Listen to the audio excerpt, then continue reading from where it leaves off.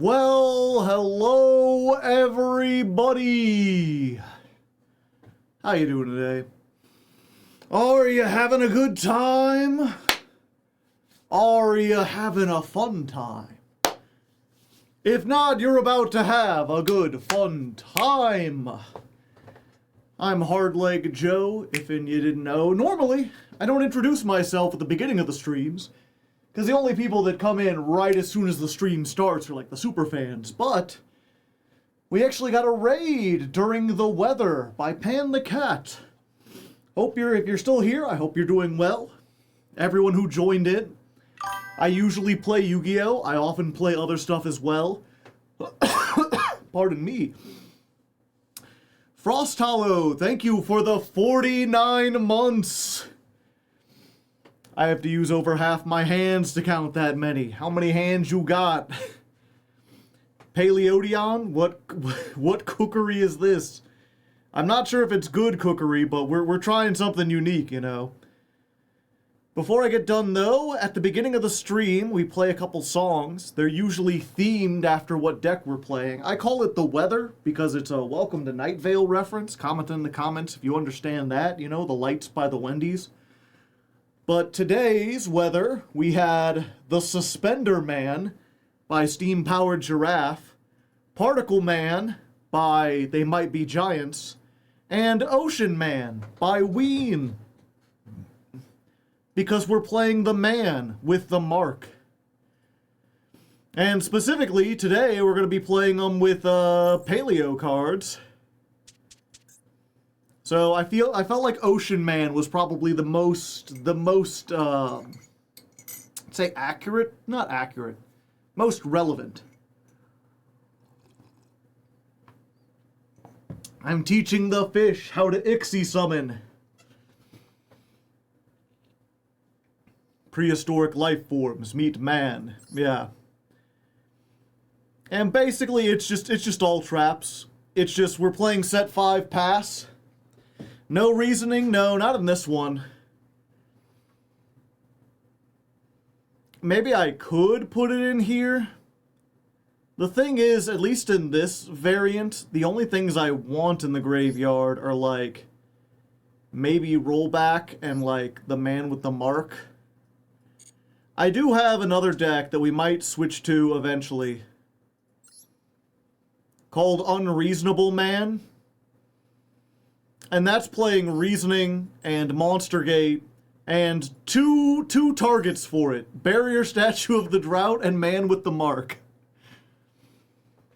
And the whole concept of this is we're just going to activate this, mill the entire deck, and summon one of these two and either get full man combo or lock them out of stuff.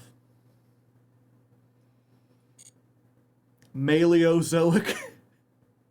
I've seen this actually. It's certainly interesting. And yeah, it's I've talked about this before. Again, for the new people, if you don't know, every month I climb the Master Duel ladder with a different deck, and that deck gets chosen by my patrons. So I don't get to choose what deck I'm playing. I just have to find a way to make it interesting. We spend 3 weeks trying to climb with the deck, and then I get all the best moments from the streams, and I compile them together into a, 3-hour-long video that I release on my YouTube channel. Which, by the way, we'll get that up there. YouTube.com/HardlegGaming. Tell your friends. Go check it out, although that's not accurate. We're on stream 3. There we go. And this should also be 22. There we go. And yeah, previously, in 2025, or what was it? So here's your brief history of the show. In 2024, we had some really bad ladder climbs where we picked a deck that was just slightly under the power curve, or so we thought, and then got hard stuck at like Diamond 5 and didn't make progress over the course of 3 weeks, no matter what we played, and it was just miserable. So I decided in 2025 like going forward, I would try to play more competitive decks. And while that was more fun and we made more progress, it turns out that the people weren't really interested in it. The views absolutely tanked. And so going into 2026, I've decided instead of trying to make the best version of the deck and be competitive, we're just going to be goofy with it. We're going to make some crazy shit. I was fine with the 4-hour-long ladder climbs, but I'm a minority. It's weird because everyone, all the comments I get are people saying that the ladder climbs are too long, but all the most popular episodes are like the longest episodes. I went back to playing U-Bell after playing Gimmick Puppets. But yeah, so that's why this time, you know, we could play, we have, what's it called? We have the Primite package. We could play Prime Man. We have Fiendsmith. We could play, Mansmith. But I feel like this is more funny. People like jank, and people like seeing a YouTuber frustrated. Aside from Blue Eyes, did any other deck get to Master 1? I thought that Gem Knights did, didn't they? It felt like they did.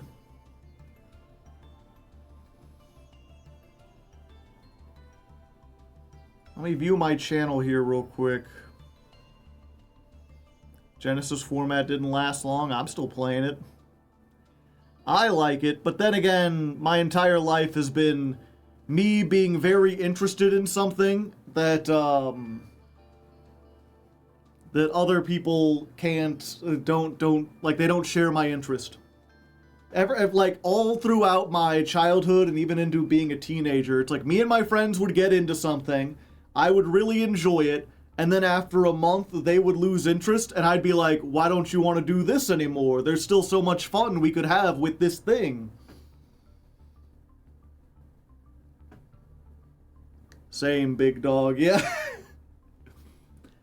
So it's like, I guess people aren't as interested in Genesis. I love Genesis. I could play Genesis all day. But yeah, let's real quick, looking back at this year's decks, I'm pretty sure Crystron's got to Master. Did they get to Master 1? Let's look. There's going to be a main event at YCH Rissman, so it's definitely not dead. Yeah. I just wonder if it's like the TCG. Like, the TCG is still doing well, it's just not doing well on YouTube, from what I understand. End of episode statistics. Take a moment to look back over our statistics for whatever month it was. No, we only made it to Master 3 with Crystron's. I would have thought that deck, if anything, would be able to make it. Yeah, so Blue Eyes did. I forget if Melodious did. Maybe that was the thing. It's like I switched to being competitive, but didn't actually, like, do the thing of getting into Master 1 every time. How did Gem Knights do? No, Gem Knights made it to oh, yeah. I'm looking at the episode right now. It's like Gem Knights only made it to Master 2, but the losses on that have a bunch of asterisks by it. And that's because if you didn't see the Gem Knight episode, which you should, it was really interesting, near the end we had a series of losses that were caused by the client messing up. Where, like, we loaded into a game, and then it didn't load entirely, and then it counted as a loss for us. So we had, like, a rank down match where it, or what was it? We got into Master 1 after a long, hard-fought battle. Then we lost.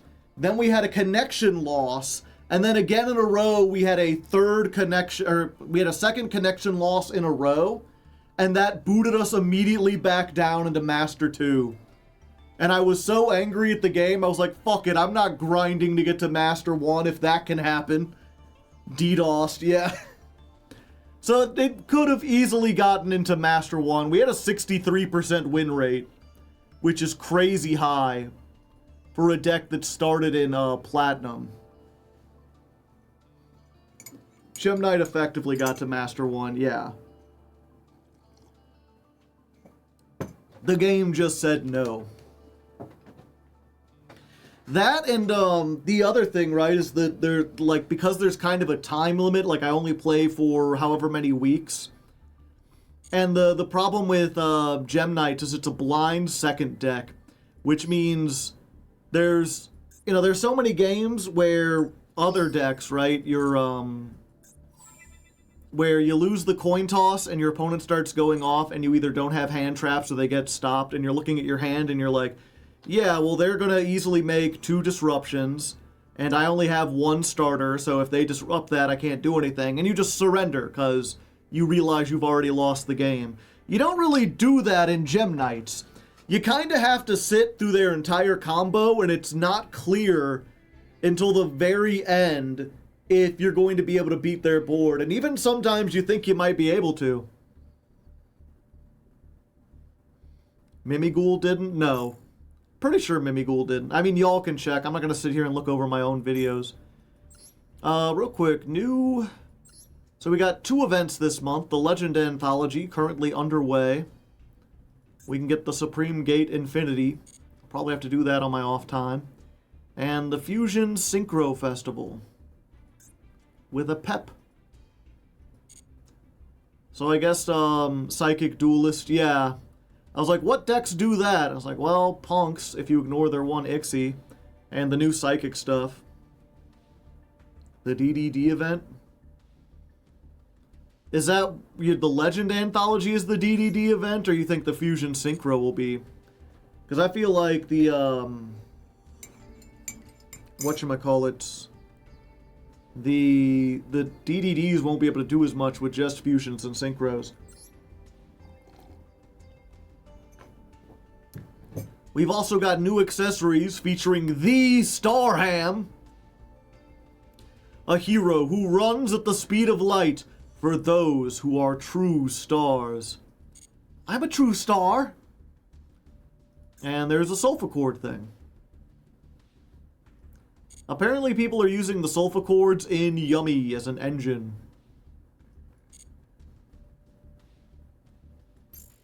Oh, I've got to do with this. Get rid of those exclamation marks. What a guy.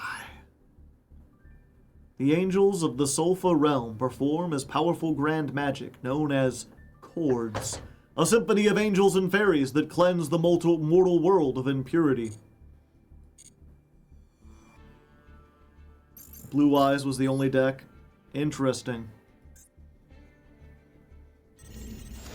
The Legend Anthology held. What did it hold, chat? What are the loaners for this? Okay, so you got the...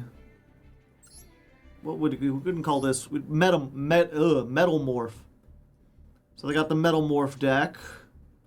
They've got the fucking Ancient Fairy Dragon deck that did nothing. And DDD. Okay, so that's why it's the DDD festival for a lot of people.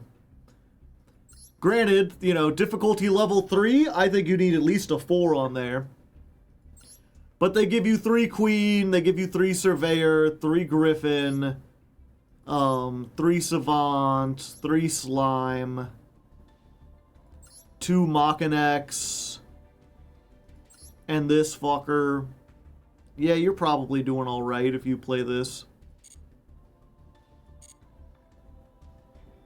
I actually managed to catch a stream. Welcome.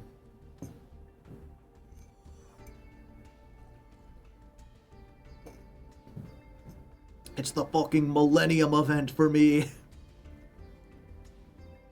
I wonder if I can I just play Paleodon? Nope. Treasure of the Kings to 1. Really nope. Can I play the Man with the Sea? Okay, they at least banned Max E. That's good of them. King Minor, thank you for the 60 months. Hit him with the Forbidden Dab. Can't play Argo Stars. Like, I could just swap out the hand traps for different hand traps.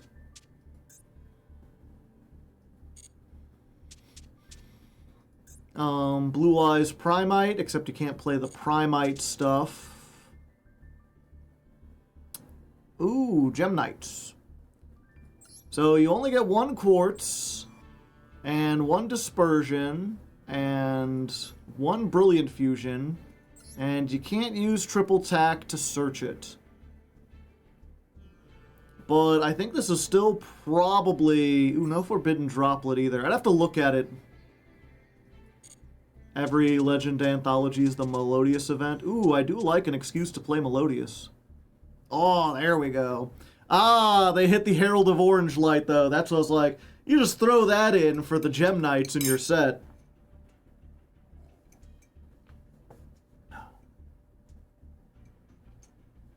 Triple Thufua, triple Nibiru, and you auto-win. Yeah.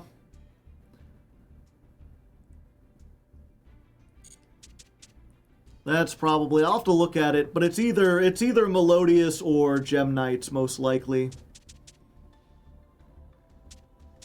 None of these other, like, Yu-Gi-Oh! Decks. Crystron, White Forest, Ancient Gears. Ooh. Ancient Gears have even less hits than Gem Knight.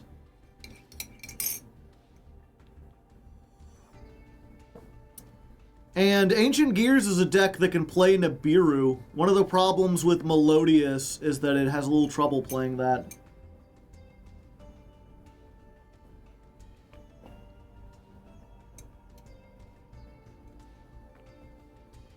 Ancient Gears is free! And unlike every fusion event, I can still play my my copies of Ancient Gear Ballista. 1 punch!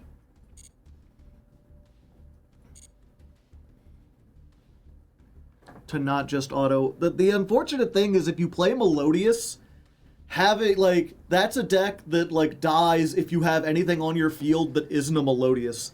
So you can't play Nibiru effectively in that deck because having the Nibiru on your field sucks. It stops you from, like, comboing off. Duel Live. Oh yeah, and I think of someone earlier, they're like, why do you have the dual pass? Please claim everything. I'm a big believer that, especially in today's day and age, that people need to learn delayed gratification. Everyone wants instant things. They want to get their stuff now, now, now. But if you want to learn any kind of, any kind of skill, whether that's learning a language or learning an instrument or even just learning to play Yu-Gi-Oh!, it's important to understand that you will not be good right away and it'll not be satisfying for a while. But you must live with that unsatisfaction until you eventually get to the point where you can be good at it. So as a result, we exercise just a little bit of self-control and we wait until the dual pass is full, and then we will claim all of it. Odion with hand traps is pretty good for this event. Yeah, we will wait until level 100. Zen, exactly. Can you take the 100 dual pass challenge? Glad I'm not alone. We gotta make this a thing. We can all do it together. Okay. And with that, I think we've been yapping enough. Oh yeah, and I guess I should mention, so first of all, chat, real quick, do I sound any different to you? Have you noticed a change in audio quality over previous streams? Have you had to turn me up or turn me down or anything like that? I ask because I got a new audio mixer. If you remember, I had one and it broke like a month and a half ago. And then I had what was called an audio interface, which got the job done of letting my microphone record me, but didn't have any like mixing settings. It was just like microphone go into computer. You sound a little clearer, I want to say. Yeah. So now I've got, I wonder if I can hold it up. Is there enough room? No. I can hold up the box, maybe. This doesn't have my address on it, does it? No, but it also doesn't have a picture of what it is. Anyway, I've got a new audio mixer. And this one has a lot more effects. I'm going to try to see if I can dial it in a little bit. I've boosted my bass a little bit. I can also mute myself a lot easier. Instead of having to go into OBS, I can just...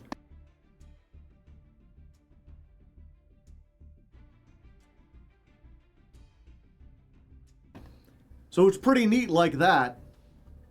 But also, chat, I have the very powerful reverb button! So at any point, if I just want that extra, you know, dynamicness, we could do that. I'm also thinking we could use that. We've already got, how did you do the echo previously for karaoke? I have a filter I could turn on for, on OBS, but it's something I have to, like, go in and mess with the settings. Now it's just, like, a button. Man in space, yeah. And, what was it? I've been recently messing around with, we have more redeems now, things you can use the points for. One thing you can do is get the points for a critter honk, like Mari just redeemed. Critter, you want to say something for Mari? And what I'm thinking is, you know, 5,000 points for a honk, 10,000 points, and Mari's gonna get one for free for the echo honk. Critter, if you will.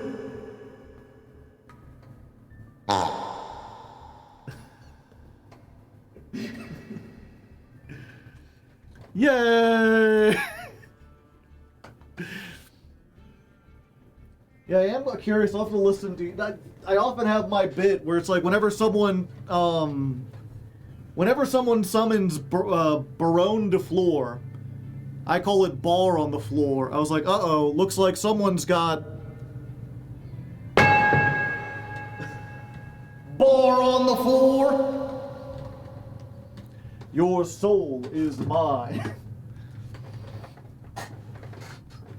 So I'm wondering if the echoing, it sounded so loud echoing.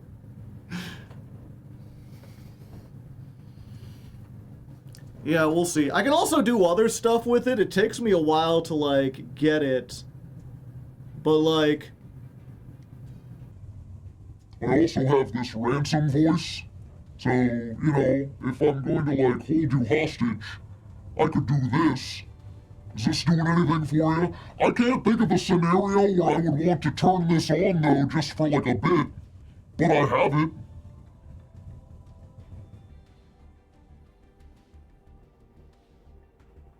I also have the high-pitched voice.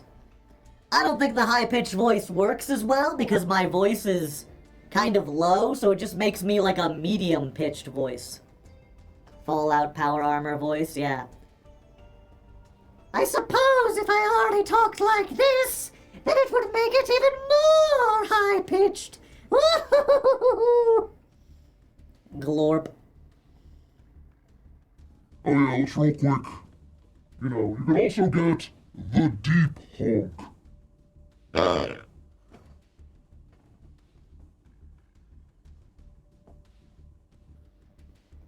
Let's turn this... There we go. But yeah, by default, I just keep the thing on so I can turn on the echo. Serious Critter. Minion Joe? That could be the new voice for Critter? No. Critter has a voice. It's the honk. That's it. Can you sound robotic? No.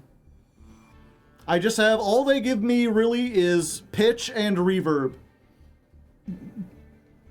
I could pitch myself up and down, and I can add an echo effect of various degrees. And then I can turn it, maybe there's other stuff I could do later. I'll have to mess around with it. There's definitely more settings and everything. Speaking of baller on the floor. Demon critter, yeah. When was the last time we played a synchro deck? Probably Crystron's, right?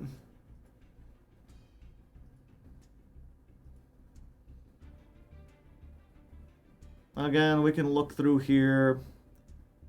So, yeah, actually, real quick, just as far as how did this year shake out? Played Mitsurugi, which was a ritual deck. Gem Knights was a fusion deck. Gladiator Beast was a fusion deck. Mimighoul was an Ixie deck.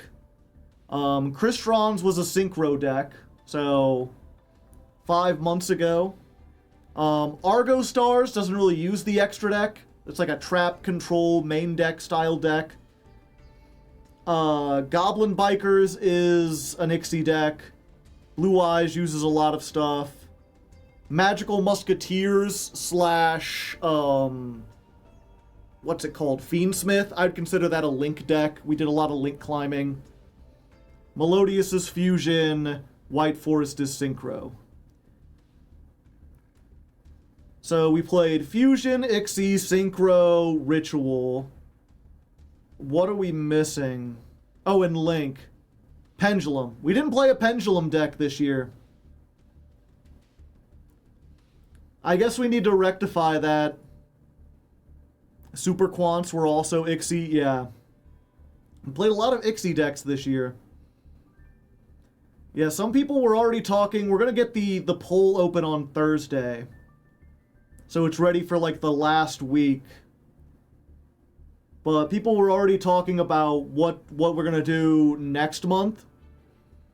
And a lot of people are really going like, we need to do the run back with DDD. Sulfa Chord. We could also do Sulfa Chord. If you want to go pure Pendulum and do something that like no one else is playing. Who knows, maybe after this everyone will be sick of it. There's also Megalith, which Megalith is probably my favorite ritual deck. But one, it's not very good. And two, we just got out of Mitsurugi, and a lot of people are sick of Mitsurugi. Although, what was it? Real quick, yeah. That's what I was... So, I wanted to pick up one of these, the Gorgon of Zinthonia, but I don't have any UR points. So, we're going to open some of these packs real quick. Impromptu pack opening. I got 5,000 gems. Y'all like to watch gamble. Let's go gambling! And actually, let's make this a little exciting, shall we? Ooh, we've already got a UR. Not a poll, what's it called? A prediction. It's not gambling, chat, it's a prediction market. Simple question. Will Hardleg get Gorgon in 10? Will I get the Gorgon of Zinthonia in the 10 packs? Yes or no? Here's your chance to get enough things to redeem a karaoke. You have 1 minute.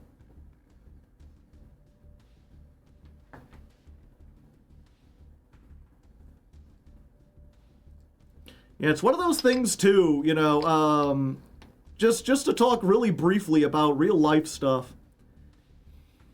It's, for most of my life, I remember hearing people talk about how immoral gambling is and how it leads to, like, moral decline and how we really need to be stringent about gambling laws and everything.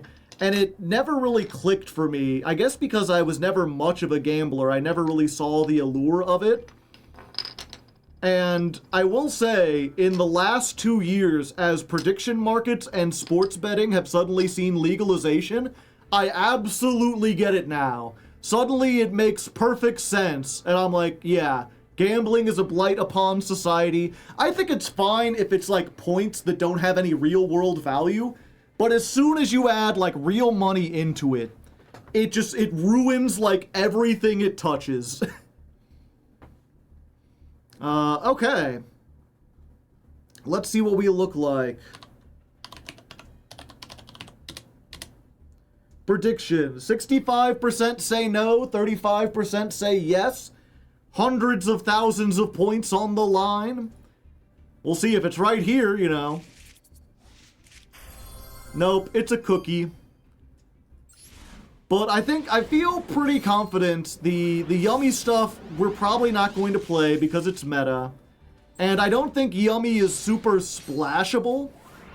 Except with like Mitsurugi or maybe Sulfachord. So like, I feel like we could probably just break those down and not have to worry about it. The thrill of high risk, high reward. It's fairly splashable. Yummy mini Mimighoul. Does Joe have a favorite yummy? It's gotta be Cupsy, right? As horrific as it is. Well, we're getting all the DDD stuff. And Ashlyn.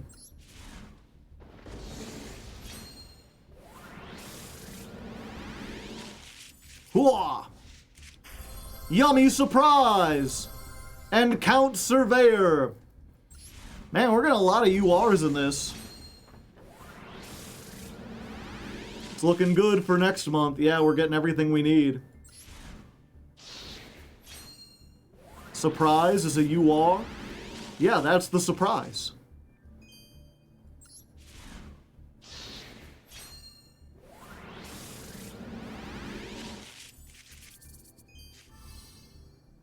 Got Fulak, Oraton, Logangus, King C. Wow. This deck is more SRs than NRs. We just got a pack that's like nothing but SRs. I'm gonna take a picture of this. This is what we call streamer luck. No, don't save it to the blueprints folder. I guess I put this in the meme chat. The pack that's all SRs.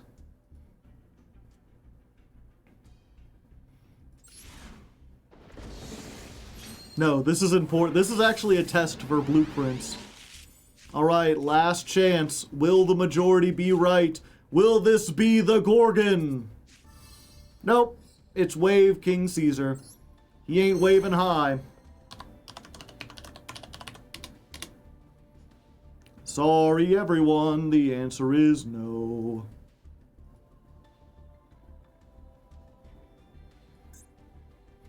And yeah, we're gonna go again. We're gonna go again. Lots more shiny. And you know what that means, chat? It's time to do double or nothing.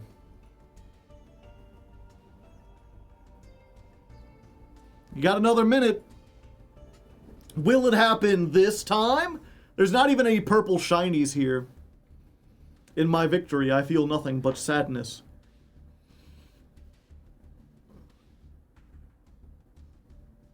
You can find the even secreter Room 47 if you fill out your uncle's entire Yu-Gi-Oh! Collection.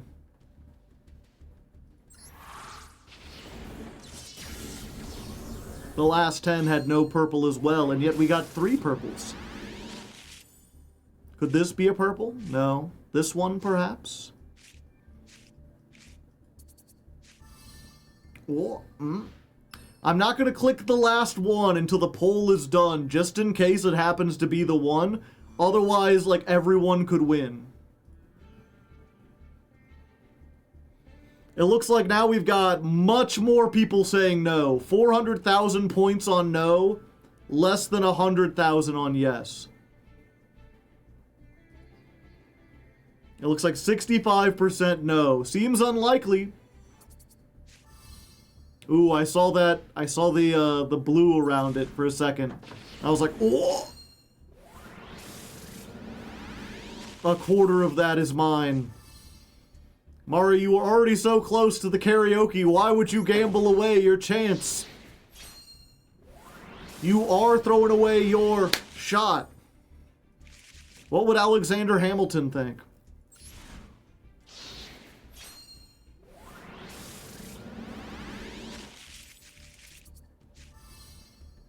Another one.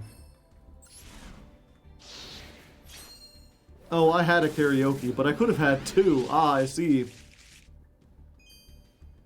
Blue, blue.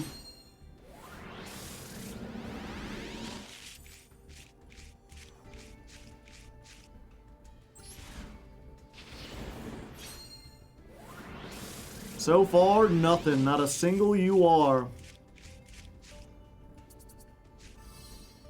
Just more SRs.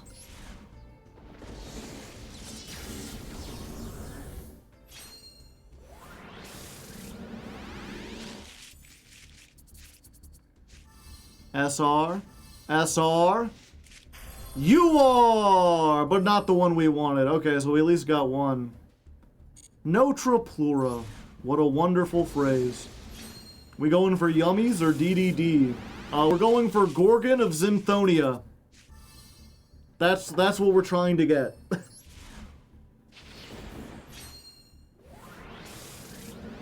The Link 3, the staple. Final chance to look at me. Ah! King Arc Crisis. Okay. Slash prediction. Choose outcome. No, it's just free points.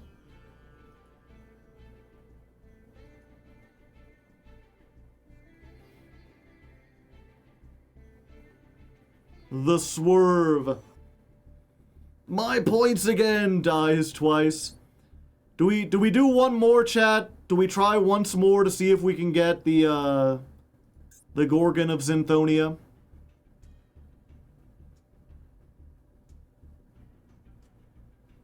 One more. I just got here. Do one more for me. Okay, one more. Same thing. I'm going to add an extra option.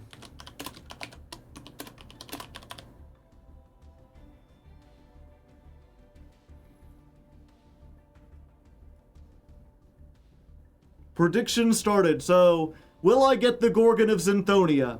Yes, no, and then there's a third option. Highly unlikely. But it's no URs at all.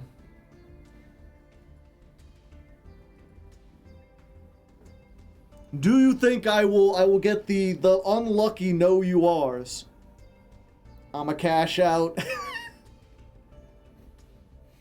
You know, you don't have to. It's not likely, but that means all you got to do is put like 10 points towards it. You could just bet like 10 points, and if I happen to get the no URs, you'll get such a big payout.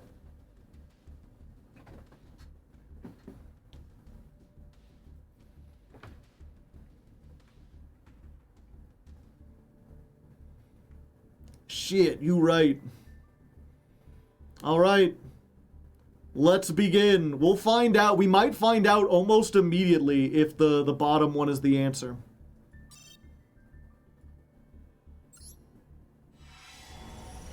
Yeah, there's a UR right there. Well, you know, you took your chance and it didn't quite work.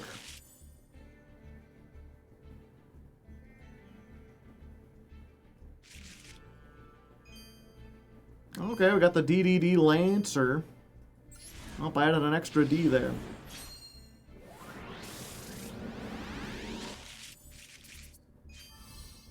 Just in case you play a deck from this pack. I can't imagine, like, if I don't play a deck from this pack, I don't know what else would y'all pick?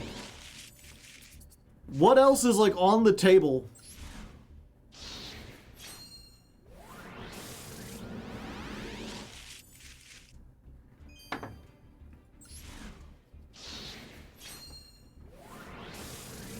Hamster Turbo, Cash Tiro, Saba the Warrior Swordsmith, Turbo, Digital Bugs. Yep, there's the UR. Will it be the Gorgon? No, it's a marshmallow.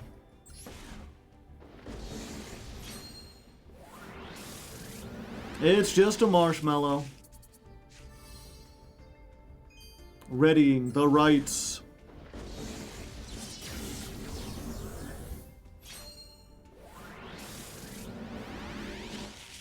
Wah!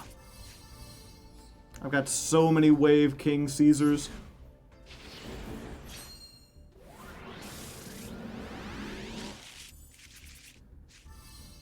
Oh, there's Lollipo. Lollipo. Last chance to get the Gorgon. Will we get the Gorgon? Nope.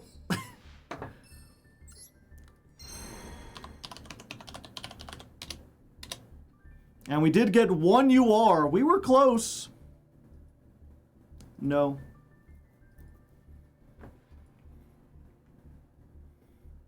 Everyone who chose no, who just followed like the most likely outcome, they're eating good today. Okay. In that case, we're going to dismantle selected. We're just going to do SRs and URs. We're going to go by order obtained. We could just get rid of probably all 3 of those, but got 6 of these guys. 5 of these guys. 3, sure. 4 of those. Sure, sure. Sure. And then the question is, what? We gotta get rid of 3 URs in order to make room.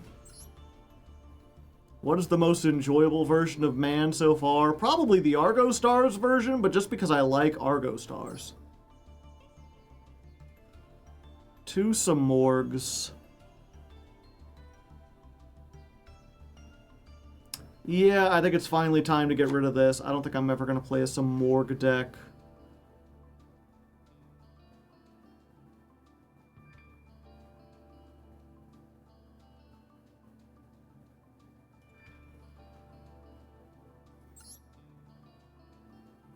Primite man for me, I see.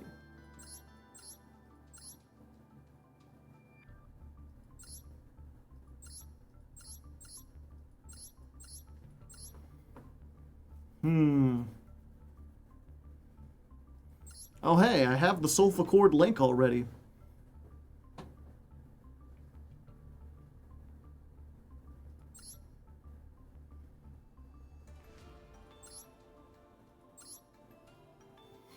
Yeah, I've played Ancient Gear a couple times, and I doubt I'm ever going to use this, so there's 2.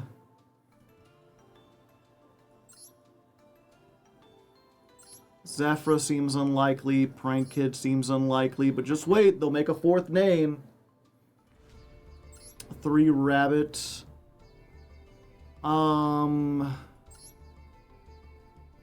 Yeah, I probably keep 3 rabbit.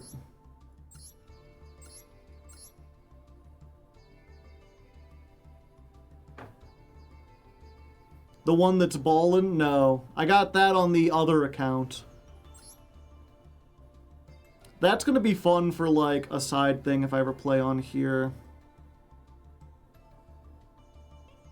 Although... yeah, realistically, I'm never gonna play Amazement, right? How many called by do I have? Just 1.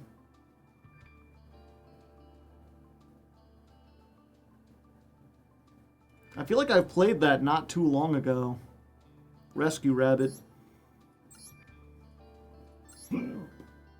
Pardon me.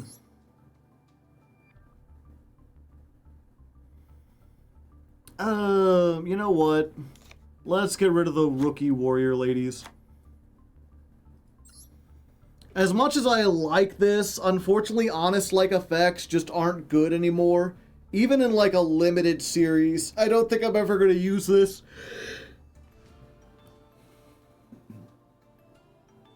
Why is that a UR? I don't know. Just gotta hope we're never gonna have to use this. And that's 3. Yeah, that's 3.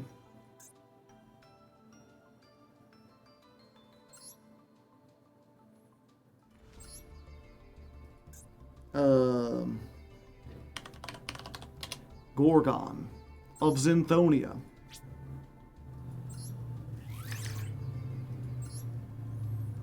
Oh, I only needed to do 2. Well, it's fine.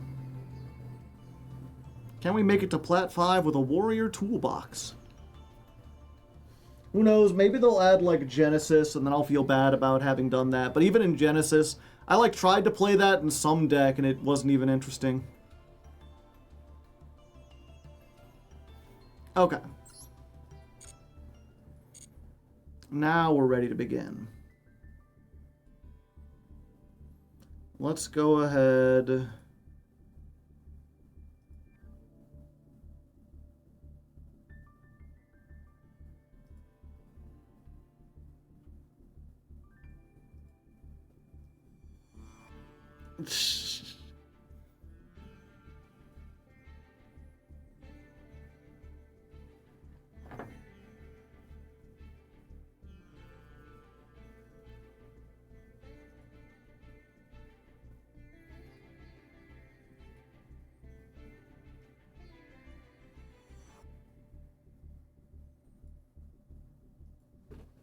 Okay.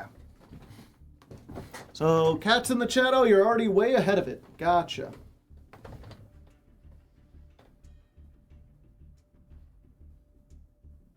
And welcome back, ladies and non-ladies, to stream number 3. A weekend has passed.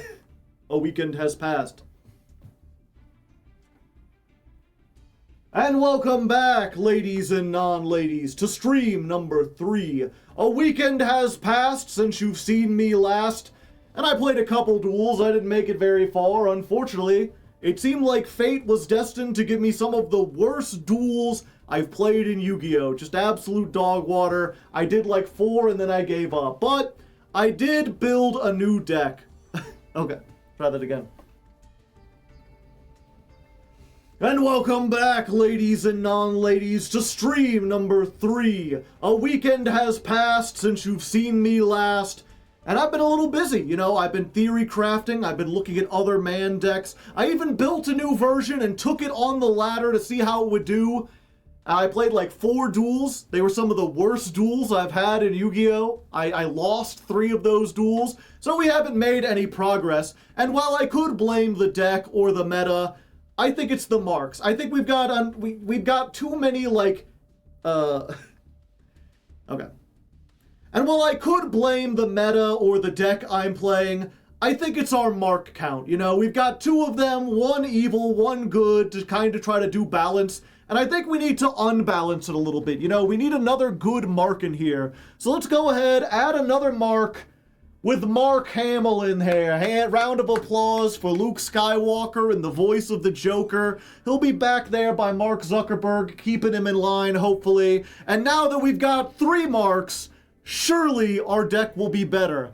Especially now that we're playing probably one of the more gimmicky versions, something I call Paleodon, which is very fun to say. I always like when like one letter in a deck can be like, I always like when the end of one word can start a new one, and this just kind of works pretty well. As for what the deck actually does, it's basically just okay. I always like when the end of one word can start a next word, just I think there's a word for that, but I don't know what it is. Either way, this deck, okay. I always like it when the end of one word can start another word. I feel like there's probably a term for that, but I don't know it off the top of my head. Either way, the playstyle of this deck is traps. We're just playing a whole bunch of traps. You know, we've gotten rid of the Max C, so we can no longer activate it, but it also no longer really does anything against us. You know, we still got our 1-card starters in the form of the Man, in the form of Treasures of the King, in the form of Anubis. Any one of these gets us started. But even if we don't get started, you know, we've got Imperm, We're still on the Dominus Purge and the Song of the Dominators, but now we're also playing Dominus Impulse, because even if we turn off everything, just being able to like summon this out of the graveyard consistently should make us good enough, especially when paired with really powerful traps like Karma Cannon, Trap Trick being able to search all these, and Transaction Rollback being able to use them from the graveyard.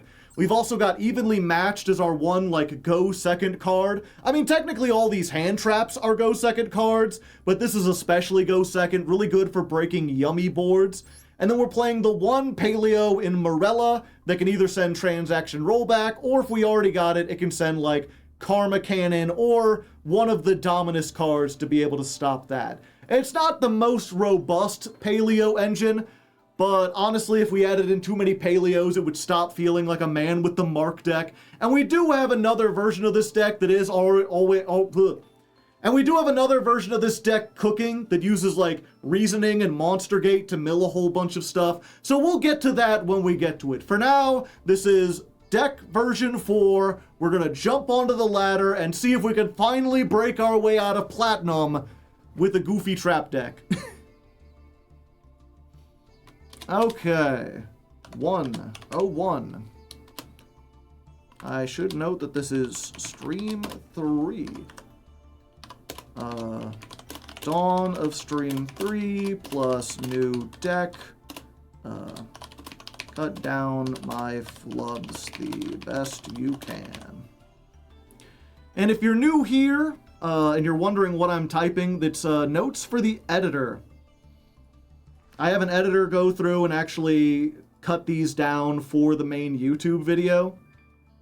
And in order to make sure that they don't have to sit through 24 hours worth of footage, I mark down whenever I do something. So they know now, you know, that, not to watch the whole, like, first hour.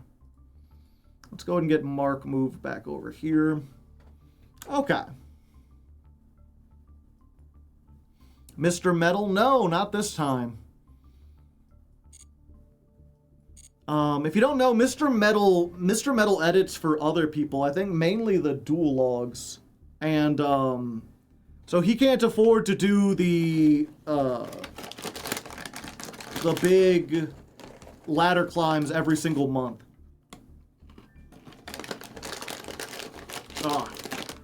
Just terrible. Yeah, he can't afford to do the ladder climbs every month.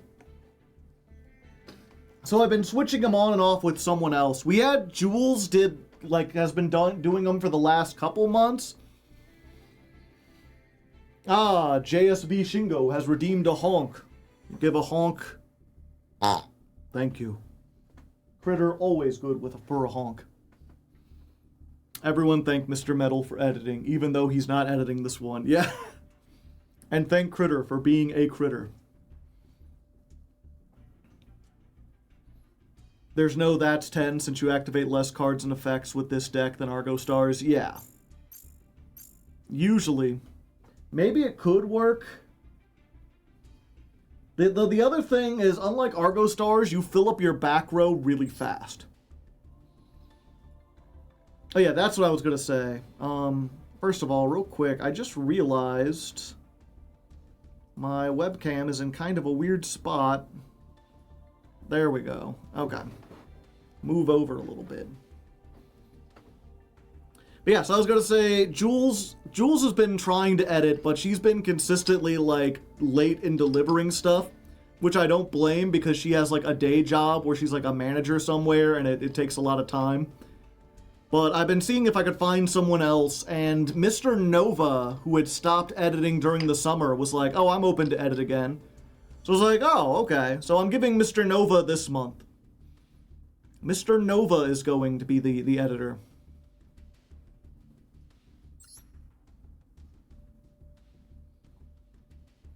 Didn't Civvy edit some? Not Civvy, Civit. Alright, first duel of the day, and we're going first. Exactly what you want to see. Now, of course, I talked before about how I played 4 duels over the weekend and they were terrible. I went first during 2 of them. one was a Tempai deck, one was what's it called? Makanko deck, and both of them hit me with Feather Duster as soon as I set 5, so, you know, there's a chance we just get completely fucked over immediately. Start with Anubis, the last judge. And these do have the Makanko sleeve, so, yep.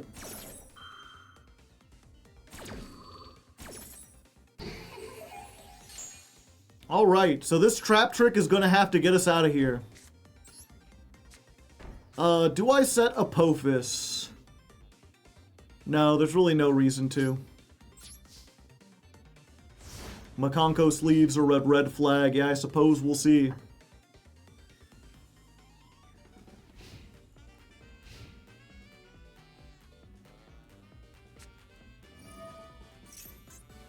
Preparations of rites. Okay. And there's the Makanko. Makanko so popular. Again, I haven't faced hardly any Yummy so far. I have no idea if the Yummy deck is really that oppressive, but the people in Platinum sure seem to think it is, because they are on all the, like, bullshit go second, just hit your opponent with a Lava Golem and then OTK them decks.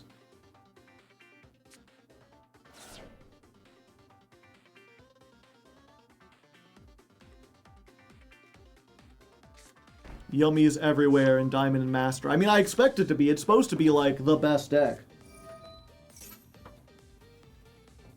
Okay. Fortunately, I mean, we can stop this. I just want to wait till them to get to the attack stat. But I imagine we'll see Double-Edged Blade. I can beat this, potentially. I just have to get... I have to be able to chew through everything and get another starter. And unfortunately, that's a little bit difficult.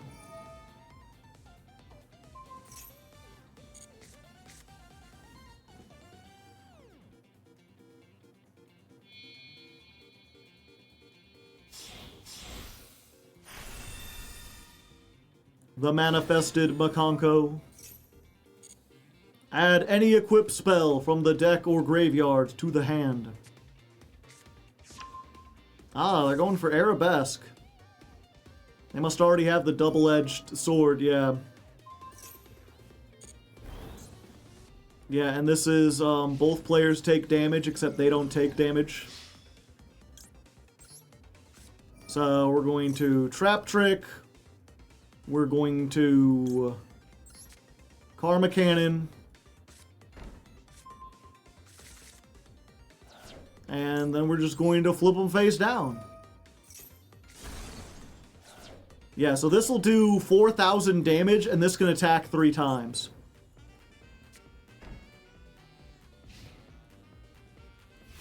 So I would just be dead. A dead man. Song of the Dominators. Unfortunately, I have a monster in my graveyard. Yeah, and it's one of those things, I guess in the TCG, though, Ash Blossom has seen a big resurgence, because it's essentially called by for the Charmy cards. But the fact that Song of the Dominators can be Ash Blossomed, and everyone has Ash Blossom, means that this has been really underperforming in my experience.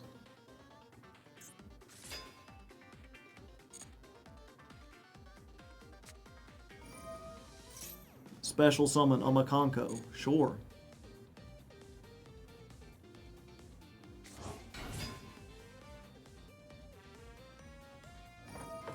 And this is only when it's summoned, yeah. So what I want to do is wait for them to make another one of these, and then we Song of the Dominators it, so it can't get the double edge back, and then they're just stuck with these 0 attacks and nothing to attack into.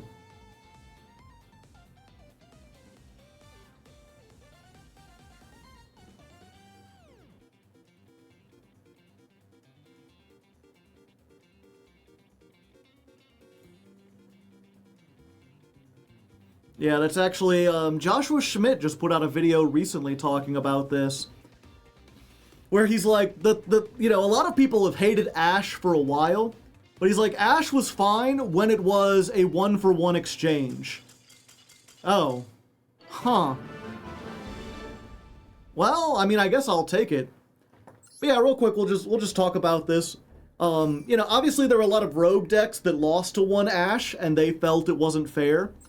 But you know, in the high tier competitive Yu-Gi-Oh meta, Ash was always like a fairly statted card because it would stop one thing in exchange for one card from your hand, and its utility was mostly good going second, where you would stop your opponent from building as big of a board so that you could play into it. And then, because we've seen the proliferation of all the Charmy cards, to the point that, like, that has become one of the most played hand traps in every format. Like, even though even though each individual Charmy is seeing less play than Max C does, Charmies in general see about as much play as Max C does. And as a result, Ash Blossom takes on the same role that Called By and Crossout Designator have, which is that they're mostly good as a go first tool to stop your opponent from using their go second tools to prevent your deck from going off. Part of what makes the Charmies fair is that you cannot use them going first. You know, if you put them in your deck and you go first, they're just kind of dead cards in hand. So there's like a risk reward to that. So any card that prevents that entirely kind of obfuscates, not obfuscates, any deck that stops that entirely basically counters the entire point of having Charmies in the meta, which is to try to make you diversify your decks so that you can build like a mid-range board depending on which Charmy they have when they activate it. You know, you need to have off-ramps, which is something, you know, the people of the Max C defenders will say, yeah, your deck needs to have an off-ramp, but having an off-ramp that doesn't involve any special summoning at all is very difficult, whereas Fuelos can usually do some trickery to, like, put cards in the graveyard or add them to the hand and then summon them. Same thing with Perulia. You can get around that by summoning out of the deck instead of adding to the hand. There's usually some way to get something, build a half board underneath those that there isn't with Max C. But yeah, so the point is, because Ash is becoming a go first combo protector instead of a go second combo stopper, its role in the meta has gotten to the point where perhaps it should be banned. And like, yeah, that seems to make good sense to me. Effect Veiler is nice in that aspect. You can only use it on the opponent's turn. Yeah. Simply play stun. That's healthy for the game. Yeah, part of me is like, oh, I should include that in the duels, but now that I think about it, probably not. Because one, that was a long ramble and I'm trying to shorten the time codes. But also that duel wasn't especially interesting.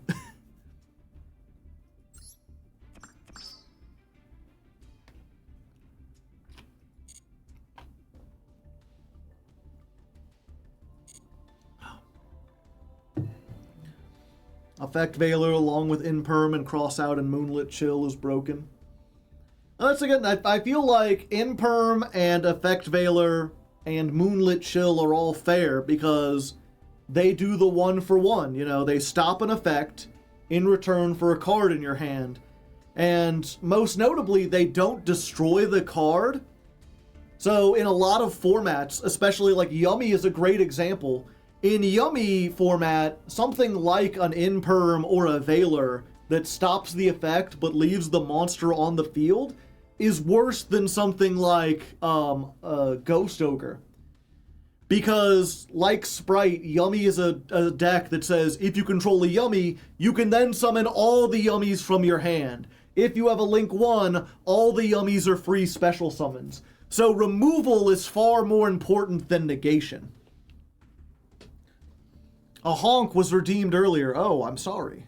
Where was that?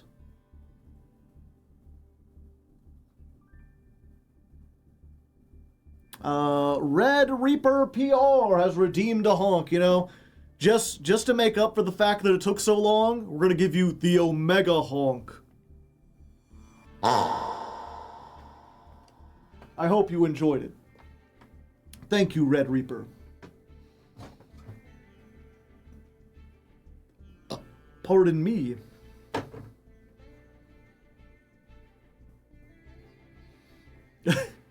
Dream Naughty has redeemed a honk. Critter, do you want a honk for the Dream Naughty? Okay, I'm glad you're willing to do it regardless. Thank you, Critter. Oh, Rick has redeemed a honk. Critter, you got another honk for Rick C44? Oh, big Rick and Morty fan over here. I didn't know that. Now that was a honk. What a name, yeah. I got a haircut today, and I'm feeling the gender euphoria. I'm glad to hear.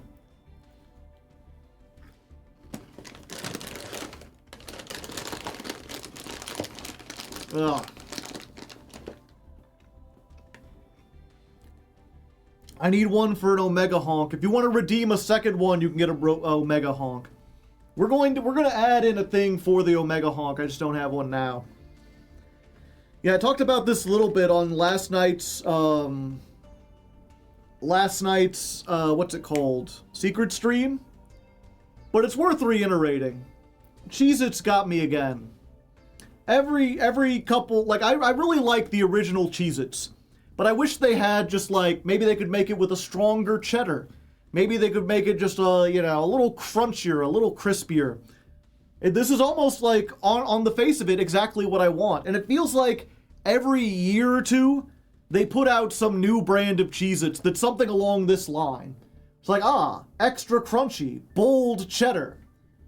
And I'm like, oh, okay, so they've actually making it with different ingredients.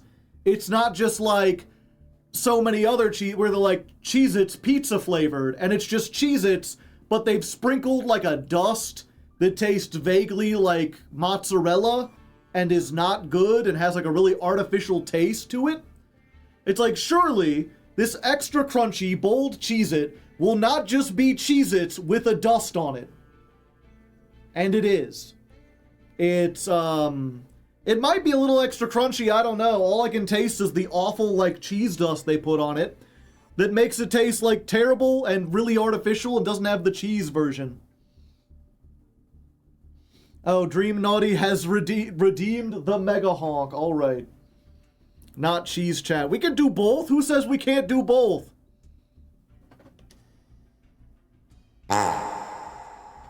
There you go. The Omega.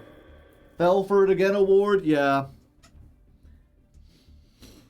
Cheez-Its has the ability to do that. Getting out here, getting bamboozled by Cheez-Its. It's all over. Yeah.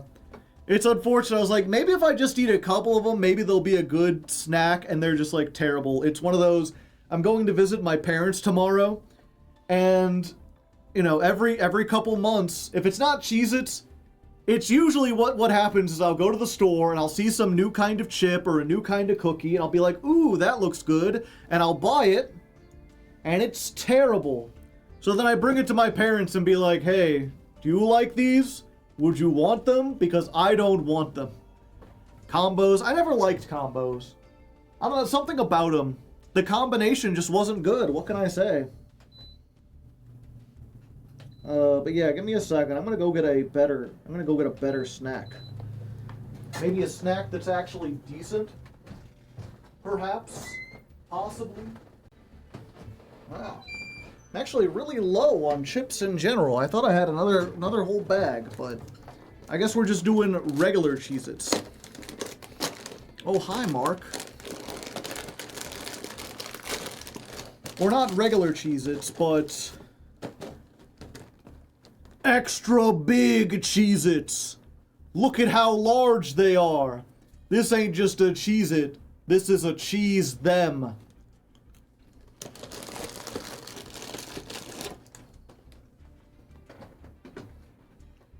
Snack emote when? Eventually. Why am I being pinged?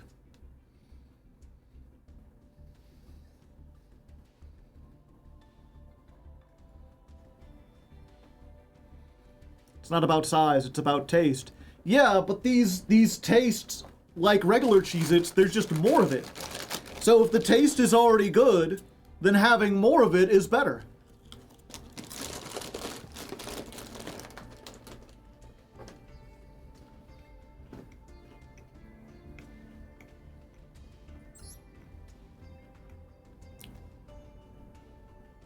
I somehow did not have an out to Amazon's as DDD. Oh yeah, I forgot to update the thing. So this is our 24th go first, and we won a game, so it was win 27. Okay, second duel of the day, going first. The first one was just a surrender. We got all the set 4. If they don't have Ash, then we can also do a whole bunch of other shit in addition to that. Set a card? Why, yes. Let us set a card. You got something to say? Let's go ahead and Anguish Pattern. Trying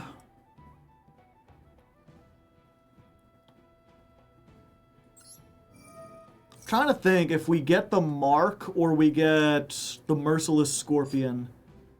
Because usually what we would do... real quick, we've got this new thing. This takes specifically effect monsters, so we can't make it with our traps. Mark protects. Apophis can't be destroyed by Battlerk artifacts. Temple of the Kings can't be destroyed, but all the rest of my shit can be destroyed. That's the problem. But we can get the counter trap, and I think that's probably more important. Yeah. So we'll get Anubis. This doesn't play around Droll, but I don't think they have Droll. I just noticed their name is Handy Trapped, and they've also got the man with the hat. Clever, perhaps? Yeah, so we're just going to get Verdict of Anubis. We're going to set that. We're going to set Karma Cannon. We're going to set this. We can activate Dominus Purge from our hand.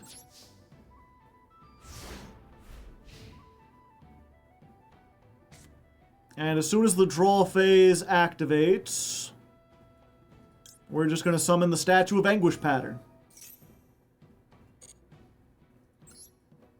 So this is 2 pops, an Omni negate, a Spell Trap negate, flip everything face down, and whatever the hell we feel like.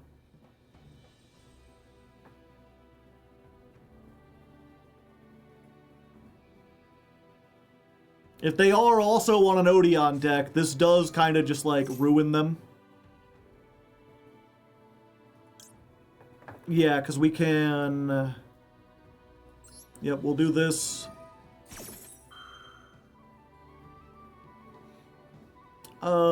Yeah.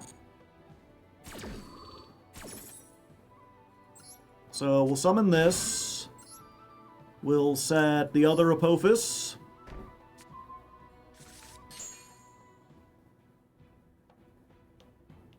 So Treasure of the Kings isn't... one can only be activated per turn. Yeah, so I think we stop the summon here.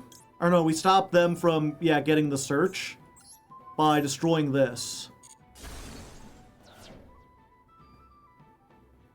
And then if they have something like Temple of the Kings, we can negate it with Apophis while popping the face down.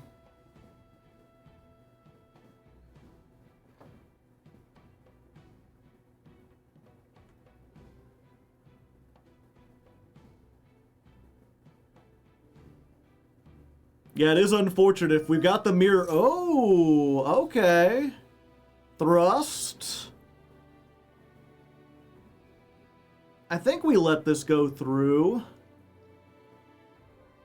Nah, you know what? Actually, fuck that. I don't know what you could get, but if you get something I don't like, I don't want you to get to it. I would rather use this while we can than have like a must negate we have to worry about.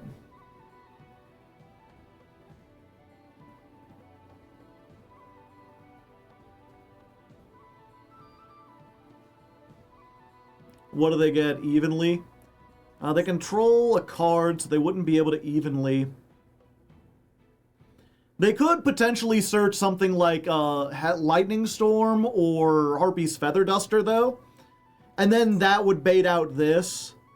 And then I run into a scenario where I've used my one counter trap and then don't have a target for Dominus Purge. I see. Yeah, you know what? We're gonna use this.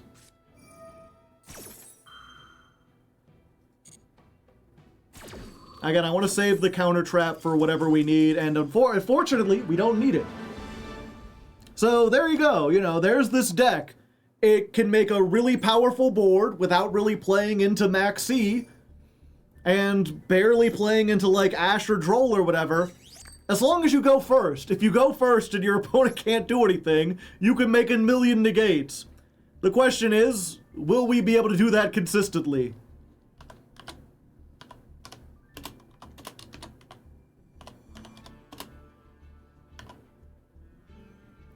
Oh wait, yeah, duel. Yeah, and that was win 29. 29 plus 18, what's that, 47? Yeah. Duel 47 versus Odion. Azamina Odion. Ah, I see.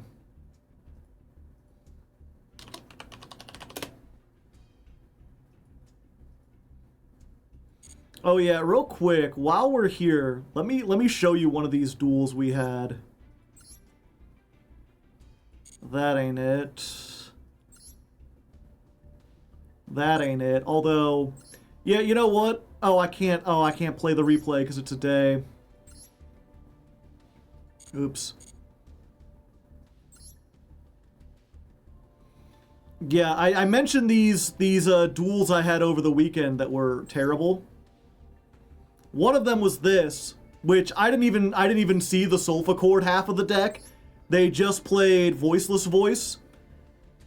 They played Voiceless Voice, I went second. And I'm like, okay, so I've got Imperm, I've got Song of the Dominators, I've got Evenly Matched. Surely, whatever they make, I can break this board. And what happened, like, they ended on the Skull Guardian Protector, and they didn't have the thing that stopped it from being targeted. They had, like, the Trap or whatever, and they had a couple cards in hand, and I was like, okay, I could probably beat this. Oh yeah, I also had a Daruma Karma Cannon, which is, of course, useless going second. It could maybe do something if they didn't have the Skull Guardian, but, like, they could just negate it. So I needed to out, like, the Skull Guardian originally. So what happened, right, is like I went to battle phase. I activate Infinite Impermanence to bait out or negate the Skull Guardian. They had the one Seravis in hand. So they activate Seravis to negate it. Like, fuck. Okay, this is fine. I activate Evenly Matched. And they're like, well, of course I'm going to Skull Guardian to negate the Evenly Matched. But then I had Song of the Dominators, so I activate Song of the Dominators to negate the Skull Guardian. You're gonna lose everything. They chain Ash Blossom to negate Dominators because it searches after it negates. And if you negate the entire effect, it just doesn't do anything. So now I've lost 3 cards from my hand, and all I have is like Daruma Karma Cannon, which they will negate next turn, one of the Apophyses, and, what was it, like Mystical Beast of Serket or something? Something, or maybe it was like a transaction rollback, some card that wasn't going to do anything, some card that would do something but they had a negate, and some card that didn't do anything. And it's like, well, I guess I just lose then. And then I ran into this. Went first, had a very similar, field to what you saw last time. You know, where I had the Statue of Anguish pattern, I had the Verdict of Anubis, I had the Apophis to negate, and I had like a Daruma Karma Cannon. I'm very set up. Their turn starts, they activate Harpy's Feather Duster. I go, no problem. You know what? I'm going to use the Judgment of, or not the Judge, I'm going to use the Apophis on this and save the Anubis for if they have something that's even more powerful. So I summon the big Apophis, chain to summon the smaller Apophis, and then they chain Forbidden Droplet, and they send the Feather Duster off the field, because they negate the man with the mark. And I'm like, well, fuck. Nice back row. Anyway, Feather Duster? Yeah, it's like I had protection against Feather Duster, but Apophis requires them to have, like, Apophis is like target a card on the field negated. So if they send it with Forbidden Droplet, it's no longer on the field, Apophis can't negate, and even if I activate Verdict of Anubis now, it doesn't do anything. They should limit more Tempai cards, that would be funny. So that's, you know, I've learned the thing. If it's Feather Duster or Lightning Storm, hit it with the Judgment of Anubis. If you tried the Anubis, they would have read Reboot. I mean, that was the thing I was thinking, right? I was like, I need to save the Verdict of Anubis for if they have red Reboot, because that's the only thing that can negate a counter trap.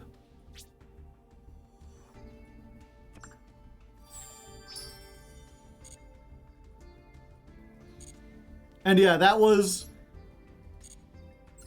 I guess I might as well finish this story. That was my experience over the weekend. Was like, oh, I built a new deck. How fun this will be. Set 5, or what was it? I set 5, but it was just a bunch of Dominator cards. Harpy's Feather Duster, summon this, get the double-edged sword, attack me for game. I go here, they build their board, I try to do all the stuff, they just have all the perfect negates that stop everything. I go this, I set everything, this time I build the big board, I actually have all the stuff, Feather Duster into Forbidden Droplet, I lose. And then this one I won, but like, even though I won, it didn't feel good to win. This one, I wish I had the thing for it, because it was kind of hilarious as well. Where, what was it? So, I went first, I tried to use the Anubis from my hand, and they ashed it. I still had the Temple of the King, or the Treasure of the Kings. I activate that, I search the man with the mark. Or not the man, I search the Mystical Beast of Serket, and they droll and lock. So it's like, okay, well, I'm locked out of doing most of the stuff, but I still set the Anubis. I set the Anubis, and I had a, what's it called? Dominus Impulse. And they're down 2 cards. Wait, no, they're down 3 cards. I forget what else they used. They might have used an Imperm or something. Either way, they were on 3 cards, and I was like, okay, I have the Anubis, and I have Dominus Impulse. This should be fine. And what happened was, I'm trying to remember. It was basically like, oh yeah, they activate Fiendsmith's Tract.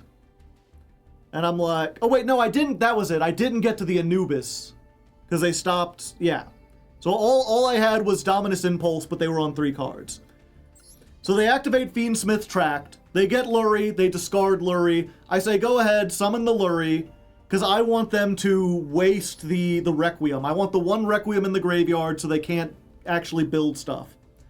So they use the Requiem, I use the Dominus Impulse on that.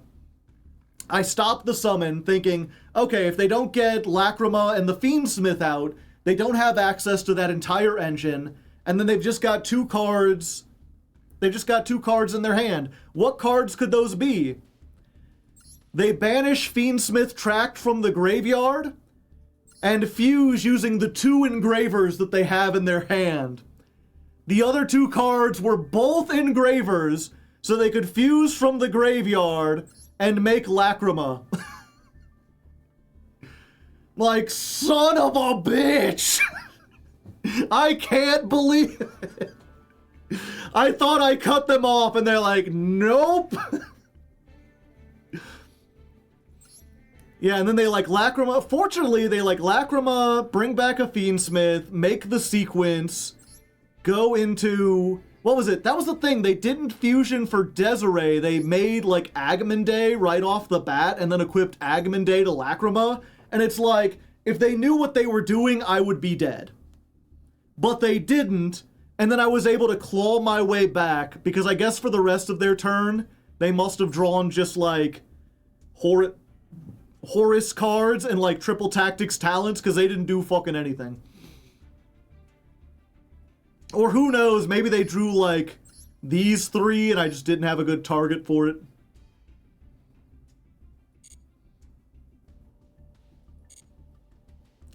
Okay, anyway. But yeah, that was, I did that and it's like I won, but even then it was like I should have lost that duel. Alright! 1 more win and we rank up. Where's my cool guy shades? Do I have those still? Oh, there they are. We got them. Okay, we're going. We lost the coin toss, but that's fine. If they can't see the fear in your eyes, it won't do it. They're making me go first. Platinum has been... We were just talking about this off camera. The Platinum has just been nothing but like Tempai and Makonko over and over and over again. And this is not a great hand to deal with that. This is not once per turn, right? Yeah. So I can just like set all of these. Set 4, pass. Kicking some ass. Do I leave this in my hand because we can activate it? Negate the effect, add a Dominus. If you activated this from the hand, you cannot activate the effects of monsters in your hand or graveyard. Yeah, I don't think I really have any. Okay, so just in case, we'll leave this in hand.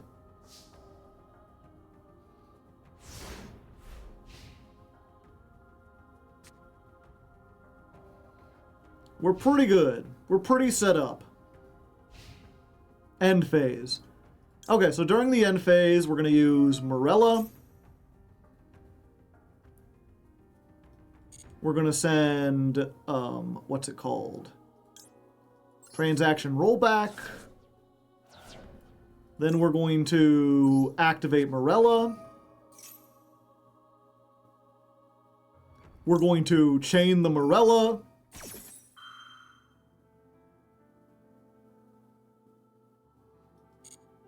And we're going to send, I think, Trap Trick. The problem is we don't have anything that we can just, like, activate. Like, almost everything needs to have the opponent's... Like, so we won't be able... No, we can do... Oh, yeah. Well, no. Yeah, you know what? I think we just get both... No, we gotta get something we can actually use. Let's send the Karma Cannon. And then if nothing else, we got a 1200 beater. This is like if we were playing actual Paleos, we would send like Trap Trick and then be able to activate it, get something else that we can activate. As it stands, we don't got a whole lot. What can I make with this? Oh yeah, Link Spider. So we're just gonna set this. Go in.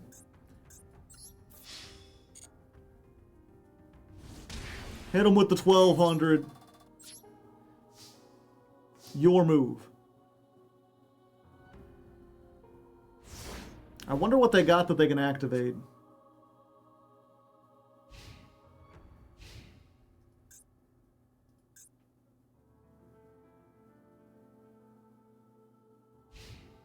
End phase.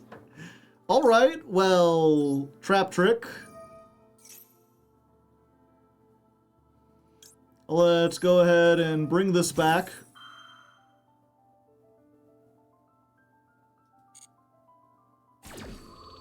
So, 2 of them things, 2 of them things. And what are we gonna set? I think we just set Dominus Impulse. Yeah, that seems like the most likely. We'll just get one of those online.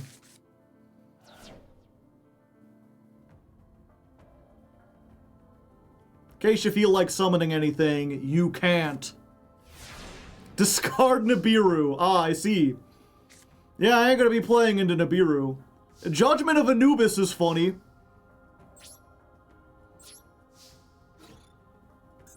Okay, we'll just hit him for 24.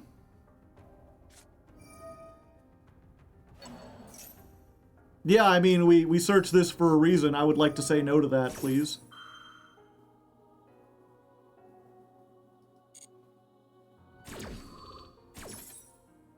So we'll negate, and because we have a trap in the graveyard, it destroys, so they can't use it again.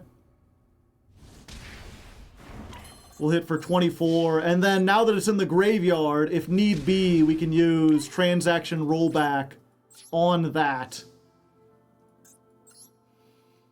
Do we make Opabinia?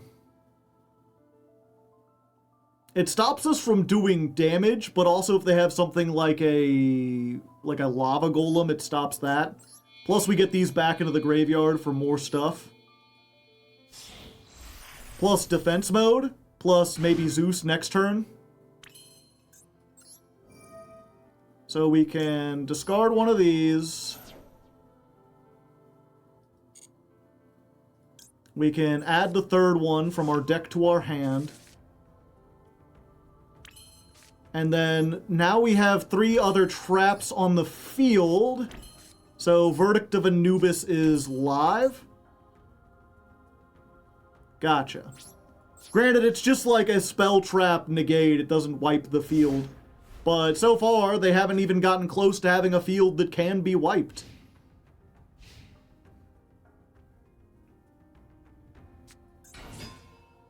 Ah.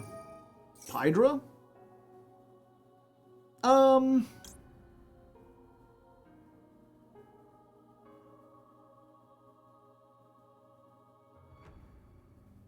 Yeah. Yeah, we do this. Song of the Dominators. Do they have the ash for it?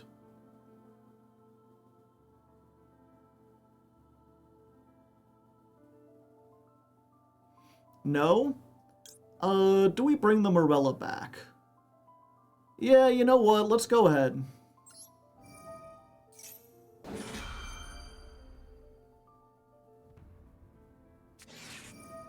Max C. I see. A 1-for-1? Sure.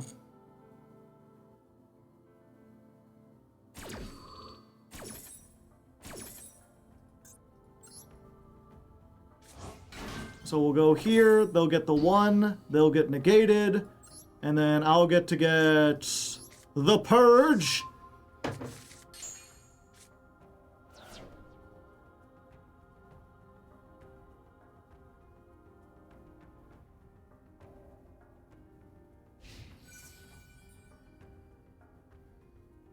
Battle phase. Yeah, I'd kind of prefer if you didn't, to be honest.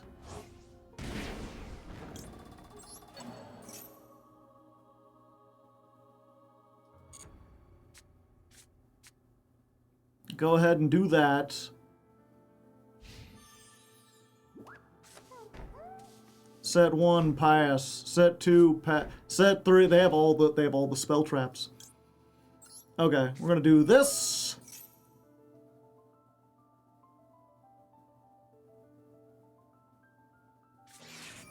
Ah, they're using the ash there. Okay, that makes sense.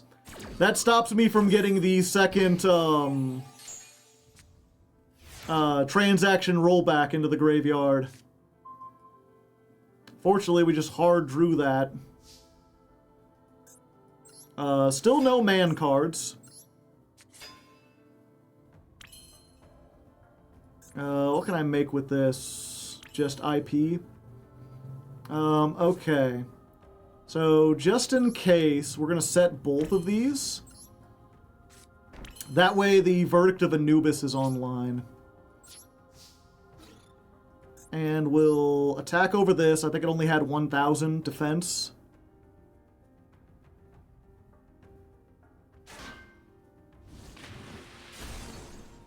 And then we'll attack for 0. Take that. And then along came Zeus.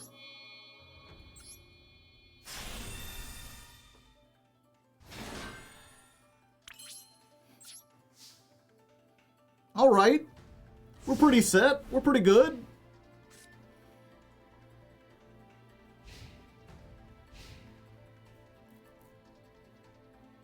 Oh yeah, I forgot to add this to our go first counter. We're going up to 25.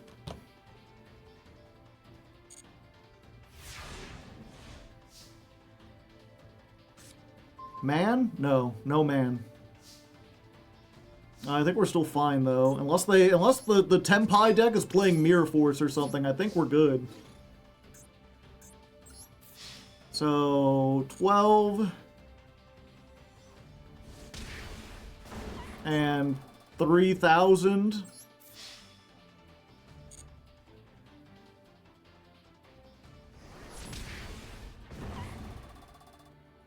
$200. All right.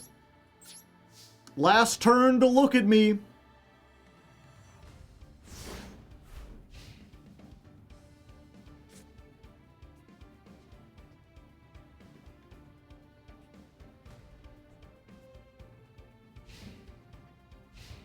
Show me what you got. Nothing! That's right! Me and the Marks are gonna come to your house and rough up the place! By which I mean, you know, we're gonna win at a duel. We're gonna win at a duel. This should not be construed as an actual threat. We go up into Platinum 1.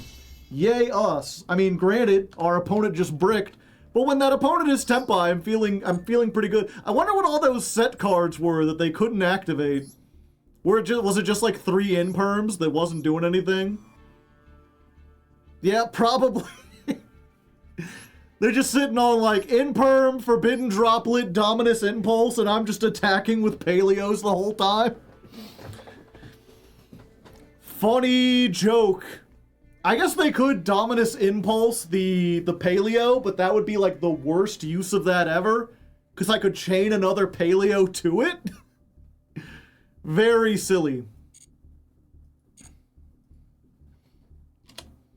Vampire rating with a party of 7. Welcome, by the way. Sorry I didn't notice you. I was locked in. I'm a Hardleg Joe, if you didn't know. And this is my loyal companion, Critter. Critter, say hi to everyone. Thank you, Critter. Can you chain the same Paleo to it? I don't think so. And yeah, every month, if you're unfamiliar with me, every month I play a new deck as chosen by my patrons. This month, the man with the mark. That's why I'm the man, and these are the marks. We've got Mark Zuckerberg, Mark Hamill, and Mark Applier. The power of 3 marks compels us. Was that win 30? Was Azamina Odion the previous one? Yeah.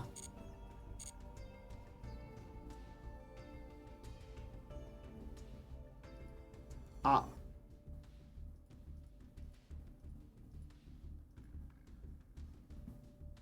Let me look at that. Okay, yeah, I did forget to put the win in. We'll update that. That was win number 30. Duel number 48. Versus Tenpai. Markiplier's brother is a cool furry artist. I'll take your word for it.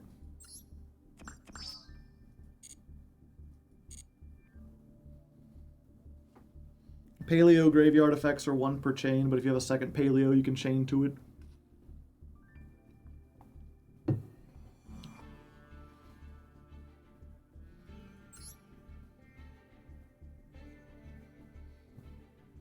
Redox 8404 has redeemed a honk. Critter, I'm gonna give a honk for Redox. Thank you, Critter. What a nice young ox. I love Man, such a fun deck. I am very tepid on it.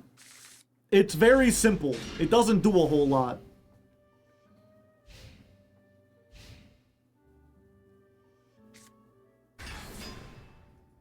I see. Do we care about that? I don't think we care about that.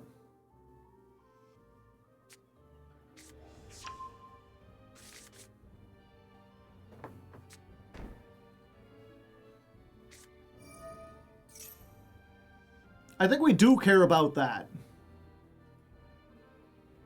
Special summon this. If you do, banish a Kashtira. If this card is sent to the graveyard by a card effect, send the top 2. This is normal. Yeah, we gotta give them the 2 just to keep them off the, like, rank 7. And stop them from doing a whole bunch. Oh wait, this won't destroy, so they'll get to keep it in hand and just it won't do anything.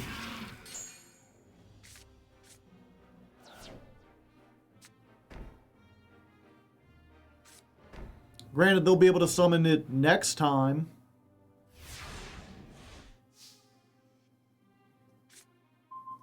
Hey, there we go. I'm learning Chinese. Your opponent's name says soup something is really yummy. Some kind of soup. Oh yeah. I've turned off my ability to use Anubis. Many such cases.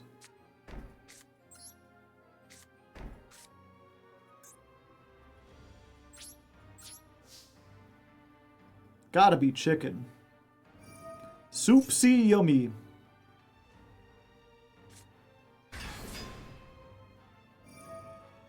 Yep, now they're getting the mill regardless. Oh, why, thank you.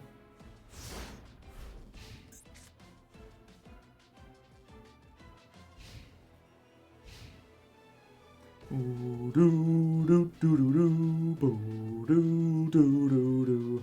Do do do do do doodle doodle doodle doodle doodle do do do do do do do do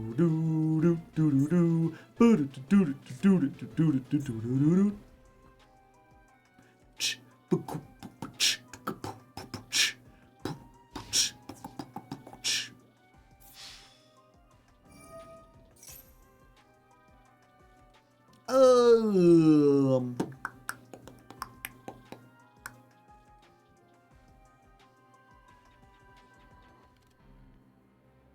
Yeah, I guess I let him do it.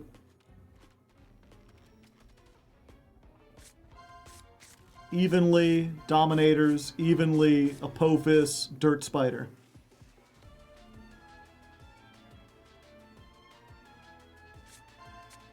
No! My Swamp Deity! I forget if I played 2 or 1 of those in this version of the deck. Okay, I got a second one. Yes, I'm going to take the 28, and then I'm going to Daruma on this attack declaration. And that way they'll both be face down and they can't be flipped. Oh, they want to summon another one. Okay, so we'll allow for that. And then we'll flip everything.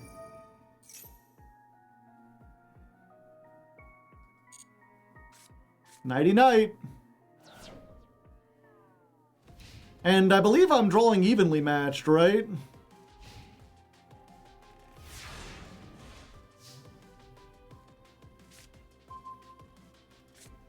At the end of the end up, if you're if you control no cards. Oh damn. I do control some cards. What do we get rid of? The unicorn probably, because that lets them search next time.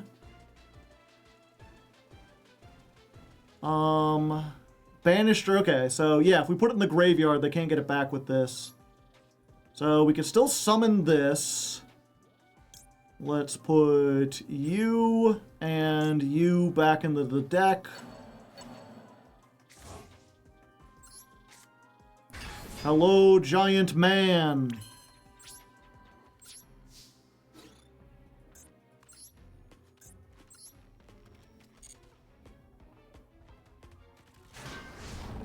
Goodbye, giant man.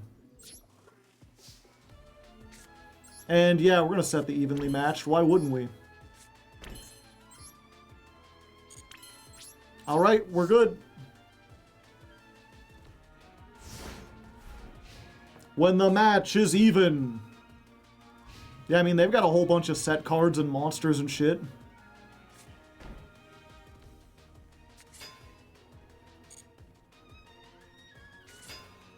Flippin'. Flippin' cards, man. You cannot get over the last judge.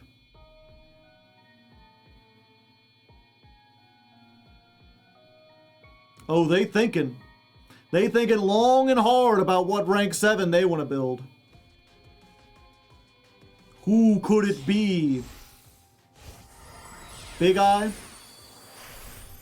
No, Dark Armed Armageddon Dragon. If you have exactly 5, you can also... Okay, yeah. Detach 1, target 1 card your opponent controls, destroy it, then banish 1 card from your graveyard. Yeah, we don't want them to do that.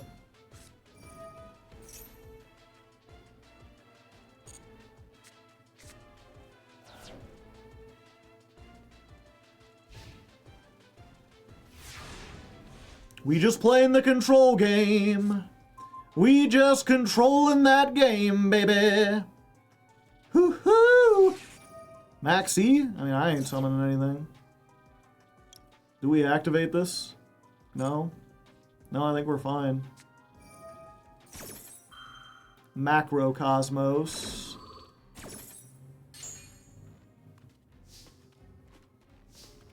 Yeah, that's unfortunate. That means all their cards are getting banished. And then they can just keep summoning them back with preparations.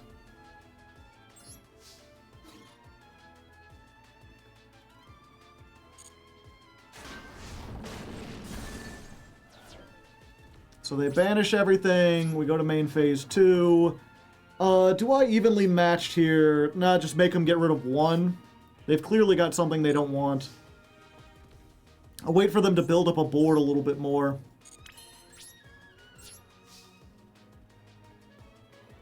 Or give me an excuse to use Dominus Purge.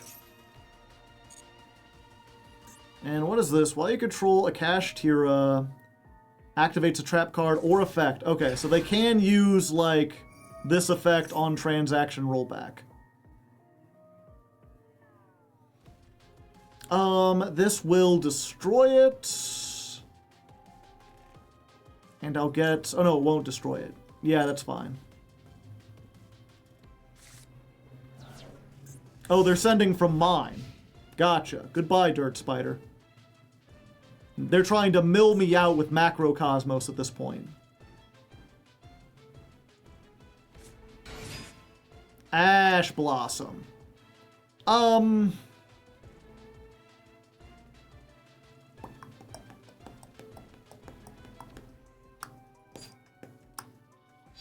Yeah, that's fine. You want to make bar on the floor?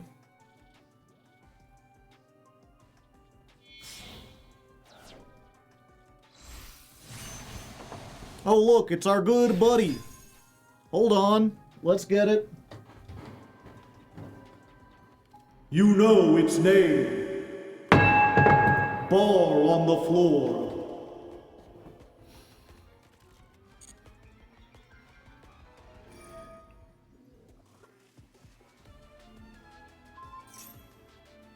Ah, they're going for that. Let us... Do we Song of the Dominators here? Yeah.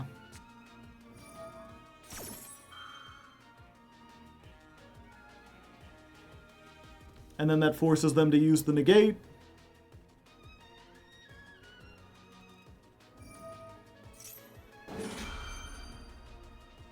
And Yeah, that's fine.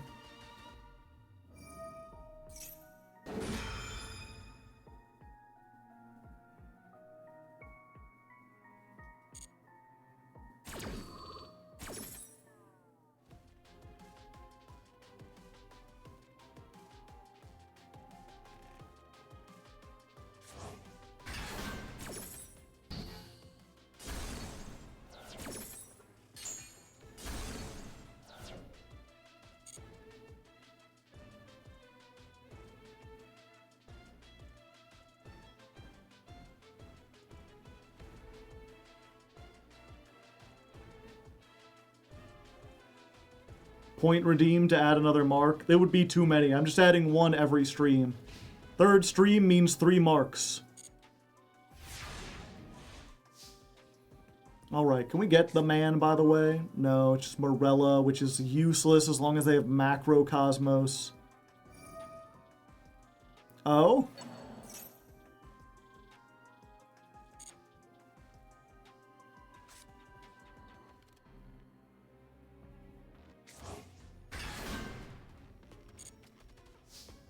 Yeah, they're just like walling up.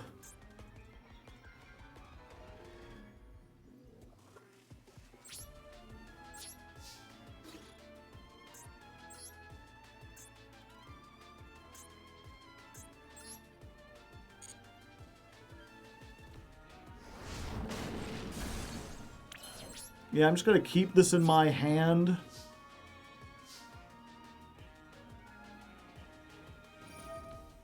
Yeah, I shouldn't have I should have used this before they had a chance to blow everything up. The problem is they can just keep getting everything back with this.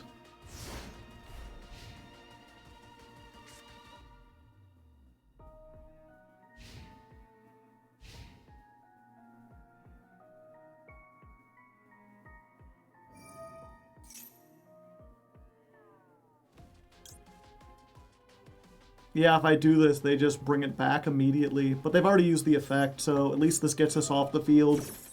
It makes it more likely that we can hit them with the evenly.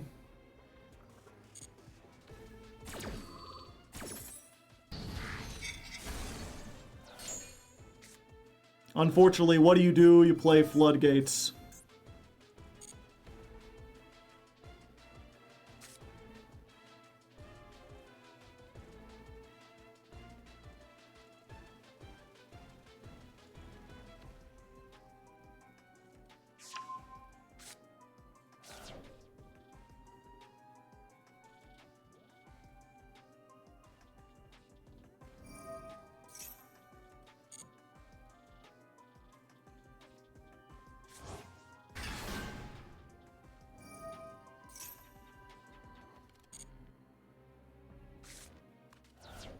Damn it.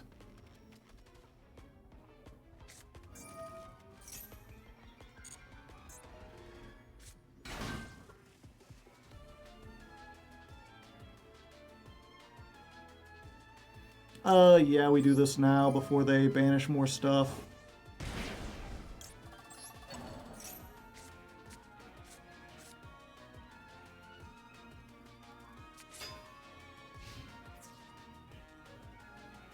And they can do that.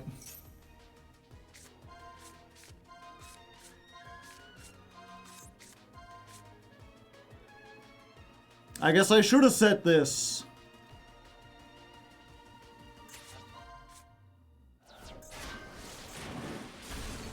Yeah, and they set the evenly matched.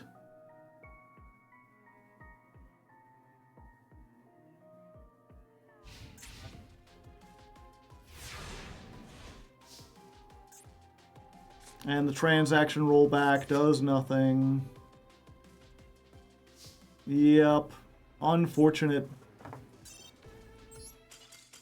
We don't have any spell trap removal except for the evenly matched.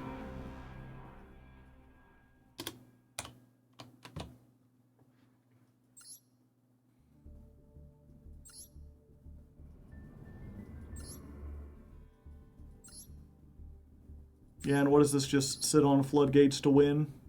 Yeah.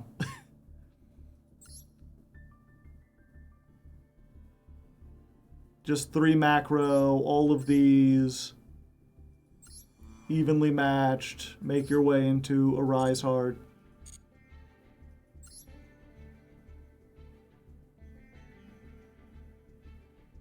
Three of the funny roach.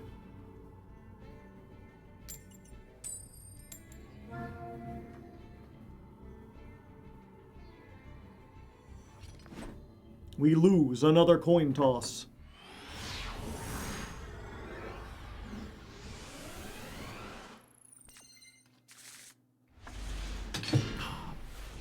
Well, we're going second. We got evenly.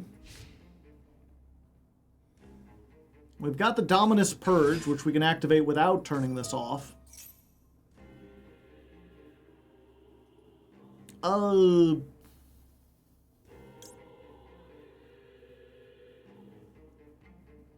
Yeah, we have to hit it with the Purge first.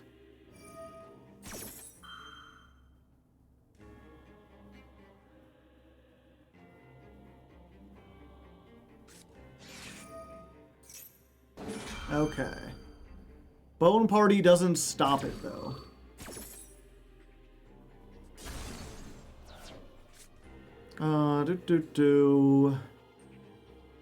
The end of your next turn. Yeah, so that stops us from doing the Anubis thing. But perhaps if we just stop them, they give up.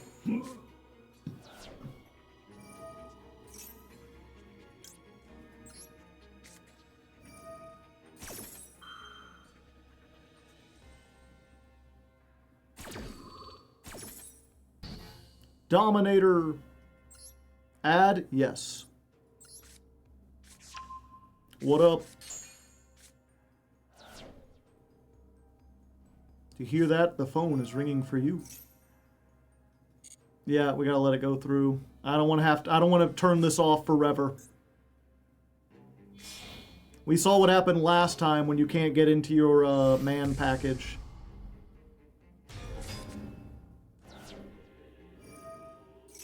Can we beat Memento? I think evenly might, like, help a lot. Rick C44 has redeemed a honk. Here you go, buddy. A honk from the Honksterlands.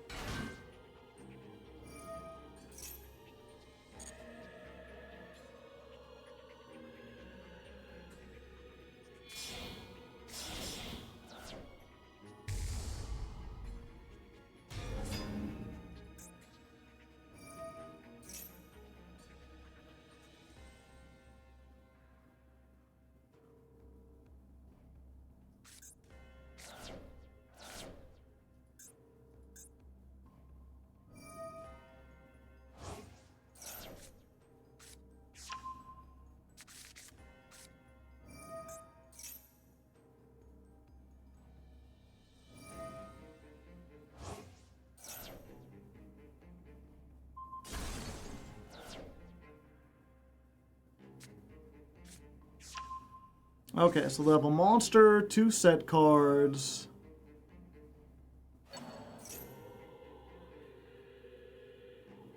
So I think evenly matched will do a lot, and then if we can set the Dominus Impulse for next time to stop whatever their one starter is, while also being able to Morella for whatchamacallit, transaction rollback, I think will be pretty good. And then if we can just survive that next turn, then we can Anubis. And that'll allow us to get enough damage on to win the game.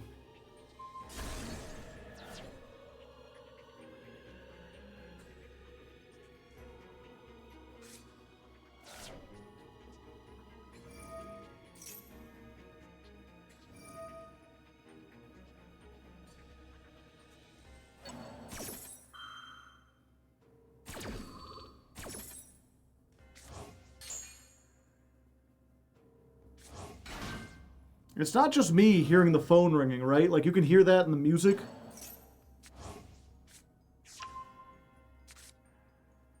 Ring.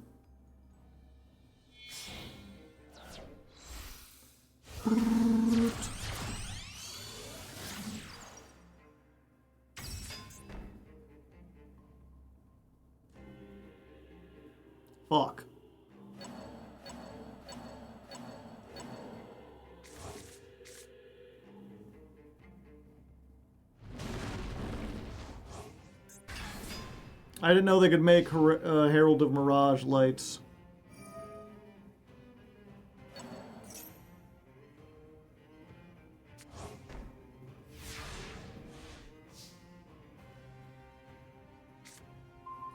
Do they have a fairy in their hand?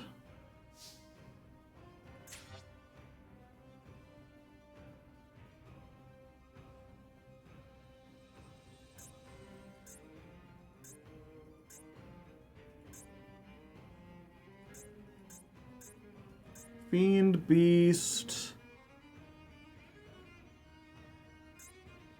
Mace is a fairy.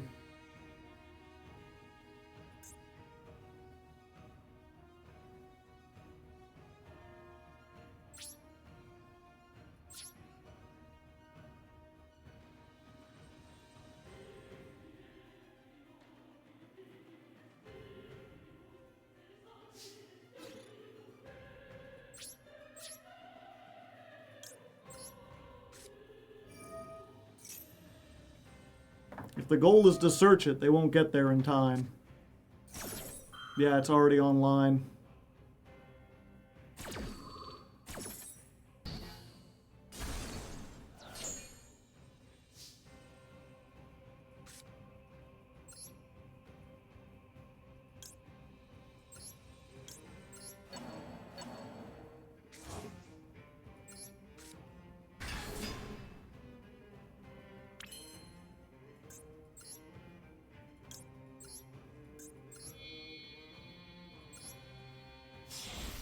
Hello, it is me, Tafan. I cannot activate my effects, but I'm here, now.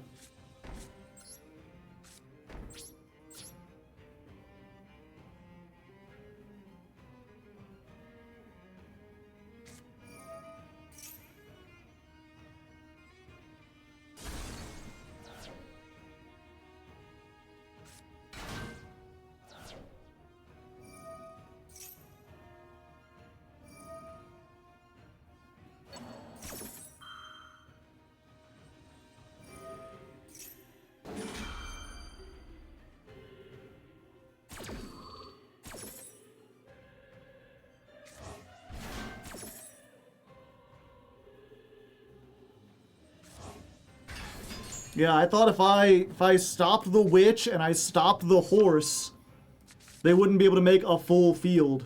And it turns out, no.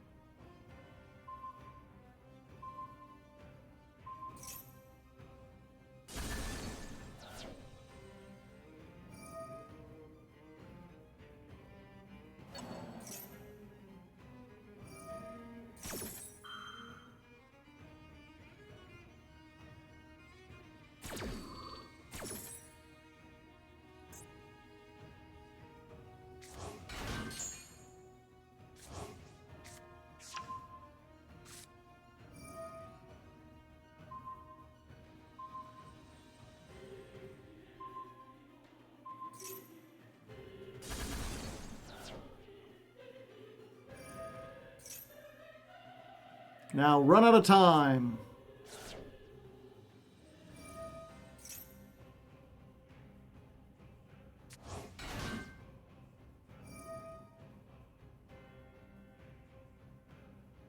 My turn, by the way.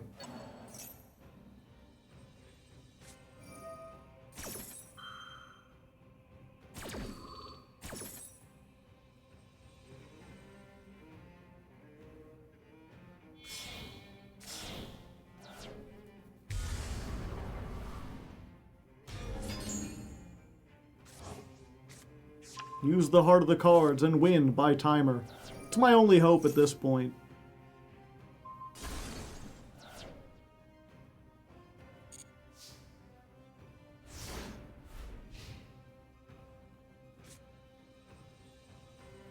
Yeah, I'm like, what are you doing down in Platinum, buddy?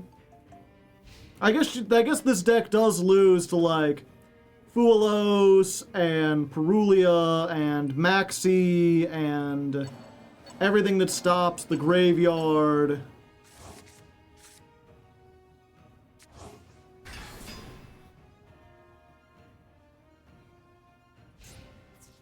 Everything that stops the meta also stomps this.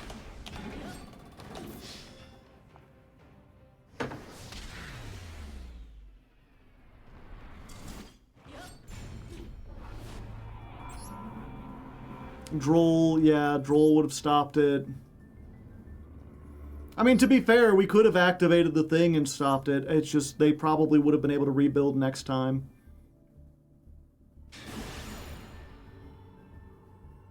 I thought Man was good against Maxi. I mean, it is. They didn't Maxi us. I was saying their deck, like, we hit them with 2 hand traps, and they still built, like, a board that had a negate and 4 pops. Okay, all we got is Dominator. We must wield it very effectively.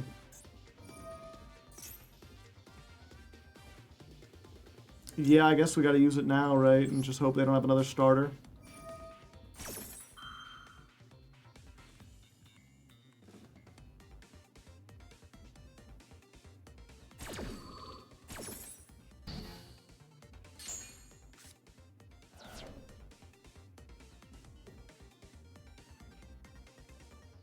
Why the lizards? There's literally 1 lizard on screen, at most. Link decoder.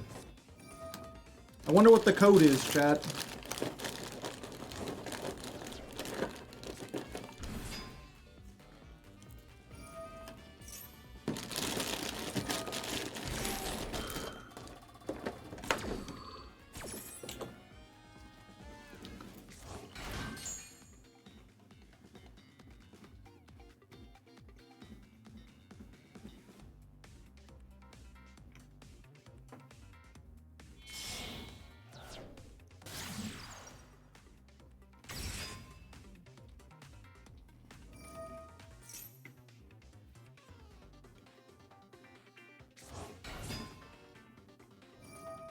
Are you the lizard?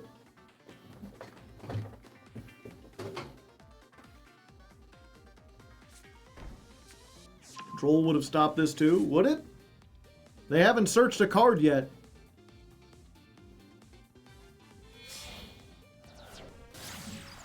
Would you accept a Marks? No. Because his name isn't the man with the marks. It's the man with the mark. I've got to be exactly a mark. Is Critter the lizard? Critter's not a lizard.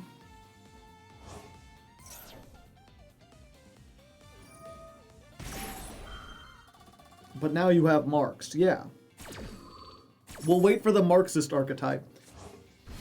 I mean, it already exists, you know? Huge revolution deck.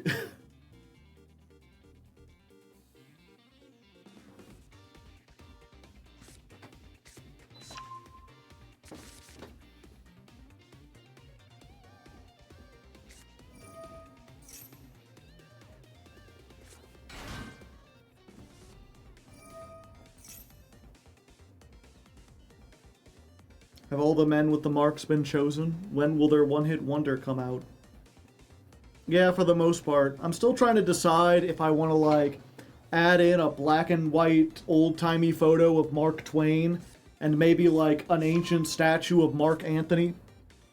6C Avenue, rating with a party of 11. Welcome, everyone. I hope you're doing well. I'm a Hardleg Joe, if you didn't know. How was your stream? Did you have a good time? Did you have a fun time? Wait, is she still the #2 finisher in the game? Interesting. Yeah, every month I play if you're unfamiliar with me, every month I play a new deck as chosen by my patrons. This month they've chosen the man with the mark archetype. That's why I've got the field set up like I do. I'm the man, and these are the marks. Grima told me to raid you, and I see Yu-Gi-Oh! I'm unfamiliar with Grima. But if they told you to raid, they couldn't be half bad. The man with the Marchetype, exactly. Yeah, I mostly play Yu-Gi-Oh! Sometimes on Fridays or after the Yu-Gi-Oh! Streams, I do variety. We've been playing a lot of Blueprints lately. You ever heard of Blueprints? It's a fun game. It's also a frustrating game. Frustrating? Is that a word? Possibly.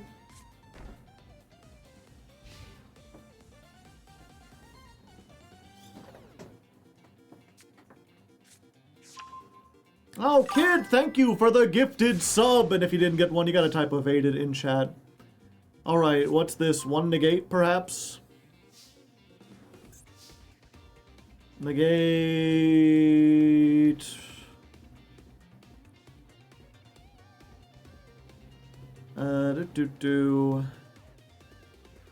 No, this is... I guess we'll see. Go, man. I think we probably lose this one. They have any traps in the grave? No. Transaction rollback ain't doing anything. Alright, well they didn't negate it right off the bat.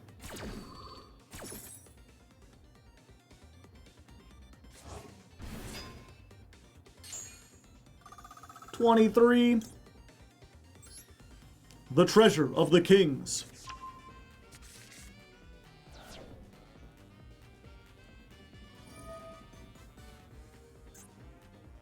I barely have any cards in the graveyard. I guess I have a trap in the graveyard. Boom. Diddle-doo-doo-doo-doo-doo.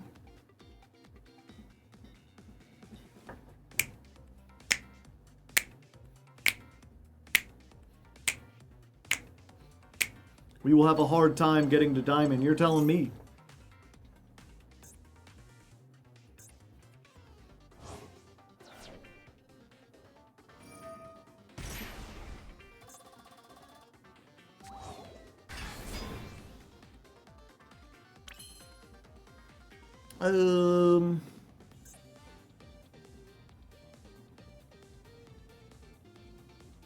Yeah, I think in this case, we're not summoning any more monsters, so we just make Typhon. And that way they can't use the Heart's Cryptor. Or the Firewall Dragon Dark Fluid.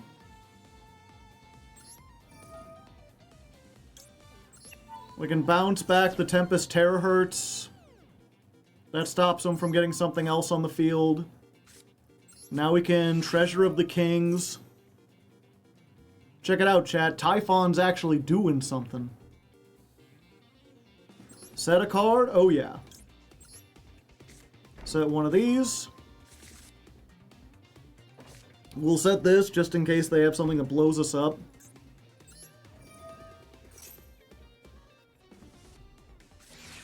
Ash Blossom, that's fine. I literally can't summon any other cards this turn.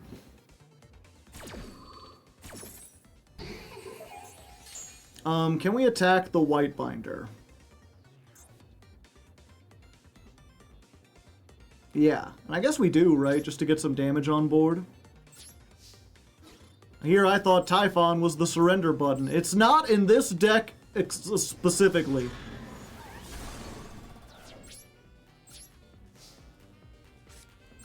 Alright. We got some shit we can do. Let's just hope we can do it.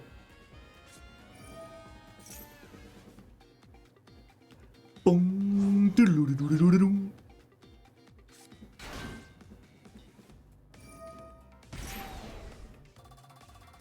Banish. And draw one card. Continue your main phase? Nah, I'm good.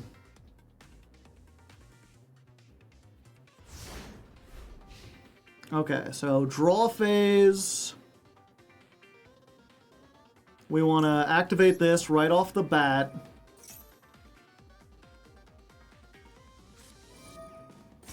Ooh, hidden with the Dominus Impulse. I see.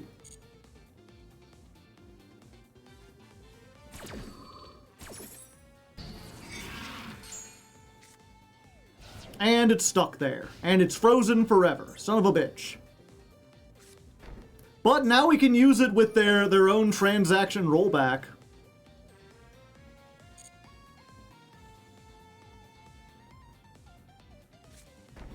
That's funny.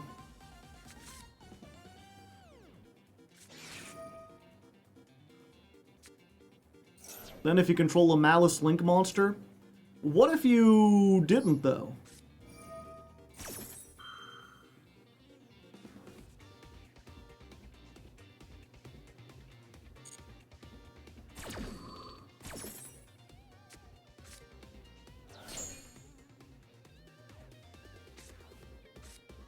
No banish for you.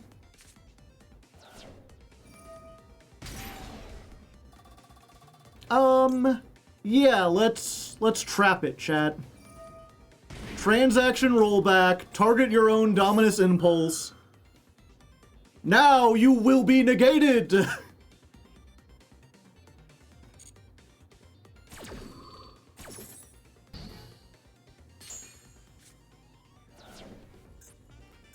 So you only use each one effect of... Okay, I might have messed up there.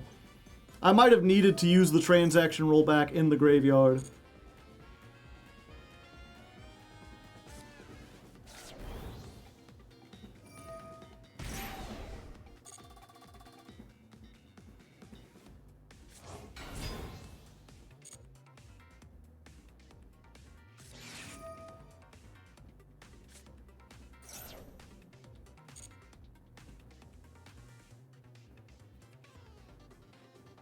We'll see. They're gonna do a bunch of stuff, and we'll be back when we're back.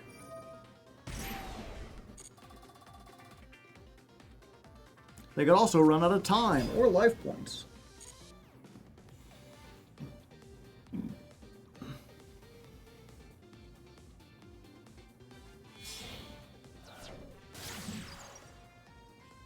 Lingery bow. Do you have to let it linger? Do you have to? Do you have to? Do you have to let it linger?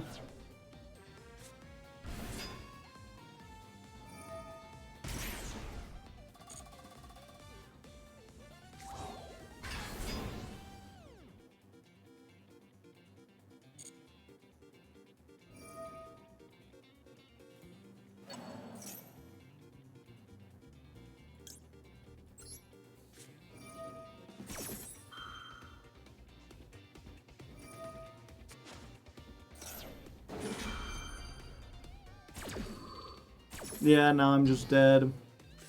I've already paid half my life points. Unfortunately, they just have too much gas. It's not even like a face-up card, right? Yeah. Okay, they're just going to battle.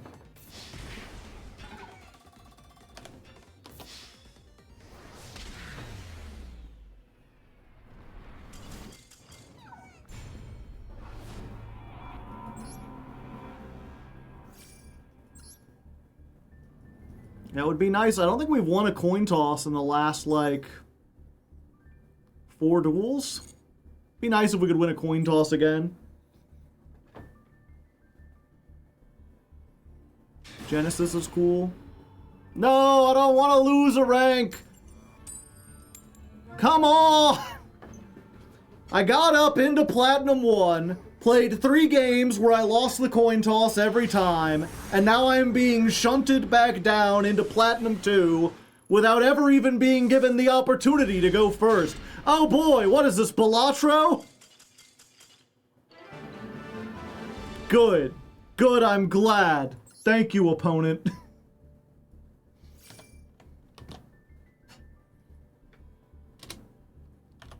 $230.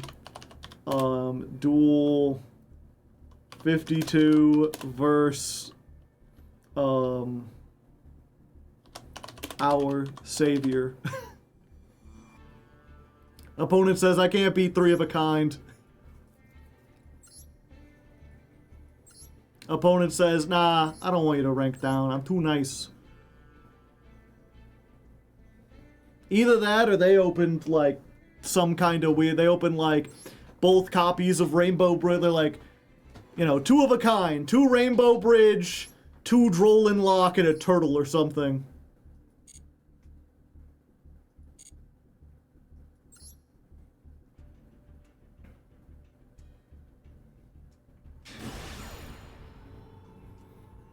Alright, if someone's having a good day, let's see if we can ruin it. We get to go first this time. For the first time in many duels. Will we get a hand that allows us to go first and do what we want to do? Yes. Assuming this resolves. It might not resolve. Go forth, man. Mark them.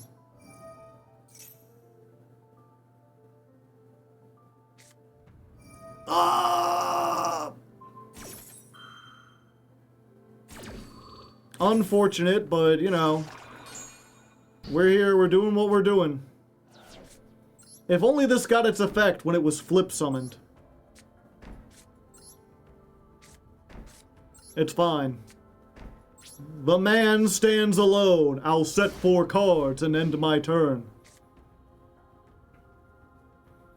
Don't hit me with Lightning Storm. I will cry. Okay. Good. I see we have a set fest then. Interesting. Very interesting indeed. Let's go ahead and do this.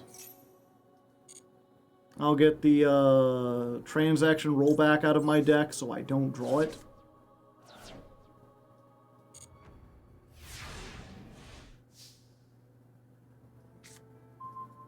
Dominus Impulse. Alright. We're going for man control then. Battle phase. Attack.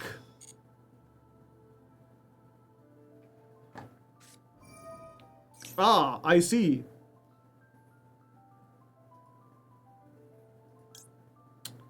I won't be able to use earth monsters for the rest of the duel. Do I stop this? I think I have to. 'Cause I'm looking at the man in the mirror. He's asking me to shave my ways. No! God has betrayed me! Does that mean I can use earth monsters, or am I locked out of earth monsters and...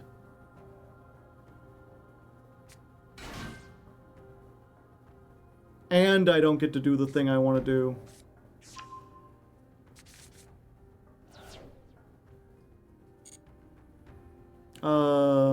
Continue attack? No.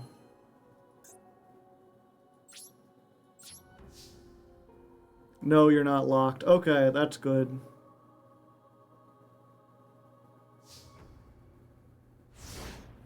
It's fine. We got half of their life points down, chat.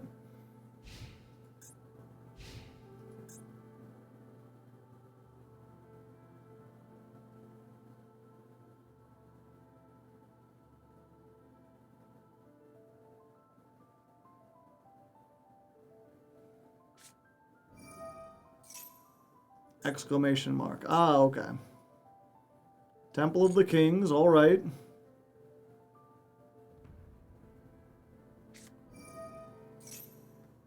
Gotcha. Do I want to summon? No. No, I don't think I do.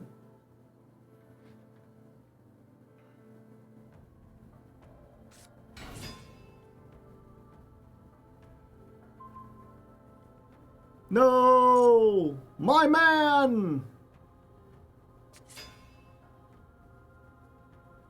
He's gonna attack with those? Not gonna make the fusion or anything?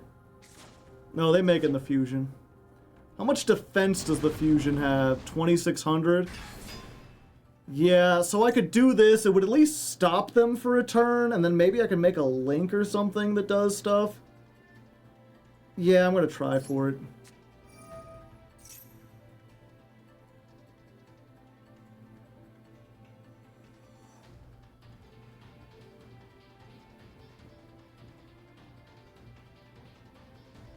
I'm pretty sure I can make SP with what I've got.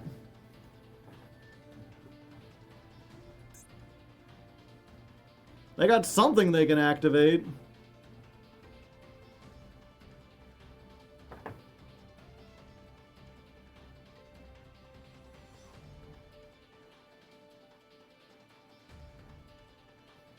Yeah, we'll chain the Morella.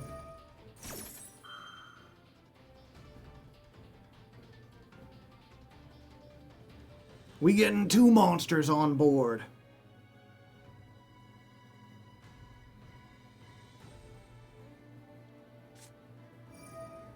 Super Poly. Interesting.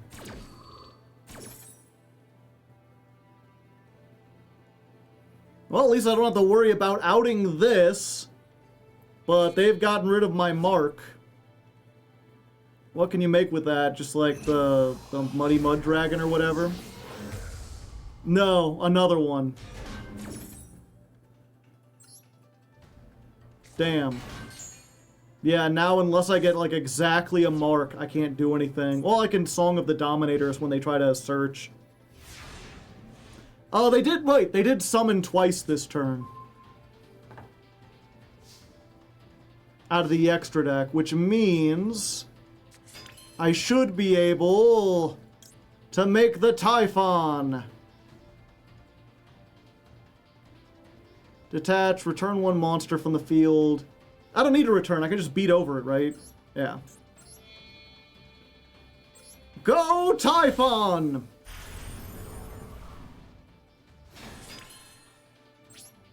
Battle phase, battle phase, battle phase.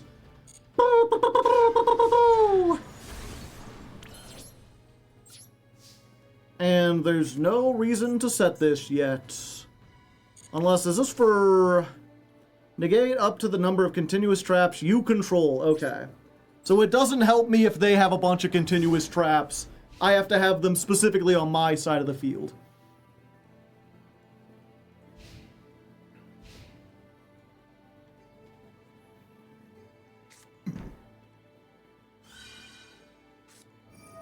They activating.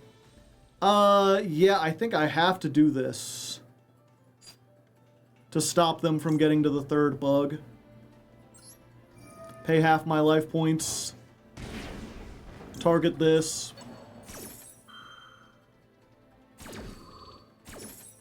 Negate and destroy.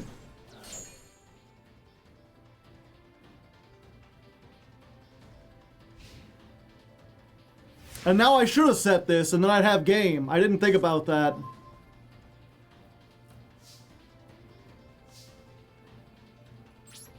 Yep, we go to battle phase. 29. Yeah?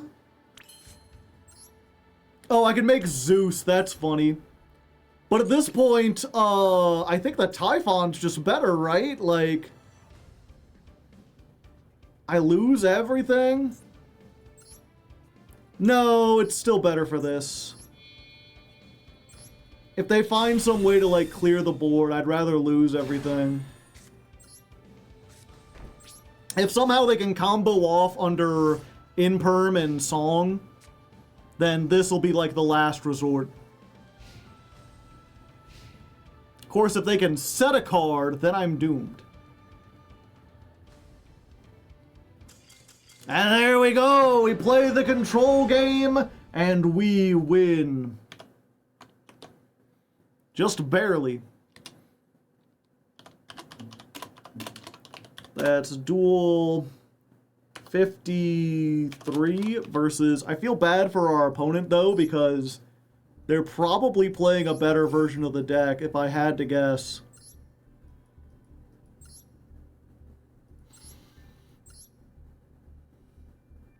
Yeah, they're playing like the Primite version that has like Super Poly. Oh, but they're playing anti-meta stuff down in Platinum where there is no meta. That's funny. A fusion and a synchro. What deck would summon that?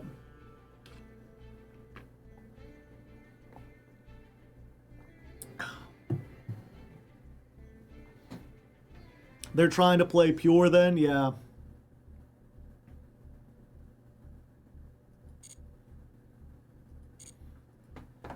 Versus the mirror. No drill beam? Wait, do they have no drill beam?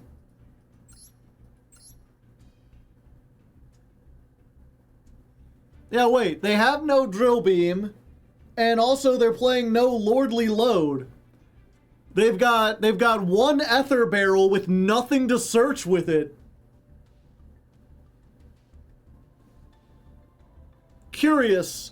Very curious indeed.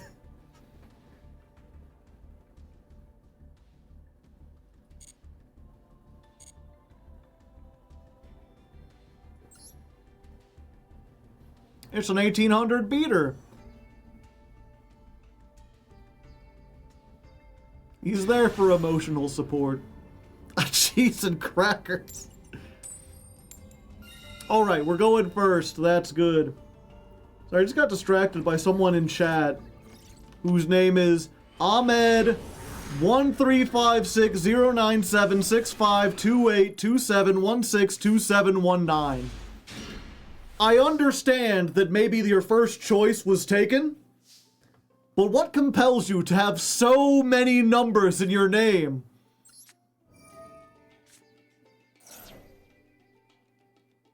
Alright, so we activate Anubis.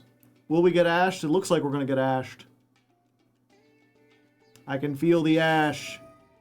No, we're getting hit with Fualos. That's fine. We don't have to summon out of the extra deck. We getting a man. Let's normal. Let's get ourselves the temple. Or actually, he's got verdict, right?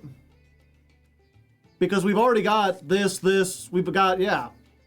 Just get verdict of Anubis. Fuck it.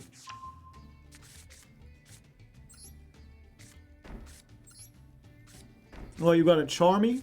You think that makes you special or whatever? You know, I'm charming, but I don't tell everyone about it. that was an awful bit. Editor, don't include that one. Okay, the man and set 5 pass, kicking some ass. Flipping up cards is a gosh darn blast.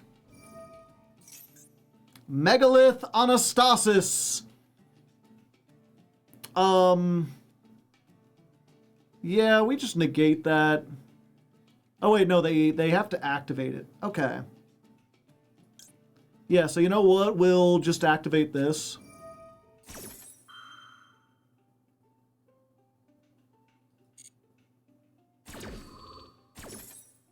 So we summon this. We set ourselves an Anubis. And then we wait for them to actually discard with this, and then we negate it.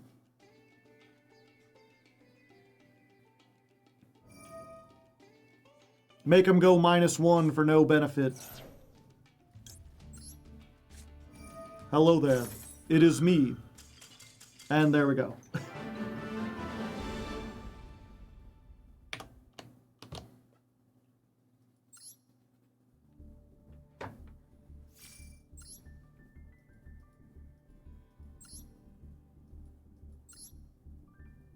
Yeah, they were bricked Lamau. Kokimeru, 1 Atom, 1 Researcher. Block Dragon. Someone was trying to tell me Block Dragons at 1. You can't play 3 Block Dragons. Has to go from the field to the graveyard though. Okay, but it can be summoned out of the graveyard.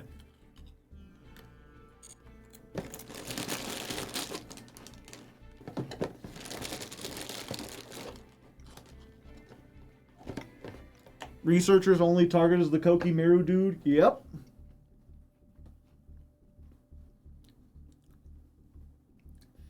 Is Critter comfortable with all the marks? 1, yes. 2, it's Critter with a K. 30 rituals, 0 spells. This is why they bricked. I know the deck. Why 3 Bethors? I don't know. I don't know why you would play 3 Bethors. I don't know why you would play Odion at all. Not even incantation. I don't think you play incantations in this deck. And yeah, if you don't know, if you are wondering, like, how can they play this many rituals and no ritual spells, that's Megalith's whole gimmick. The high-level ones all have the effect that you can discard this to ritual summon a Megalith. And the low-level ones are, during your main phase, activate this effect, ritual summon a ritual monster by tributing monsters from your hand or field. So these discard to summon, and then once these are on the field, these can summon. And yes, I do have 41 Megalith Ophiels. Why do you ask?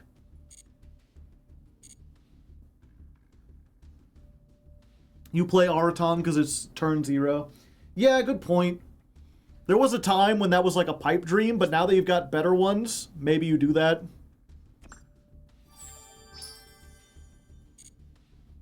They do still have a ritual spell? No. They have a spell that ritual summons, but it's a quick play, not a ritual spell. It's unformed. Activate one of these effects. All monsters your opponent controls lose 500 attack for each ritual on the field. Special summon a Megalith ritual from your deck by tributing monsters from your hand or field whose levels equal exactly twice its level. So you get to summon from the deck, but at what cost? If you want one of these level 8s, 16 stars! You gotta tribute 2 other level 8s. But that's fine because Fool is the best one and it's level 2. So you can just get any of your 4s. Any level 4 with Unformed turns into Fool.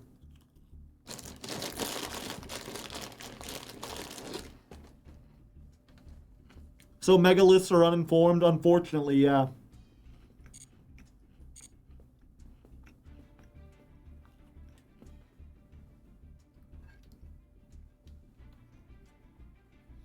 Okay.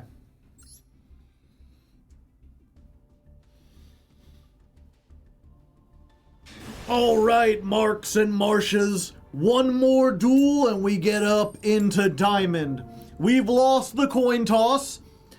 And, you know, oftentimes that's followed by, that doesn't matter. But it's actually a huge deal. Our win-loss rate when we lose the coin toss with this deck specifically is very low. The hand traps are not powerful enough, and in this case, it's just Imperm. We've got Imperm to stop someone with Zexal in their name, and if they do like Goblindberg or like the Gagaga Kage Tokage, we're just fucking screwed. Noble Knight Ricardetto. Banish this card from your hand or graveyard. Summon a level 4 warrior from your hand as a tuner. Do we just do this, and then they can't do it, and then they don't have any summons? I don't know how this deck works.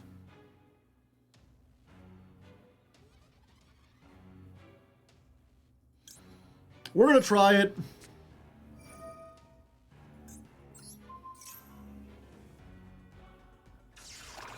I'm going to assume that's what you want to do. Wait, I thought they already normal summoned. If you control a fire, you can special summon. Well, fuck me sideways, I guess. Hold for Isolde. You assumed wrong. I was like, okay, they want to summon from the hand, and if they don't have any other way to get monsters on the field. Alright, so we probably lose this one, but who knows? Maybe they'll mess up, or maybe we'll draw like evenly and they won't have a convincing out for it. Although, I believe this deck specifically... Well, now they're doing Flame Swordsman stuff, so I don't fucking know.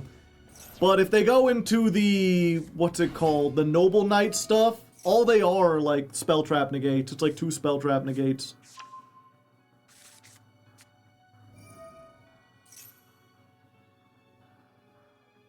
But it looks like they're doing Flame Swordsman stuff and not Noble Knight stuff, so we might be good.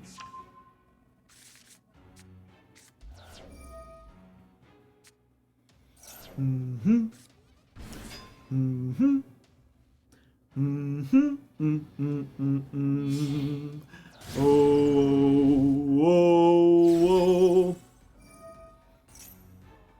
Yeah, if I recall, Flame Swordsman was like a Monster Pop and 2 Book of Moons, which isn't as impactful against the deck of mostly traps.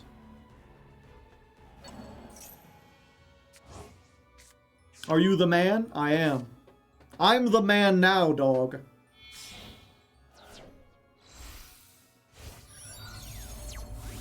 Okay, they are synchro summoning, so maybe they are gonna do Infernoble stuff.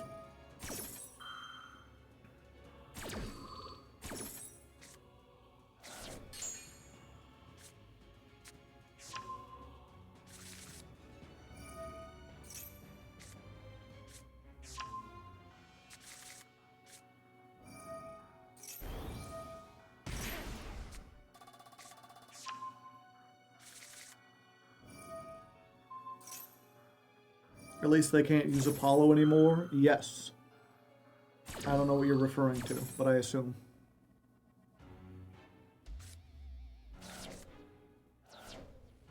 Goodbye. And then they get their buddy, who becomes an equip spell. It's Roland, right? Yeah. That's the same brand of my new streaming mixer. Oh, they mean Bow of the Goddess. Charles, no! Okay, I was wrong. They are going for Charles. Charles with an equip card becomes Emperor Charles, becomes a second copy of Charles. Each one is a spell trap negate. Spell traps are my bread and butter. It's all I do. If they've just got a once per turn spell trap negate, that's probably enough to, like, end my life. Pardon me.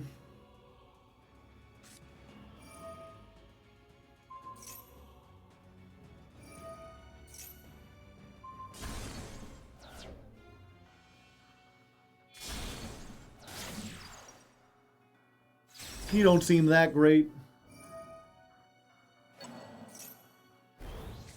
They're gonna cut my life into pieces. This is my last resort. Suffocation, no breeding.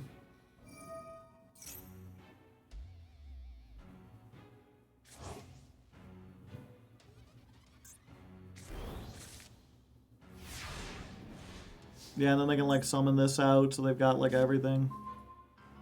Yeah, and now we get our starters. And Maxi. Well, aren't you just fun at parties? Yeah, we'll just get out of here.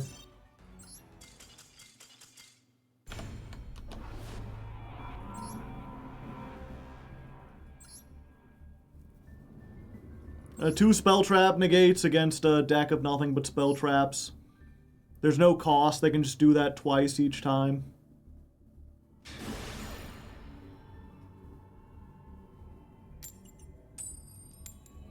Oh, now we win a coin toss. When we're not ranking up.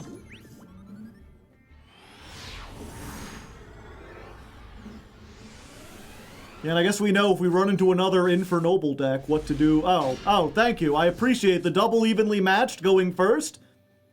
It's just what I always wanted. I did not want this.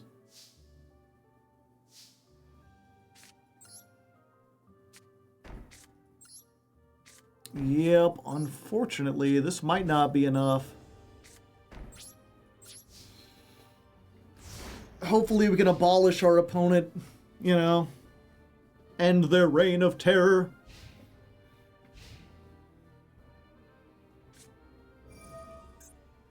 Prayers? Yeah, we just purge. No searchy.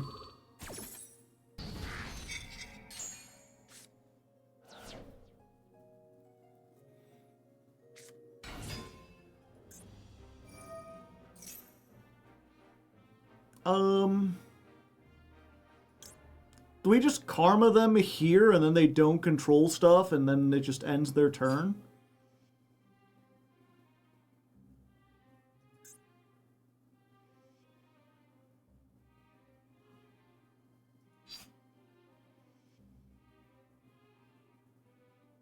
Yeah, we'll try it.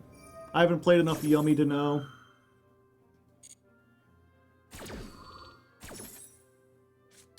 Unfortunately, chat, you're not fast enough.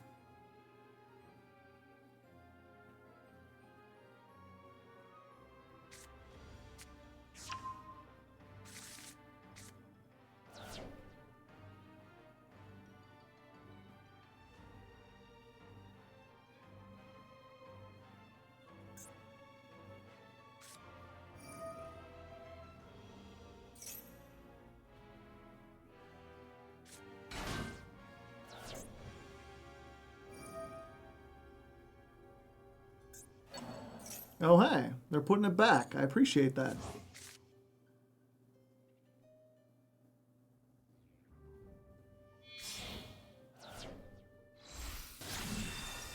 Snatch. Oh.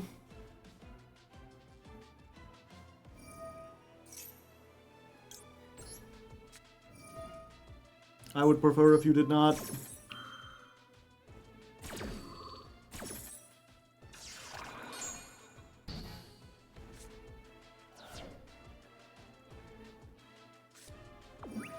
They already had it. They just had a bonus.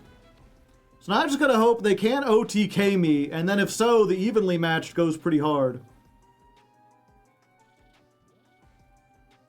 It's weird, we've got 2 viewers. Why are people watching there when they could just be watching on stream?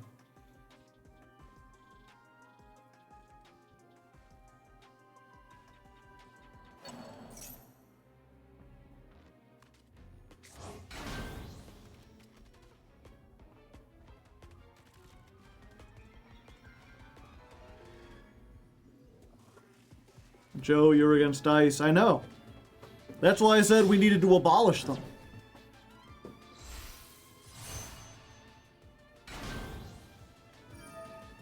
Go, don't get deported? They do worse than that. Get shot in the face. Multiple times!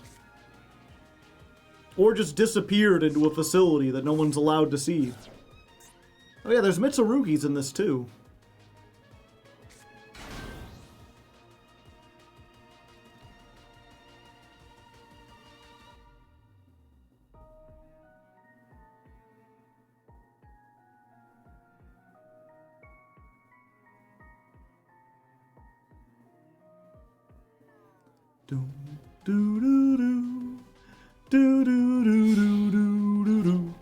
I don't want to alarm you, but someone is behind you. I'm aware. Shamisen Samsara Sorrow Cat.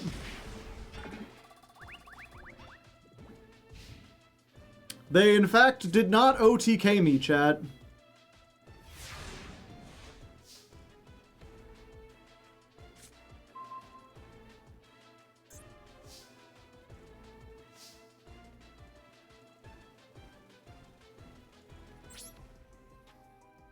Battle phase? End of battle phase? How about you get rid of most of those, buddy?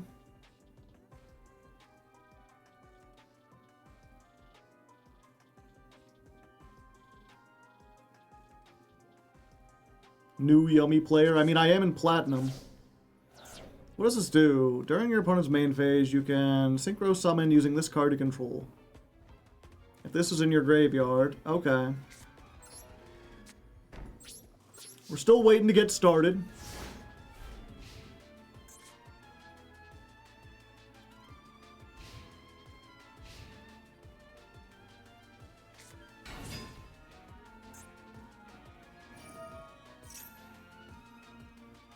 Add 1 Yummy Spell Trap. I would prefer if you did not. Yeah, I think we do this.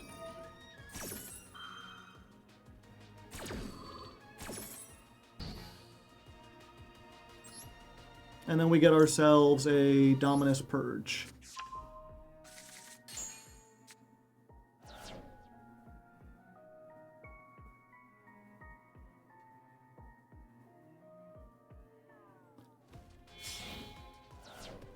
Herald? It's our good buddy Harold!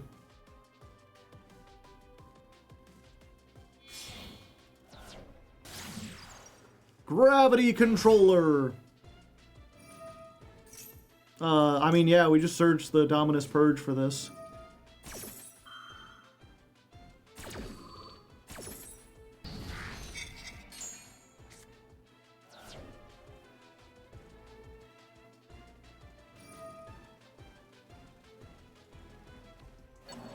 Oh, it lets them put it back. I see. And now they got me for 26. I really need one of my starters, please. I would like to start. No, we're fine. I'm not gonna evenly for one.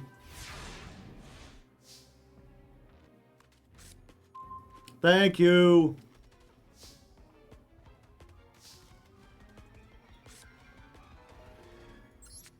Activate the effect.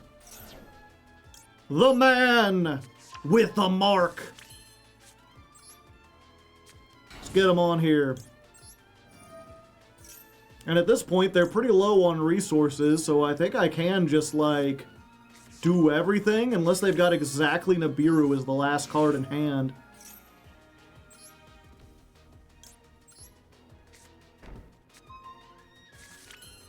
We can just do this.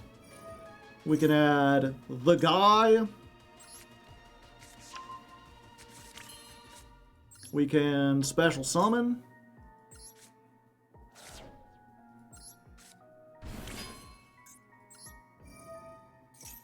We can put the Temple of the Kings.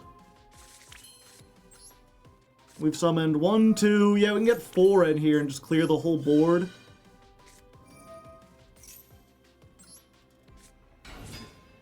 Set a card? Why, yes.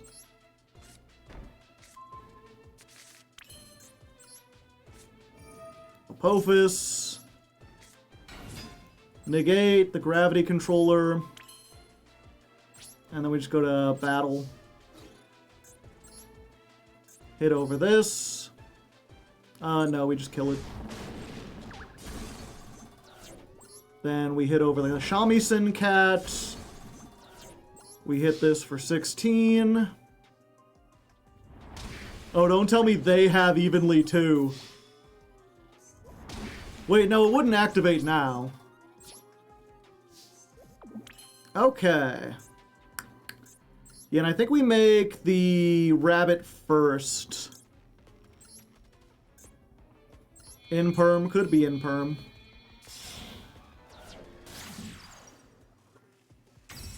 Oh, Fua, because now they have no cards.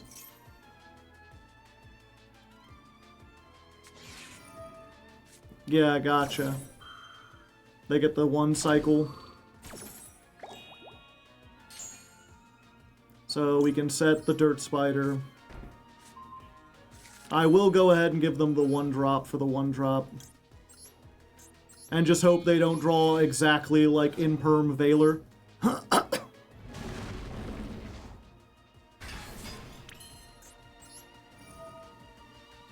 Because this gets me 2 negates. Because we still have the other Apophis in the graveyard. Plus like 4 pops. Oh yeah, I gotta shuffle. There you go. Top deck Gores. And yeah, we're gonna get the 1 Statue of Anguish pattern out here now.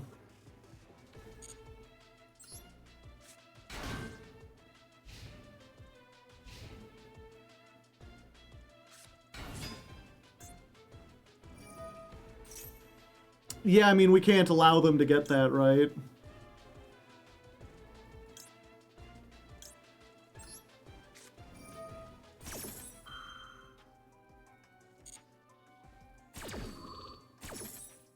So we do this. We negate. And then just in case they have something, we use this to pop as well. Between the 2 of them, it's a negate and a destroy. And then, you know what? Yeah, we'll just activate this and set the other one. And now I think the only thing that stops us is exactly evenly. But if their last card is evenly, then it's like... I just summon the Anubis next turn and kill them. End phase. Okay. We did it! We beat the Yummy Mitsurugi! Did we go first on this one? I don't remember. We didn't start with the man stuff, but we made it. You could just go crazy. Maybe I should put another man in here just so we can make that more likely. The problem is anytime you get two of them or you get him plus the temple or whatever, you're just in a terrible position. But we made it out.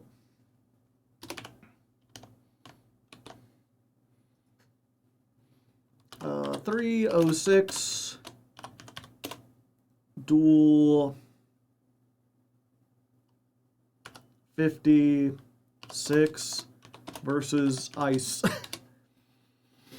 And we'll have to see. Who knows how everything evolves in the next month or so. By the time this gets edited, maybe I'll have to cut that duel out entirely. Maybe it'll be in bad taste or something. Does the statue effect to pop count as a monster effect for Triple Tactics talents? Yes.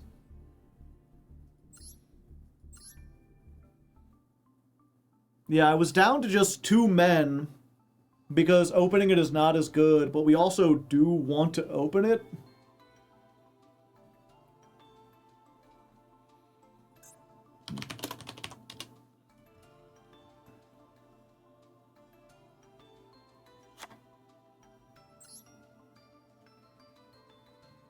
What the heck was that? It sounded like scurrying, chat, which is not a sound you want to hear from the corner of your room. Are you hitting the mark? No. That would be rude.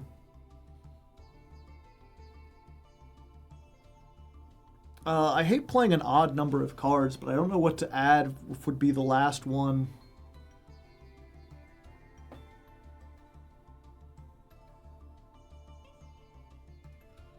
There it is again.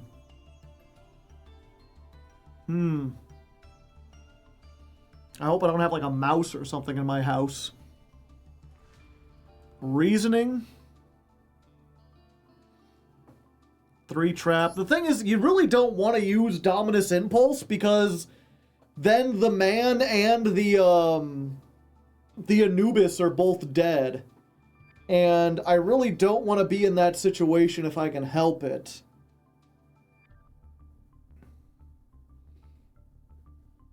We could have another... Do you have cats? No, I don't have any animals. It could also just be like rain outside or like wind. Hitting in the right way. Mindless Maxi inclusion in every deck.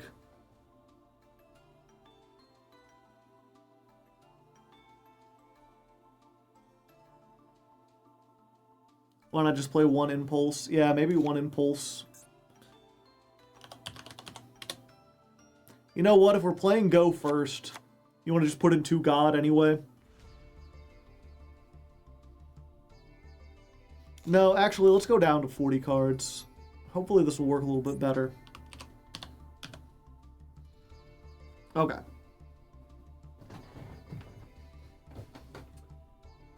Alright, small change to the deck. I realized 2 things. 1, I needed more copies of my starter. We've had many duels where, after several turns of stalling, we didn't make our way into the man with the mark or Anubis. I had previously put this down to 2 because if you get, like, any combination of these, then they're just, like, bad. They just run over each other's toes, they lose to droll and everything like that. But I feel like we have to have at least 9 total, or I guess 10 if you include this, starters. Okay, let's try that again.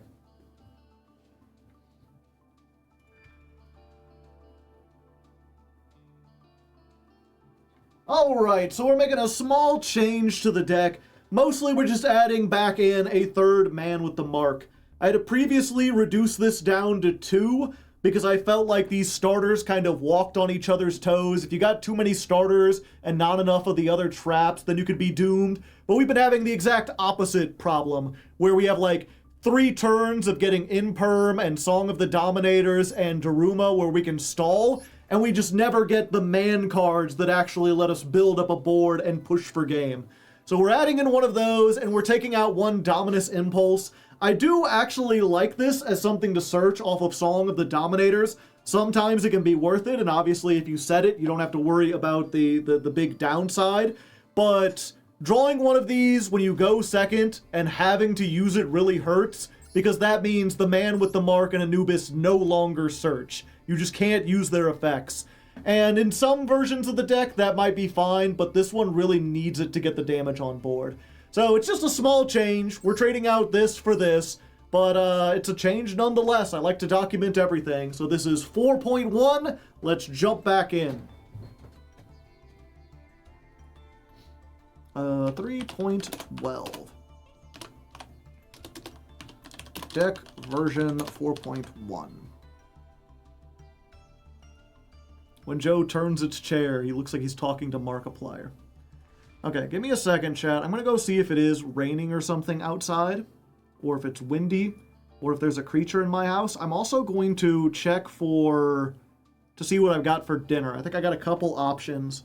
And I've mentioned before, I've been trying to make up. YouTube ad revenue has been down, especially as soon as, like, we moved into January. My ad revenue feels like it almost halved. I went from making like $200 for an episode to making like $100. There's a critter in your house. There is, but he's a critter with a K. He's not one of the bad critters. But yeah, so as a result, and because I'm leaning more into streaming, I will have to play some ads on stream. Obviously, I'm going to try to keep them to a minimum.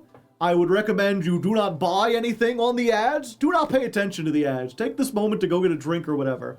Or if you just want to skip the ads and chat with people, consider dropping me a sub. You know, the more subs I get, the less I have to run ads. But I'm going to run a minute ad, and I'll be back shortly. Oh, I guess, yeah, I'm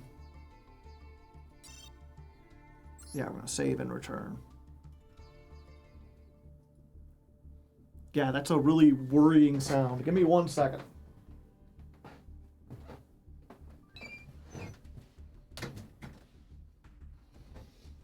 Alright, it is just rain outside. Also, what I have for dinner tonight, there's 2 options, chat. I got Golden Grams, and I got Bagel Bites. Neither is especially filling, neither is especially healthy, but they are something I can make on stream really quickly.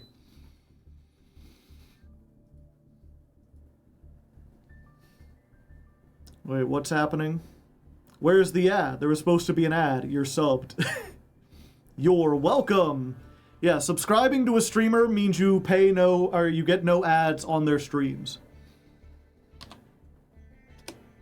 Bagel Bites, my beloved. Yeah, I used to love them when I was a teenager. I haven't eaten them in like years, but I was going to get some toasted ravioli, as I often do, and they had like a sale, and because I shop later in the evening, all of the toasted ravioli were gone.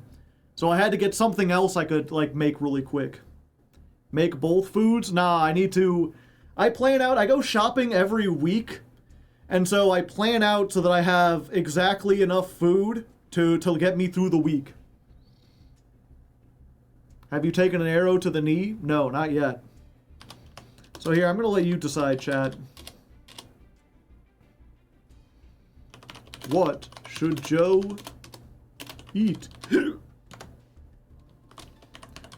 Bagel Bite. Golden Gram. You got 2 minutes on the clock. You shall decide my fate. Were you ever tempted to email Plinkett for a pizza roll? Nah, I didn't want his pizza rolls. He didn't seem very trustworthy.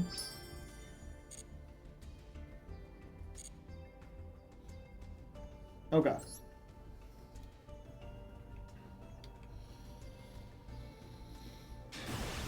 Alright, gamers and non-gamers, one more duel and we rank up into Diamond, and we have lost the coin toss again.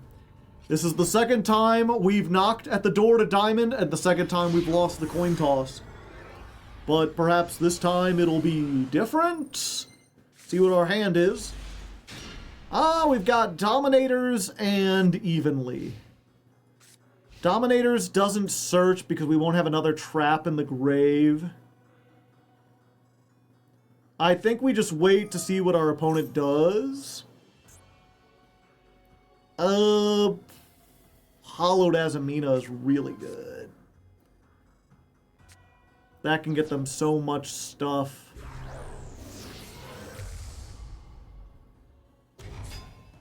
Murcielago. Yep, we're just gonna have to do it.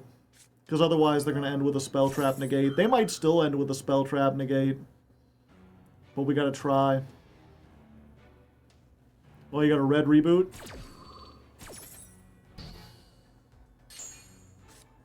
The Dominators have sung their song. Do you have an extender? Yes, they do. They already had an Azamina card.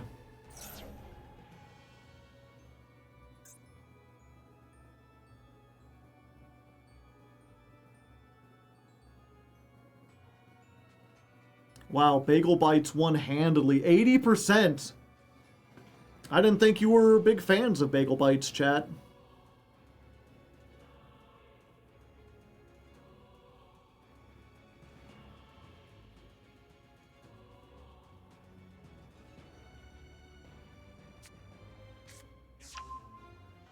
Bagel Bites is the window. Never ate one. I don't know what that means. Okay, so they get hollowed back. Now they can make the negate they want to negate. They want to make... Or do whatever.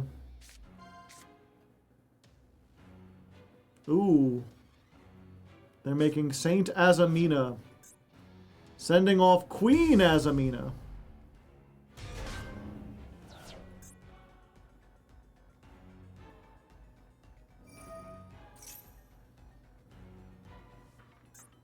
If this card in your hand or field is sent to the graveyard or banished by an activated effect, you can special summon it.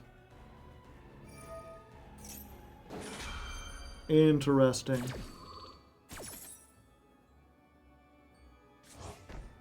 Golden grams are the little bear-shaped cookies. Are they? No, it's cereal. It's like a graham cracker cereal.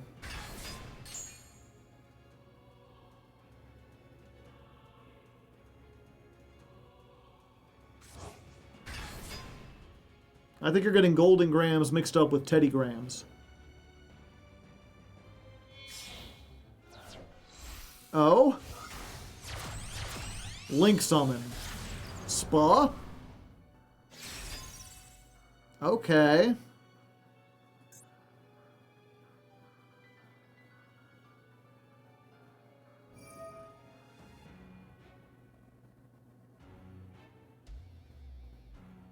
What are you, banishing Song of the Dominators?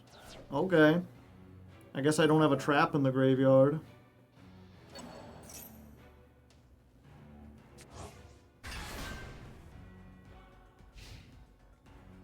Alright. This might be a little difficult to get through, but I feel like I could bait everything out. Like, they can get rid of two things. They get to keep a lot, but it gets rid of, like, everything on their field, essentially. We just go to battle phase. End of battle phase. Go forth, evenly matched. Let's make this match a little more even.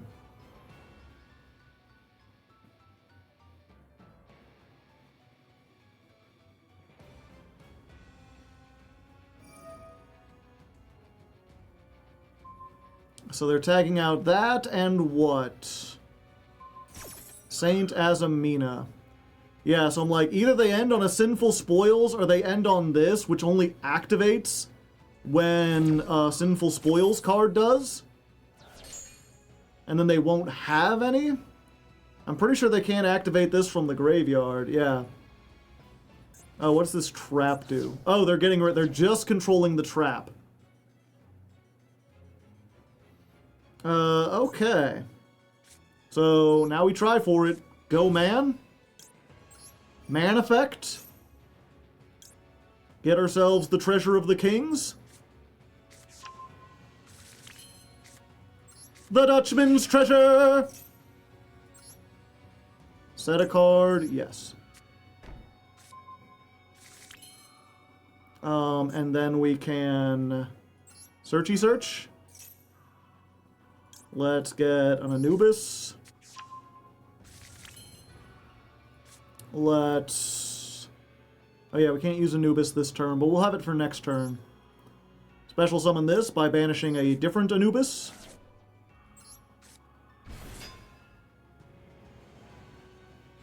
Super Poly is the last card, Super Poly. Target one special summon, change it face down. Oh, okay. Gotcha. Do we make Typhon?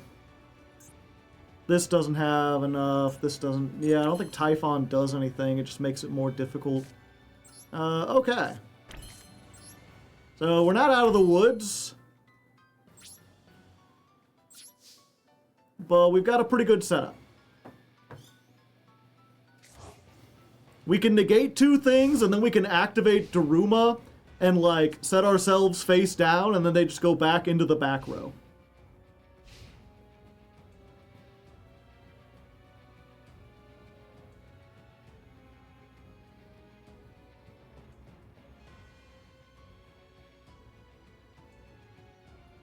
And what does this say? At the start of the damage step, you can destroy that monster. Okay.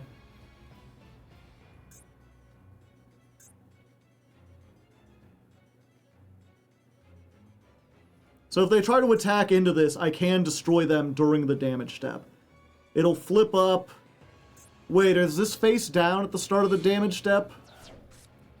Never mind. Nothing really mattered. Anyone can see.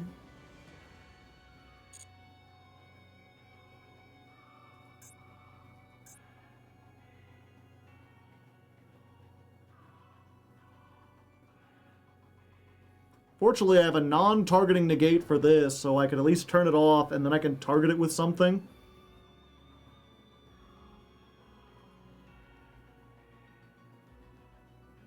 Yep, the man's in the cage now. That's him. He's the man in the cage.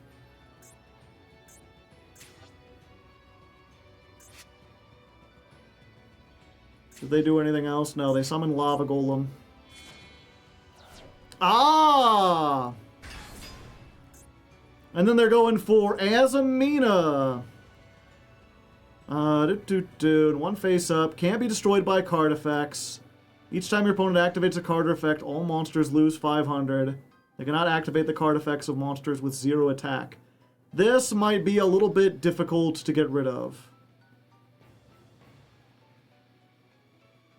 Although I can still negate it. And I can target it. End of the main phase. Yep, that's fine. Will I just take the damage and save this?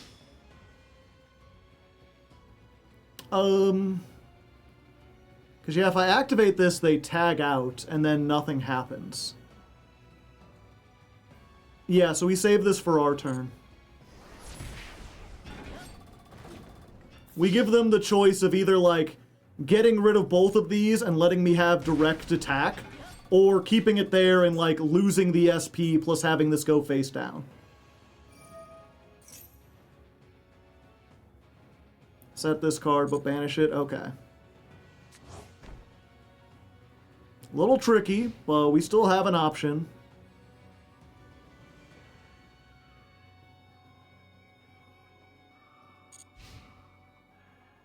Yeah, I think we do this at the end phase.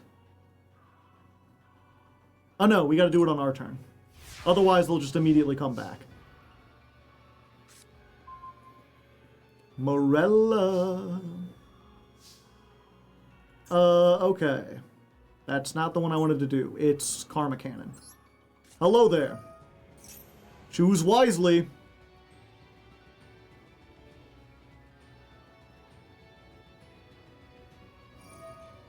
Okay, they're choosing to get everything out of dodge.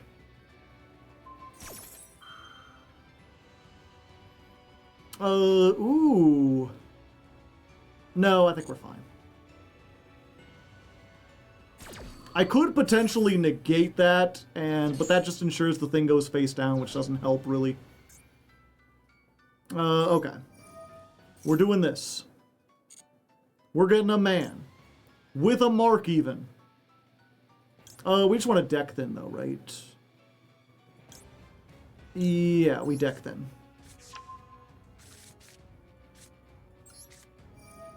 Get this out of here. Get me a man. With a mark. Normal summon.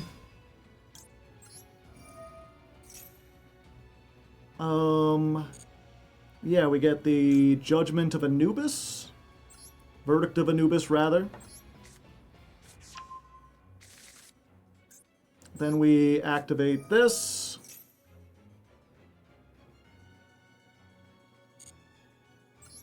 We summon. Set a card, yeah.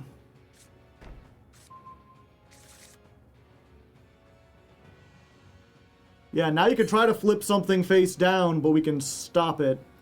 This isn't once per turn. The question is, what do we make here? It's times like this, I wish I still had a Time Thief Redoer. I think we go for the Bunny Rabbit.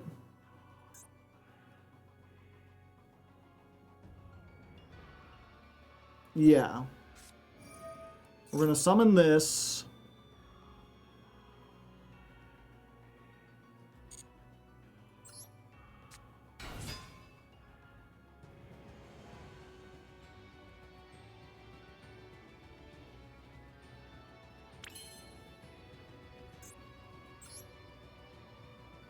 Oh, we do, yeah, like if we go for this, they just flip it face down, unfortunately. And then we don't get our stuff back.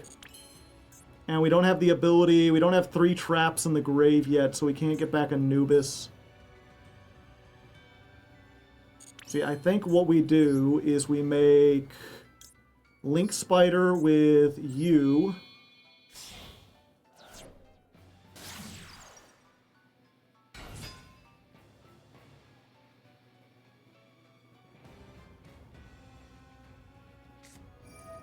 Yeah, they go for that. We activate Apophis.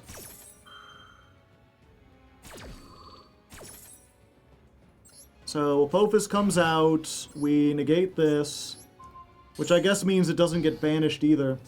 Nope, it goes. How much? This is 56. And we've summoned... I mean, if last card is Nibiru, it's Nibiru. But if it's not... then we just win here, right? 5, 6, 7, 8. Yeah. I'm gonna put back you and you.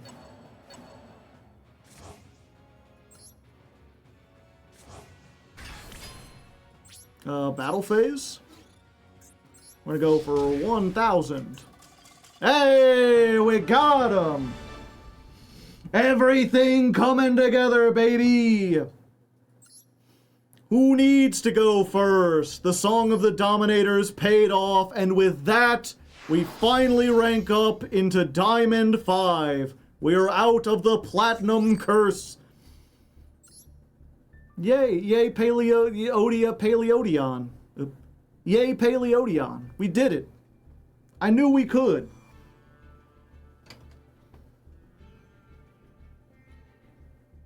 D-5.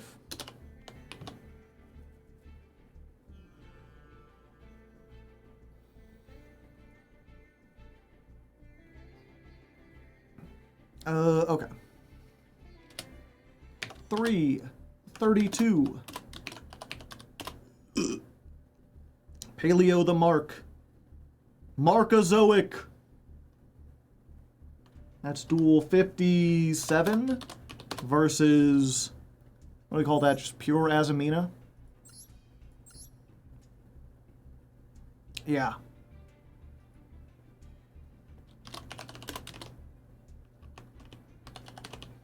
A pale man came across a spider.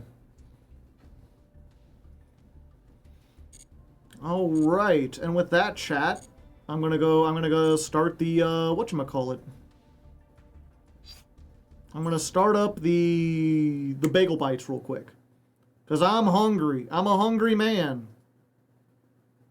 You ever been hungry before? Happened to me too. Odionozoic.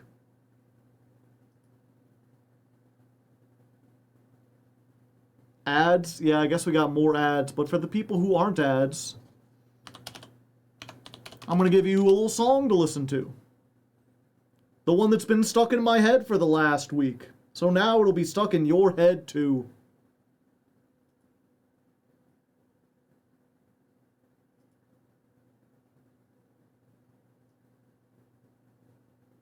Oh, it's gotcha. Did you enjoy that, chat? Did you have fun with birds and non-birds? Or did you get another gambling ad? I don't know, it's, what was it? So my state, like, the last election, we had a big, what's it called? Like, voter thing? I forget what's called when they, I want to say referment, but that's not a word. Prediction, no. I think about the Hamilton Brain Rot song, that one's pretty good. She's dressed as a chicken, I get the song, yeah. But, yeah, so we had a why can't I think about it? Referendum, thank you. Yeah, we had a voter referendum asking if we wanted to allow sports betting in the state. And they framed it as, the thing to understand, at least about Missouri, is that Missouri already has casinos in it. Specifically riverboat casinos, or like something that's been around for as long as the state has existed. And then, like what was, basically like riverboat casinos were such a big part of the economy that in the 1800s, when the state became more finalized and they made gambling illegal, they had an exception for riverboat casinos. And we used to specifically, like if you went down to St. Louis, there were these big floating like ships that were casinos. And you would go aboard like the Casino Queen. And then I think in like 1993 or whatever, there was a huge flood and all of the casino ships like washed away and got sunk. It was like a huge devastating thing. And they were trying to rebuild, and they're like, you know, as the river changes, what's it called? The physical realities of having a business on a boat. They're like, this is really like difficult. Can we just like make a casino like a stationary building, but build it so that like 20% of it is over the river and have that count as a riverboat? Here comes the flood. Yeah. So basically they went into a loophole where they're like, okay, so you can build a casino and it counts as a riverboat casino, but it no longer has to be a boat. It just has to be a building on the river. And like part of it has to hang over the river. And then someone got it in their head where they're like, well, what if we built like a little creek? Like how big does a body of water have to be before it counts as a river? And does it have to connect to any other tributaries? It doesn't have to be like a natural river. And so like now there's a casino not that far from me where basically there was like a small lake and they just dug a big trench along it, and they're like, now it's a river, and then they just built a casino there. Okay, so now it's just a casino, yeah. And the thing about the casinos, right, they're still like, you know, they do well, they're a good business, but they have a lot of trouble drawing in younger folk. Like, my aunts and uncles, they often go to the casino for like parties or whatever. because the casinos are also all hotels, and they're very nice and swanky, and they have like, the one has like a pool on the roof that's heated so you can swim during the winter time. It's pretty neat. No longer river or boats, yeah. But the thing about it, right, is that, like, despite the fact that there are casinos, they have a lot of trouble getting anyone under the age of 50 in there. The casinos are almost exclusively populated by aging boomers who are retired, have a bunch of money, and don't have anything to do. Gambling culture's changed, yeah.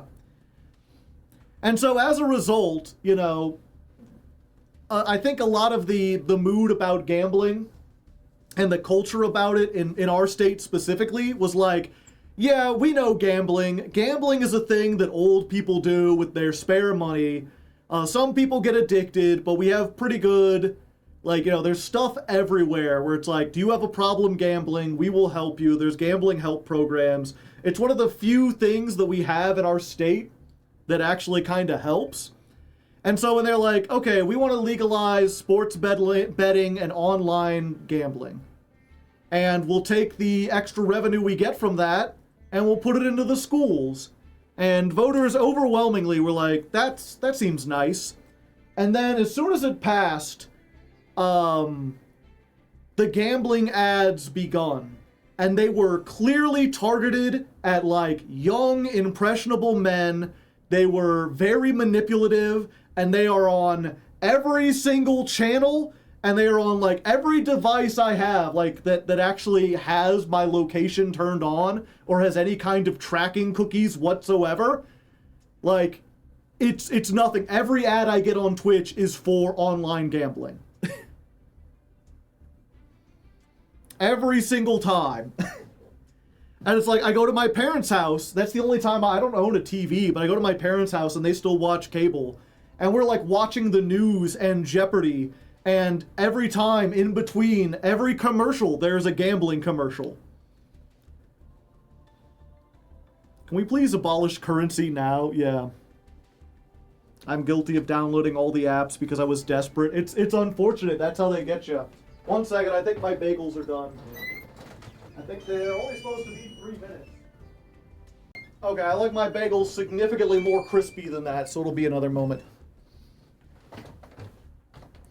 Yeah, and this is, I don't want to get too heavy or go too much into like my personal life or whatever, but I think I've mentioned before, my younger brother, he had a really big problem with drugs when he was in his 20s. Specifically like heroin, which is like, if you've ever known a heroin addict, it ain't a good spot to be in. It's not something, it's a lot of people, unfortunately, from my school got into it, and there's just, you know, it leaves behind a long line of bodies. He's been really fortunate. After a long struggle, he did eventually get clean. He's been sober for like I think it's like 7 or 8 years now. He's been sober for 7 or 8 years now. He has a business. He's married. He's got 2 kids. He's doing really well. But the thing about an addiction like that is that it's something you have to like manage for the rest of your life, essentially. Like, he goes to NA, Narcotics Anonymous, and he goes to those meetings like every other week, and he has just for years.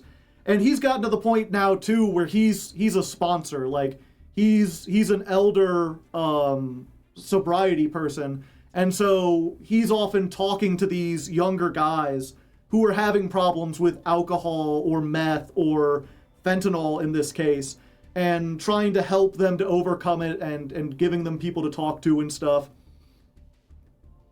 And he's like, you know, obviously heroin and fentanyl and stuff, that shit is brutal, it's hard to break.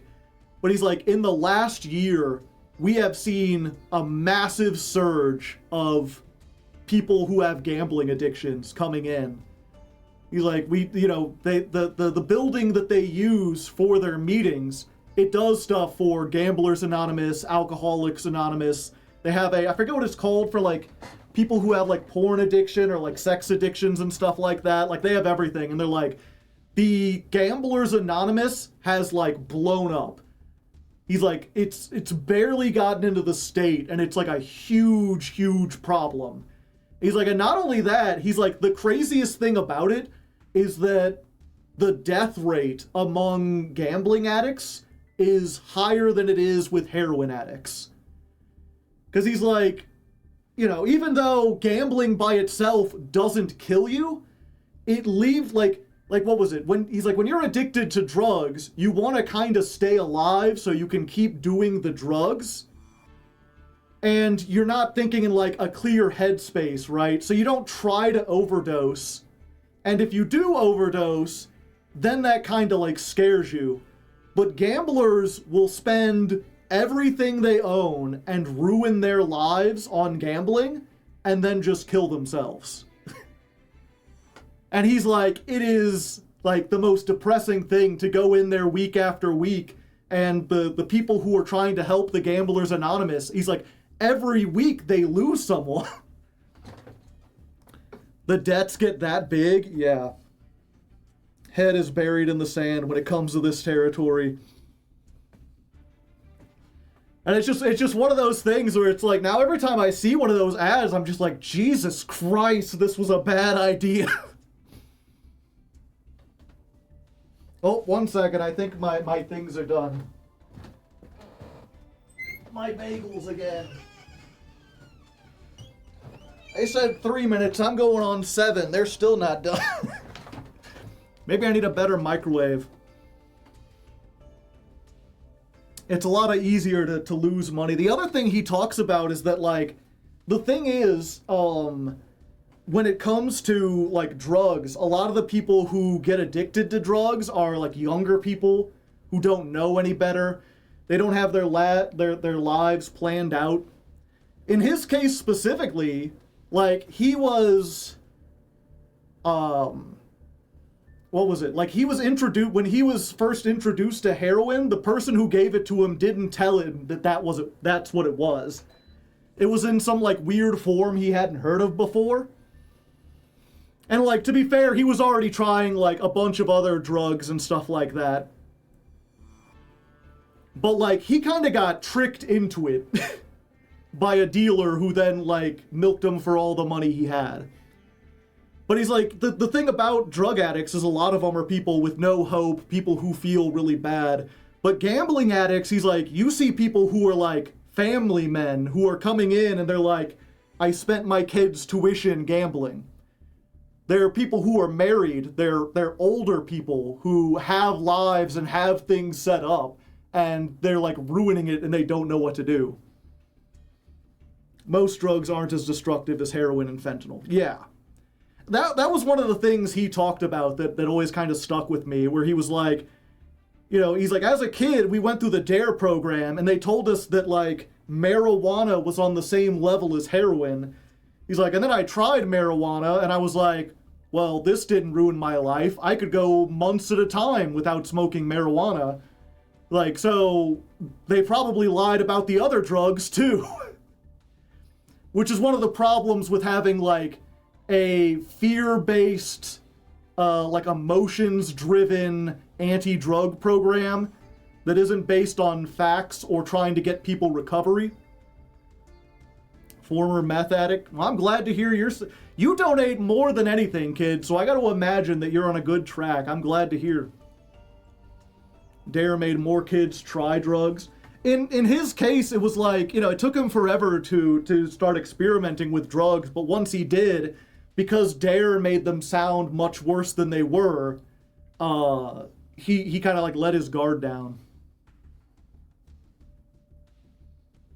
Velvet Underground's most famous song is called Heroin, and then Billy Idol covered it and had a single on his own. Yeah, 17 remixes. Yeah, I remember hearing about that. To watch our local basketball team, we got a FanDuel subscription, and I almost didn't get it out of principle, and then I realized my brothers would just do it anyway, so I made an account and share it with them to not give them that avenue. Interesting. Yeah, and it's one of those things, you know, obviously some people can gamble responsibly. And that's like I think it was, what's his name? Captain Disillusion talks about this with, you don't know, Captain Disillusion is like a YouTuber who is also like a visual effects artist in like Hollywood. He's worked on like professional things. And he often talks about how like different visual effects are done. And that kind of leads into this idea of like misinformation, of hoaxes, of making fake content just to like trick people as like a prank, you know? And he compares hoaxes to like, he's like, imagine you have a gun that works, like if you fire it at most people, like 80% of people, it does nothing. But to certain people who are weak to it, it like absolutely obliterates them. Or I guess it'd be like, there's a gun, and if you shoot it at 90 or 80% of people, it makes them smile, it makes them a little happy. But 20% of people get absolutely devastated by it. He's like, it's my personal opinion that the mild happiness of those people who enjoy the gun isn't worth the people that it destroys. And I feel gambling is kind of like that. Where it's like, yeah, there are people who can enjoy gambling responsibly, but I don't feel like the happiness you get out of gambling responsibly is worth the pain that it causes to the people who can't do it responsibly. At least that's my thing, right? Like, yeah, it is, maybe you do enjoy it, but like, is it the only thing you enjoy? There's gotta be other ways to enjoy gambling that aren't like sports betting or prediction markets. You know, play poker or something. Play Yu-Gi-Oh! Yu-Gi-Oh! Is technically gambling. Play Balatro. You can get that same high without betting money. At least that's my opinion. I'm curious if anyone disagrees, but the main takeaway I'm trying to get here is I'm not against gambling on principle. Like, I think having predictions here in chat where you can like bet your points that aren't worth anything and don't do anything is fine. I think playing games like Yu-Gi-Oh! That have a gambling aspect to them, where you're drawing random cards off of the top of the deck, like games with randomization are not the problem. Games that are arguably skill-based or like mathematics-based, like blackjack and poker, aren't really the problem. It's using real-world money, and it's also allowing like big businesses to handle it. It's the practical thing of once you incorporate gambling into society at such a level, then it becomes a problem. Randomization is kind of essential to things being fun. I mean, if you ask a chess player, they would disagree with that. But a lot of people, yeah, randomization kind of equals fun.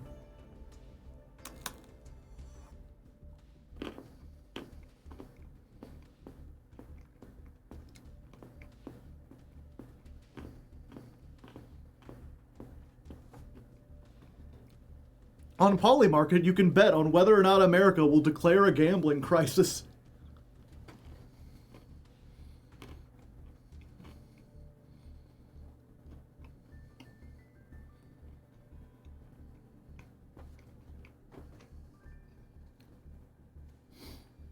We can make the same and probably stronger argument that the damage that alcohol causes wasn't worth it, and we know how Prohibition went. Yeah.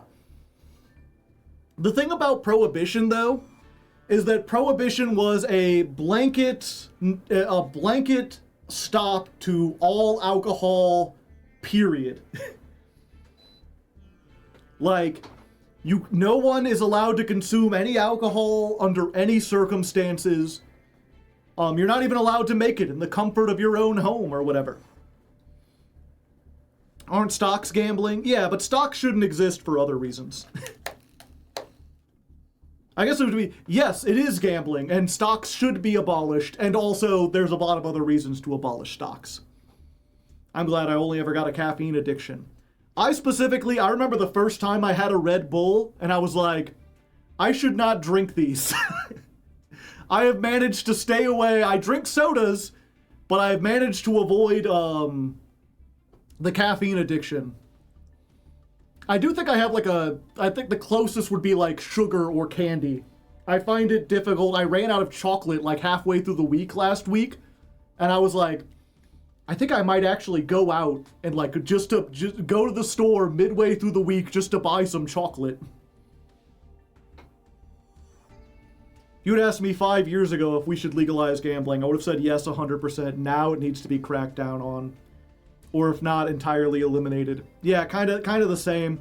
Although again, going back to the thing about prohibition, I think that the thing about prohibition is, if you go at it like prohibition did with alcohol, that would be like all forms of gambling everywhere are banned. And I think not only does that not work, but it's not practical. It's practical, it's impractical. Realistically, you couldn't stop all of it, and you would spend more money trying to do that than you would just trying to like regulate it. As always, the option or the solution is not like a blanket ban or allow everything. There's a path where like, I wouldn't even say like 50-50. I would say like 70-30. Where it's like, okay, you can gamble, but maybe the amount you can gamble has a cap to it. Maybe there's very strict age limits. I would even say like 25 and older. You shouldn't be able to gamble on like real events or sports, because then the gambling like affects the outcome. And certain types of predatory ads shouldn't be marketed at children, shouldn't be marketed at people with gambling problems, stuff like that. Shouldn't be included in like non-gambling games.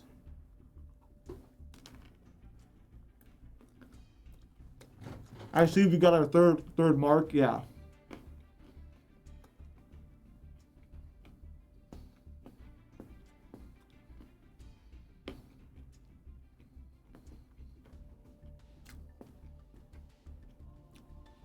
We should be amending the Constitution to allow its legalization, possibly. Hard to say.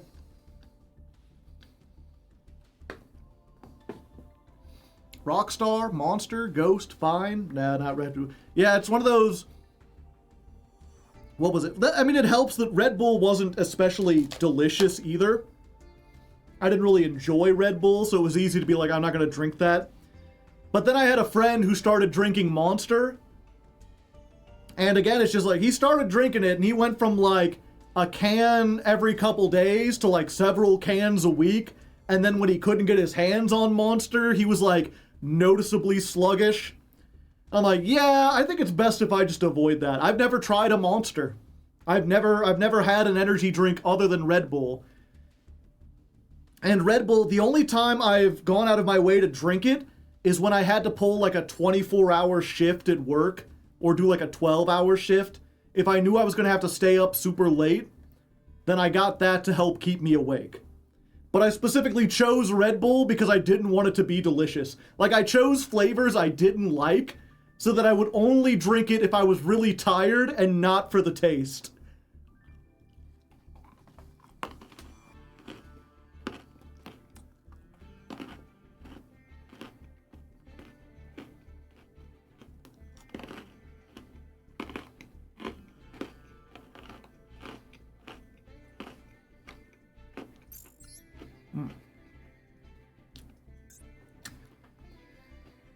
A lot of my bagels, very soft. That one, kind of crunchy. I'm sure you could hear it.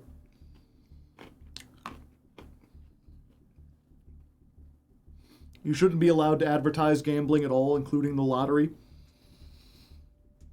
I don't know. I could see, like, it's one of those things, it's kind of like if you told me, like, we should ban Droll. Like, if you were like, we need to do this, and there were a bunch of people on board with it, I'd be like, yeah, that makes sense. But I'm also not, like, immediately like, yeah, let's do that. I would have to learn more about it. Advertising in general, I feel like, is another another field that needs a lot more regulations. There used to be significantly more regulations about it, and we've slowly removed them, unfortunately.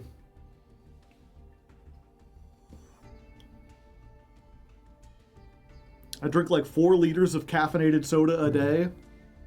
Luckily, no energy drinks, and soda is cheap. It's bad for your teeth, though, and your stomach. You should try to cut it out if you can. I'm down to the point where, the only time I drink soda is on Sunday. Sunday is like my cheat day, and every other day I try to refrain from soda. If I go to get fast food with like friends or something, and it's a place that has soda, I'll get it. But I try to go out of my way not to drink it. And then I drink, I have a cup of coffee when I start stream because it gives me a little boost of energy. But I don't drink coffee on my off days or anything.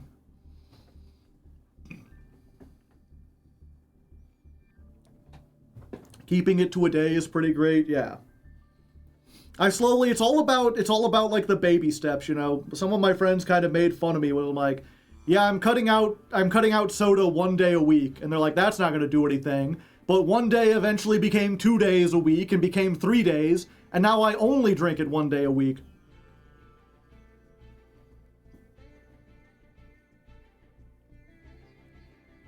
I love people saying, this ad didn't work on me, so clearly it doesn't work. Yeah.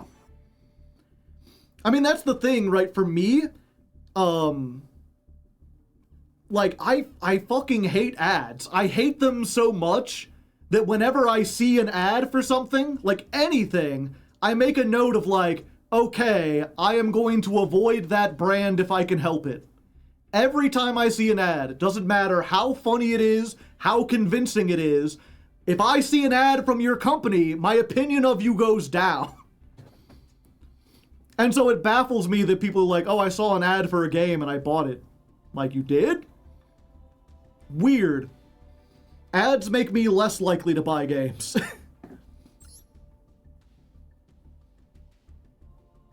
Because advertising, at its core, is just like, you know, we have a monetary incentive to make sure you buy this thing, which means we will lie to the legal limit we are allowed to. We will say and show anything we possibly can to get your money. Period. Alright, first duel in Diamond. We're going first. I do need to add 1 to the counter. I've got bagel bites. Delicious. Throwback. Okay, they're actually not that delicious. I wanted to get something else, but they were out of it at the store, so I got these as a backup, and they're like not terrible. But yeah, we got a lot of stuff. I mean, we already start with Verdict of Anubis. Oh, Droll? Okay. That sucks. It means we can't get like all the other stuff on board. But they're down 1 card. We now have the Negate. We have the Counter Trap. We have Ash in trap form, and we got Karma Cannon. And if they can't break through all of that, then we're going to be making a whole bunch of stuff next turn. We are, at the start of this, just going to activate Apophis. We're Pophing, baby! We'll get this. We're going to set you, and they knew they were doomed. There you go. It's that easy.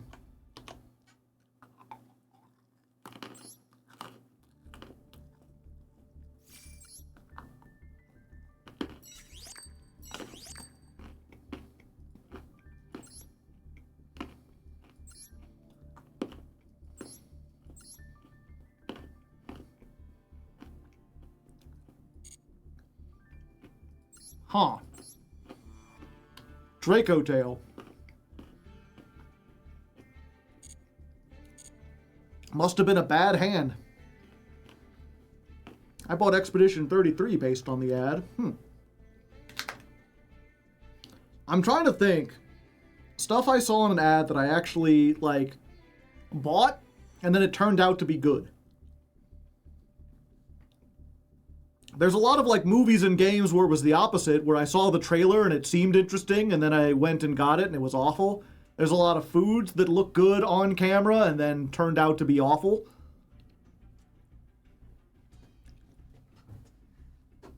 I think the only two things that I actually saw like an ad for and then bought and then they turned out to be good was Carvana and Helix Sleep. Does Yu-Gi-Oh! The show count as an ad? No, not entirely. Especially the first one. And both of those, I only really use them because it was the pandemic and I didn't have a choice of like going. A lot of the car dealerships were just closed. That and my actual car like died. Like a bunch of shit in the engine, like, or not a bunch of shit, but like one of the wires or one of the tubes or something in it like broke and there was just fluids everywhere and it would not start. And Carvana was like, yeah, we'll pick up your car and we'll give you $5 for it. And I was like, that's better. I looked at a bunch of other places and they were like, you have to pay us to haul your piece of shit car away. And Carvana was like, no, we'll give you $5, you know, just to say you got something out of it, but we'll haul it away and we'll bring you a new car. And I was like, oh, okay.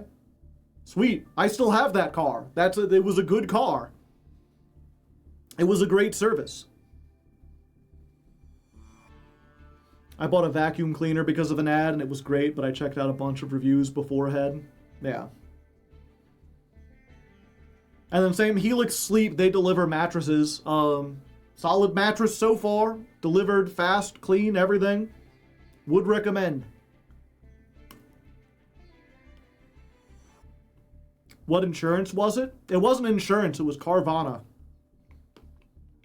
They sell cars. Buy used cars.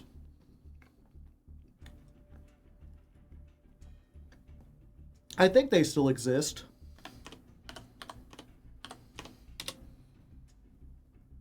Yeah. You buy, sell, or trade online. It's basically just like online used car thing. And the thing about it is that like it allows you to search almost anywhere in the United States. They just have agents that will like you know, you buy a car and if that car is in Indiana, they'll drive it down to your place and then you get it.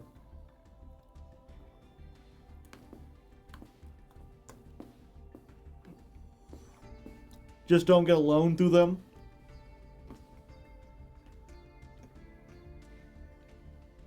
Yeah, I got a loan through them. I don't know if it was inflated. I haven't gotten a car loan before. But I paid it off in like 2 years.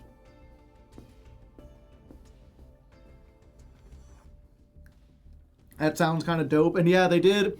At least when I used them in 2021, they were they had like a 30-day guarantee where like if you didn't like the car, you could trade it back, or if you found other problems, they would like refund some of the price or whatever.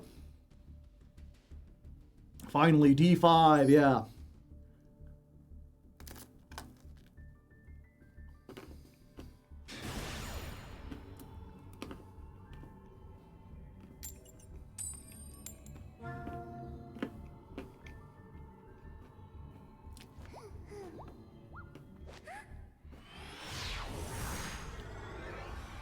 But yeah, that's the thing. I think it should be. I think if you're a YouTuber or any kind of entertainer and you like a product, you should reach out to the company to do stuff for them. Or to offer to do things for them. If they reach out to you, it's like, I don't understand how that could possibly be fair. Yep, we got nothing. We just gotta hope this evenly matched gets us through, chat.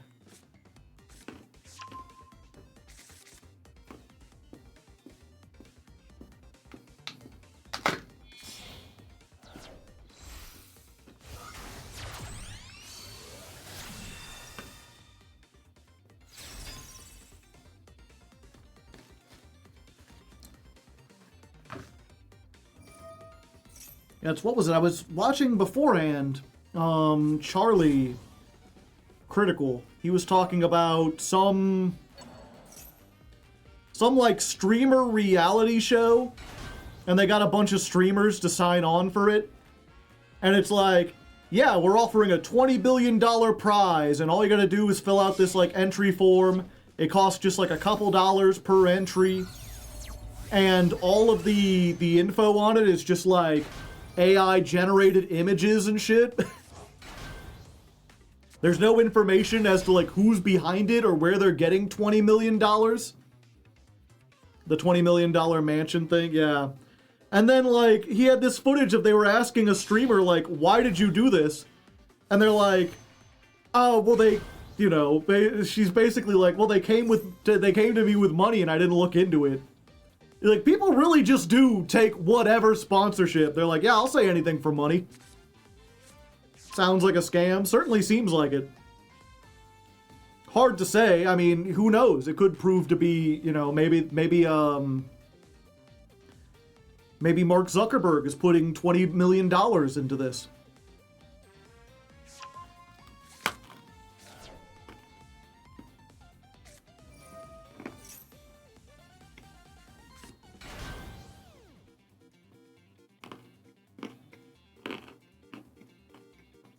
If they don't end on Herald this evenly, it could be all that we need, yeah.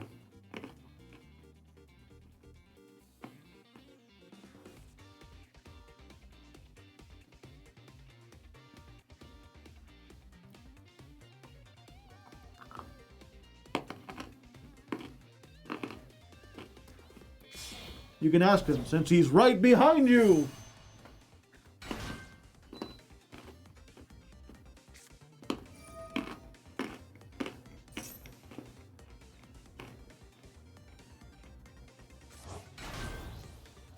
Be like, Mark, are you funding the $20 million mansion? No.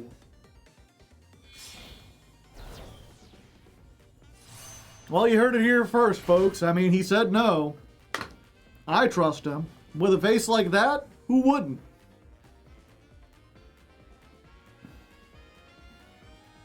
How many YouTubers / White House reports got money from Edward Gregorian, aka Russia?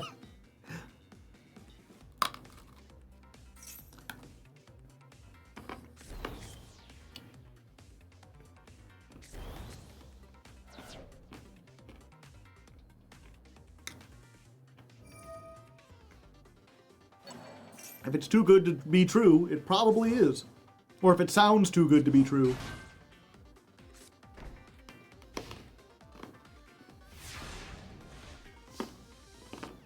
Okay, come on, second evenly matched. Damn, why can't you have 1100 attack, buddy?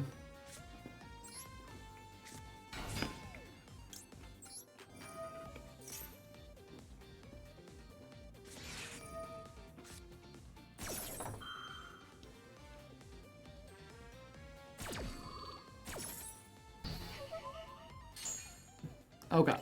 That's fine. They've summoned out of the extra deck a million times.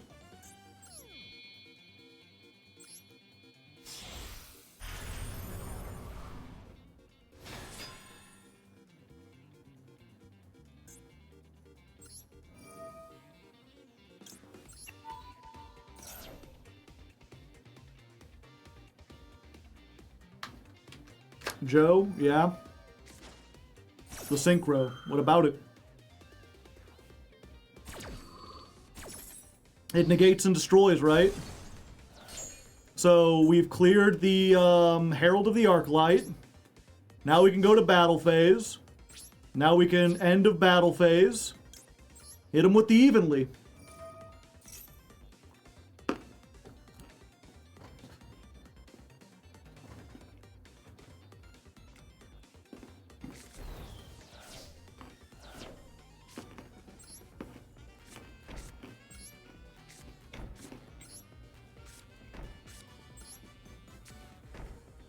All right, your move, yummy.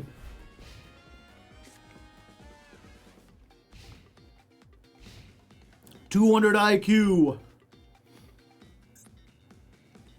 We gotta everyone say thank you to Typhon. Your sacrifice was well needed, soldier.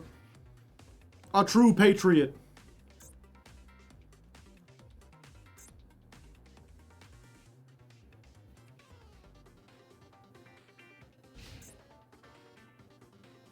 Um...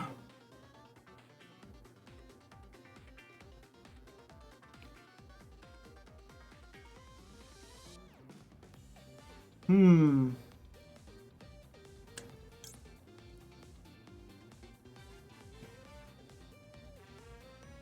Yeah. We'll do this.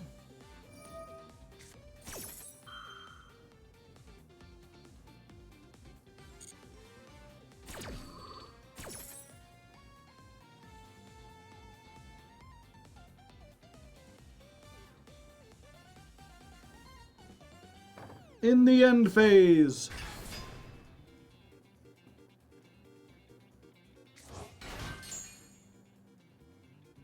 Ah, I see.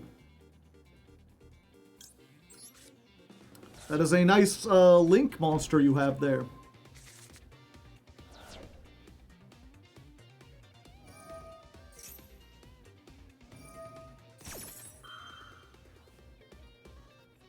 Yeah.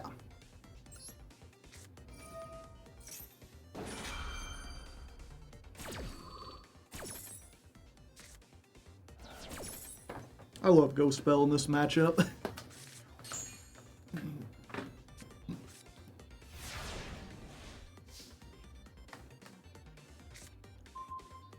Just like we wrote it up, chat.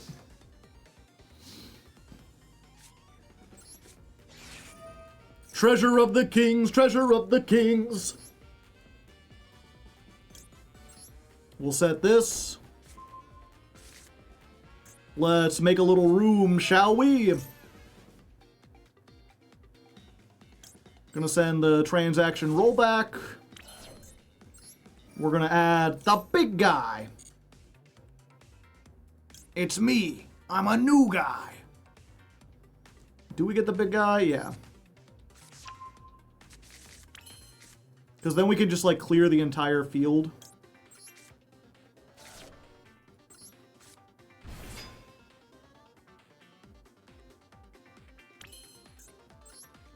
Unless this is in perm, I guess. Oh, buddy. Unfortunately, you have been judged. The verdict of Anubis is here! Guilty! You will not stop me, and also get rid of your monster. Give me the Temple of the Kings!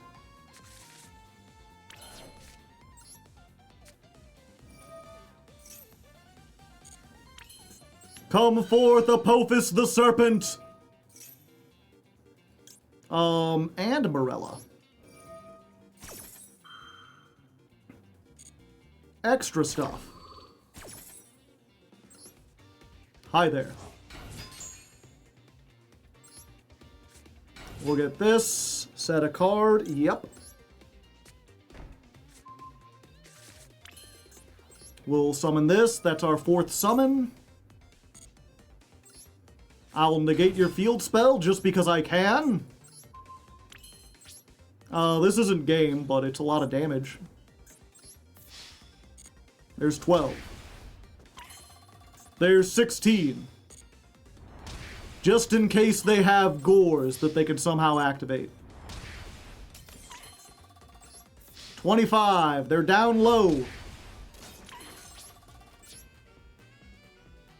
No.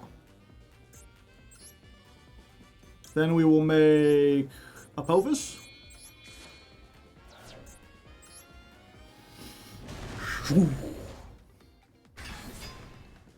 You got Nibiru? They got Nibiru. Unfortunate. Yeah,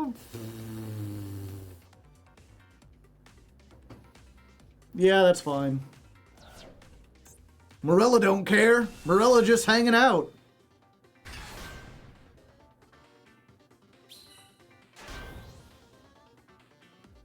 Oh, what do they have? Oh, they have Imperm now. That's funny. Okay. What does this one do?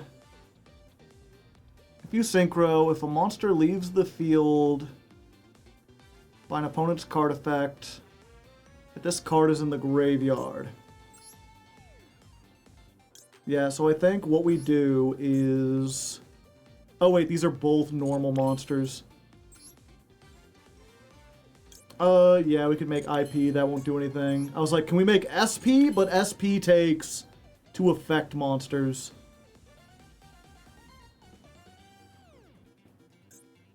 Yeah, okay. We just gotta hope they can't do anything.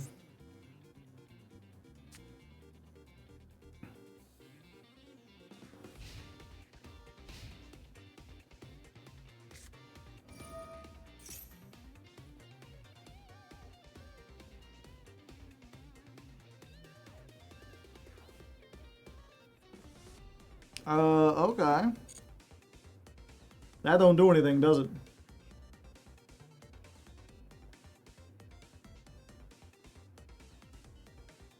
Oh, they blinking. They ain't liking how this is turning out, chat. Perish. And there we go. Connection failed. We beat Yummy. And all we had to do... Did we go first on that one? I don't even remember. But we got it. We did it. Good to know. No, we went second because we hit him with the evenly matched after baiting it out. And I did it while eating bagel bites.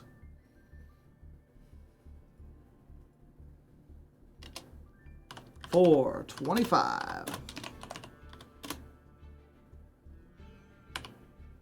It's duel 59 versus Yummy. How's the man been tonight? I mean, we ranked up into diamond, so we're doing pretty good. 2 more wins. We're about at our time. But, the Typhon win rate goes up too, yeah. We'll go until we lose one, chat. Always like the melted cheese left on the box afterwards. Oh, hey. Going first makes me feel alive. I go first, and I set some cards.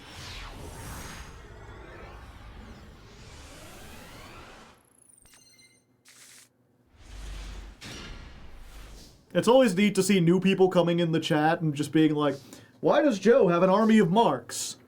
Oh yeah. The man with the mark. Set a card? Yeah. Unfortunately, we already have 1 Apophis. But now we have 2. That's all we needed. Go first and win.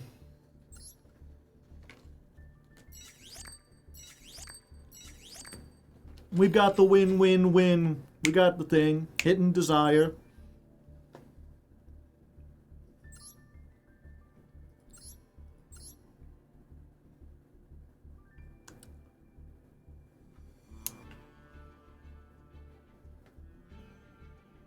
Huh. Interesting.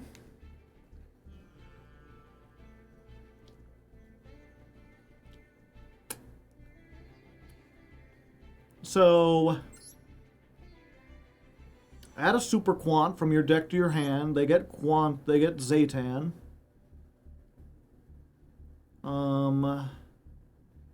You can summon this, then you can make this card's level the same as 1 super quant you control. Okay, so it makes itself 1. Wait.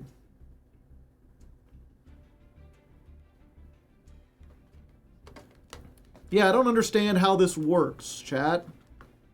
There's got to be easier level 1s you can get, right? Dual Link Staple, Night Beam. It's not great.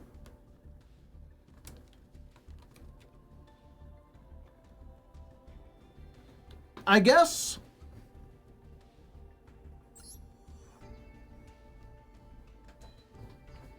So, like, the theory seems to be, right, that, like, they emergency teleport, and then they can get a blue layer without using their normal, and then they can special summon Zaytan, and that's how they get 1 level 1 on the field.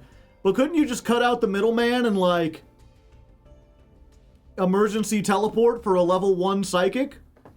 There has to be a level 1 psychic, right?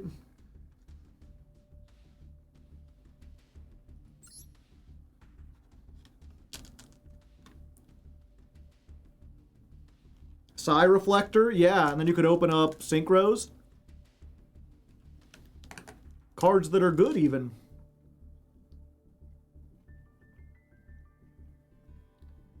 Yeah, big fan of 41 cards when you need to see the unsearchable. Is that to just make sure they don't deck out? No, that wouldn't work.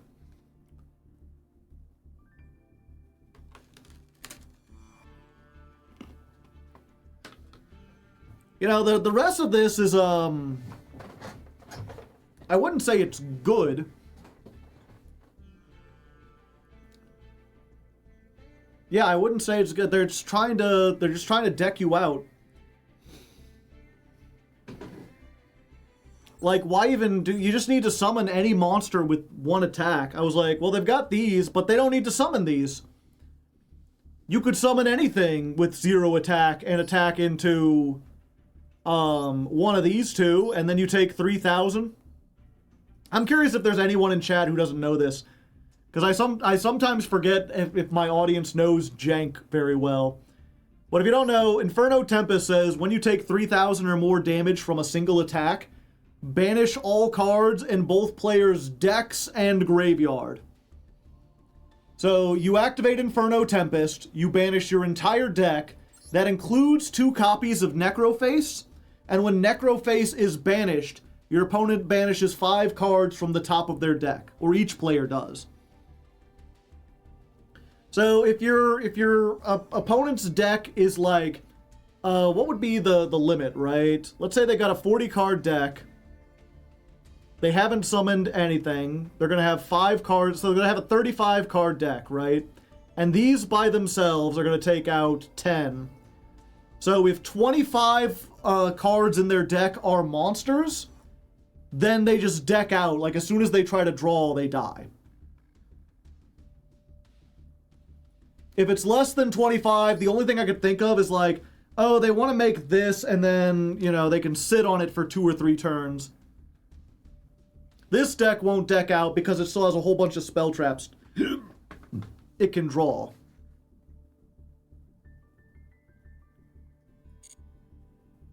But what I would think, right, is like, what I would do if I was doing this is I would play Fucko, and then I would have a Zeus in here. So, like, you go second, you attack in with Fucko, it can't be destroyed, then you activate Inferno Reckless, or Inferno Tempest, you banish everything, main phase 2, you make Zeus, you wipe the field. What was the piece of crap I just came back to? This is what we were playing against.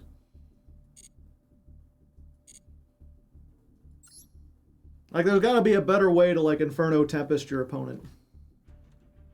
If that's what you want to do.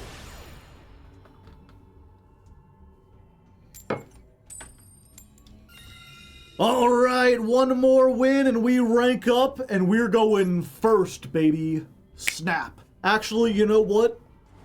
Echo Snap. Ooh. Can you tell I got a new mixer and it has like reverb on it? I'm trying to make the best use of it I can. I'm sure eventually I'll get like a number of memes and like little things I can do that'll be funny. But at the moment, it's just like, you know, whatever. Okay, so if we activate this and they have Droll, then we've just lost everything. If we activate this and they have Ash or Imperm, then we've lost everything. I think we activate this and hope they have Ash. And if they use it on this, we're fine because we've already got the man. Got him. Now we just gotta hope they don't have Valor Imperm for this.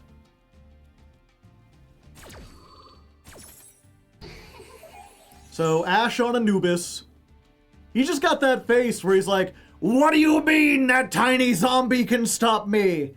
I am the last judge. Have you seen Silk Song? Do you not know what I am capable of? Alright. Effect goes through. Fetch me the treasure of the kings. Activate the treasure of the kings. Set the Apophis of the Kings? I mean, it is now. I'm not playing against Mech Knights, fuck you. Set an additional card. Give me my search. I will take you! And then we will summon this by sending another Anubis. I've been banished, what the fuck? Activate. Okay, we get in a temple.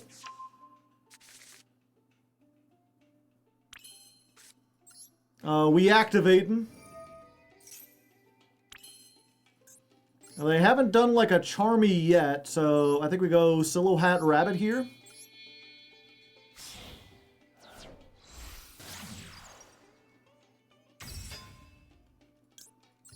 And then we summon a little dirt spider. Do we go for the lizard as well?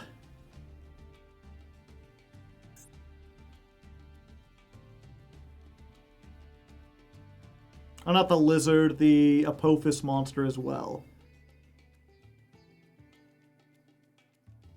Yeah, that gives us 2 potential negates, and that's probably 2 negates are better than 1.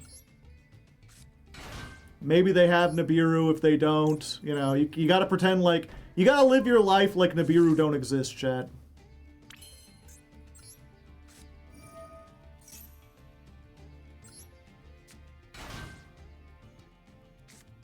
Nibiru existed.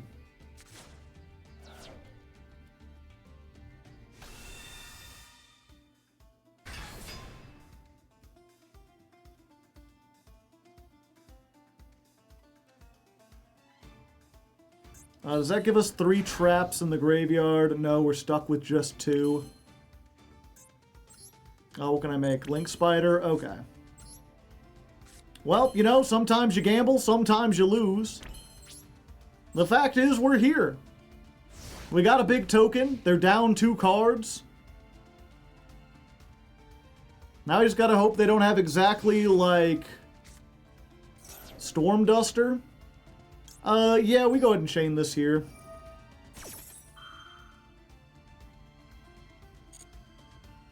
This is our only summon this turn. So now they're just down another card.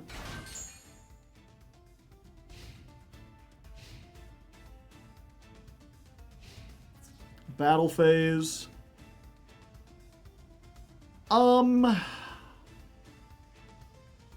Yeah, I think we just... This card is activated. Yeah, I don't think we can do the Destructive Daruma. Yeah, it's fine. We can shuffle it back into the deck.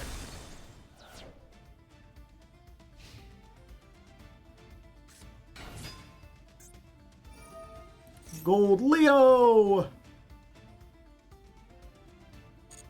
Interesting. Main phase 2 Lunalights?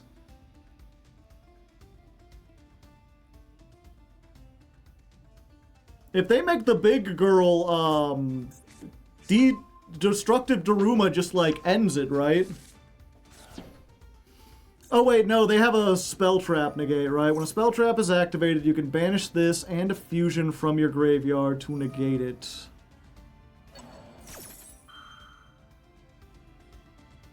Okay. You need to bait the negate.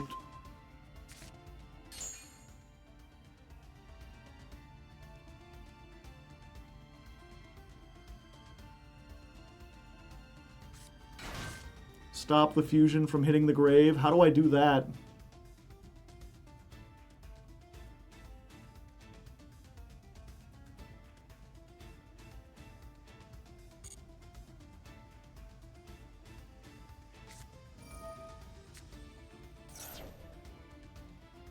Yeah, they get the polymerization. They can fuse with face-down monsters.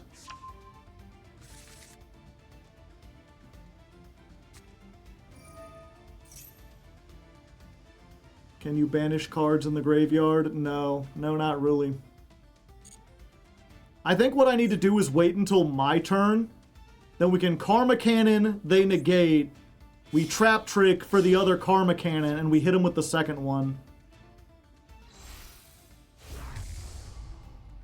Is Karma Cannon once per turn? No, it's not. Yeah, so we can hit him with 2 Karma Cannons in 1 turn. Do they have anything that destroys spell traps? I'm not too familiar with their new stuff.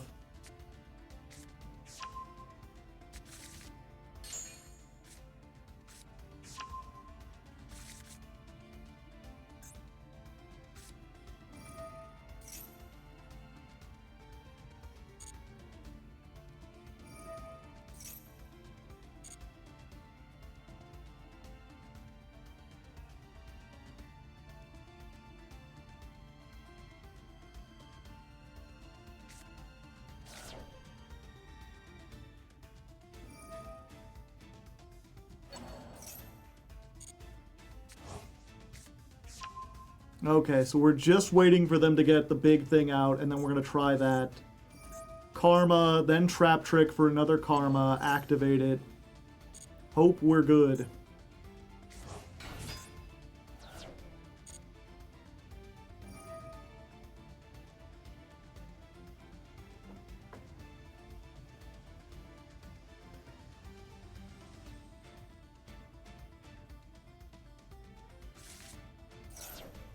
Two of them things.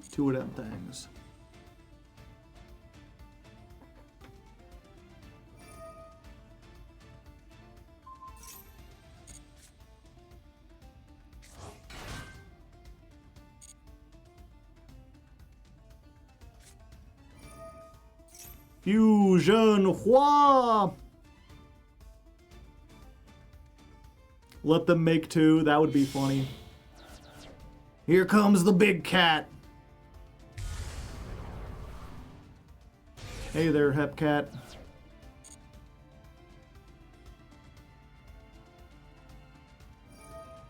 Oh, they still going.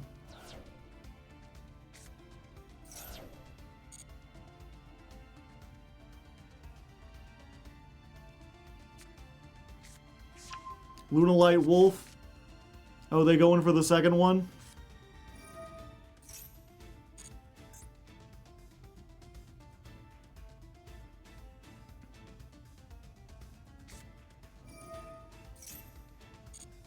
This fuses from the graveyard, I believe.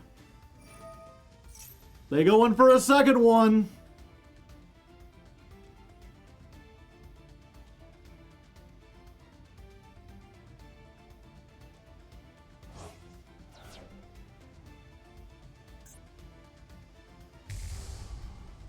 Our second Liger Dancer has hit the stage. Then they get a polymerization back.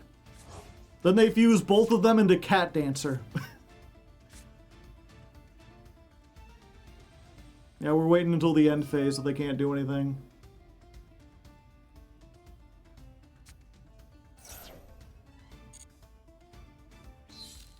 Blow up the token, alright.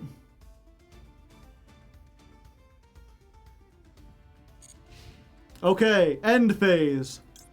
Activate Karma Cannon. The karma is coming back to haunt you. Oh. I guess they didn't know, chat. They thought it would be fine, and it turns out it wasn't.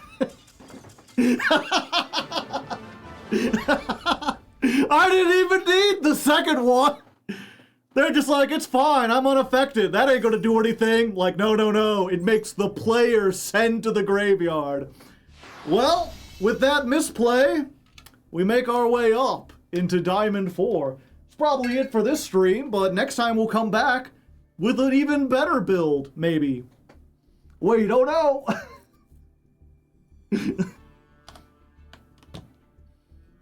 Lawyer game for lawyers. That was duel 61 versus Lunalight. Skip most of their turn after the Battle phase. You kept winning. I just kept going. I kept on running. Yeah, speaking of lawyer game for lawyers chat, I've actually been getting a little bit into Magic the Gathering lately. I know, I am betraying everything, but I've been trying to keep up with a couple of friends of mine that I hadn't, like, kept in touch with the last few years. And they both know how to play Yu-Gi-Oh! They've both gotten into Yu-Gi-Oh! From time to time, but I could never get them to stay interested enough in Yu-Gi-Oh! To buy the cards. So the two of them are really into Magic. Specifically, what format? Commander, EDH. So specifically though, my one friend works at, like, what is it? It's not a Kinko's. It might be a FedEx. He works at, like, the FedEx store. So he has really easy access to, like, professional, like, printer equipment. And so they've just been proxying whatever the hell they want. It's always damn Commander. I am a Commander player. And so as a result, they just have like 10 Commander decks. They just break out whatever they want. They've got like a small play group that is just like, yeah, whatever. They'll pay the one guy and they'll give him a list and he'll print out all the cards they want. And they just play like casual Commander duels. And so like I've been hanging out with them, and obviously I didn't have a deck, but they would just like hand me a deck. I'd be like, what do you have that plays kind of like this? I think the first couple times I was like, I really like the idea that the board is infinite, so you can just make like as many tokens as you want. I'm like, give me a thing that makes a shit ton of tokens. And of course, one of them had a deck just like that. And then, like, that was fun, but like keeping track of all those tokens is like a nightmare. I imagine it would be better in like a simulator, but in paper, especially if they're different kinds of tokens.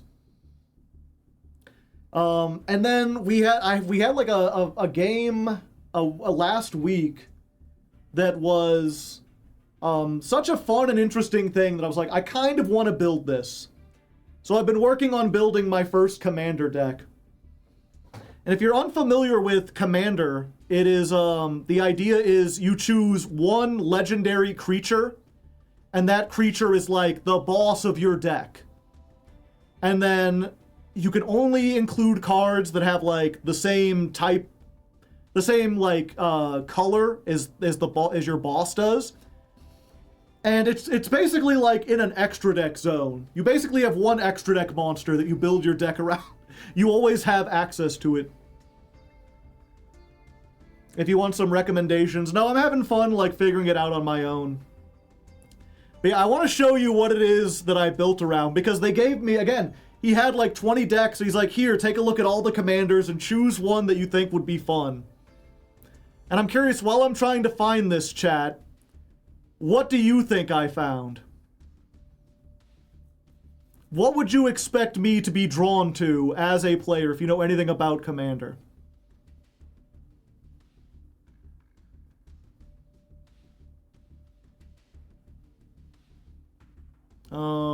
Where is it? I know it's in here. Ah, there he is. The blue deck.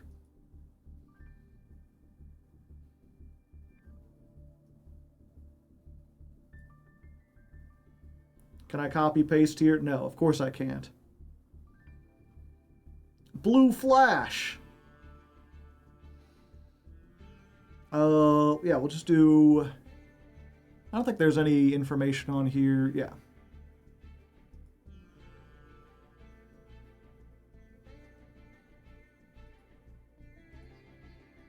Interesting. Why won't it show? Okay. The Gaffer. This was my legendary commander. The Humble Potato Farmer. At the beginning of each end phase, or end step they call it, if you gained 3 or more life this turn, draw a card. I was like, there's all these warriors and knights and everything, and I'm like, I want to be the potato farmer. Let me farm the potato. Card draw in the commander zone. How meta. Life game. Yeah. That's it. That's all it does. And it was funny because I'll set up this because so it was a 3-person game. I had my one friend who had some kind of Final Fantasy deck that like put lands into the graveyard and then could add them back onto the field. So he had like crazy ramp. I don't know what he was planning to do. And then the other friend, Bootleg, he had a deck where it was like, I forget, I don't know, I couldn't tell you what commander it was. But I just know he didn't have like any other creatures in his deck. He had the commander that he summoned out, and then like he went to battle phase and was like instance. He just like buffed it so it had like 12 attack and could attack twice and had double strike. They all lasted until the end of the turn. But he basically had like an OTK deck where he just like added everything onto one guy, punched really hard. And so they were kind of like, my 2 friends who know Magic, they're both slowly like seeking each other out. They've got some removal, Oh, you've got equipment. I don't want you to equip that to them. I'll destroy that. Oh, I'll take rid of that. And meanwhile, I'm over here like, I'll create a food token and I'll draw a card. Oh, I'll keep gaining life. You start with 40 life in Commander. And I think I had gotten up to 70. Like I had gotten like 30 extra life. And I was like, yay, But I wasn't really making any inroads or doing anything. And then we finally get like 15, 20 turns in or whatever. And Bootleg is like, okay, time to end this. He goes to battle phase, he gets his commander out, he buffs all the things, and he plays some card where, like, he gets to add everything from his graveyard back to his hand at the start of the next turn. So he gets his guy to, like, 40 attacks, or it's commander damage, so I think he only has to do 21. 21? Yeah, commanders deal 21 combat damage, then you lose. So he dealt 21 combat damage, knocked the other person out of the game, but he like tapped, he used all his mana and he used every card in his hand, but he's like, those cards are coming back next turn. And then he turns to me and he's like, okay, Joe, next turn, it's you. And I got to smile and be like, buddy, there isn't going to be a next turn.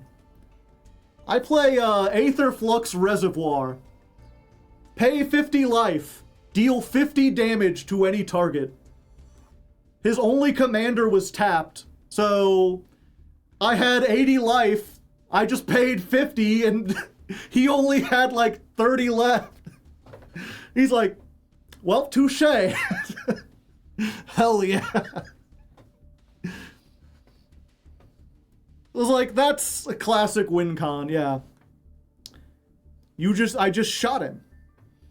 And so it's like, I kind of like this Commander being a multiplayer game. There's kind of like a politics angle to it. And I know this won't last forever, but while I'm a new player, I realize that this does give me a benefit in the friend group, where if I have a win con that is unusual or unlikely, they will let me just sit there and kind of like, oh, I'm just gathering life. I'm just farming potatoes. You're charging. The thing is, I had this turn 1 and I was like, oh, that's a win condition. And I could have played it because it's whenever you cast a spell, you gain 1 life. But I was like, I don't want to put that on the field because then they'll know. I just saved it in my hand for the win con. Just charging the nuke. And so I was like, I kind of want to make a deck kind of like that. I didn't want to do the exact same thing though. So the one I'm building around now is Evra, the Halcyon Witness. This is the commander I've decided. It's not a very popular one, but I was like, this is the closest that Magic the Gathering has to Ra. Pay 4, Exchange your life total with Evra's power. Basically, it's attack. So, you know, in Commander, you start with 40 life. So I could be like, I go down to 4 life, but this thing goes up to 40 power. This card was a house. Sarah Avatar? Yeah, I already have that one. I'm pretty sure. Right now, I've been asking people if you have any suggestions. I think I've got, like, everything that's, like, mildly related. This card's power and toughness are equal to your life total. Yeah, and then it has lifelink. Lifelink is when it deals battle damage, you gain that much life. And the thing about magic is that, like, if let's say, if this thing has 40 attack, and it attacks a monster, and they're like, they basically block with it, right? They go into defense, and it's like a 1/1. It only has 1 attack power. It still counts as this thing dealing 40 damage to that target, which means I do gain 40 life back. So it's one of those cards where, like, it comes out, and I activate the effect, and if no one can stop me and I can get an attack off, then I have a thing with 40 attack that also gives me 40 life back. Or, you know, if I've gotten up to like 80 life or whatever, it just deals crazy damage. And so the deck is like 50% gaining life, 30% gaining life, 30% drawing cards, and 30%, where's the one at? There was an equipment, I think it was an artifact.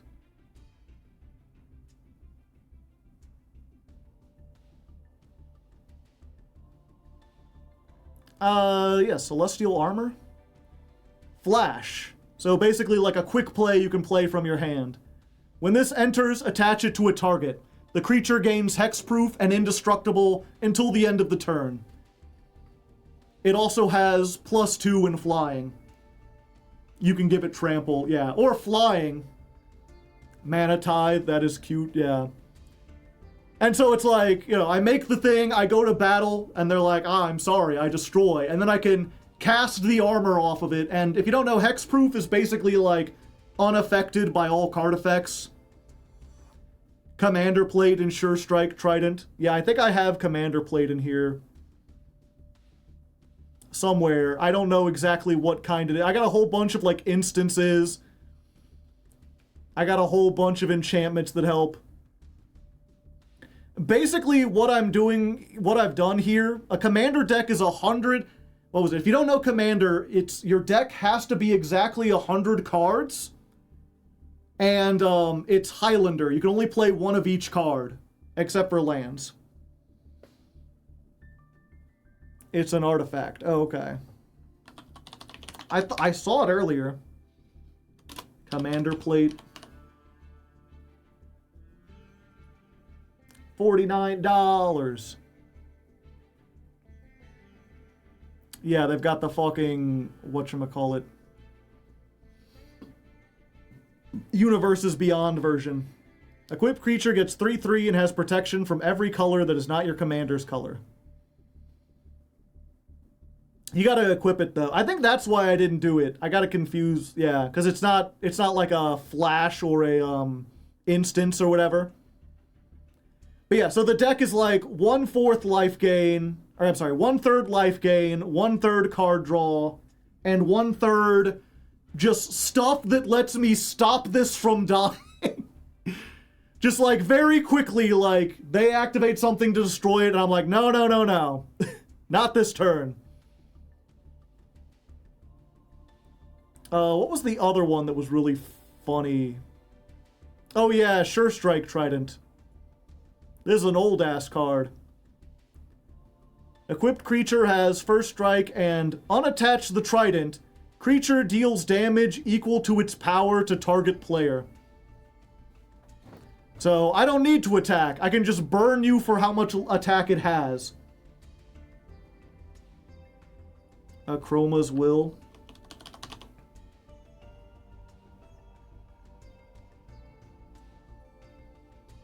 Where did that put it? What kind of card is that? I guess it would be at the top.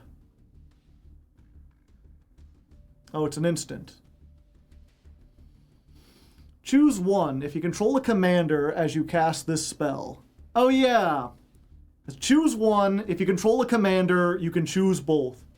Creatures you control gain flying, vigilance, and double strike. Creatures you control gain lifelink, indestructible, and protection from every color. Yeah, I thought I had that on here as well. I don't know. But yeah, at the moment I'm just like, okay, so that's, sorry, I keep getting distracted by people in chat. But it's a 100 card deck, one of every copy, so everything's a singleton. And right now I have 156 cards. And I'm not done going through everyone's suggestions in the Patreon Discord. I asked in the Magic board. But I'm basically just going to add everything that everyone suggests, and then I'm going to spend some time in the next week whenever I get a little free time and just kind of shave down stuff until it gets to 100. We're at that point. The eternal struggle, yeah. Fortunately, I found that a lot of the cards that the universes beyond, they're like reprints that just have like artwork. So you can find a version of like the commander armor that doesn't have Iron Man on it. Cut down lands to 36 is correct based on maths. Yeah. I watched a couple like Tolarian Community College videos or whatever.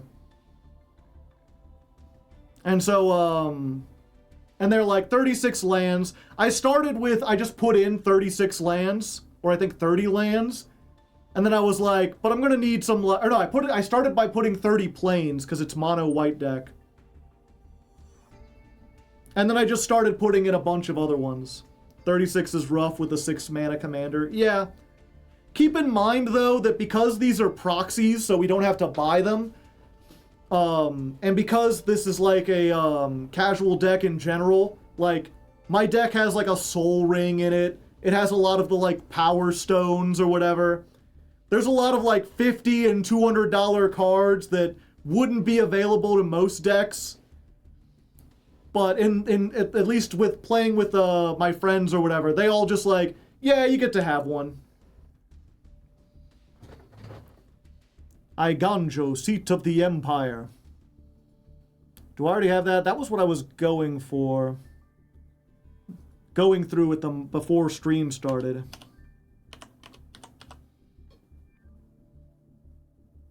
Iganjo, Seat of the Empire. What does this do? So it's a white land. Discard this card. It deals 4 damage to blocking creature. The ability costs 1 less for every... You could throw a castle at an attacking or blocking creature. Yeah, I did see this, and I was like, I'm not really interested in cards that, or lands that, like, you can discard or do stuff with like that. Maybe there'll, like... You know, I'll have to play some more games, because right now the number of Commander games I've played is still like single digits. I think it's like 4 or 5. But so far, those, like, giving up a land to do something doesn't seem worth it in most of the games I've played. Most of the time, it's like you want to make sure you have lands. White has some tutors, yeah. Lands that are... What I like is or what I've been looking at, there's the ones where, like, they're lands... But if you already have enough land, you can turn them into a person. Like, what was it? I think I had it...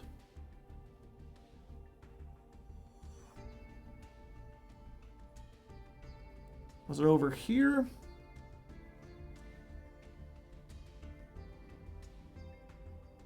Oh yeah, here we go. Ondu Inversion.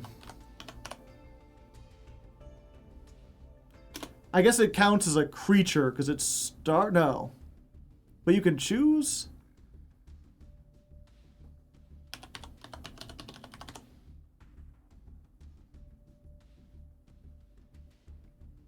No, it counts as a land, I think.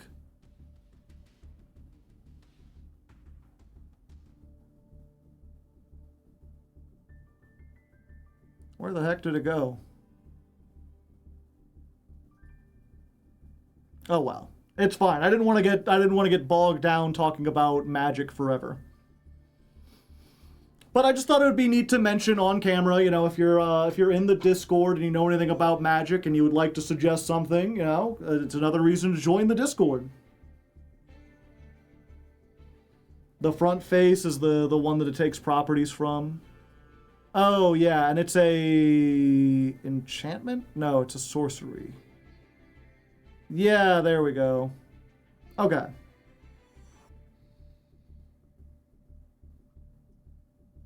Yeah, onto inversion.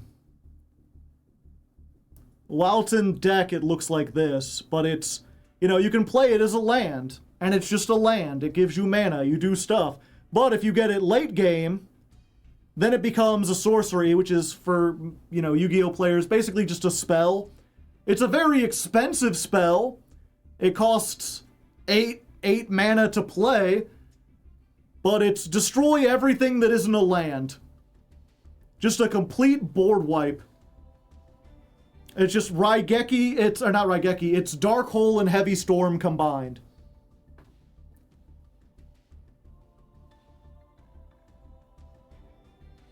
The worst type of land, a land that turns into a creature that die when you lose not only mana but the body as well. A little overcosted, yeah, but it's just the idea of like, especially in a game like Commander, at least from what I can see, there's a lot more consideration as to like, okay, is this a good card if I draw it in the first turn or the first 5 turns?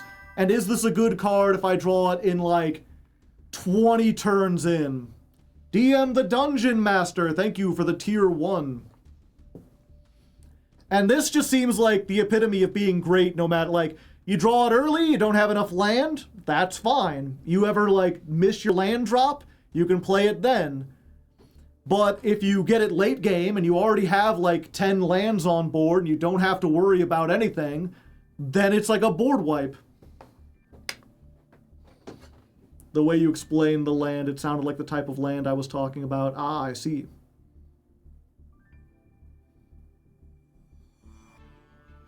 It entering a tapped is the thing at power levels, yeah.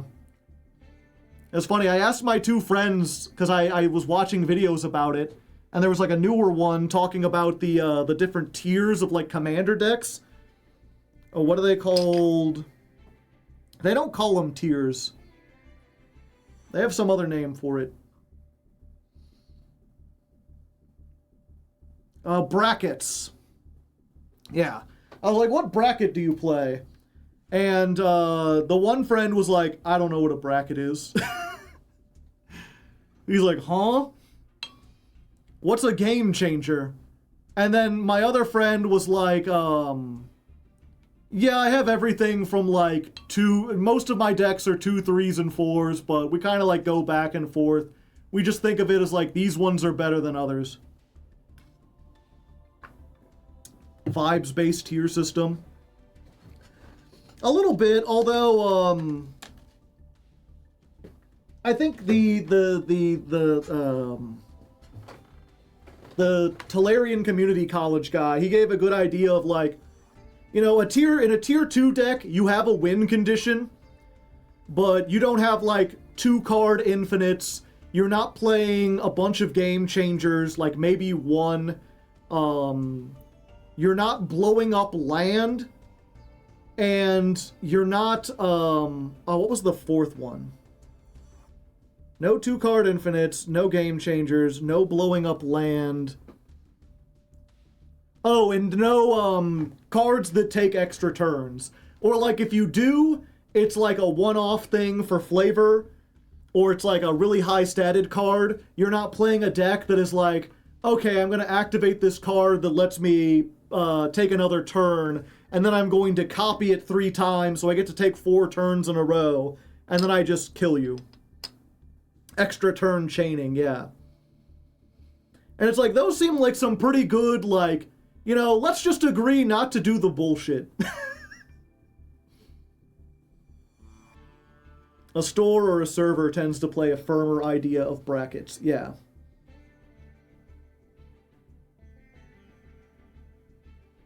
You can build a bracket 2 deck that follows those rules, but can play at a level 4. You just shouldn't do it.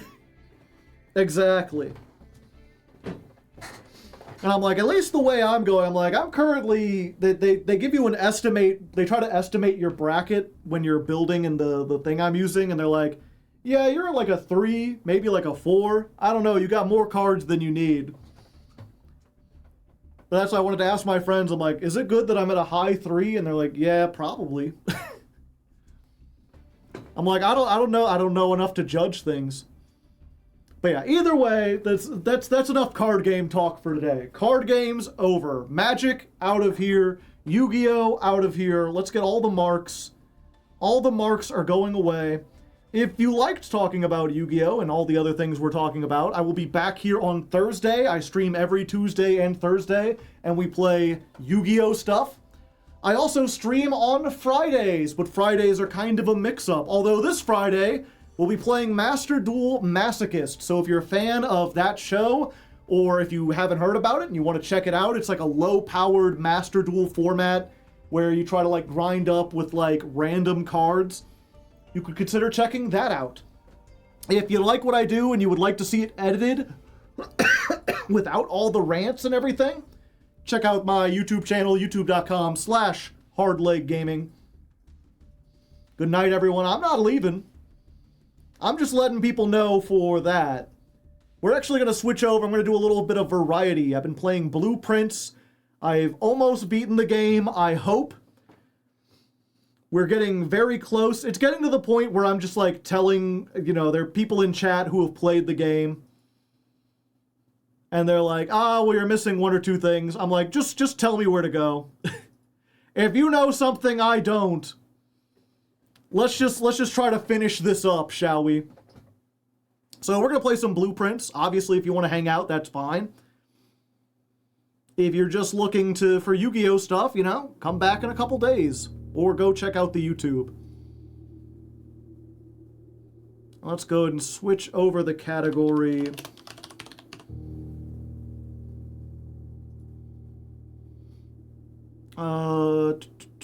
Yeah. Doom. The secret stream. Did you do any more of the runes? I did not. I think all we did was I gained some more like allowance. I did get 1 more of the sanctum keys. We got the one in the vault finally. Sounds like a game that overstays its welcome. A little, I guess it depends on your style or whatever. It's one of those things where I think if I was playing this, if I had the ability to play this off camera, not the ability. Obviously, I can play it off camera, but because I started playing on camera, I feel like I have to play it on camera. And because of that, I feel pressured to, like, make progress, right? Like, if it were just me, I would spend time exploring, like, every little thing and going into detail and doing all this stuff. But because I kind of want to keep it interesting for the people watching, I'm like, okay, I've run out of things that are obviously available. If you have any hints or clues as to where I should explore or what I should do. I really loved it for the first 80 hours, yeah. Also, we're on a nice day, chat. What can I say?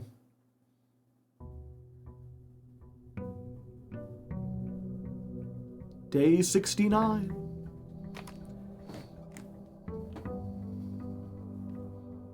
Doom doom. Doom doom.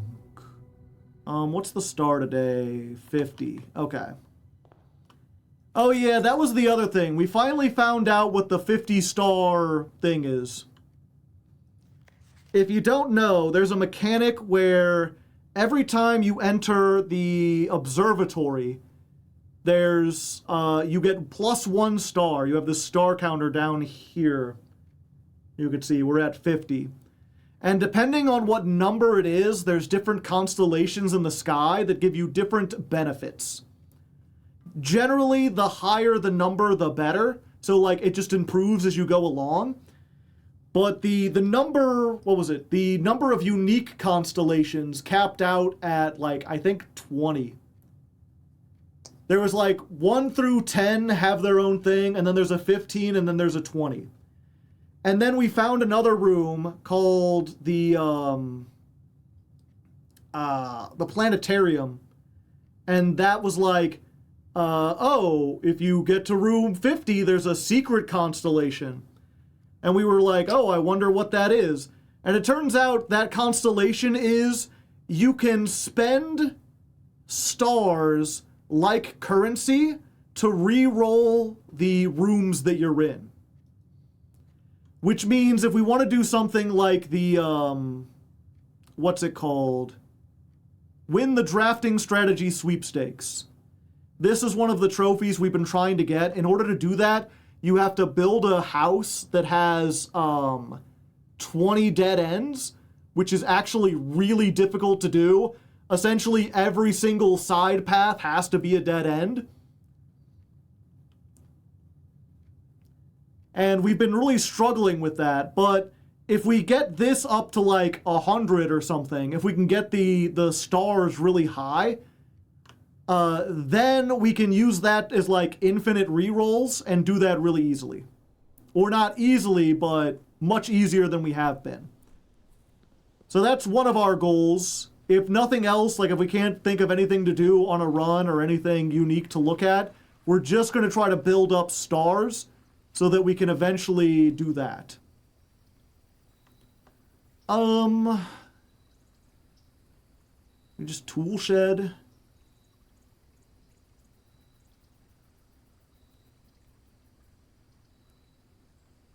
Stuff for sale. Have you found the 3 things in the grotto yet? No. I have no idea where the last thing for the grotto is. We have the one, there's like one that starts in there.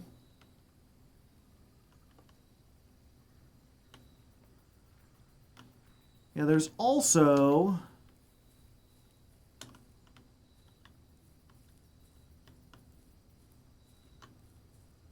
There was a map we found that showed this room as having 4 doors on it.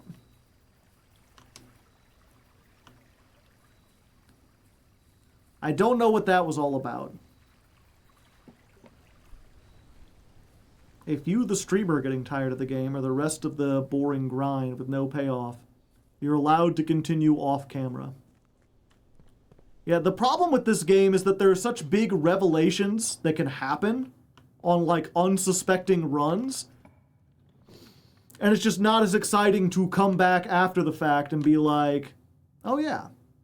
Oh yeah, by the way, I found out that I was the king of this or whatever. You have the security room password? Yeah. Yeah, starting off with the kennel is good. Because we can pet a pupper. Anything free? No.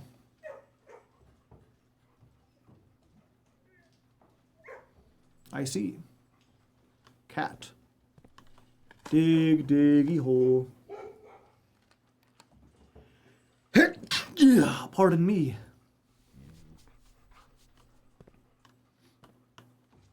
But yeah, the kennel is every time you dig in a room, it unlocks all the doors in the room. Since we have the shovel, that'll be really good.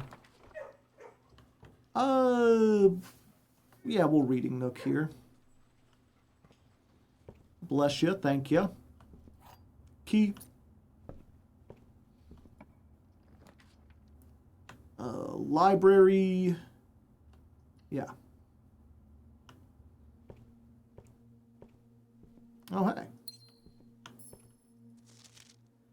Yeah, I'm not sure. Maybe Mom's book. We could look back at that.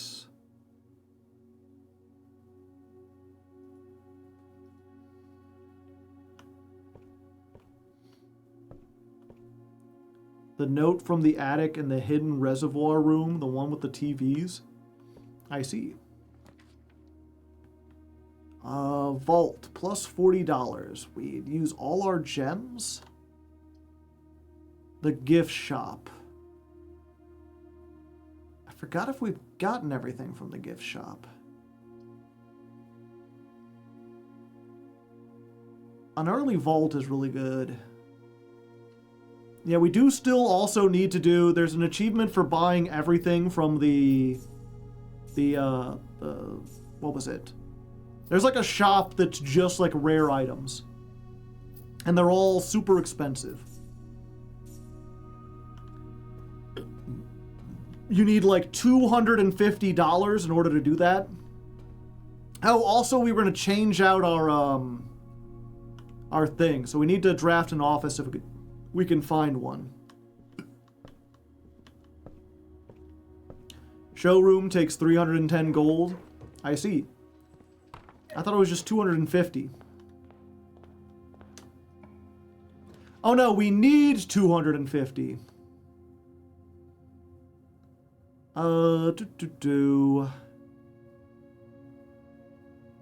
Yeah, we're gonna hallway here. Break room is nice, but I'd like to get in that corner. Get a second key.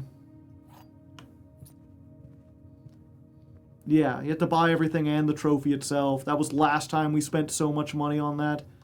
Yeah, get 2 more gems, because we used all of them. Get a key. Get a couple gems. Commissary would be nice, but it's fine.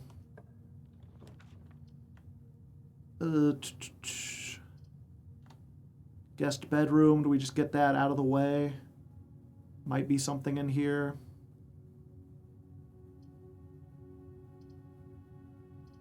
You know what? We're gonna spare green room. Just in case. And then if this is like a dead end or something, that might be useful to get. Like the observatory to get +1. Or the closet. This takes a gem, though, and I don't want to give up a gem. Yeah, we're just going to get the closet out of here. Oh, hey. Metal detector. That'll help us get some money.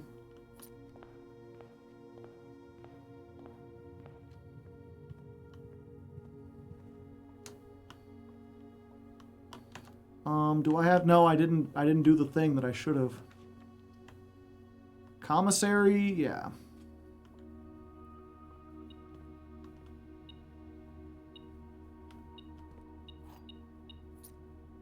Well. Fuck.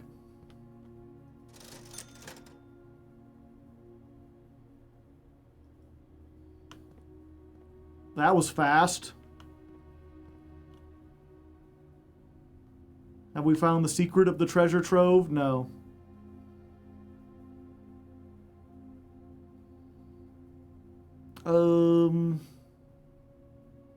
Yep, I can't get through the basement because I don't have the key card. Call it a day. On the 3rd rank is crazy, yeah.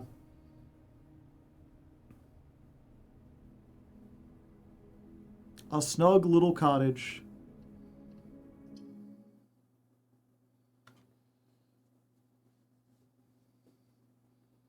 I'm beginning to see the difficulty of drafting 20 dead ends. Day 70.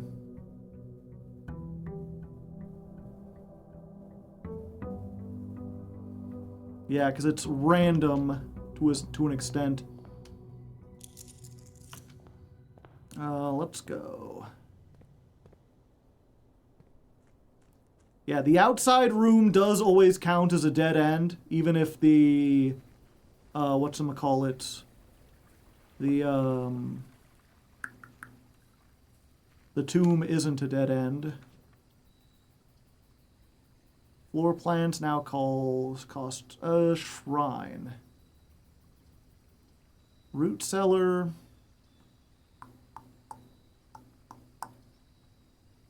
Yeah, I think we need to experiment more with the shrine. Let me get my notes out here.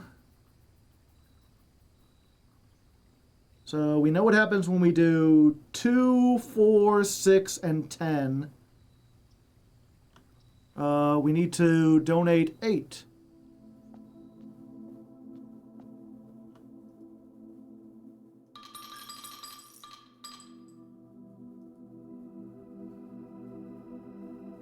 Blessing of the Chef.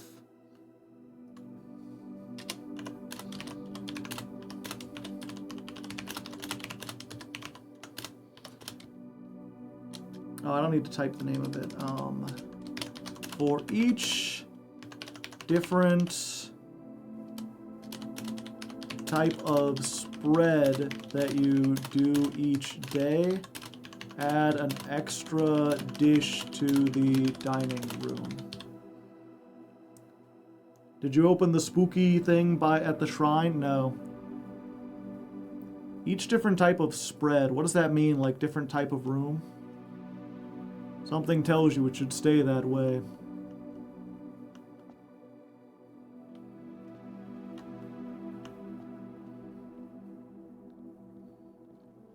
Yeah, there's no way to open it that I know of. Spreading gold like you did in the office. Ah, I see.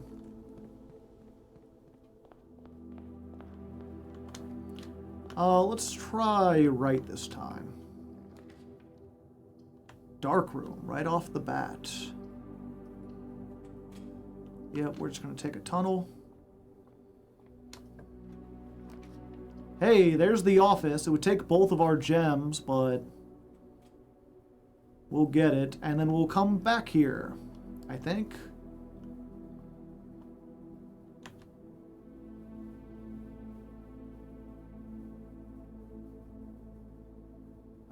No, we can always do it later once we find a computer.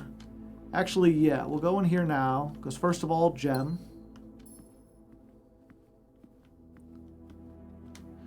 This also means we can solve the chess puzzle, assuming we get one of every other type of room.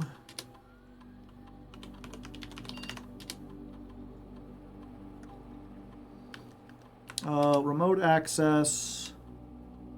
We're going to do the laboratory.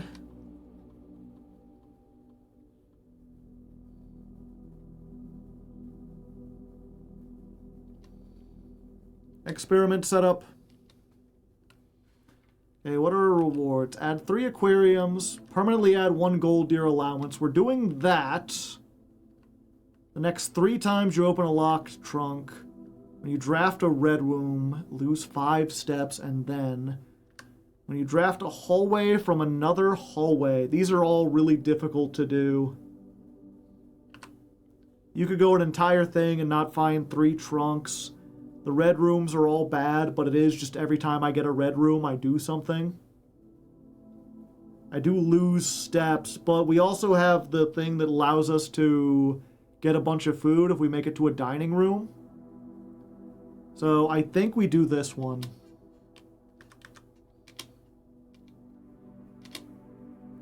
Why couldn't it be like every time I eat an apple or something?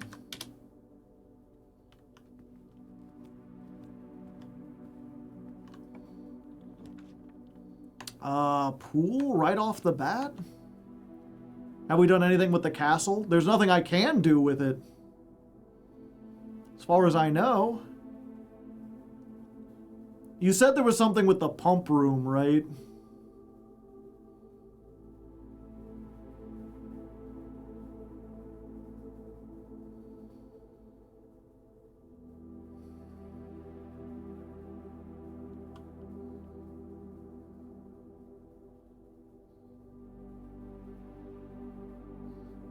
Keep an eye out for things that might look similar to that. I've been looking, buddy. I think we need keys. Actually, this might be better right now.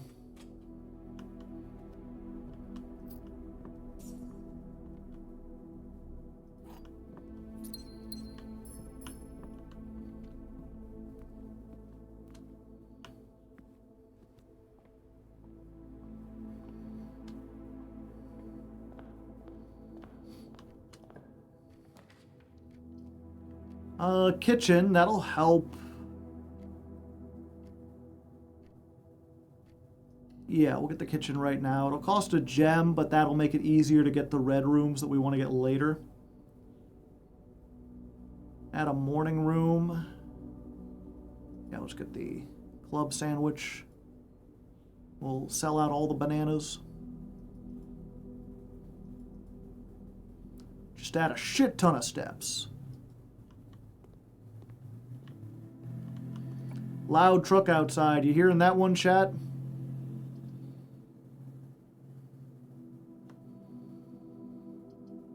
We do need to increase the observatory. Hallway is really good, though. We could split. Oh, yeah. We'll do this. A little bit. Yep. Raises it to 51. What does the first one do again? It's just like $1, right? Yeah, just 1 gold. I think we'll wait. If we can get like an aquarium or something, then that'll open up more options. Yeah, what's this den? Room. Like a bathroom or something here would be up. Conservatory. Yep. Very important. Okay. East Wing Hall. We kind of want these to be more common. So I think standard. We're setting up everything just so we can do the challenge of getting all the dead ends. So if we can make these more standard, that's good. The pantry, I think actually we make unusual because L shapes aren't that good. We have so much allowance that $4 doesn't do anything. And like a tiny bit of food usually doesn't do anything. In fact, I'd be willing to make this rare. We can always reset it later. Have you opened the diary in her ladyship's chamber? Yeah, we did that. And the greenhouse. Yeah, the greenhouse is already like difficult to get, so we'll just keep it as is. There's not really a lot in there. The pantry isn't mission critical. Yeah, so do I already know that this has a rook in it?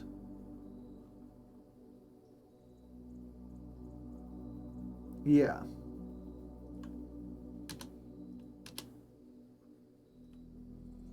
And an observatory. Unfortunately, the only ones with a queen are the ladyship chambers and the study. There's a thing on the last page of her diary. Yeah, we saw that. We didn't know. Well, that's what I was talking about earlier.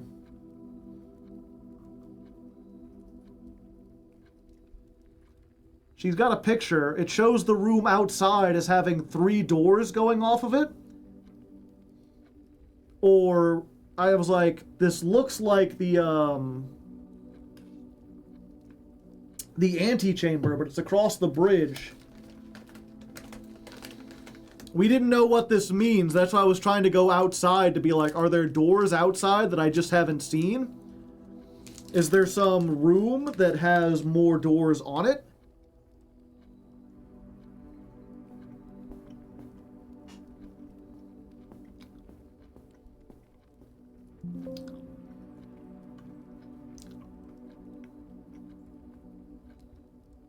As for her diary,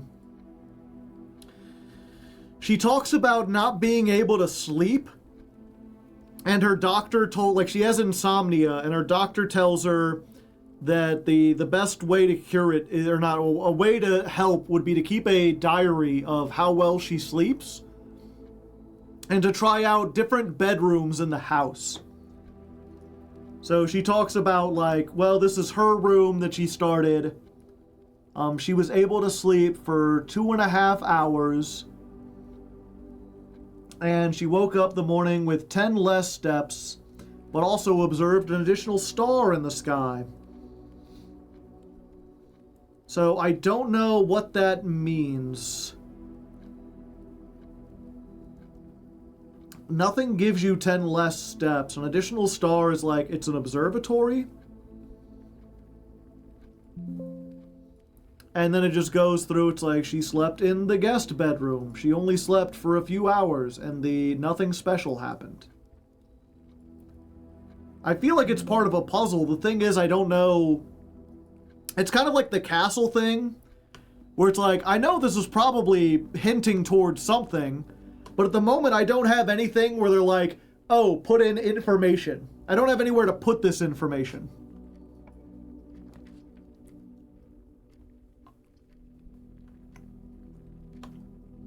Break room, yeah.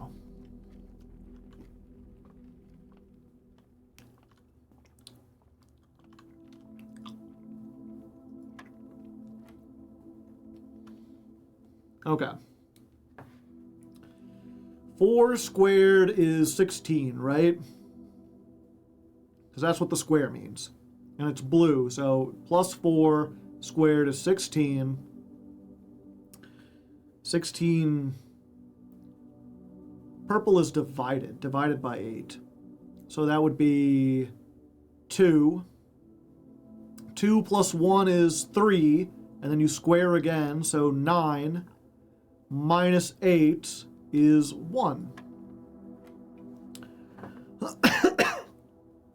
Okay, 4 minus 5 is negative 1. Negative 1 times 1 is negative 1. Squared is positive 1. Plus 4 is 5. And then 10 squared is 100. Divided by 10 is 10. Divided by 10 is 1. Math. 2 keys. And we had this last time, and I forgot to call it a day in here. We call it a day in here, then tomorrow we'll start with a key card, which would have been really helpful last time.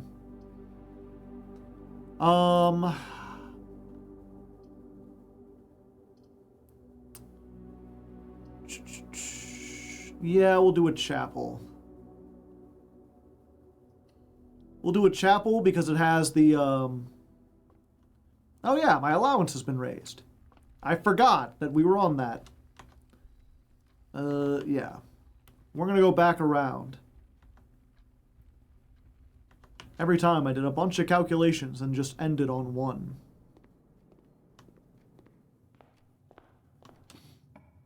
I'm gonna go back so I hopefully don't, yeah, commissary? Please let me buy gems. No. Get a shovel and a sledgehammer. Bam, bow. Do I want a compass? I think I want a compass. Probably take the salt shaker too. Why not? And we'll just buy out everything.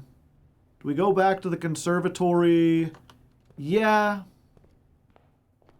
It'll take a few steps, but we might be able to dig up some gems or something. Also, I want to go ahead and take this now that we got the salt shaker.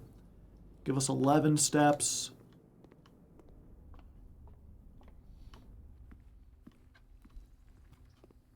Dig, diggy hole. Pebbles.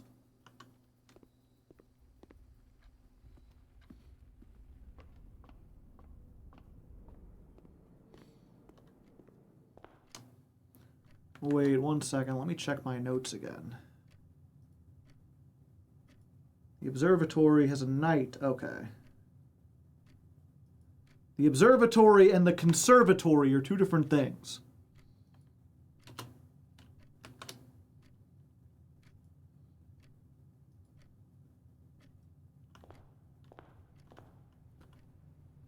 Final directory hint, I think of another one. It may be worth looking up the different shrine blessings because they can be very important and obtuse.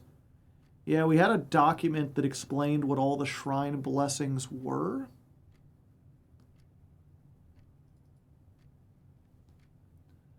Let's see. When you draft a mechanical room, you can trigger the current experiment. While drafting, instead of picking a floor plan, pick a berry. If you do, draft a random floor plan disregarding rarity. For each type of spread, that's the chef one, add 8 courtyards. When you draft a red room, if you have 5 red rooms with different ranks, gain 5 gems. You call it a day in a room on your estate, you will draw that room while drafting from the grounds the following day. The grounds. As the grounds means out there, huh? Blessings of the Dancer. You can spin. Blessings of the High Roller. Each time you draft a shop, gain an ivory die and 10 gold whenever you roll a die. Yeah, so we got to figure out what all the things are. Yeah, so if the grounds mean outside, then I guess that means fall asleep in the antechamber room. So that we can draw it and then get, I don't know, 3 room 46s. Boiler. I don't have the gem for it. Sounds promising. Yeah, but we would have to get another one of those. We've already got the blessings of the chef.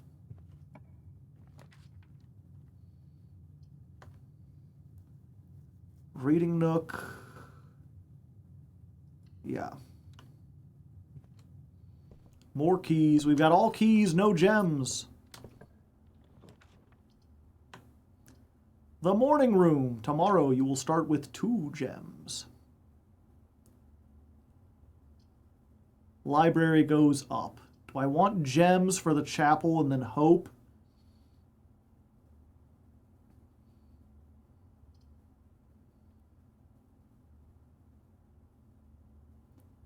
Fortunately, the rare rooms are there. Yeah, we'll do this.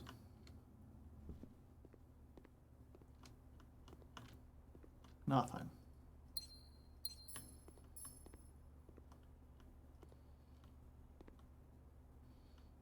Anything else in the morning room? Oh, hey. Coin purse.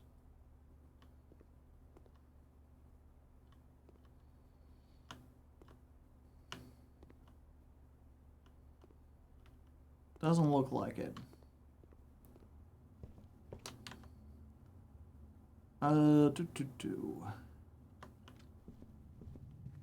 Yeah, I guess at this point, while we're here, we just go back into the office.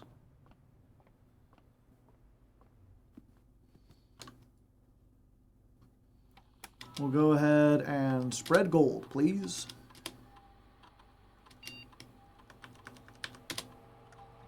Yo, blueprints? Yup.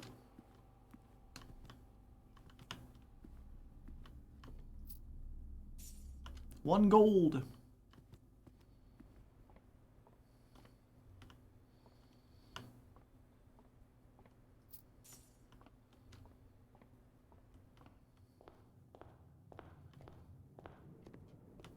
Get gold in the kitchen.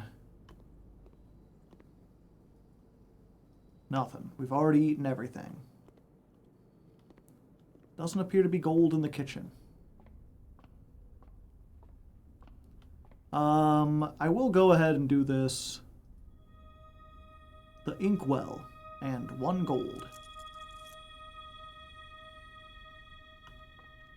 That way, if we get to the red room and there's like, or if we get to the chapel and there's, whatchamacallit, like just nothing but 3 dead ends or 3 really bad ones, we can re-roll it. Even though we're trying to save that, I would rather not have this run die out.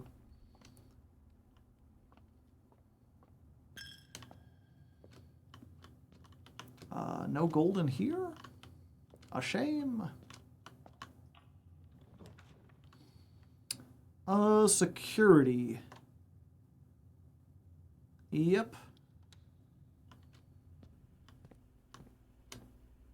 You gotta be shitting me, man! On the 3rd rank again?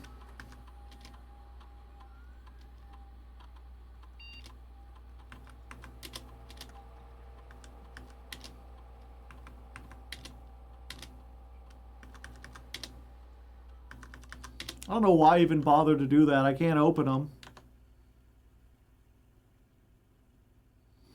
Yep, this is the 2nd one in a row. The house hates me today. Well, we get 1 thing. Guess we'll call it a day here.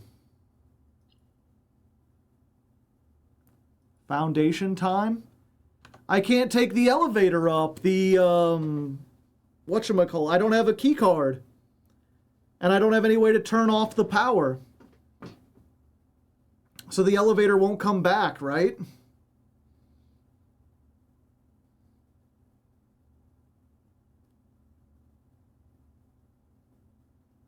The house always wins, just usually not in this context. I forgot how I solved that. You just need to, if you can get to like the circuit breaker box and the security and turn off the cards, that means you can also get through the foundation.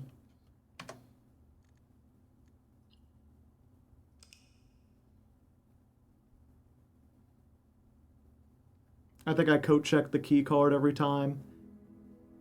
Yeah, I mean, well, now I have the break room, so I'll start with the key card.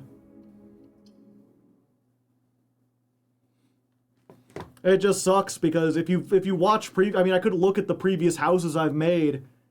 Very few of them have ended in like before the third rank. I'm getting supremely unlucky.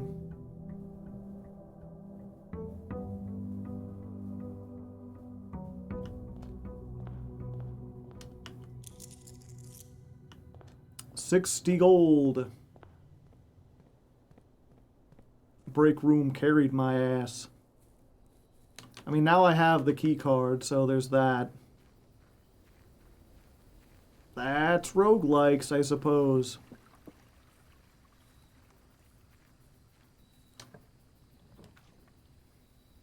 We've already done that. Yeah, we don't want to do the hovel because we've already got extra gems from the morning room.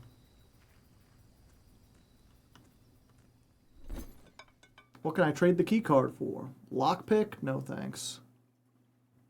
Maybe eventually. I also, if I can find the, a little too dangerous to pick up. Yeah, if I can find the lighter, we come back here and light the dynamite on fire and see what happens. If we can find the torch or make the thing that lights stuff on fire. Either one will work. Yeah, let's start with a key.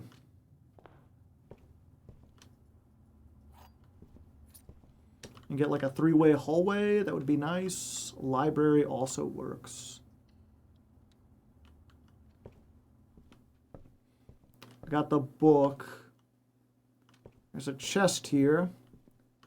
Gives us a reason to go into the coat check. There's the treasure room.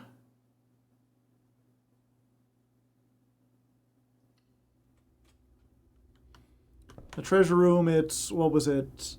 $5 every time you draft the treasure room. So 1, 2, 3, 4, 5, 6, 7, 8, 9, 10, 11, 12, 13. Lots of money. Not enough to buy out the one room. Yep, and I'm going to save my key for now. We'll come back and try to open this later. We've got the key card, so we don't need to turn off this. Just got to closet now and get it out of the draft pool. Treasure room farming. Get a dice and one of these. Draw floor plans that lead north more often. Yeah, someone said there's something in the treasure room, but I don't know what it would be. I feel like I've clicked on everything. There's not like an obvious puzzle to solve. It's just opening up these boxes and seeing what's inside.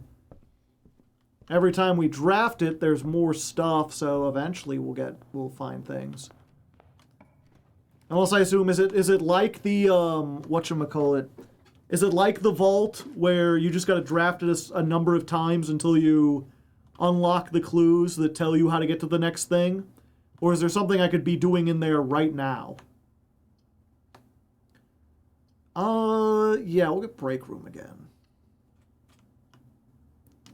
More maths.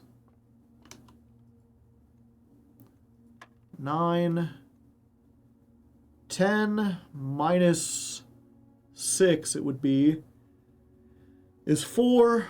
4 times 2 is 8. Divided by 2 is 4. 8 squared is 64. Minus 20 is 44. Divided by 11 is 4. 10 minus 1 is 9. 9 squared is 81. Divided by 9 is 9?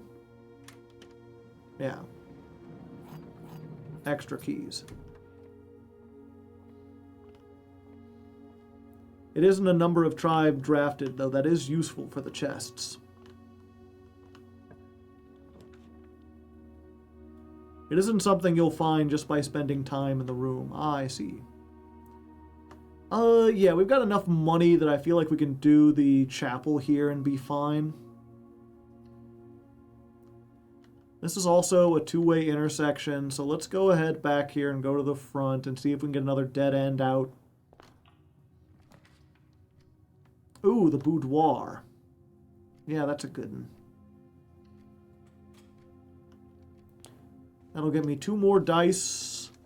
And what it doesn't tell you is there's a gem in here.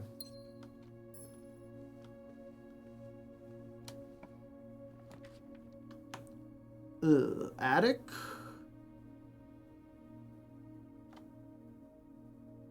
Attic is nice, but we could... No, we've got the key card this time, so we can go up into the foundation if need be.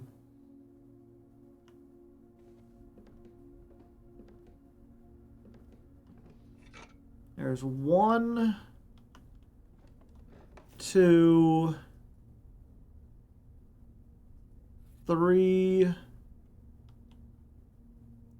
4, 5,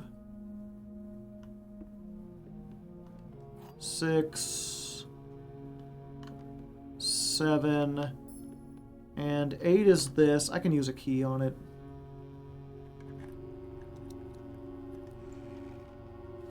Okay, more dice.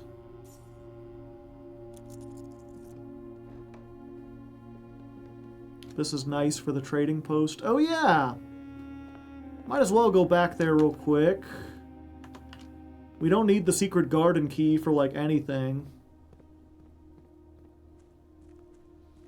What Yu-Gi-Oh! Protagonist would have the easiest time in blueprints? Yugi, of course. He's like the king of games.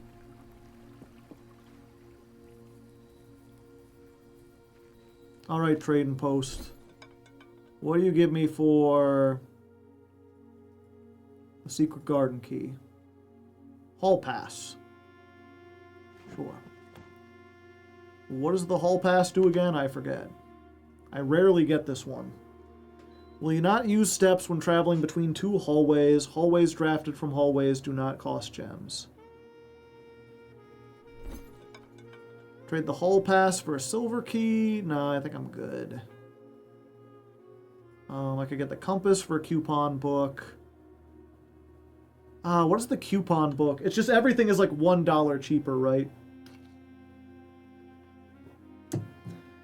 If I'm going for the thing that lets me get like if we're going into the room where, at the gallery where everything is like $100 or whatever, getting 1 off isn't going to make that big of a difference.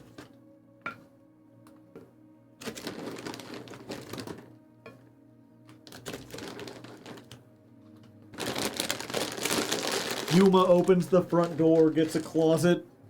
What the hell? Shovel for car keys. Coin purse for car keys. That's funny. No.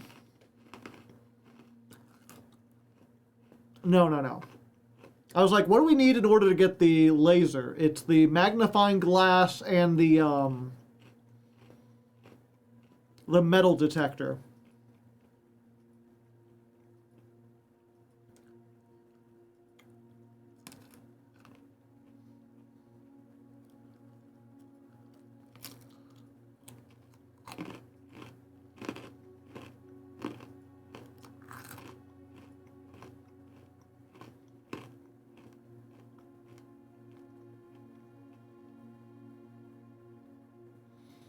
I could maybe change the coin, or not the coin purse. I'm wondering if I trade the broken lever for the battery pack. Maybe the battery pack, they'll let me trade that for something good. Maybe I can get a metal detector, and then I'll be able to make the thing.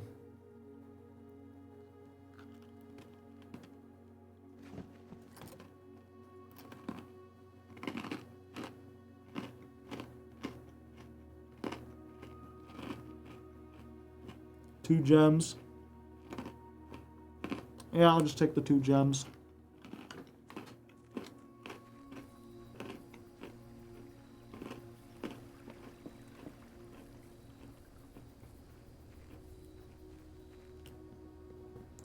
The trades are always trade down, so as long as it's lower value than a battery. Ah, I see. Yeah, we're going through the chapel.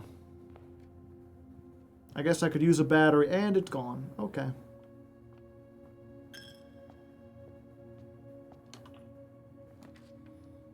The patio. Spread gems in every green room? Yeah, I think that's good.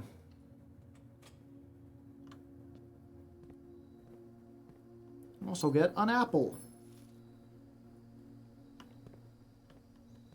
I don't have a shovel. I do have a shovel.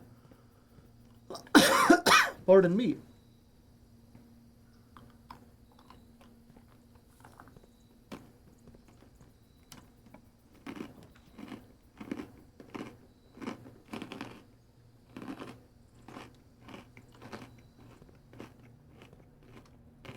Metal detector?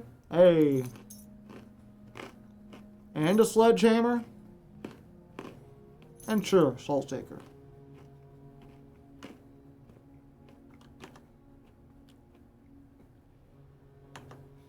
Oh, there was a chest back in the other room, right?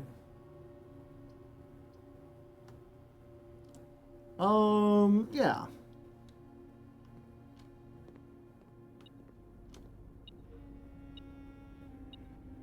Oh.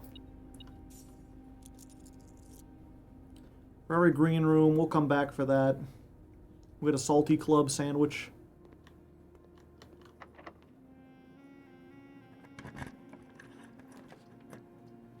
Oh, a dead end, my favorite. Ooh, that's a good den. I was like, we'll have to re-roll until we get like a 4-way intersection, but this is almost as good. Free gem. Security. Yeah, we can security.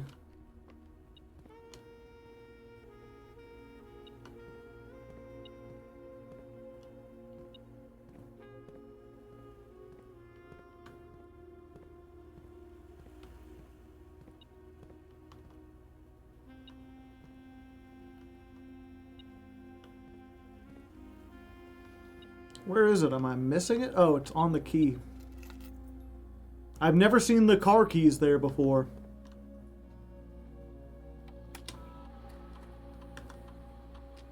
Okay, so we have the key card system, so we can just change the security level to high.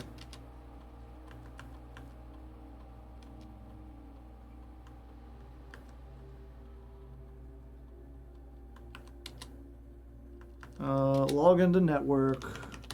Swan song.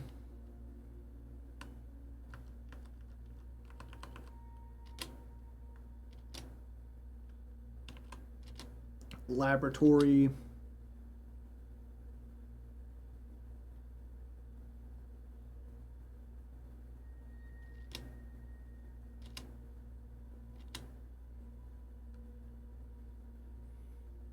Wow, 2 of them in a row. Each time you bypass or unlock a security door? Hell yeah.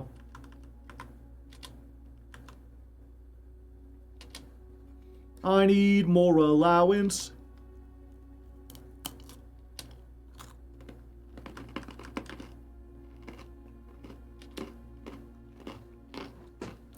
Had you figured out what the note and all the TVs meant? It was just the key to log into the password, right? It was Swan Song.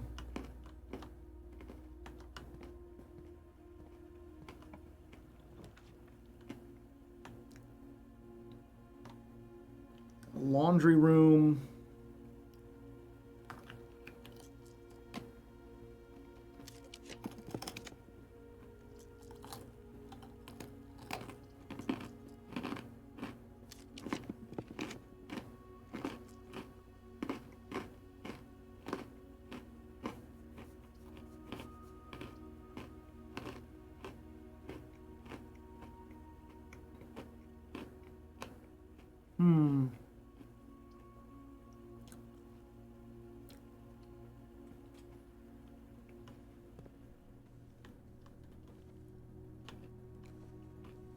There were 11 TVs. Wait, I thought there were supposed to be gems spread in every green room.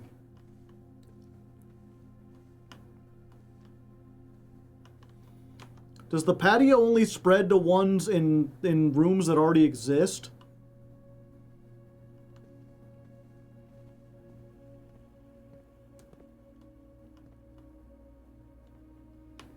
Yes, I see.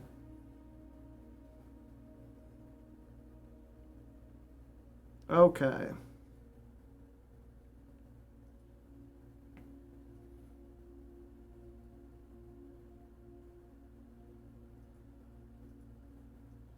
So let's go ahead. I'm going to save this as monitors.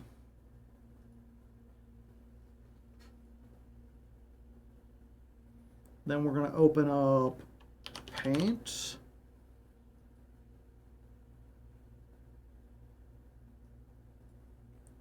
Then we're going to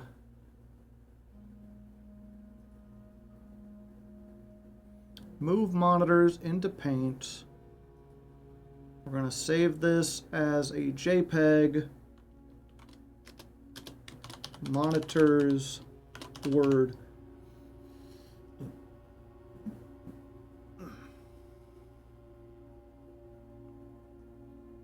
And then I'm going to put this over here.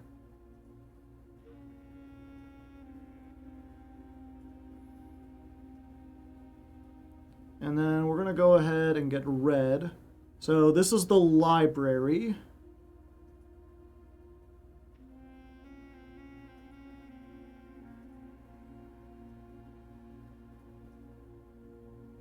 Ah. Let's just do it with this. No, I need a much thicker oh, that's too big. Okay. So L. L for library. What's this? It's the wine cellar, right? Is that what it's called? It's R for rooms, right? Yeah, the wine cellar. Oh.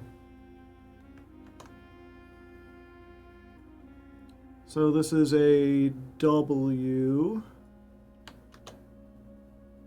Next to that, we've got the spare room. We've got the closet. No, that's the walk-in closet, so a W. This is a vault down here. This is the music room. This next under the V is a nook. This is the storeroom.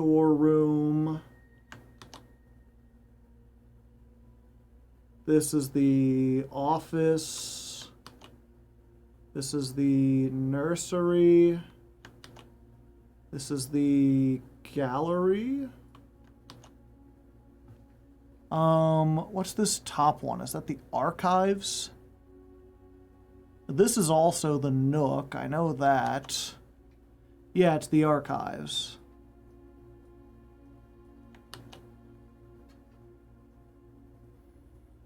Okay, this is... We never figured out what hallway this is. This is the office, of course.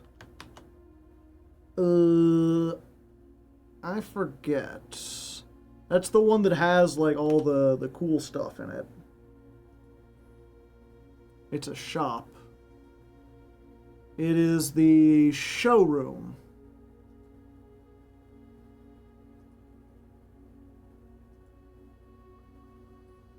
Oh, the middle one is the security. Oh, okay. Security. This is the showroom. This is the pool. This is also the vault.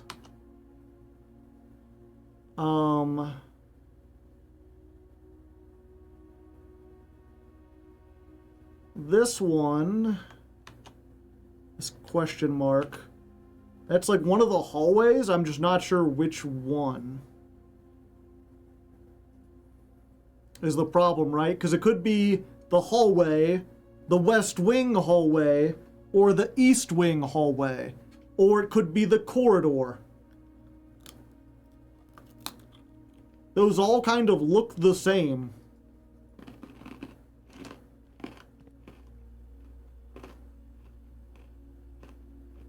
It has two vases, flowers.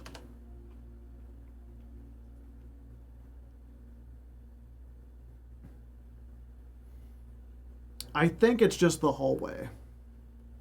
Because that has the two vases and the one flower in the middle. Yeah.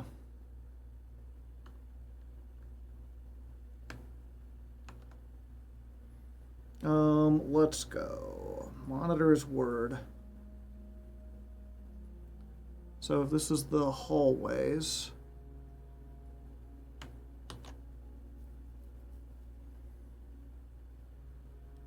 And then what's this room in the top right? It's the only one I don't really know.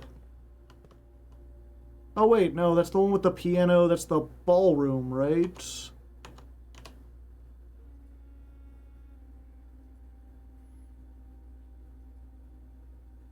Yeah, the ballroom has a piano.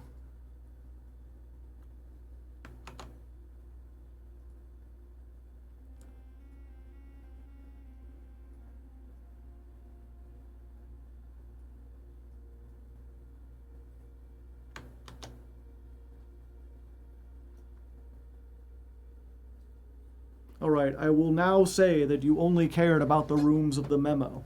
Yeah, well, the one that had the like, in the middle, they made a big focus of the swan song. Plus, I think I did fill out all of this before, and everything else is just, random, it feels like.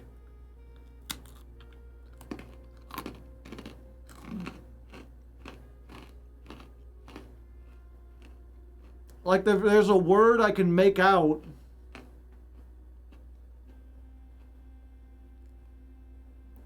The thing is, I wouldn't even know what order to put them in because it's not like the swan song.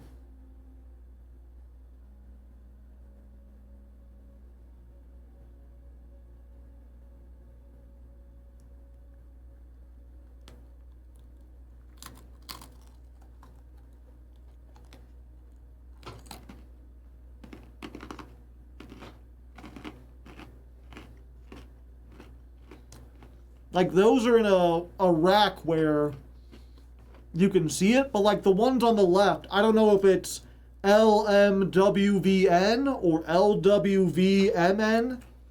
Am I meant to read left to right or top to bottom?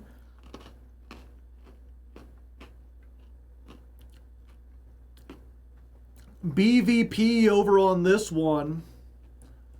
Yeah, there's no vowels. Like, those could be in any order. I haven't seen anything else that's, like, in this shape or makes this shape that I'm aware of. I can't think of anything that these could stand for.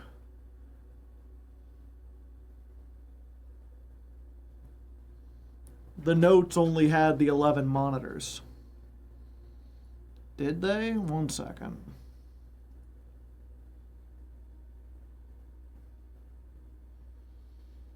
Do we have the monitor notes? Yeah.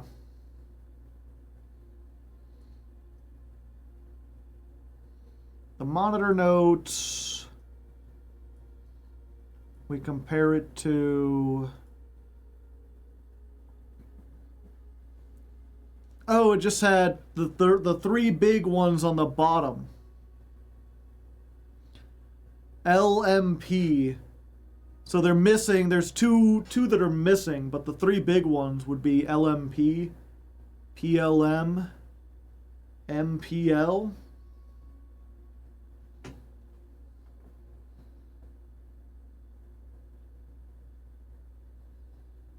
Oh, the HSS. For some reason I didn't think that. Swan Song HSS.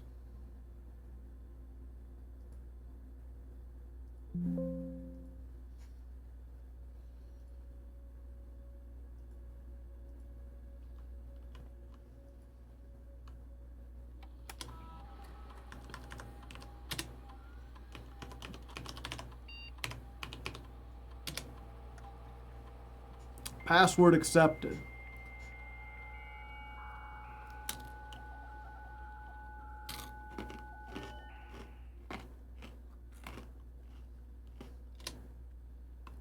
Oh yeah. I watched this. I was like, I've seen this before.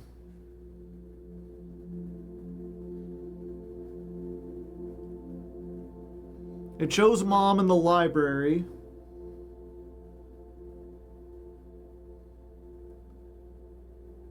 But I don't know what this had to do with anything.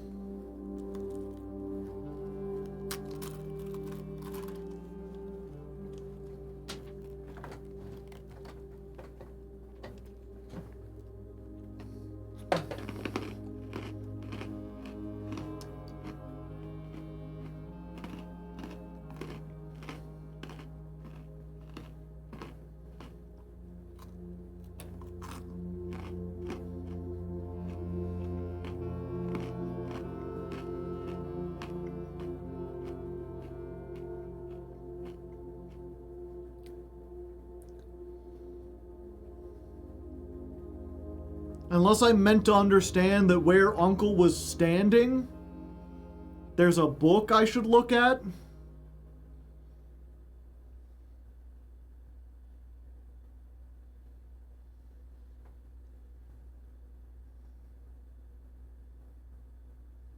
Like,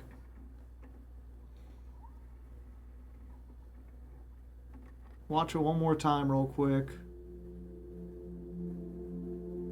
No, he doesn't pull it off the shelf, he's just there. Okay, I can hold to skip.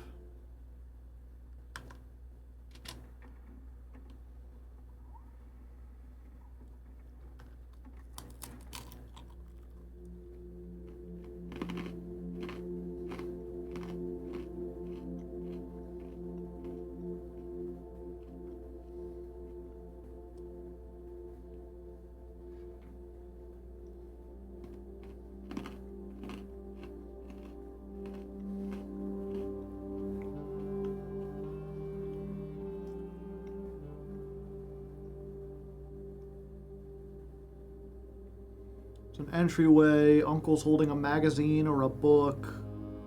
Perhaps the same book.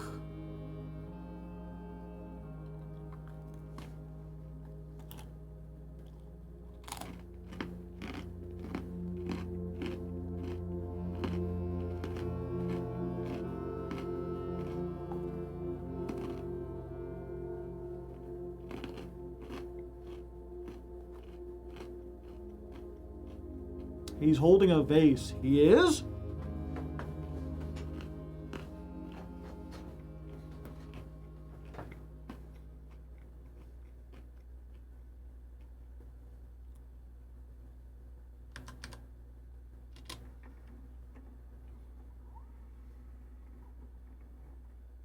I swear it was clearer when I played it.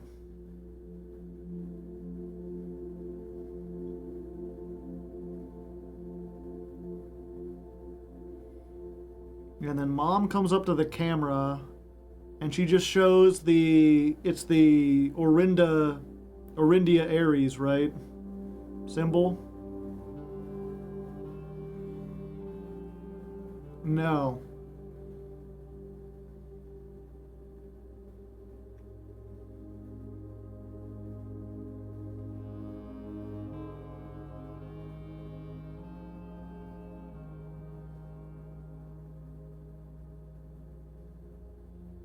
They do have faces. Yeah. It's just low quality. It's 80s camera.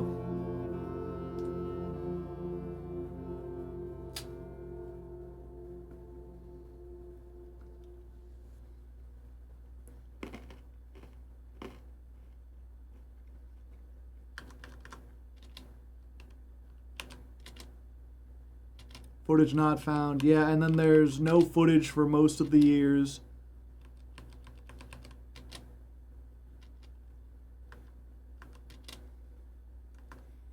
Yeah, I did find this before. I forgot the HHS.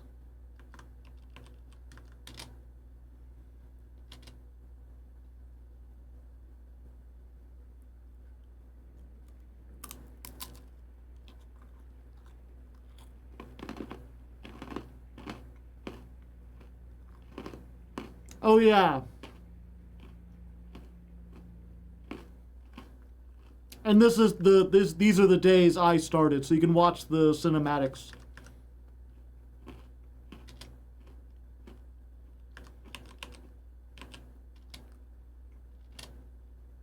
My bad for making... No, it's fine because I didn't remember anything. I wasn't sure what I was looking at.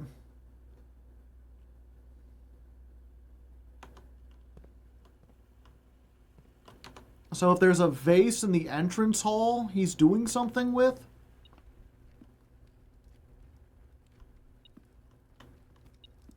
Huh. How did I miss that the first time?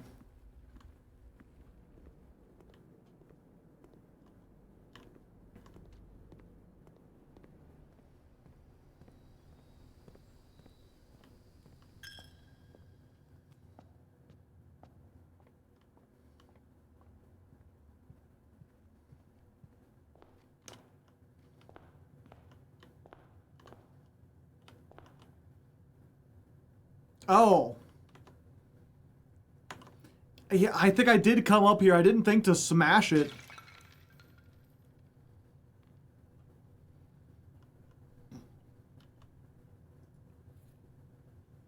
Ah, I see.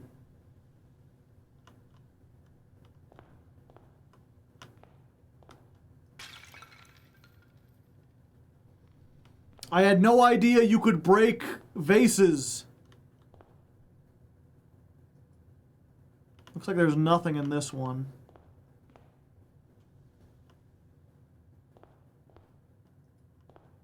Whoa, what? Yeah.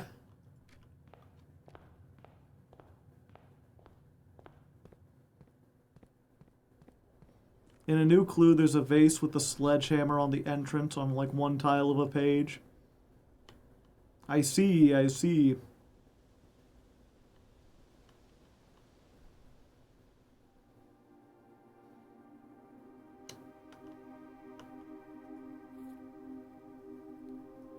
Now, get insert.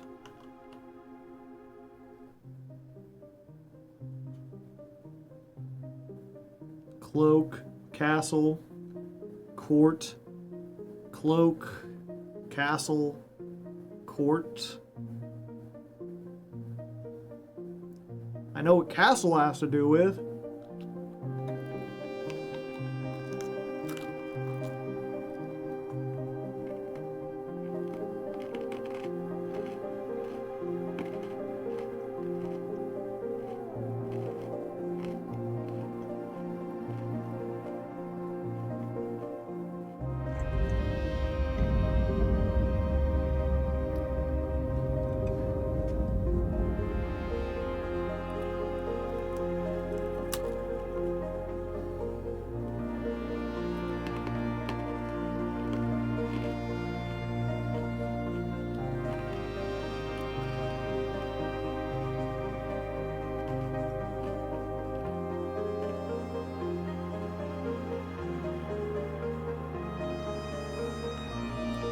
Oh.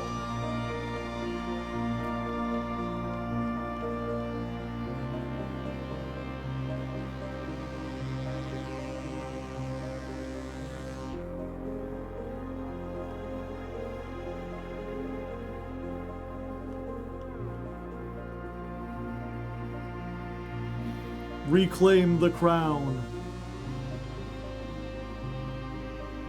Starting tomorrow, the throne room will be permanently added.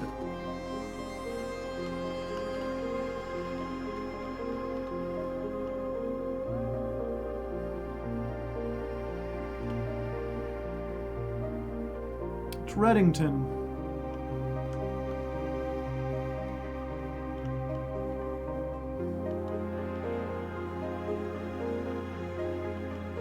Yeah, the symbol on the pedestal.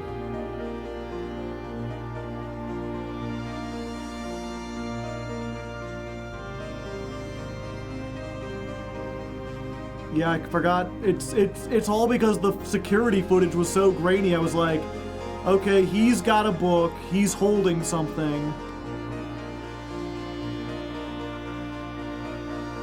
They just hid that in a vase. The other two were hidden somewhere else.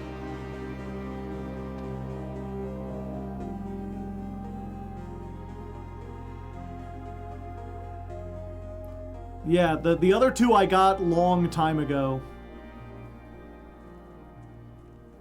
You had to get the other microchip. Yeah, the other microchip was buried over there, and to even open that in the first place, you had to solve the power in the, Yeah, that was what happened when you beat the puzzle in the laboratory that you could only turn on if you got a...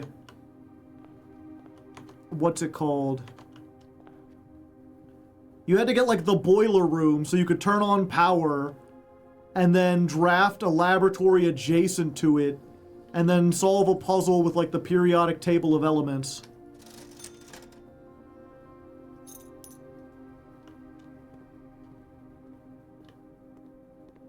And then that opened up there and you got one by default.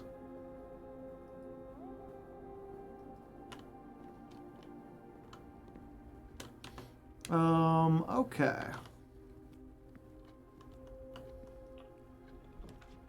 Ooh, passageway. Excellent place for a passageway. Hell yeah. Oh, Dwight Solarium. Gymnasium, casino, these all suck. I'm re-rolling. Observatory, but it's in like the worst spot. On the wall.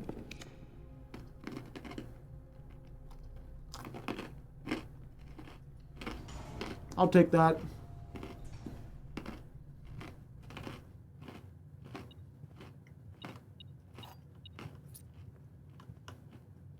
Yeah, there's one about the bedroom.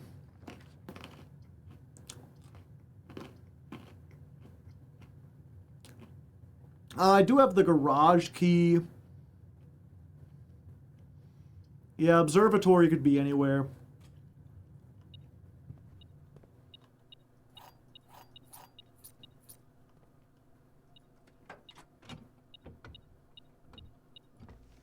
Oh, hey.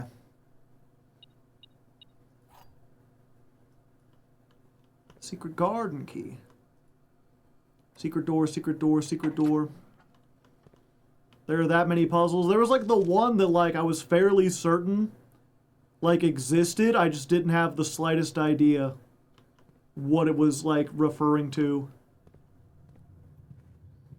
Too complicated for my tiny pea brain. Okay, let's see if we can get into the foundation from here. I'll take it. It gets us into the foundation. Give me an apple. Salty apple. Now I can get in and out. Oh, and a gem. Now I can get in and out of the house without having to use like a million steps.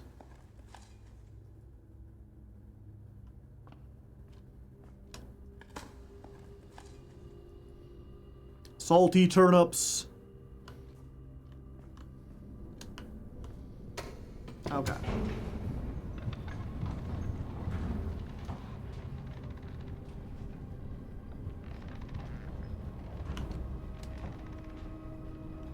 Turnip for what? For eating, of course.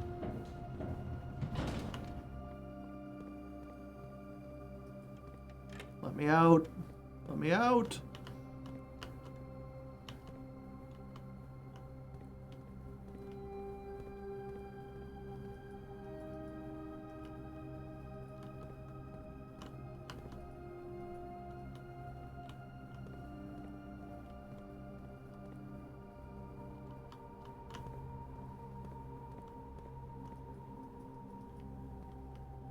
Yeah, I don't know what he's pointing at.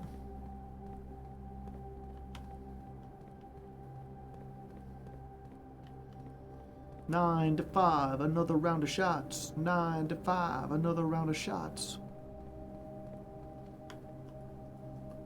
Turn down for what? Burp, burp, burp, burp, burp, burp, burp, burp, burp, burp, burp, burp.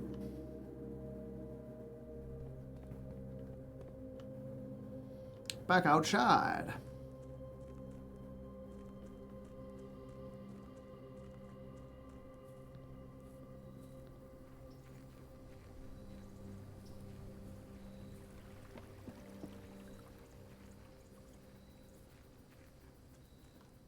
Okay.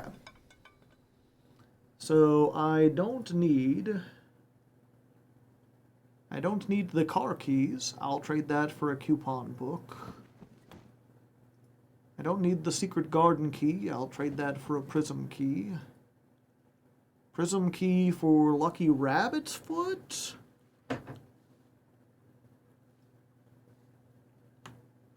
No trade yet. Let me look again real quick.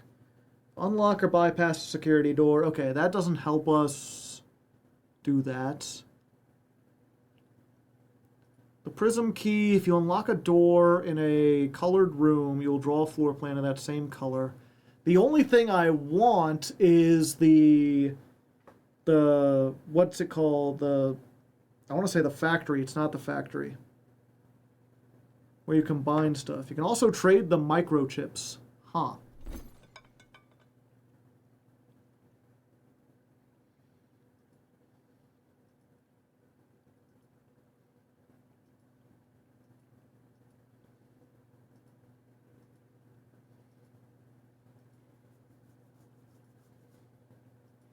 They really want to give me those car keys back.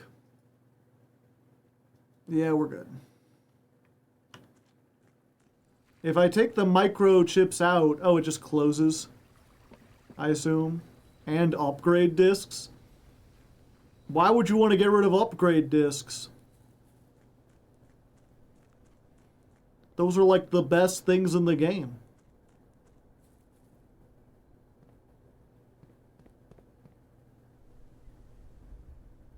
How many steps does it take to come down here? There's 1 to go there. 2.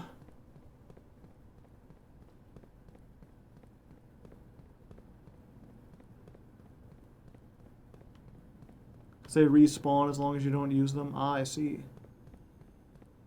Yeah, so I can get in and out in just 3 steps.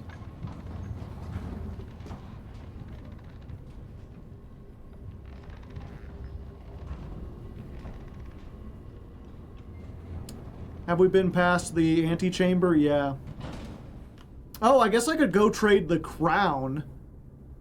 I'd have to open up the antechamber, but as long as I can get the, whatever it's called, the gem, that shouldn't be too hard.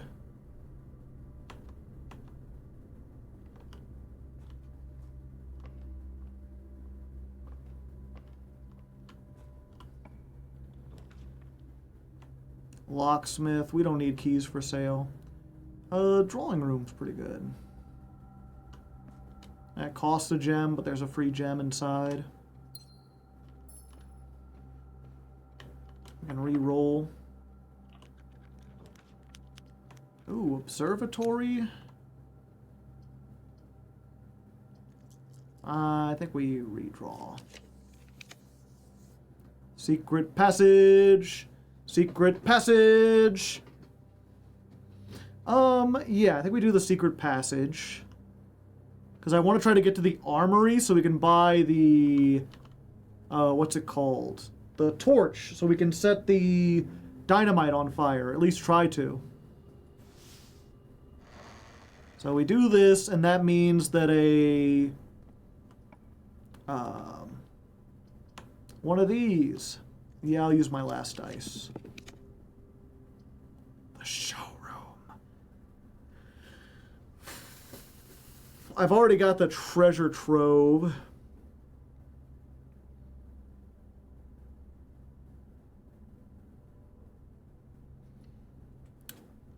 The chance that I'll get enough money to get everything in here is like low, but these are good stuff regardless.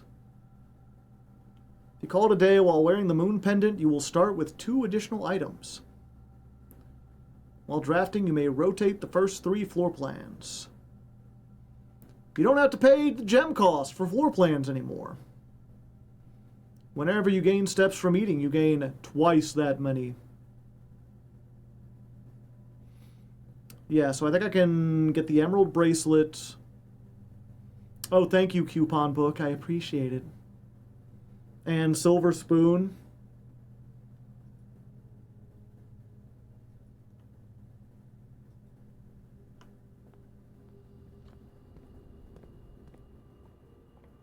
In the past, you had to type the password every time.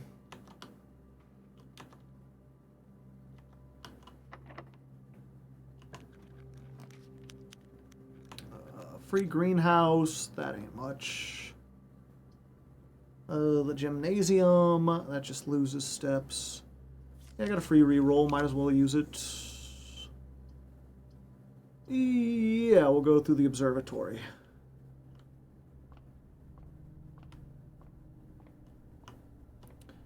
$52. Sure. The inkwell and a pair of chests are in the entrance hall. Get to them if you dare. I forget what was inside of this. I did open it up a long time ago. Ooh, the mechanarium, but I have no mechanical rooms. I think Cloister of Vera is probably the best.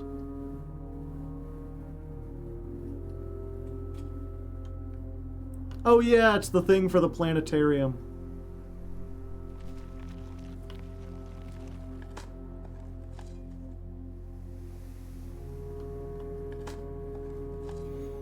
There's a thing for the cloister you can find. Oh?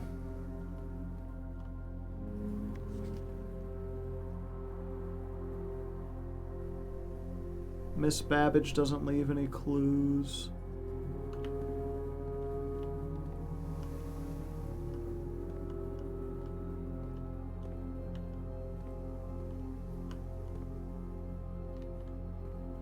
That's kind of hard to see, so I just wanted to point it out.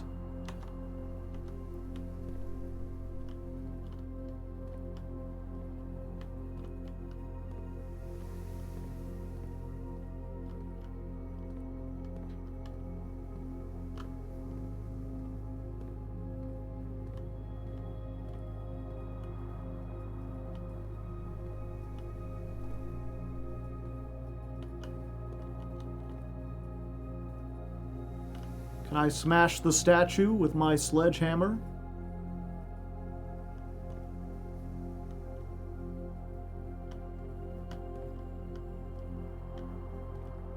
Doesn't look like there's anything up there. Nah, it's visual. It's the most remarkable thing in the room. You're talking about the little bridge? Or the little, like, doorway to get in there?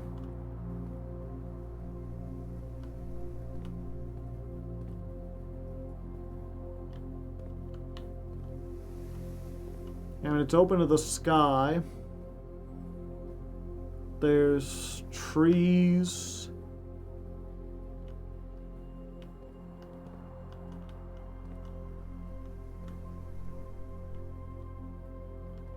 There's a rune just slapped on the wall somewhere. Is there?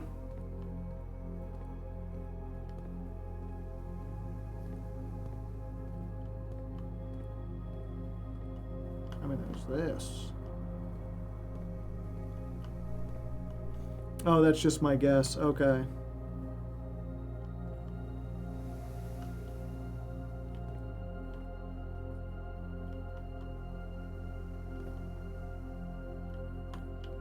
Yeah, it's weird hearing people be like, don't look up. I heard there's a not red color up there. To be fair, I haven't tried, like, pressing the rest of these. If we learn these are buttons.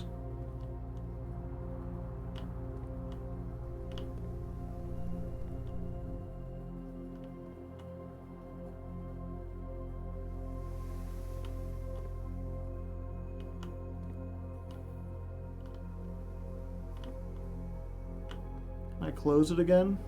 No.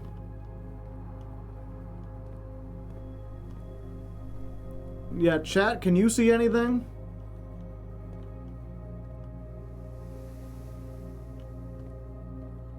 I haven't the slightest clue. The one guy's like, it's the most obvious thing in here. All I knew was that it was a 4-way room that used to cost 3 gems. And obviously there was the secret way to get in there.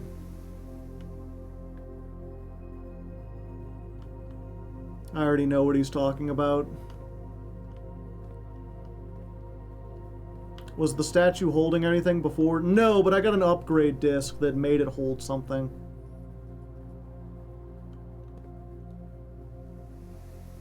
Just now I noticed, not before. Out with it.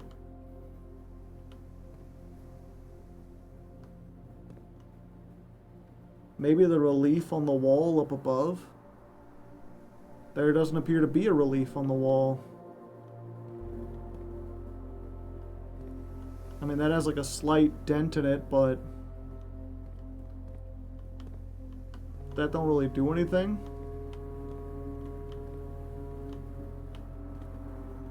There's one on this side too.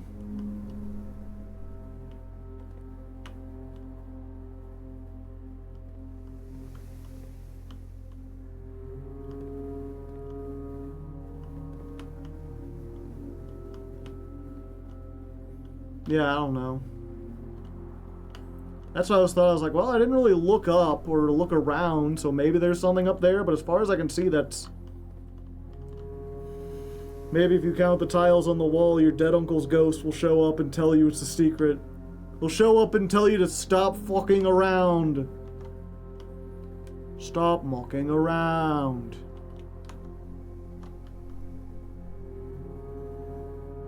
It's on the statue, even though the statue was changed.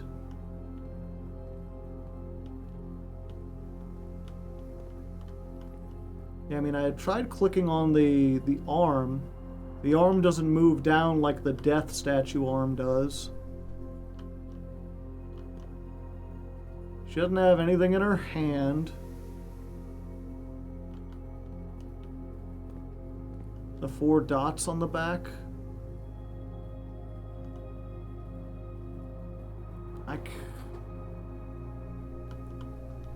What the heck? I can't even read that. GXET?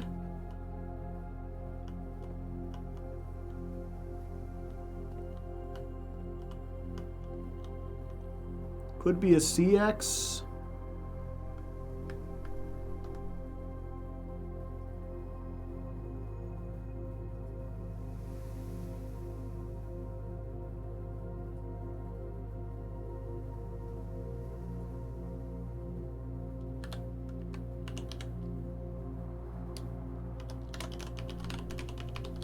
I thought those were screws before. Yeah, you can't zoom in on them. You can't use the magnifying glass. I can't press them. Those letters don't mean anything to me, though.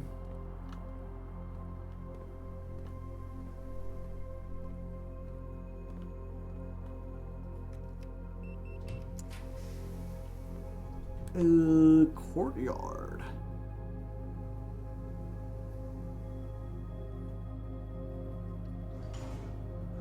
Yet. Turnip. Just pebbles.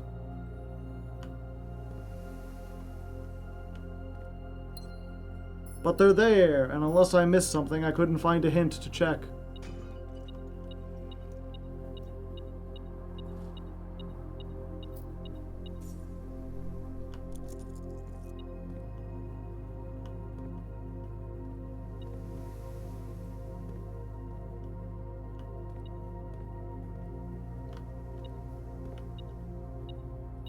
A single penny on the floor.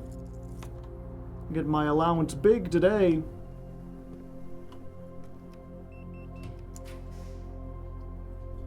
Ballroom. Set your gems to 2. The experiment, the laboratory doesn't really help us, right? None of these help us. Well, we could get 10 more steps.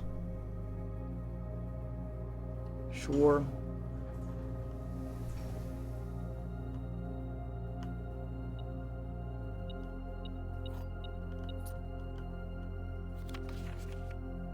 Yeah, I've met that.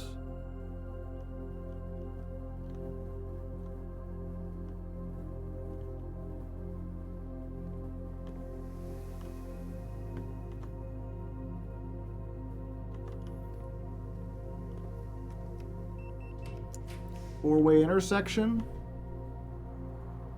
Ooh, but the office, that adds a king. We need this, though. Unless I re-roll and try to get another four-way intersection, but there's not many.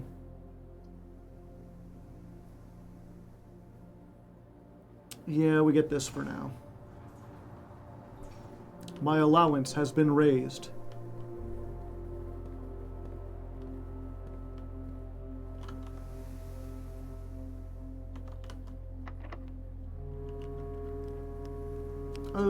What special keys do I have? The prism key. I could get another green room. I don't think I really want one. Ah, there's the office. It does lock off this entire side, and we still don't have access to the other room we need to do the chess puzzle. But it is the only room that has a king in it.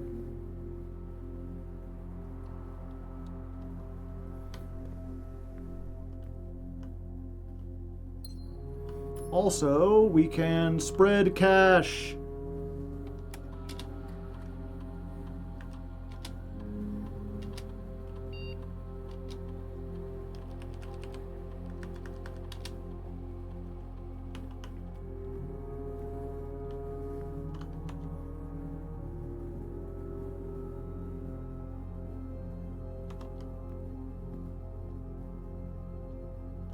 All the doors lock.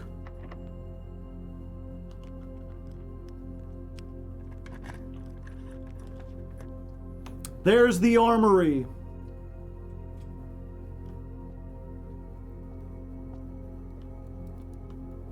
We got us a torch.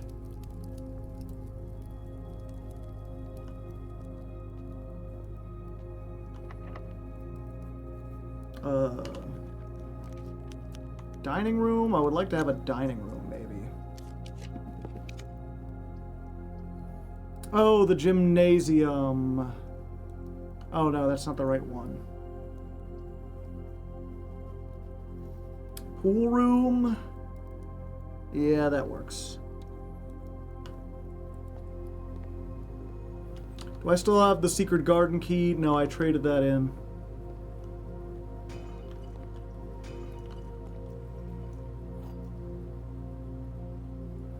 Silver key.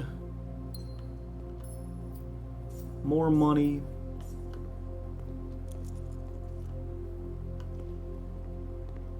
More allowance.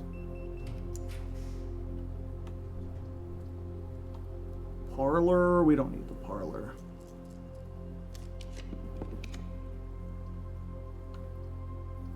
$20 extra steps tomorrow. Start with a key tomorrow.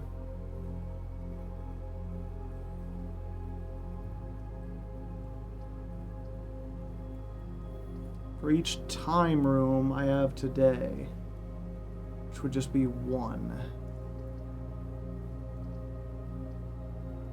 A rare pantry, yeah. Yeah, actually, I think we do the pantry.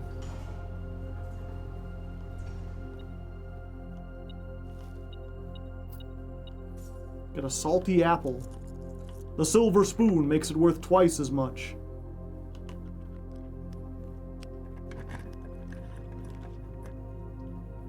Locker room. Spread keys. Yeah, I guess we take the gymnasium.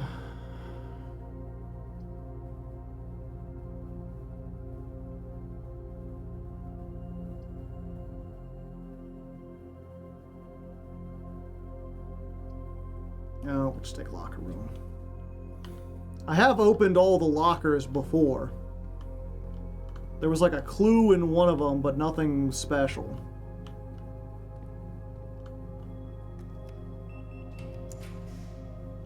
Aquarium.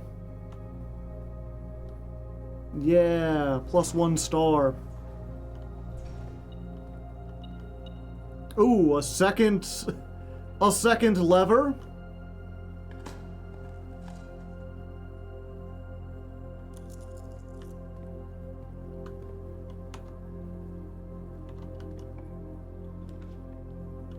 The rumpus room. Yeah, that is just $8 more.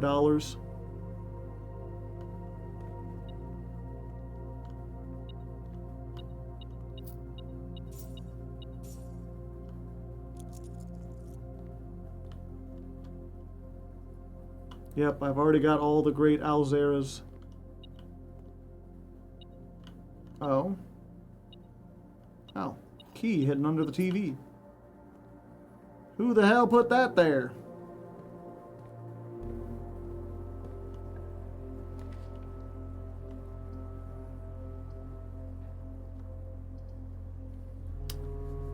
I don't like using my stars, but I really need to open the antechamber.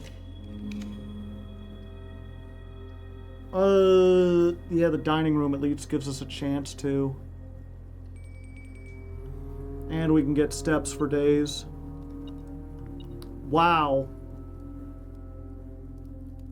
Infinite steps. 31 plus double. 10 plus double.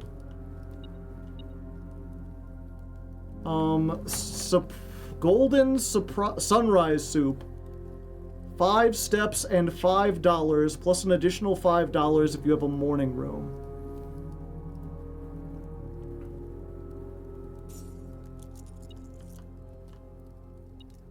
What's this blinking about?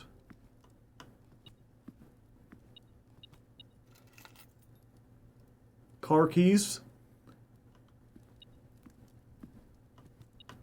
It's still blinking. Are they just talking about the meals? Are the meals counting? Sloppy Jim. Jims rejoice! This mess of a sandwich is dripping and melted cheese and our house-made Sloppy Jim barbecue mixture. Pickles and slices of a gem for extra crunch.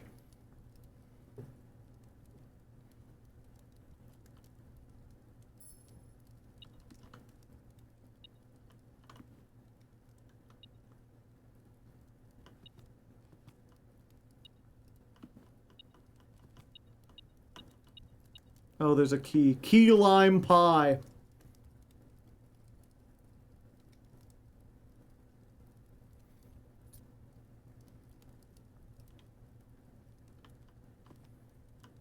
There's no... I wonder if there's an achievement for getting like 200 steps or something.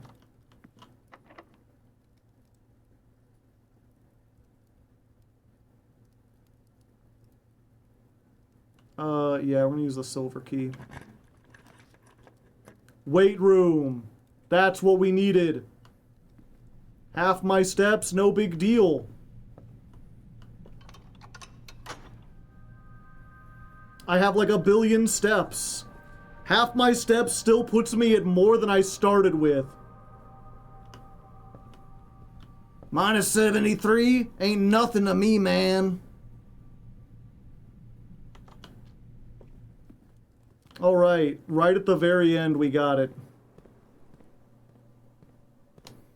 And I guess we have no more places to go, so we might as well open some of these with keys. Apple. Oh wait, we need to save 1 key for the chest in the treasure room.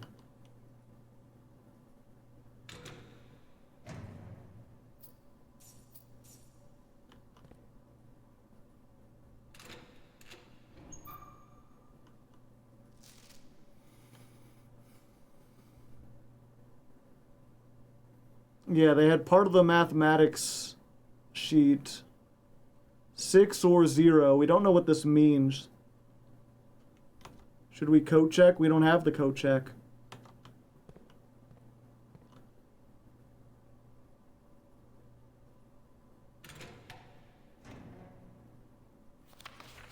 Kirk Darren is a pseudonym.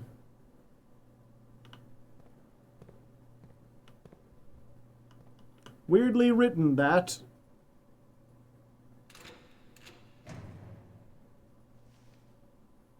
Minus 73, that ain't nothing to me, man.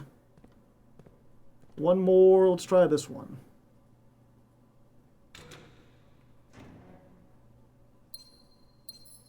Couple of gems.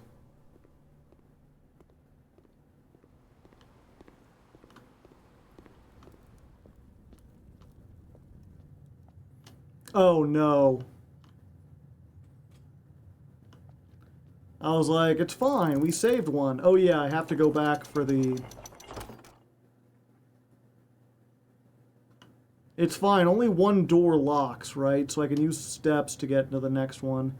I also do still have the lockpick kit, so we're not completely screwed. Yeah, that's just how we get to the foundation.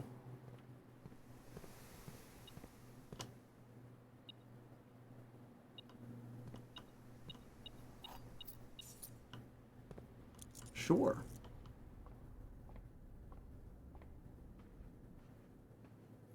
Oh yeah, we spread keys throughout the rooms.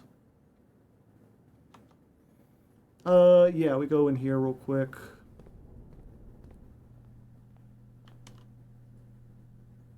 Buy the moon pendant. Not enough for the ornate compass. Yet. We'll see about ye.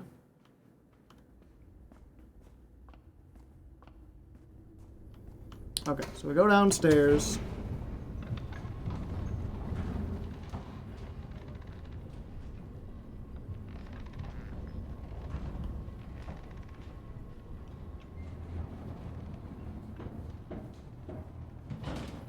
Rolling around at the speed of sound. Got shoes on my feet and I'm beating my meat off. I didn't need it or say it all day. What do you have to say? Don't you make that face at me. Sonic the Hedgehog is a cool guy. Inherently sexual if he's not bi. He's got the... I forget what that was a reference to. It's like someone having like an argument and someone's like coming back and forth in between it. And they just kind of like tune into the argument. He's like, look, Sonic the Hedgehog is an inherently sexual character.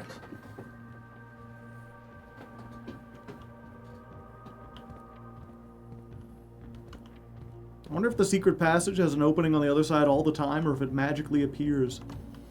Ah. You're saying, like, what happens if I build a secret passageway, don't open the door, but then go around to the other end of it?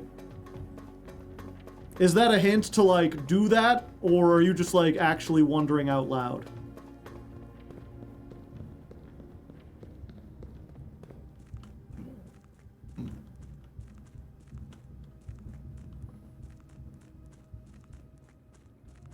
Yes, it's a hint.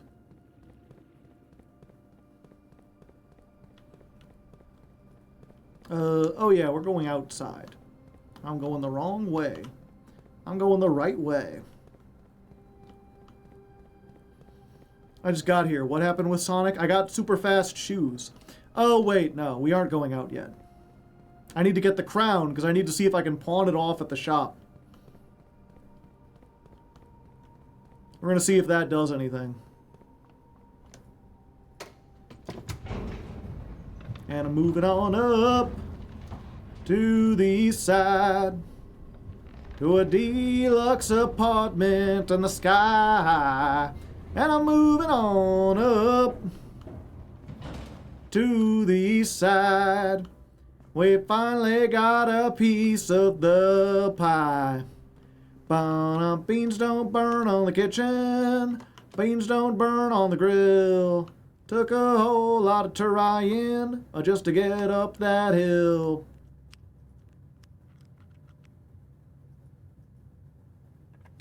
And now we're up in the big leagues. It's our turn at bat. As long as we livin', you and me, baby, there ain't nothing wrong with that. So we're moving on up. The Baba is you, interior design method. The crown of the blueprints. You may banish red rooms from your sight.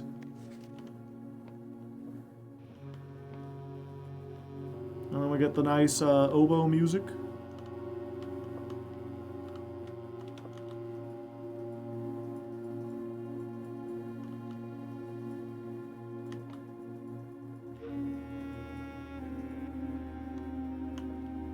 Now that we know vases can be smashed. Oh hey, it's me. I got a swan and a hollyberry and a music.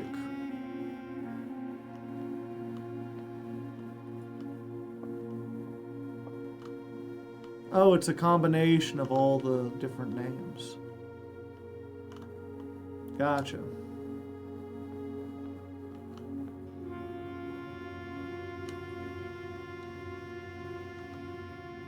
Right.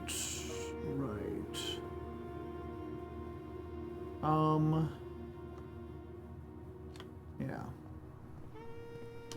And we've got 53 steps, so we can afford to just go the long way, because we might get some more cash and keys.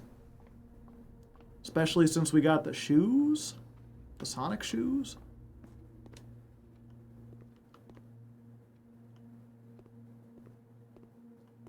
Oh yeah, I've got the metal detector, so it'll blink if I do anything.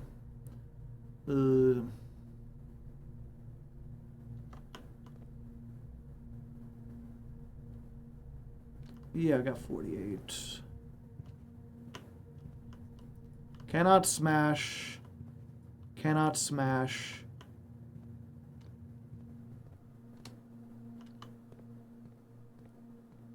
Nothing in here.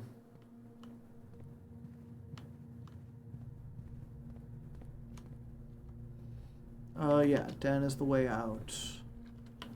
Aha! Is there a chest in here? No. Security room, yeah.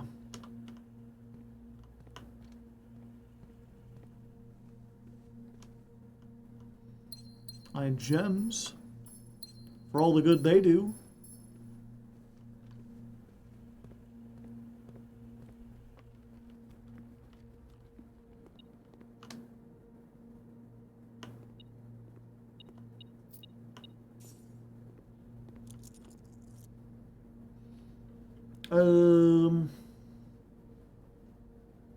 Sure, I could spend 4. Now we're definitely have enough.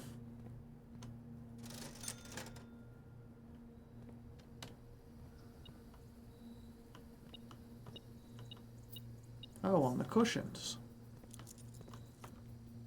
I see.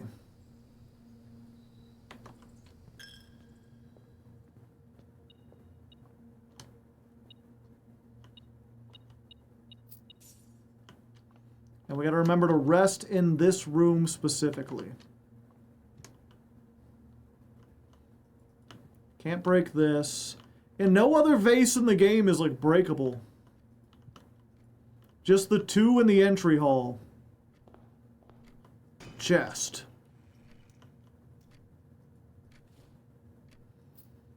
Dice and coins. Hit 'em with the dice and coins. Okay.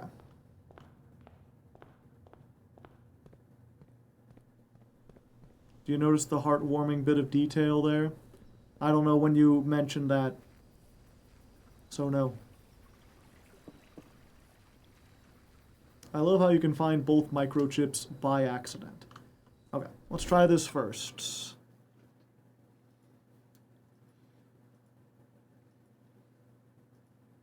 Hall pass. Coupon book. Lockpick key. Prism key. I mean, I might as well trade. For 3 dice. Can't trade the dice for anything. Emerald bracelet for an allowance token. Huh. I mean, I might as well, like, right? It's the end of the day. We've already opened everything we need. We got 16 gems. There is a chance we could start with it because we have the moon bracelet. Silver spoon for 2 gems. Torch for 2 gems. Car keys for battery pack. Sure. Broken lever for key. Battery pack for 2 gems. Running shoes for that. Basement key for secret garden key. Yeah, if you can't code check it. I mean, the other thing I could do is, like, trade the silver key for the car keys. Trade the car keys for the sleeping mask. Trade the... like, I could trade in... because what was it? So, the moon pendant says, if you call it a day while wearing this, tomorrow you will start with 2 items from your inventory. So I could, at this point, trade in every single item I have for gems and keys. Except for, like, the ones that I want. Which would be, like, the emerald bracelet and the moon pendant. Also, I can't trade in the crown.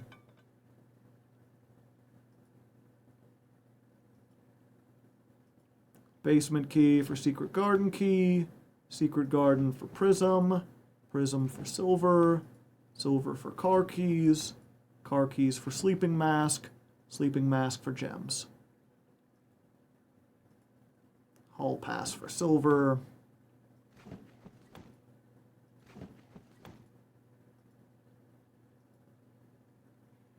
Sleeping mask for dice. Metal detector for keys. The one thing I'm worried about... oh.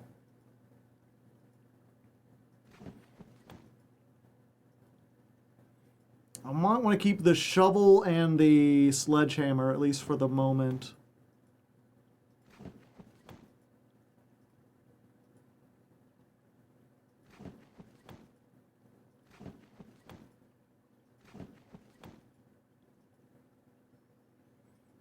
The salt shaker. Get so many dice.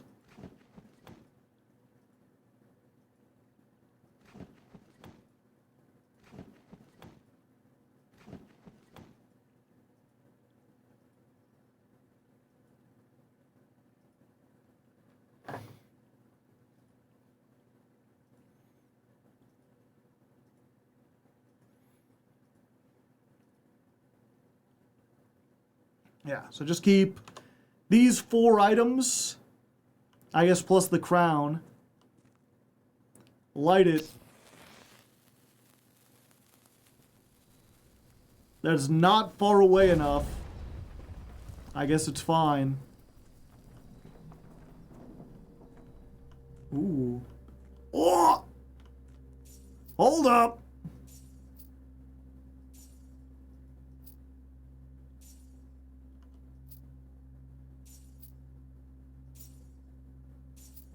Damn, I shouldn't have gotten rid of the coin purse. I might have had enough. Upgrade disc. What do they give me for the upgrade disc, I wonder? Secret distillery. Christoph, here's the rest of your share. 40 gold from the moonshine shipment we made last week. This may be the last batch for quite some time, as I feel it is no longer worth the risk, especially given Anne's continually increasing suspicion. But I do need to ask another small favor of you. Next week, when you take the Baron to town, if you can fabricate some excuse to delay your return by an hour or two, I would be much beholden to you. Interesting.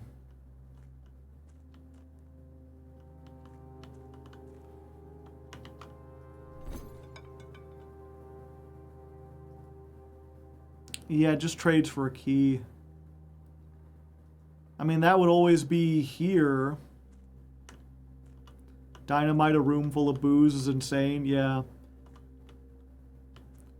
You did mention it'll always be here, though, so I could give up just having an upgrade in order to always have access to the secret garden key. I don't know how useful that would be, though.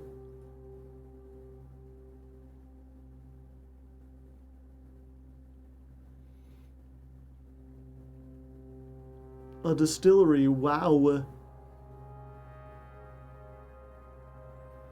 Yeah, what do I want tomorrow? I gotta keep the moon pendant, obviously. So I think it's just that and the emerald bracelet.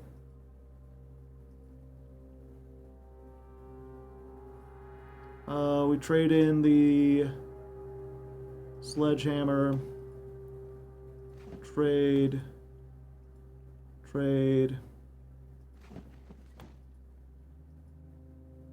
Yeah, we just keep those, and I'm gonna go use the upgrade disc. Upgrade discs are very good.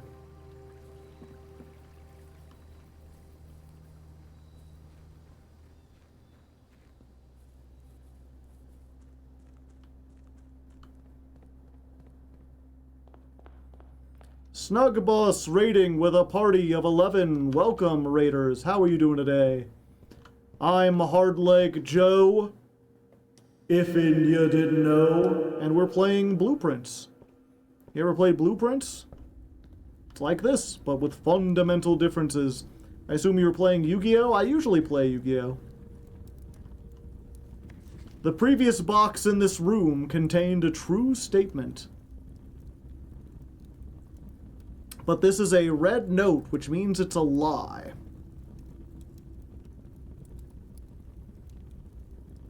Let's see. Treasure trove. This is note 10. Yeah, and the previous note, because I've been keeping track of them, said, there is no realm that flies the white flag. That red note already sold me on the game, yeah. It's very mysterious. Also, were these torches always on?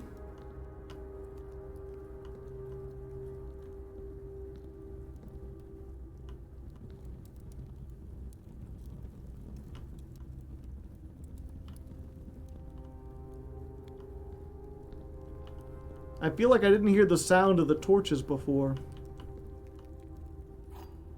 Key here.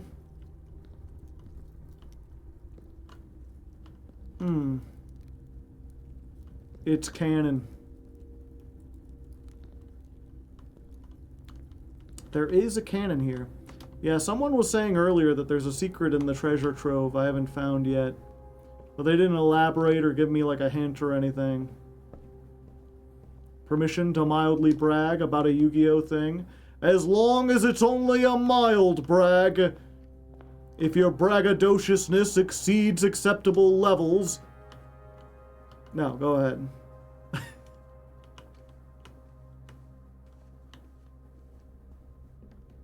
Also, how's Stream going? We're going good. We're just having a nice, chill time. We're exploring. We've increased our allowance. We got an emerald necklace and an upgrade disc.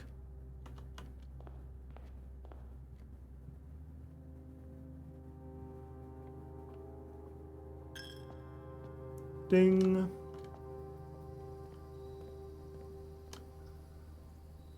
First time building a legit comp deck and trying to rank up. Went from bronze to diamond yesterday. Nice. Yeah, the difference it can make when you get an actually like solidly well-built deck. Where were we going? We're going to the locker room. There's still things we can open there with our 3 keys. Yeah. What you play? I was doing the man with the mark. Oh, they're asking that. Oh yeah, security. Oh, we can do it from the office too. The upgrade disc. Let us permanently upgrade one of the rooms. The guest bedroom. This is good because it's a room that shows up a lot and is awful. 10 steps is not great. The guest bedroom adds a hidden effect of a random bedroom from your draft pool. The quest bedroom. If you enter the antechamber, add 2 to your allowance. Oh? The Geist bedroom. If you have the tomb in the estate today, you gain an additional 4 dice? Shit.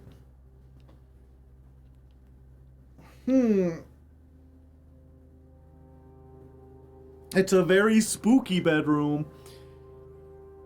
Those are ridiculous. Yeah. The quest bedroom does give us stuff, but at the same time, I feel like between the treasure trove and everything we already have making our allowance go up, Geist also changes the step. Oh, it no longer gives 10 steps. It only gives 2 dice. Almost Draco Tail Pure. Runs 2 branded fusion because it's kind of more copies of Rahu. And Dragoon comes out of nowhere. Yeah, Draco Tail seems like a fun deck.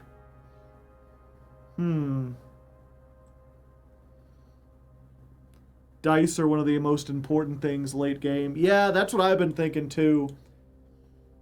But we've also now got the planetarium, which we can basically, like, stars are basically dice now. So we have potentially, like, you know, if we can save up a few things, get like an aquarium and what's it called? Observatory and a planetarium. We could get like 5 more. We could, it would still take a while. Yeah, I think dice probably is what we want to go for. I'll take dice over steps.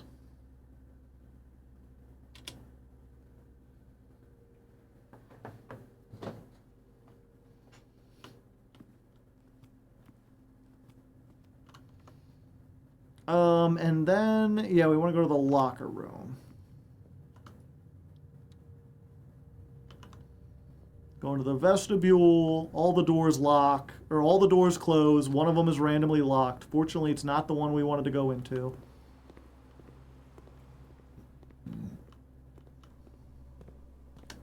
Okay. You got 3 more keys.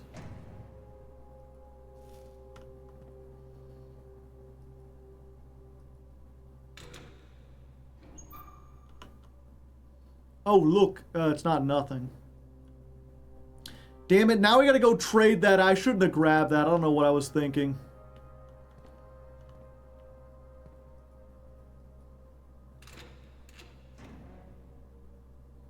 Oh, look, nothing.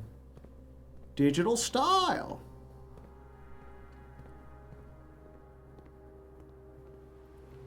Red Eyes, War Crimes, Dragon, yeah.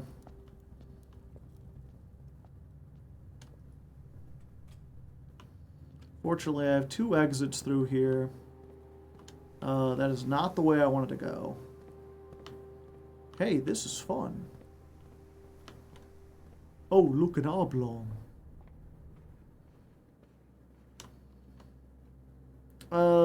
Yeah, it cost 100 to get the trophy, right? So even if we bought the other thing, we couldn't afford the stuff in the showroom. And we don't really want the compass. Yeah. We just need to get out. Oh wait, this is faster. Maybe? I don't know, the loading and unloading might be too much. What's your favorite Yugi Man deck of all time? Probably Paleozoic. That's a really fun control deck that just plays on a different axis. Doesn't play Maxi and also doesn't have to play Maxi. Probably does better without it and also isn't hurt by Maxi, like in the slightest. I also really liked Goaty and Crystron back in the day. They've kind of, if they've fallen out of playstyle, anything that gives you like a toolbox is always good in my opinion.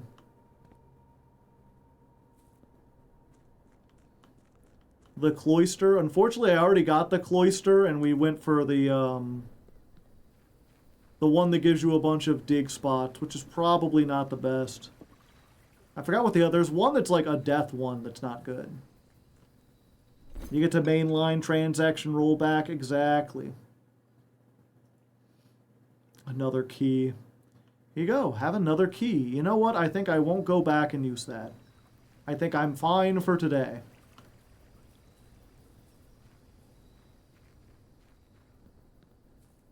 The death one is the best one. I forget what it did, but at the time it just seemed really bad.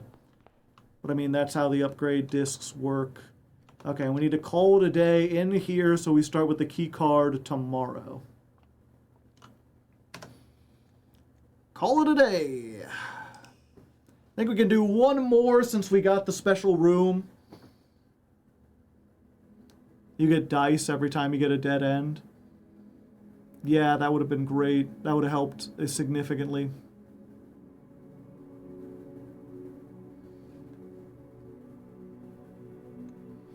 Yep, a garden shopping center. Okay, give me a second. I'm going to go grab a little snack. Just a wee little snack. I'll be right back, chat. We'll do one more run.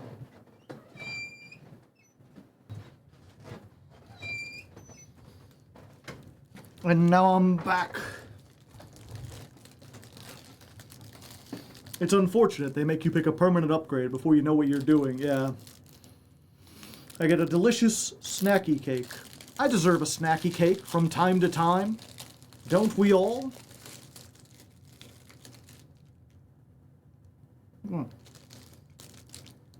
Yum.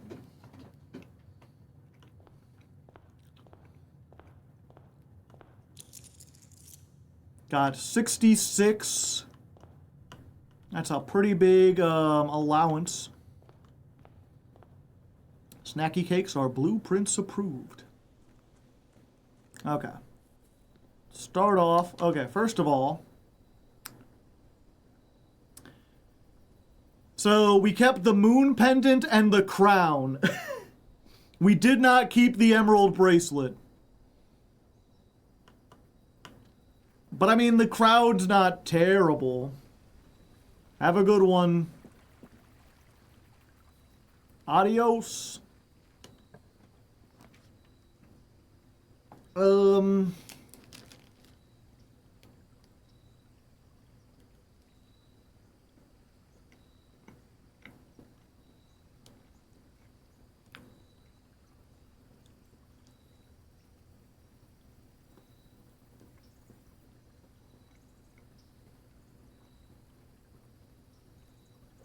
Crown from the start of the day is okay. The thing is, with these outdoor rooms, none of them really helps. The crown gives us an extra gem, so, like, we don't really want hovel. The shelter incentivizes us to take red rooms.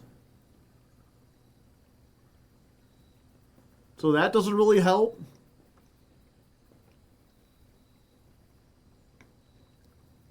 I'm guessing root cellar, it just gives us extra dig spots. I mean, who hates dig spots? We don't have a shovel though. It's like contingent on us getting a shovel early. But it's something. There's also potatoes down here.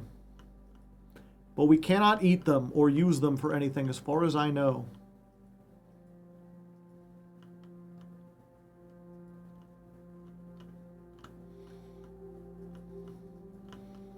And there's like a family tree.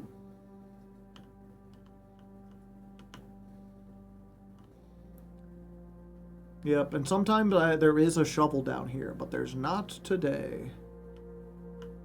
Root coming in from the top. I was like, anything? Anything at all? No? Okay. I can't believe this game doesn't let you drink all the booze. Well, your character is canonically 14, so he can't drink. He ain't old enough, even if this is Europe. Or, I'm sorry, Orindia Aries. Kennel? Kennel has support with the shovel, if we can find it.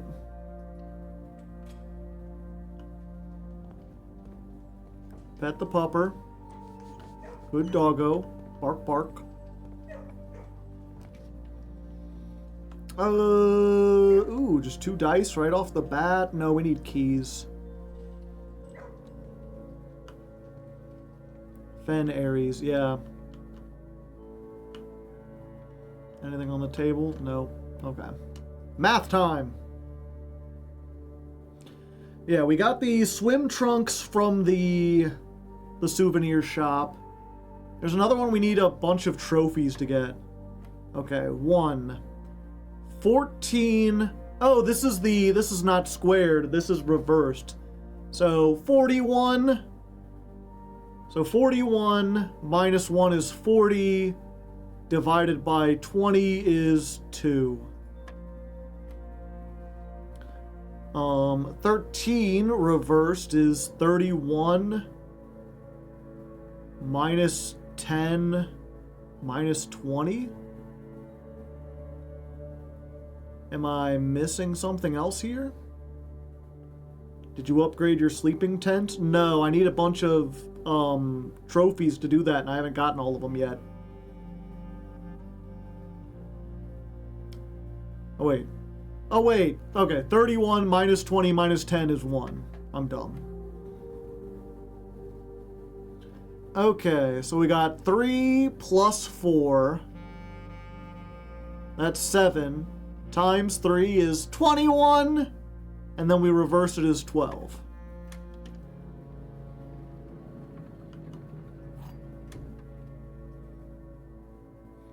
Yeah, for some reason, sometimes when I'm doing mental math, if the number is like if it's something minus something else, and the total is like 1 or like 2 or even 0, sometimes my mind will just jump ahead and I'll just be like, oh, that's gonna go into negatives. But I'm just off by like a slight amount.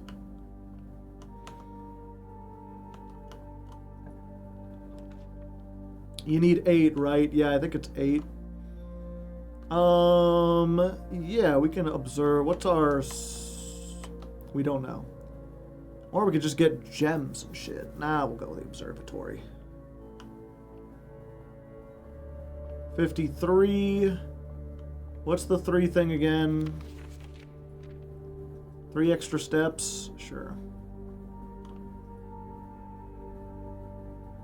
Jumping the gun. Inkwell plus 3.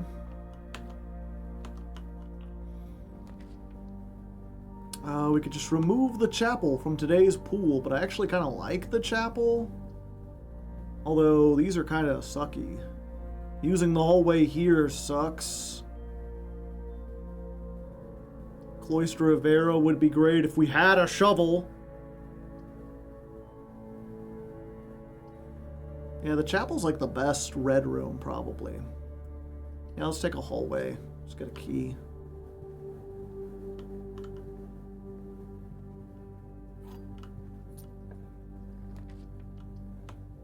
Den, closet. Yeah, we'll just take a den. It's another gem.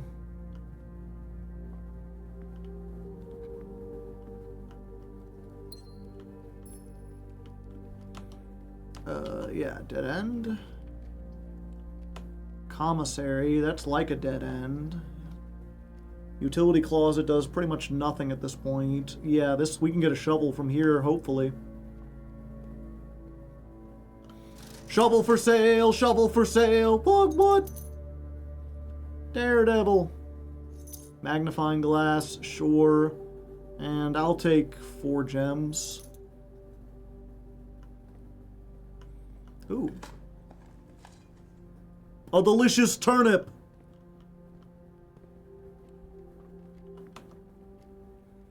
Dig, diggy hole. Yep, I'm gonna go this way. Closet, spare room, corridor. Ugh.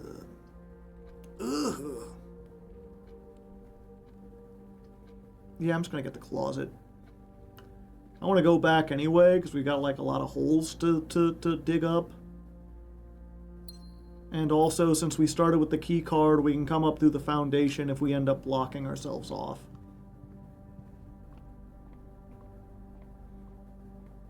Yeah, having the extra room really helps. A few coins. An unremarkable rock. Nothing of interest. A few old coins. This shovel's already paying for itself. Who's a good pupper? Okay, let's go back outside.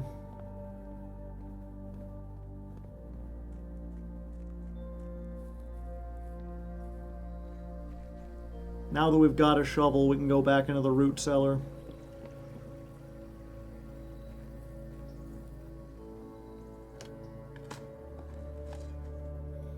Got some coins.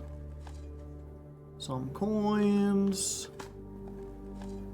Some coins. Is it some coins? A broken lever. Could prove to be useful. I don't think I've ever found that in a hole before. A few unimpressive pebbles. An oversized turnip. An ordinary key. A few old coins. A worthless old tin can. Not even worth picking up.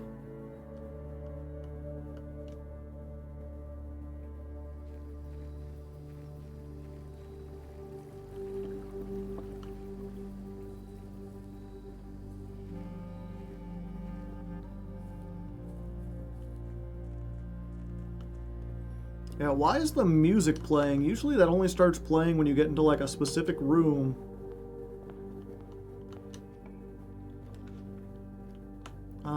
Ooh, guest bedroom. Yeah. 2 dice. Or I'm sorry, the Geist room.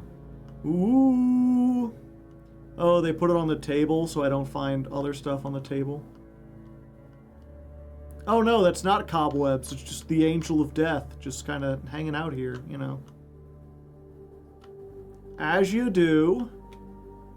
I don't think I would want the guests to come in here.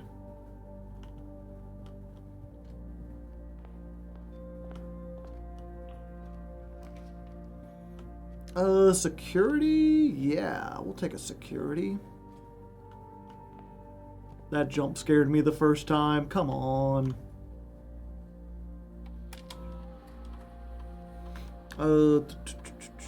Yeah, keycard system. Set the security level to high because we got the key card. Let's log into the network.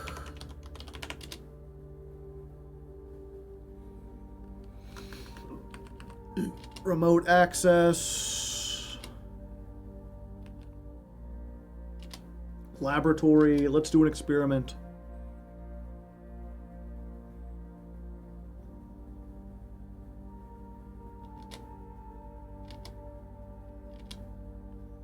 Okay. +1 star, add a small chest, spread dirt. Each bedroom you draft immediately, each time you unlock or surpass. Okay. This will help us really up our star rate. We've got the key card, so we'll hopefully open a whole bunch of security doors, and then we gain a whole bunch of stars. The dirt, no. The dirt it's nice, you know, it's some dirt, but it doesn't progress the game state. The furnace. You know what? Well, actually, we've got a good idea with the nook. Dig, diggy hole. Yeah, we'll go nook into library. Yeah. Although that could... Well, again, we can go into the foundation.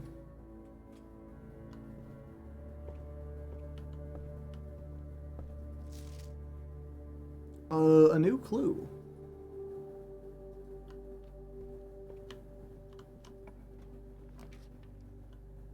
The music room, the workshop.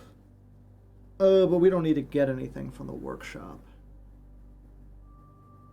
A minor key and a major key. The vestibule is the only one that lets us continue.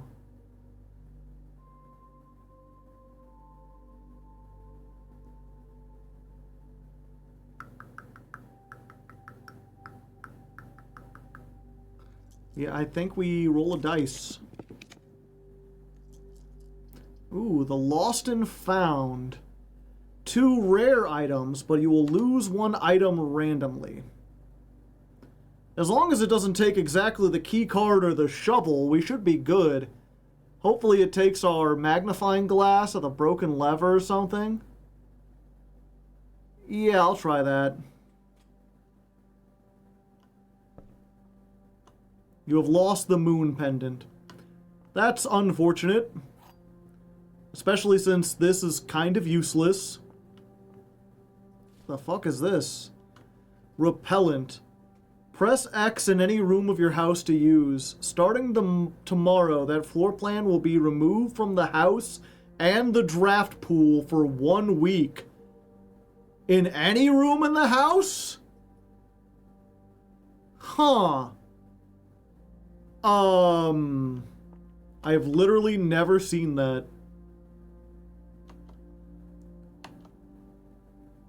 Remove the antechamber. And what happens if I remove the entrance hall?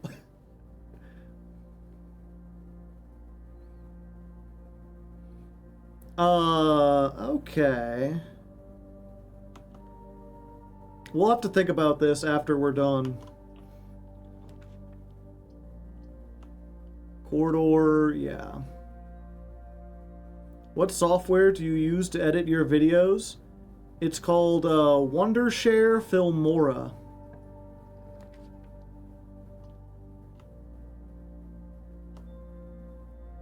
Pool.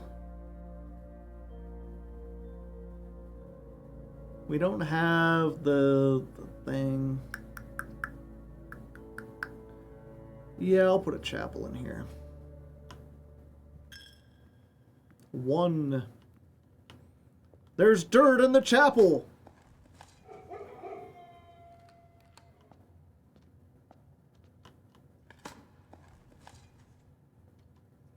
If that let you reposition the foundation, that would be cool. I feel like my foundation's in a pretty good spot.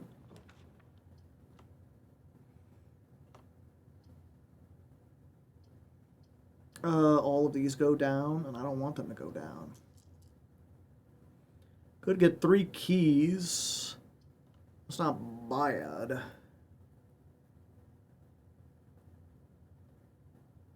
I've seen people with it on row 2. Oof.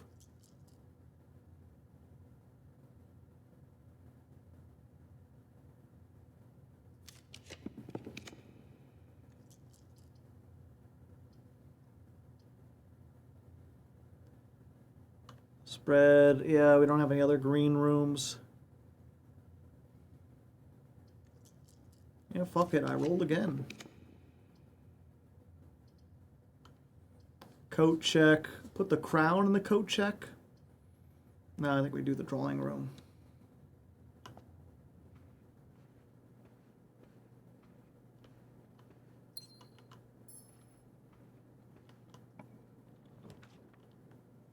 Ooh, her ladyship's chamber.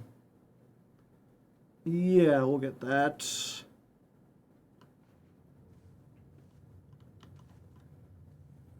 Peep gang, get my telescope.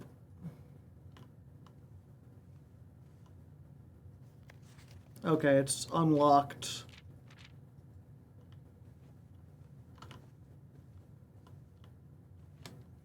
Good to know we won't have to lock it again.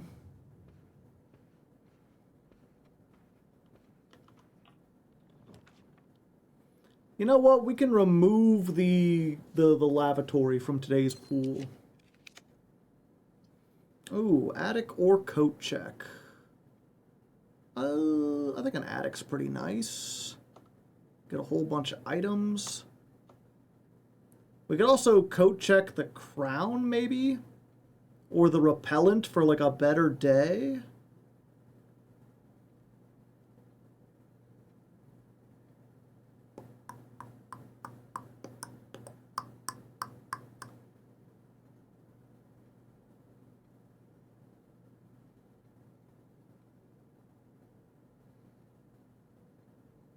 What's the Morning Star do? It's just a sledgehammer.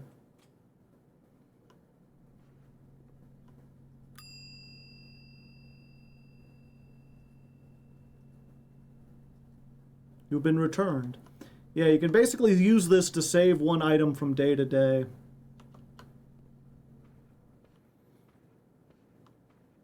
Yeah, so I could potentially use this to turn off, like, every room we don't want so that we can make the dead end challenge easier. Yeah, now we get the pool.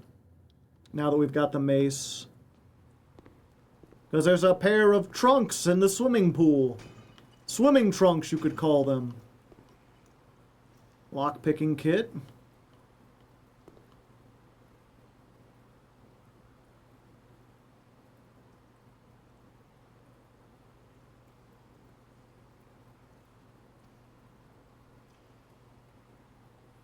End the day in the foundation with the one blessing active.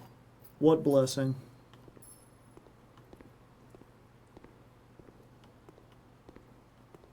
Oh yeah, and then you can reposition it. Gotcha. Kitchen? Kitchen's alright. Kitchen's fine.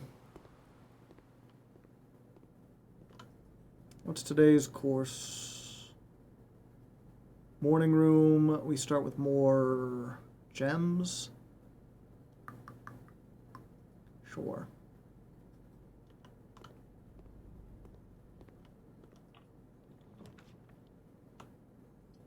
A walk-in closet. What does her ladyship's chamber do again?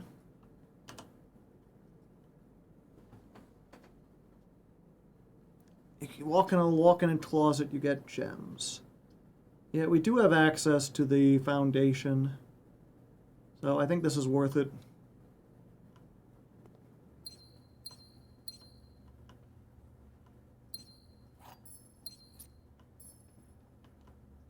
And a coupon book.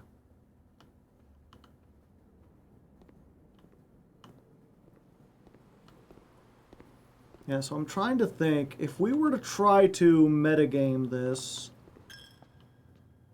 so that we don't get rooms we don't want. Oh.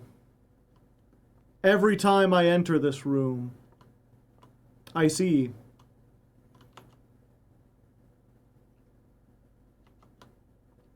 Good thing they took a useless key from me.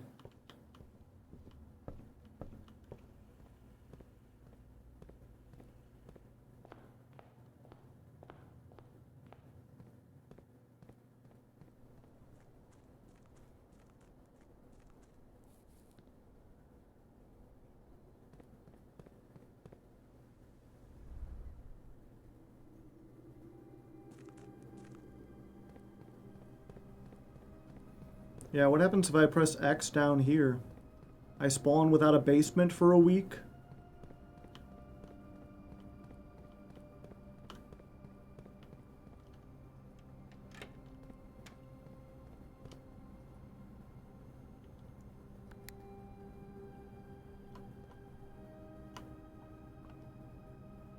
Crush me! Okay, for a second I was really worried.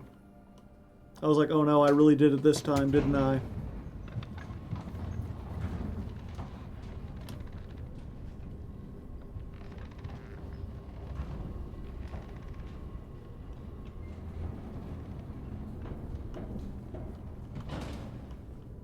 No dirt? There's usually dirt in here.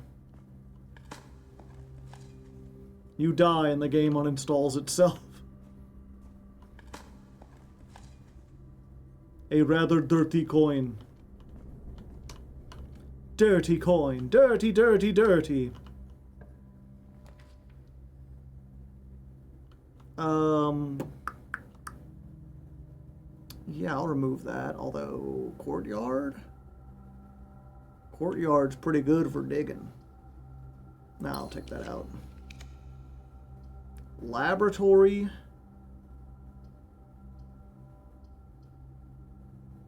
Sure.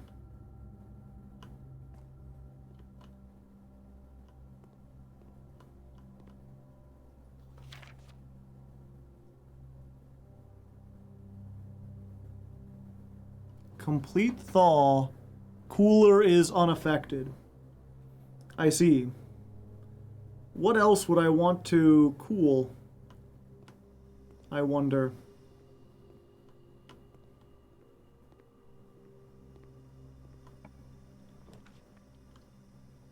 Morning room. Yeah, tomorrow we'll start with 2 gems.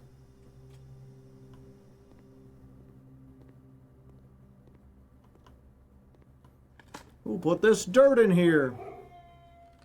Awoo! Oh, and the car keys? Don't mind if I do. Boudoir is pretty good. Plus 10, because we went to the ladies' bed chambers. If we can find the office, we could reset the damn chess puzzle. That would be nice. I'm tired of the night. I don't need the armory anymore. You know what? We're gonna do... Oh, damn it. I was like, I really don't want to see the utility closet anymore, because now that we've got the, now that we've got the break room, we can always spawn with the security door, or the security key card. We don't have to worry about that anymore. But if we're trying to do dead ends, then, like, the security closet, or, yeah, the utility closet is a... If you draw the furnace after you're getting your shit frozen, it thaws. Ah, I see. Yeah, like, I'd kind of want to get rid of this out of the pool, but it's also, like, a dead end, and we need to use pretty much every dead end. Oh, the laundry room. Sure. We ain't gonna use it, but it's good to have it in case you need it.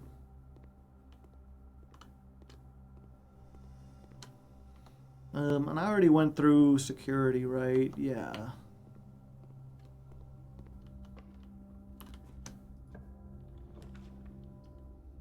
The casino? Sure. What else am I gonna use my money on, chat? Wager 100? We'd need to have 100.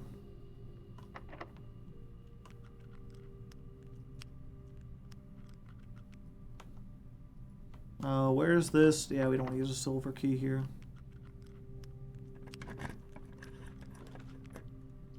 Hey, there's the office. Okay, hold up. We might be able to reset everything. Also, give me more money.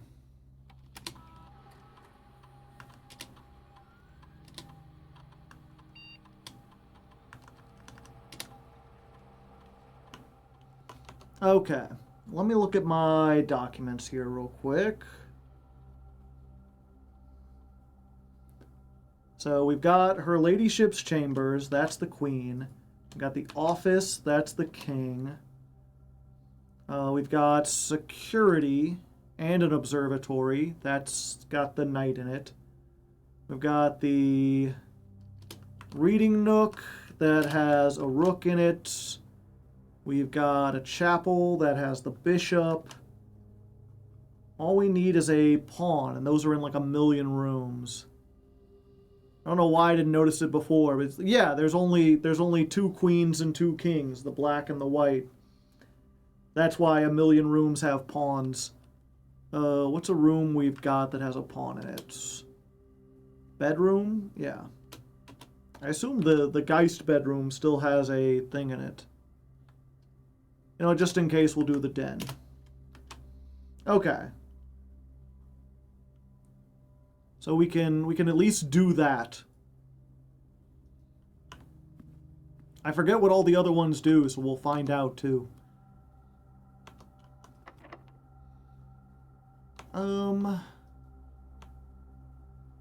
No, we don't want this to be a 3-way either. Or a 4-way, I guess I should say. The gymnasium. Classroom. You know what? If we're going to be spraying something, we don't want to see the classroom. We've already got the achievement for it. There's really not much in here. There's like an apple. We've already got like everything, so we can just like X. Classroom has been removed from the draft pool for 1 week.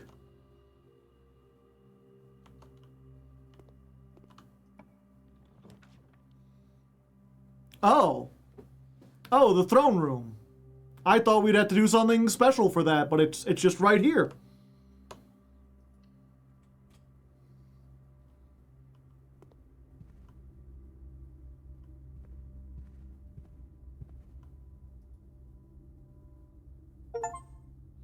The Explorer's Trophy. For completing the directory, we have gotten every room.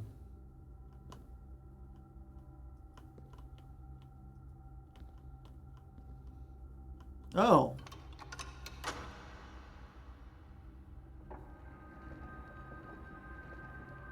This also opens that without having to go downstairs. And it also has, oh, a sanctum key.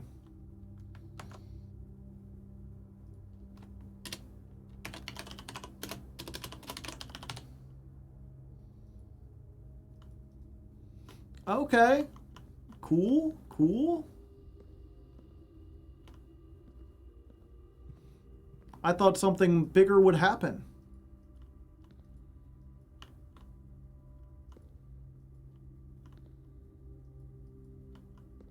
I mean, a sanctum key is good. That means we've got 7 of the 8. Yeah, and they've just got the thing up there. If this is the first one you see, now you know.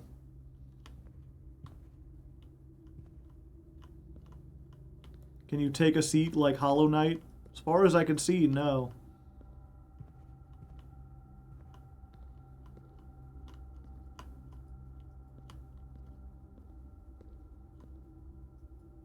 Can't take the swords or open up the helms or whatever.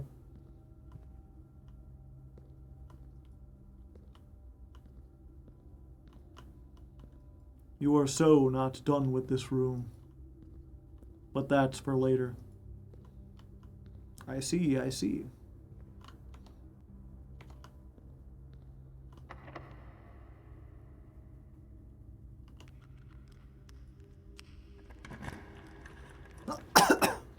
Oh, hey, a treasure trove. Yeah, we do need treasure. Even though this does cut us off from the top. Wish I could rotate it.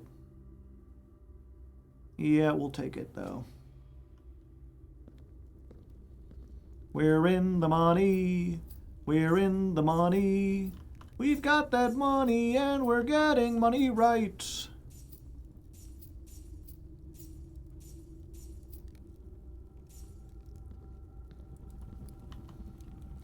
Yeah, I'll use one.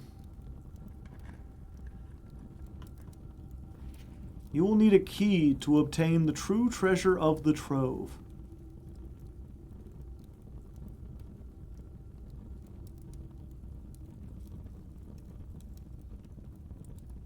So this is Throne Room, Note 11.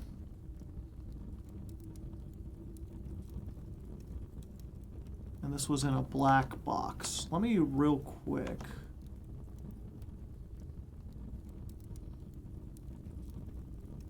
All the notes here. Green memos and white boxes are always lies. True treasure of the trove is not in the house.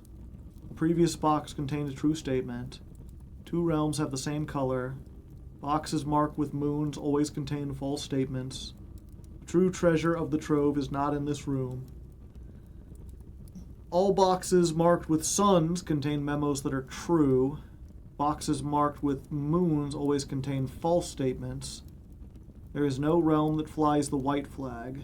The previous box was true. You'll need a key to obtain the true treasure.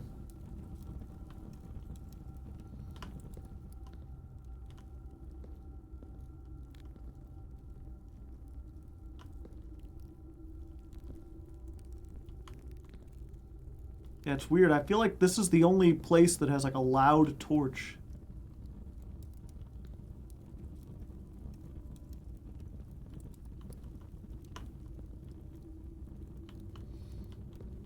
This does look like the things on the back of the Cloister of Vera, but those were like random letters, so I wouldn't know what that meant.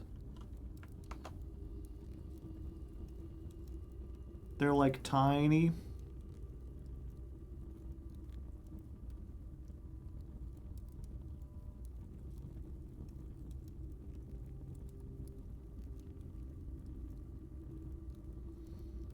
Where did I save that at?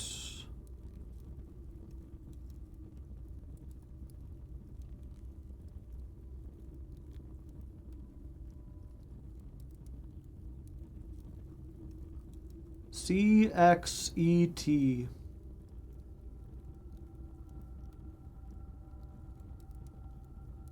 One, two. So I guess if there was alphabetical order and I had to push these, it would be like 1, 2, 3, 4. No, I don't know why it would do that. I don't know why I'm thinking that they all look the same. None of these actually have buttons or anything. I've been in here with a sledgehammer. Yeah, I don't know.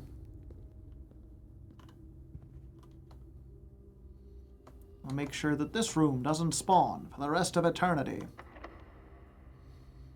Yeah, this is where we use the silver key.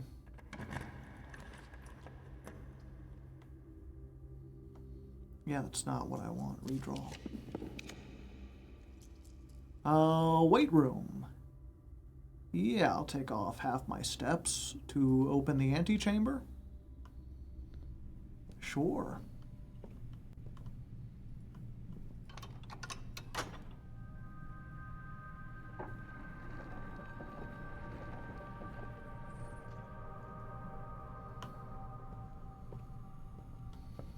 Let's see real quick if we can get a dining room to make up for this. Remove from today's pool, yeah. The parlor for a prize.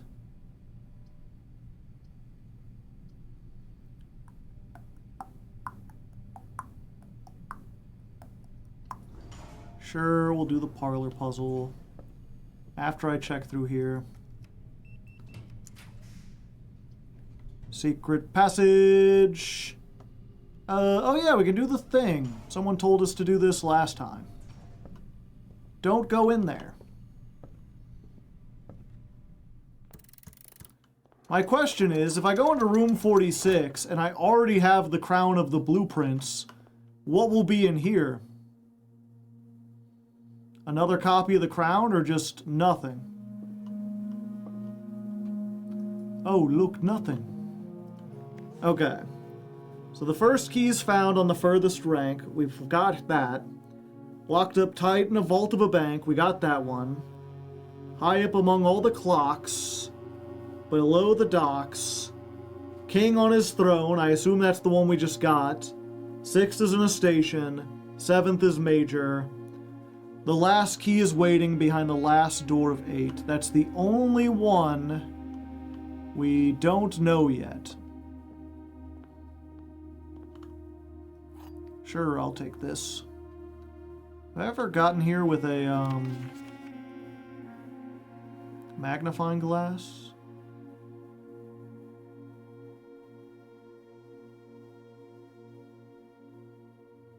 Nothing. Okay.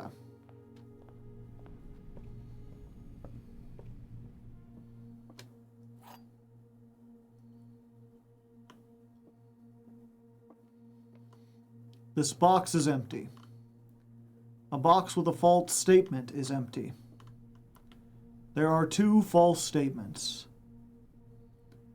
So if this is true, then the other 2 are false. A box with a false statement is empty. This box is empty. These would both be false. Which means a box with a false statement is true?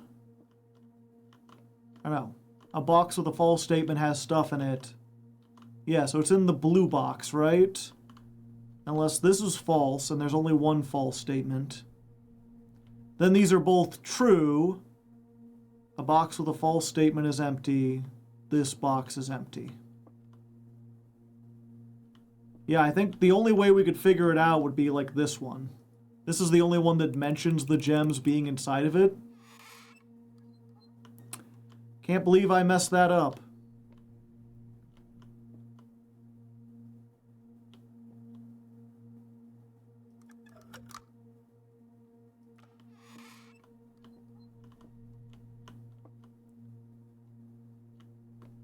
Oh, if this was the only false one, and this was true, and this was true, then they'd be in the black box.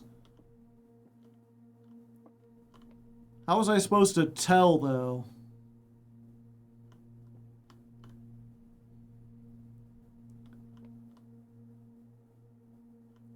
Two false statements. Yeah, like, these could both be false. And then that would mean this box has something in it, and a box with a false statement has stuff in it. Like, this is false, this is true. It's weird. Usually it doesn't work both ways, unless I'm mistaking, like, what it means for this to be false.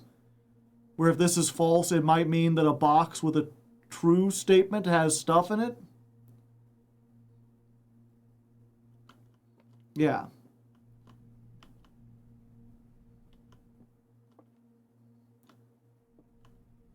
There are 2 true statements. So there were 2 true statements. No, this one is false. The box with the false statement is empty. This was false. The box with the false statement is full. The box, like the opposite of this, if this was false, that would mean a box with a false statement has gems in it. And this box says it's empty, so it's false. So the box could be in there. No, blue is true. Yeah, but how would I know logically, based on what I've got here, that blue is true?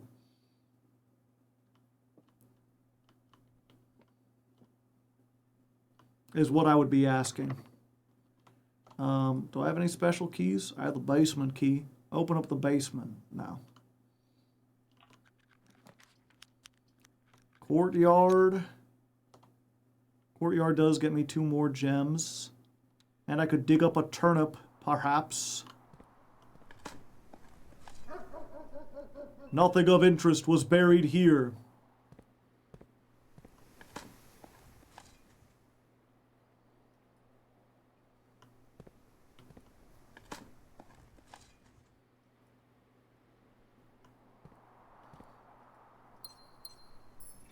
Black is always false because there is only one false statement. Black says there are 2 false statements.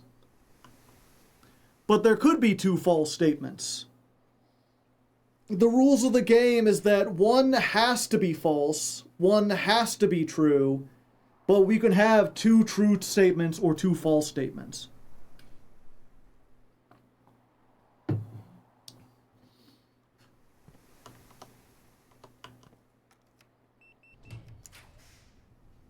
Trophy room? 5 gems for 3? I don't have those. Bedroom. Yeah, that just gets me 2 steps. I'll take 2 steps. I thought there was always 1 false statement. There's always at least 1 false statement, but sometimes there's more than 1.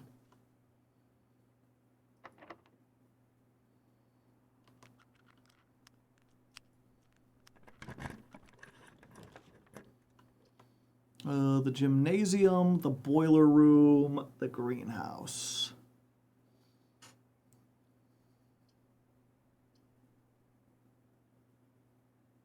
The boiler room sometimes has dig spots. I just want a dining room. Could I just get a dining room, maybe?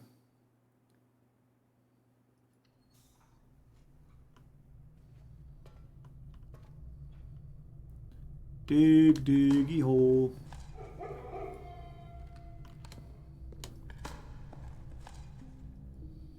A key.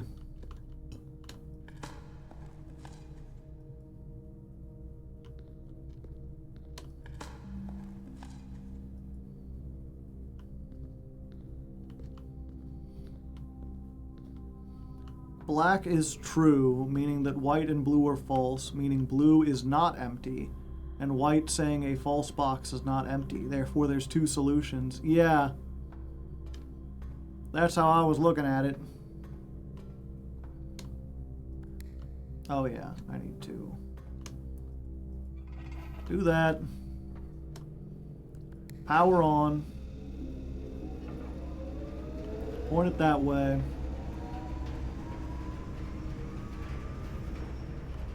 Open the door.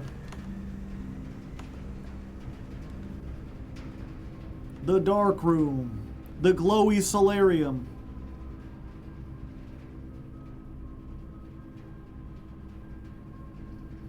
Yeah, where are we going?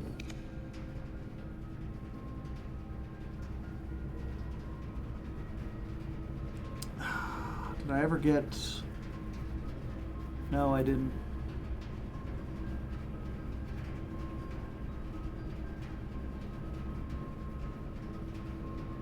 I can't see what floor this is. That's the problem.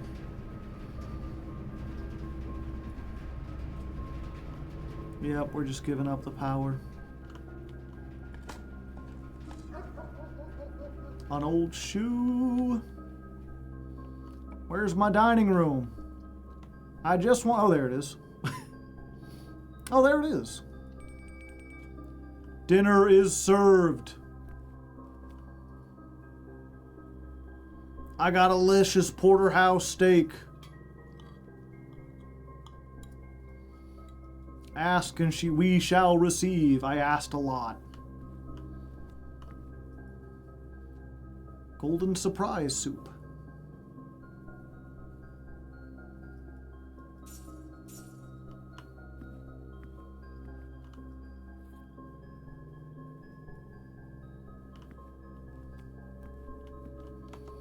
Okay. Now we just gotta see if we can get behind the secret passage.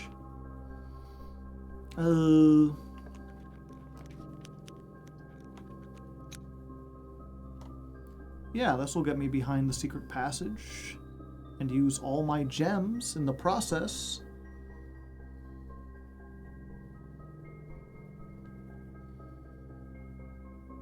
And possibly all my keys.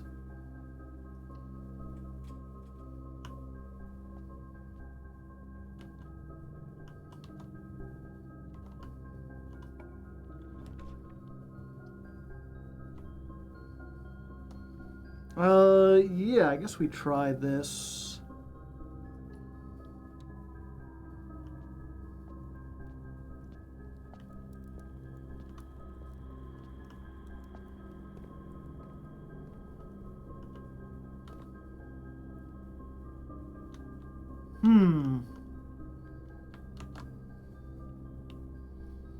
Door.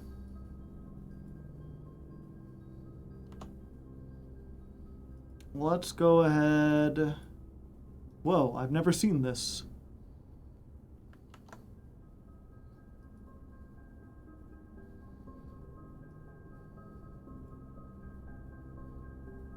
One second.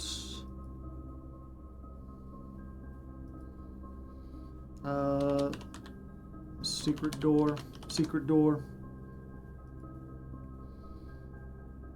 Okay, chat. If you'll recall, we had... Where was it?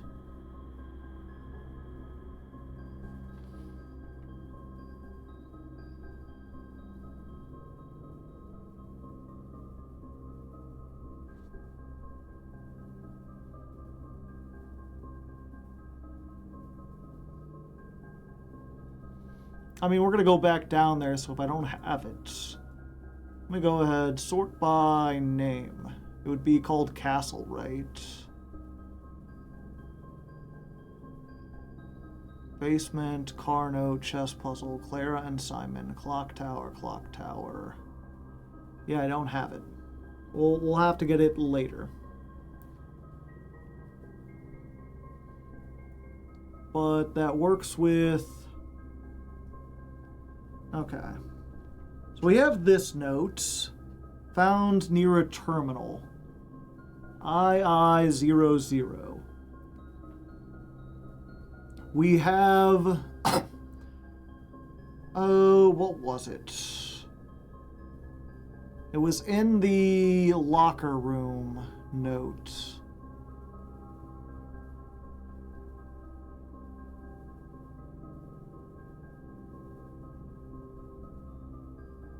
Where the heck did I put that?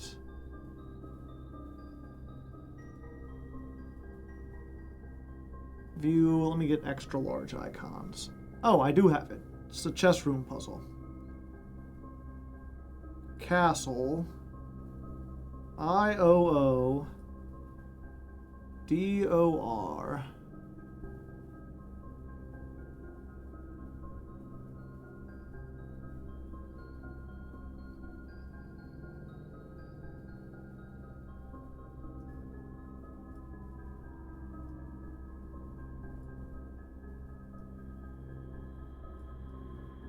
CXET.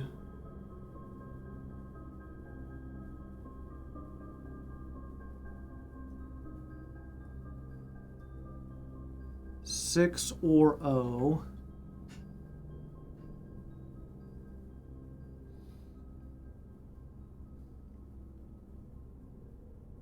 One second.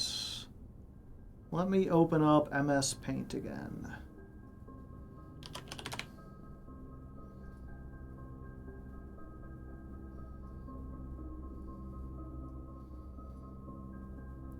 Let's file, save as Castle solved, maybe?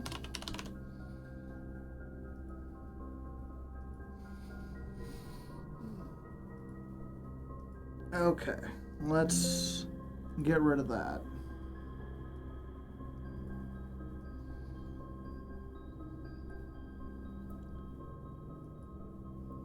There's at least one more I think you've seen. But let's, real quick, what can I do? So if we assume that the C from the castle is the C on the C thing, then like this would be X, and the E would be T, like that, right? And if the thing is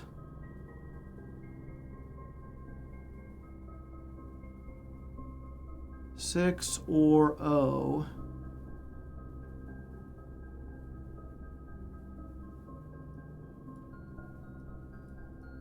then that would be 6 or O, like that. And then if we look at the other thing, we've got 0, 0, I dash I, like that. And now we've got the OR. Oh no, the thing on the door doesn't fit. The R would be 2 above it, that would be the D there. Unless there's another OR.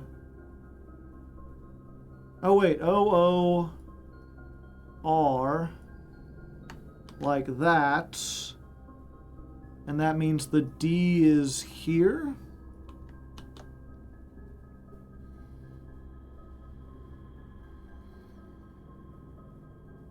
We would need one more. Everything's coming together. What the hell?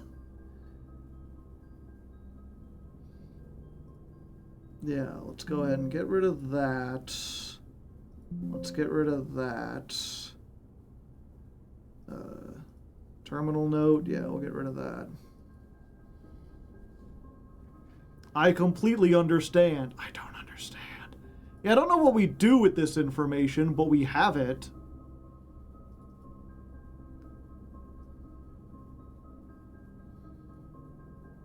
Only a simpleton would be confused right now. Looking at the rest of my notes, if there's any other pictures that have stuff set up like this. Oh, wait, was it...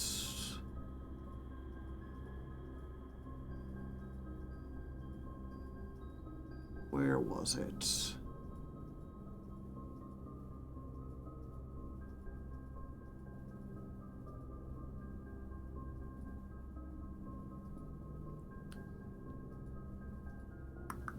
One second, chat. I'm cooking something up.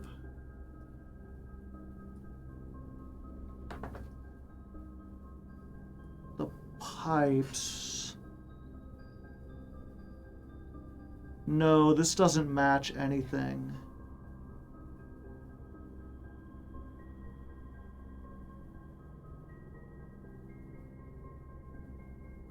Yeah, okay, it's not the monitors.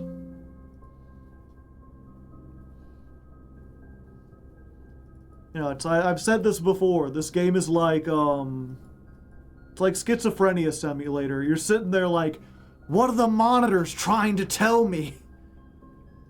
There's gotta be something there.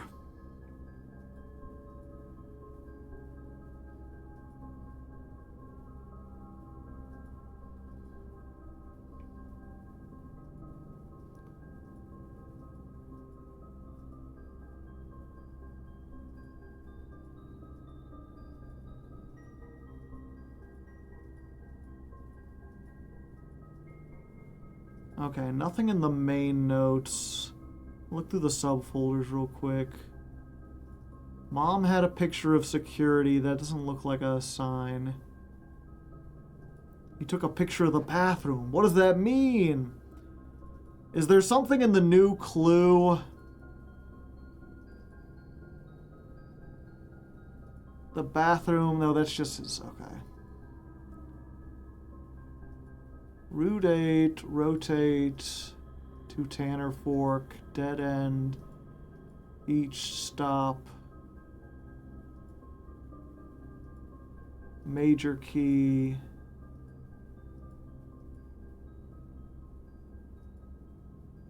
The suspect is a key. No, it's not that.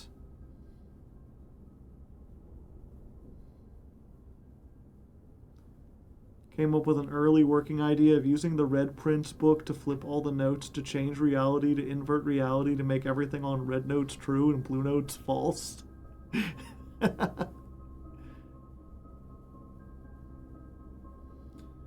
it's not the chessboard. That has nothing to do with it. There's nothing in the classroom, I don't think.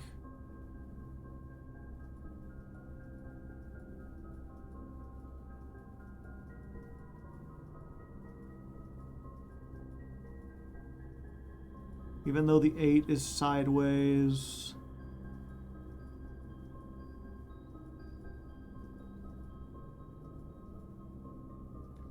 Yeah, nothing there.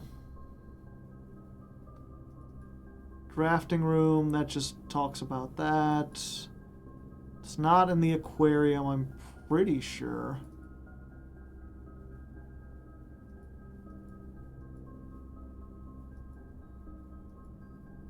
Yeah, the aquarium had dig spots, but that wasn't anything. We already got that. It's not in the foreman's log. Does her ladyship's diary? No, it doesn't appear to have anything like that. Okay.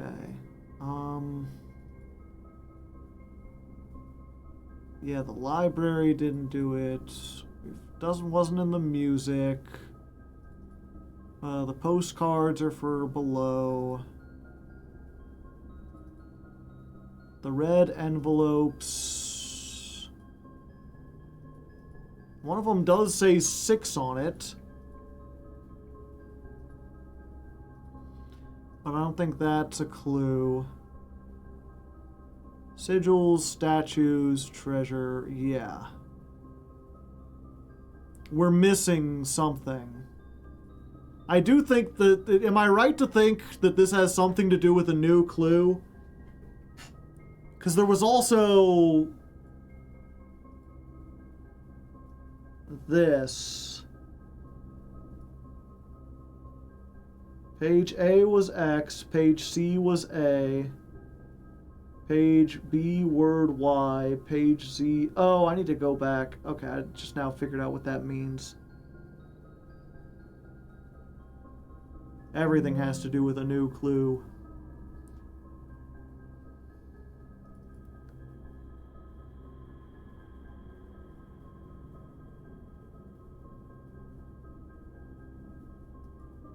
If only we had a new clue, we would know what to do.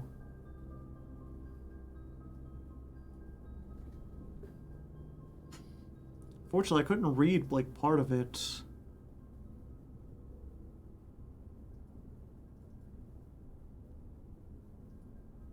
Where's Blue's Clues when you need her? Okay. But we've got that. So, you know, that's there. I don't know what that has to do with anything. I mean, we're only missing 2 letters, but it doesn't look like it has... It's not language, unless it's meant to be, like, read phonetically. 6 and 6 Torlorent. Torlorent? Like, if the castle was supposed to be like another way to say 6. 6 and 6 Torlorent. Torloreat? Torloreat? Torlorent? Torlerunt? Torlerect? Torlerect? Torloric? 6 could be Roman numerals, but that wouldn't be right. Seems unlikely because I didn't have Rome. Do I have a library in this house?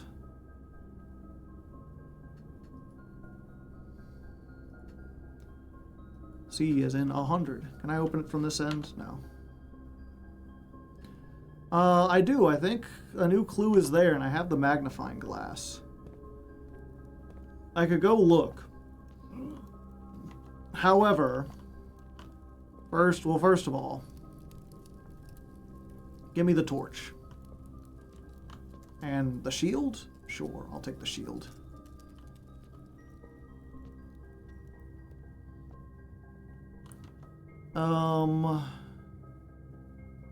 Oh, we should try to go up. Yeah, we still have a room we could do up here.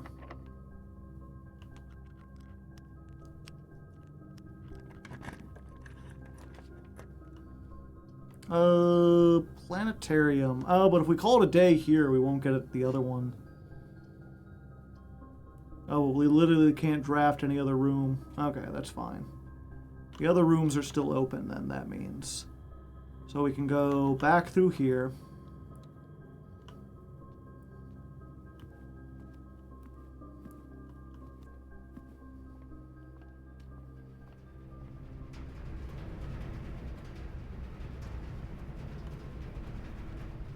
Through the bedroom. Down through here.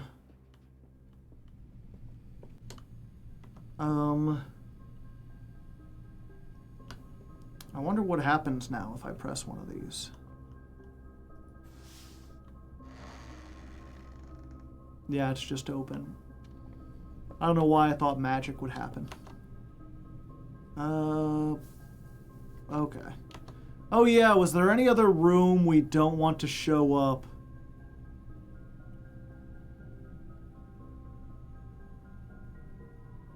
The bedroom. Oh, and this room. Yeah, I'm done with this room for now.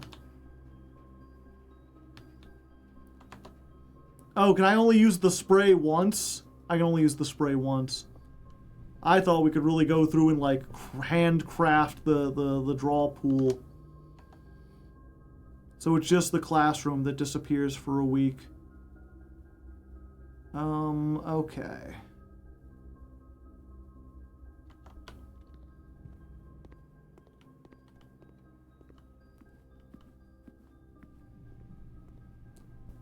So we need to go outside. What does the telescope do? If we go to the observatory, we can get a second round of whatever constellations. So if there's a constellation that gives you like 5 gems, you can look at it again and get another 5 gems.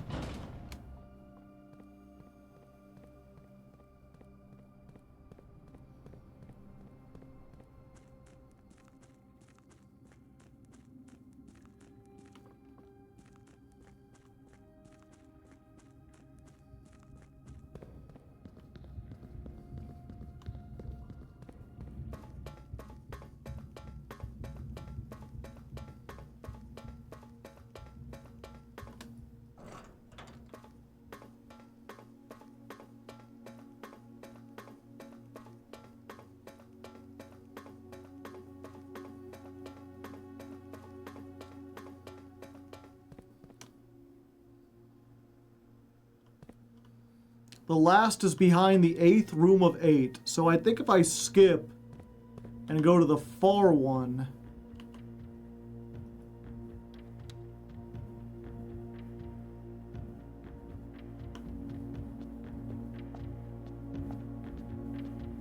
As for the diamond.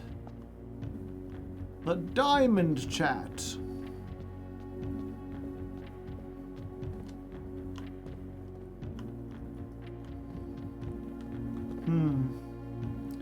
Yeah, so I'm guessing I have to solve the other ones, or it has to do something with the 8th room.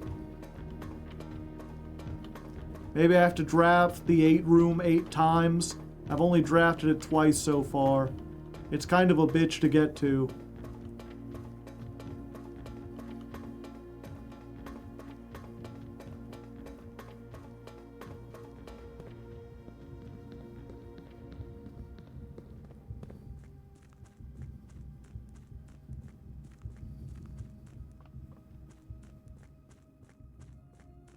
Did you want a hint with this one? Yeah.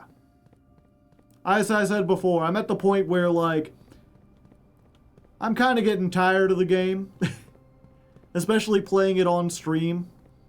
So, you know, I'm all up for hints.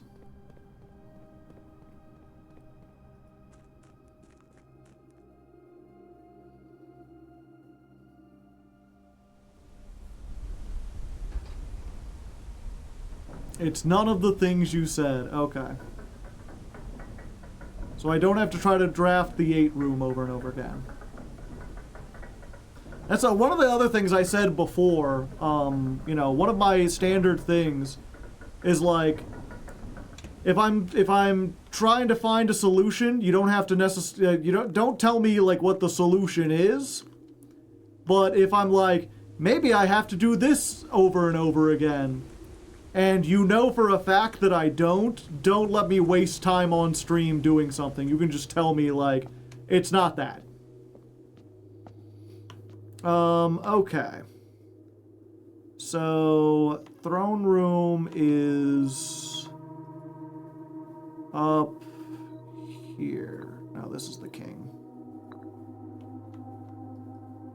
Her ladyship's chamber is 3rd from the bottom.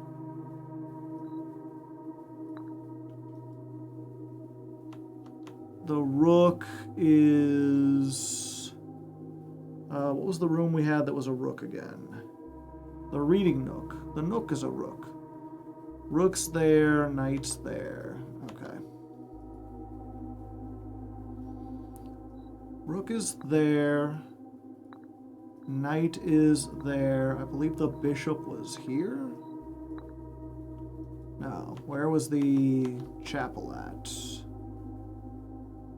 4th row up. Okay.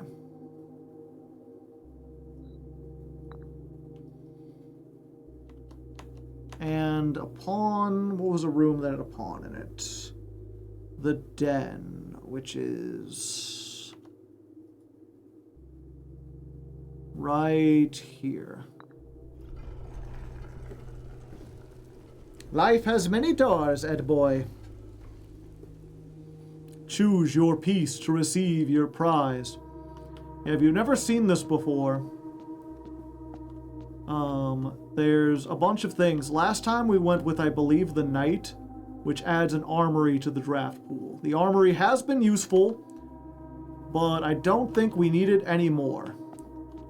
The pawn is interesting because if you reach rank 8, then you get to choose any of the other ones, and you will gain that power for that day. So it does just like upgrade, you know? You get to choose which one, but rank 8, if you don't know, is the top one. 1, 2, 3, 4, 5, 6, 7. Or I'm sorry, the second to last one. You make it up here, and then you can have a power for the rest of the day, but getting down there. At that point, do you need that power? No. Each time you draft a room on the west wing of your house, you lose 5 steps and gain a key. The Queen's Gambit. No. Each day you may choose a color. Rooms of the chosen color are more likely to be drawn while drafting. Did you see my hint for the Sanctum key? No. Think of a room with 8 doors.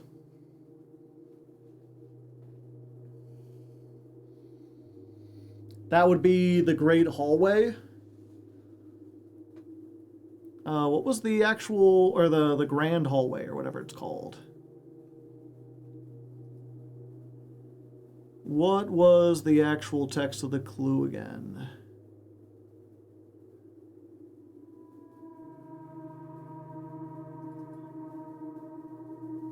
The last is waiting behind the last door of 8. Huh. Yeah, I've opened every door in that room before. The mechanarium? Oh, does the... I forgot. I've never been... Are there even 8 mechanical rooms for the mechanarium? Yeah, the king does seem pretty good. Especially, like, if I'm trying to get the thing that makes it so that, like, just for instance, I'm trying to get the dead end room thing. I could say like hallways. And then if I can get a bunch of hallways, that'll make it much easier to do hallways into dead ends. King seems cracked. I'm trying to think of what else it could be used for, though.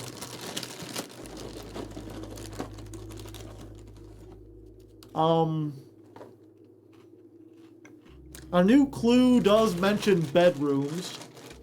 So if I wanted to draft a whole bunch of bedrooms, I could do purple. If I'm trying to get to red room specifically.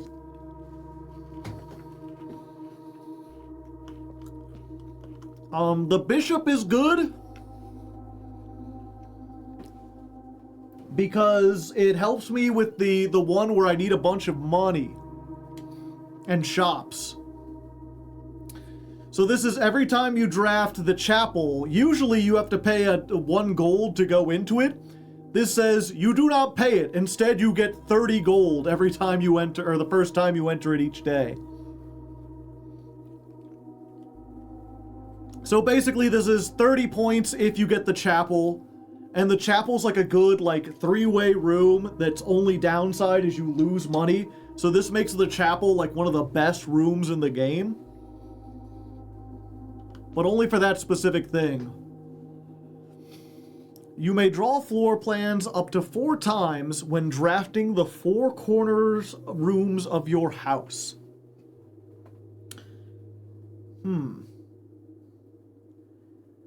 That one's interesting because there's a specific room that only appears in the corner, and that one lets you change the rarity of the rooms in the house. So if I could get that consistently across several days, I could completely change like how the game works. Are the powers cumulative, or you get to replace? It replaces one. The conservatory, yeah. It's you get to choose one, and you get that one power. And then if you want to get the power again, you have to solve this puzzle again. And if you don't understand what the puzzle is, this is one of those things where like you feel crazy when you first start doing it, and then it does pay off late in the game when you eventually find this room. Where it's like, I noticed that like in the attic, there's a bishop piece for whatever reason. And oh look, in the guest bedroom, there's a pawn. And in her ladyship's chambers, there's a queen. So I've been making a note of every room and where it's at. And in order to do this, you have to draft your house so that it contains one of each chess piece. And then you have to match the chess pieces to where they are on your house. Rook is useful for the dead end trophy. Yeah, that does also seem like it could work. Like you said, you're getting a little tired of this game, just a little bit. Yeah, so like this helps me specifically with like changing the game up. I'd suggest the rook too. This one helps me get a bunch of money, but I already have no problem getting money. I just need to like, basically, if in order to get the one where you buy out the showroom, all I have to do at this point is get a run where I get the vault, the treasure room, and the showroom all at once. So this is good for that achievement. This is good for editing the house a little bit. This is just like good in general. At least I think. You know what? We'll try the rerolls though. So I have some good, bad news. If you absolutely love the game, it's great news. I'm not like halfway done with it.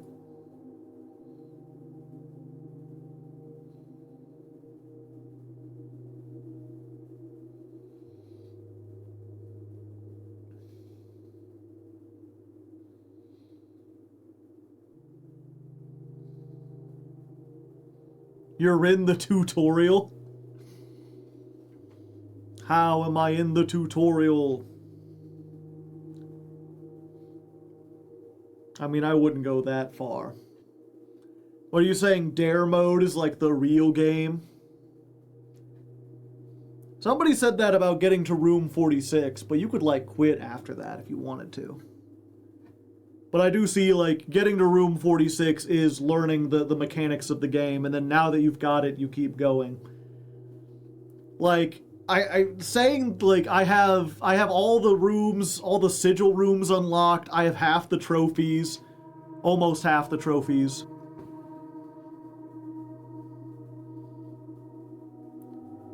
Room 46 is Act 1. Yeah, you know what? We'll try this one. May give up. Dare mode is just a challenge, but there's a ton to go. Huh.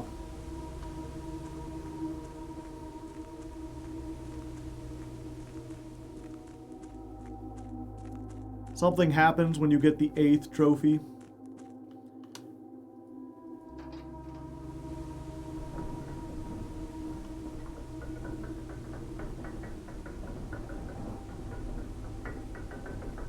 Rookin'. We're rookin' it.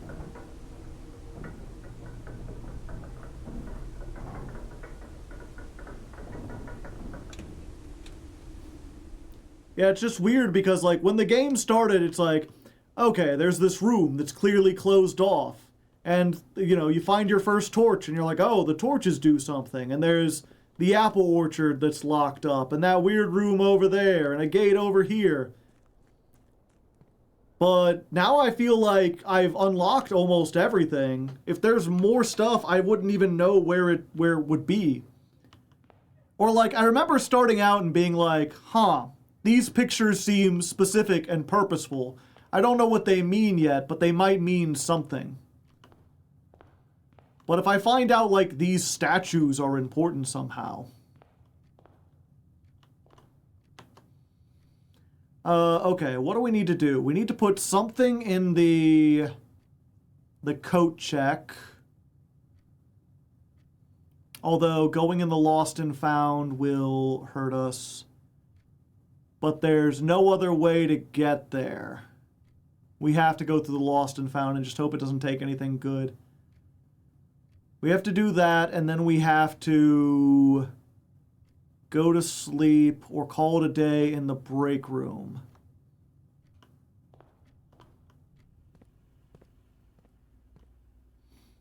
Inception with the puzzles. Yeah.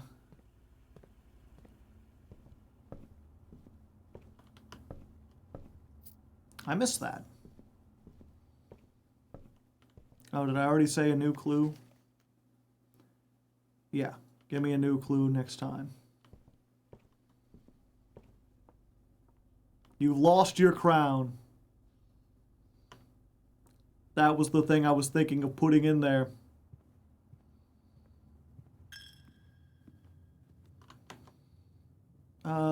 Yeah.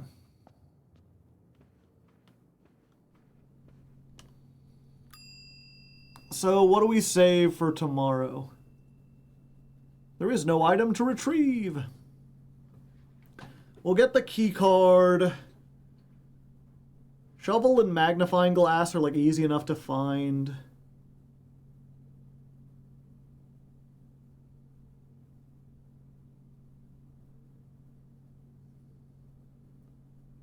Torch. I mean, we no longer have the thing. The whatchamacallit, the armory. So maybe putting the night shield there and then being able to get that to stamp out red rooms would be good.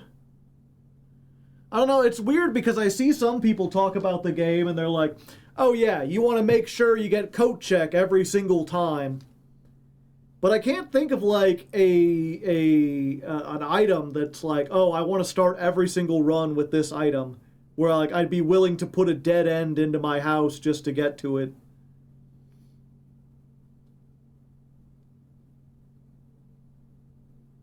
like, I almost never use the coat check. The bracelet, yeah, I guess if I had like the bracelet or something broken, or again, I was thinking putting the crown in there, being able to just take red rooms out of everything entirely would be good. It's just a pity that, you know, it broke. Crown would also be good. Yeah, the torch, I feel like we've got everything with the torch. The night shield is like, it's unique. We can't get it anymore. Might as well put that in there. Or like the watering can. Yeah, if you can fill it up.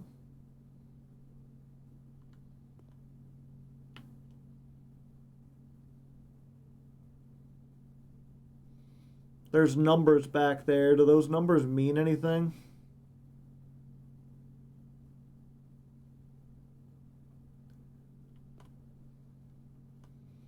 I was about to say no. Clearly they don't. But like, it's this game. Why would they put numbers? Dang, we late. Yeah, it's like 2 a.m. Okay.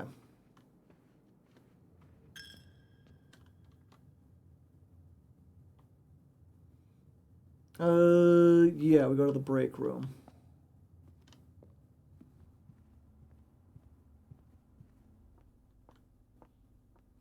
I've lost my sledgehammer.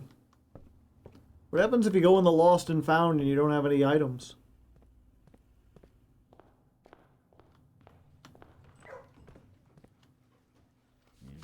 Food pupper. Okay. Call it a day? Yeah, call it a day, and then we get to keep our key card. I unlock the other room. Check around the kennel.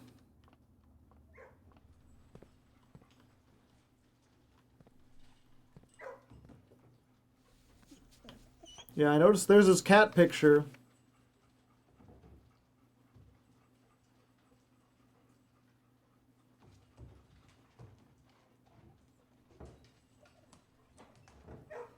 But we already have those. Like, they're not giving me any letters I don't already have, I don't think. Unless they're saying it's ETT. It's hard to tell how far over the cat is. Or how many blocks up. You're missing 3 letters? I was missing 2. Yeah, it looks like if you overlay them...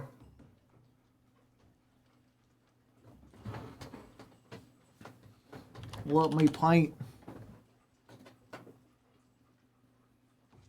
Let's get this open real quick.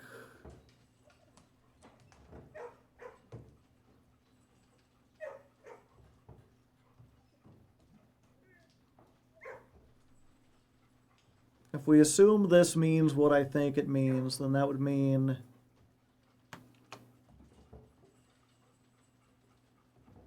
this is a T.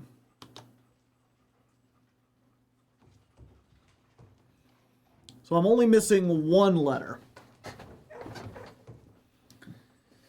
The problem is I don't know what those letters mean. Unless, again, let's go real quick to a new clue. Although I'm not sure a new clue was talking about this. There was this that I can only see with a thing. No, that ain't it.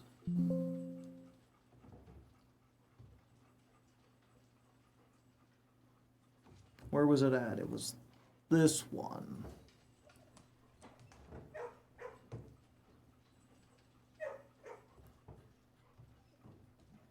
So X goes to Y, goes to Z, goes to A, goes to B, goes to C. Is it erogen? No, I don't think so.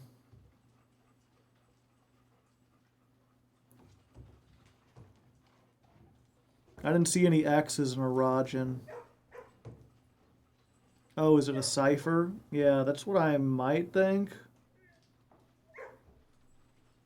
Like, if we just moved everything to the next letter over. C would be D. H, I, J, and X would be Y. That would be DJY. That doesn't make sense. But if this is, if X goes to C, then X is going forward by 1, 2, 3, 4, 5. So we shift everything over. Let me real quick. At the risk of this taking a while, this isn't it. Okay, thank you. Who goes to pants? No, not while I'm here.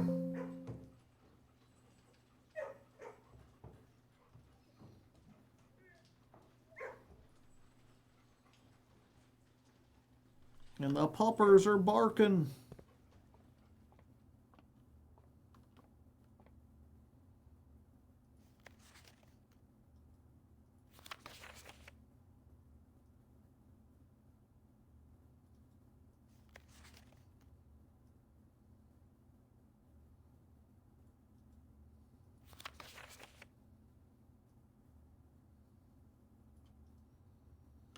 I see, I see.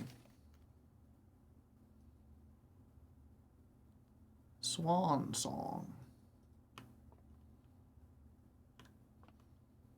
While Joe is where pants do go.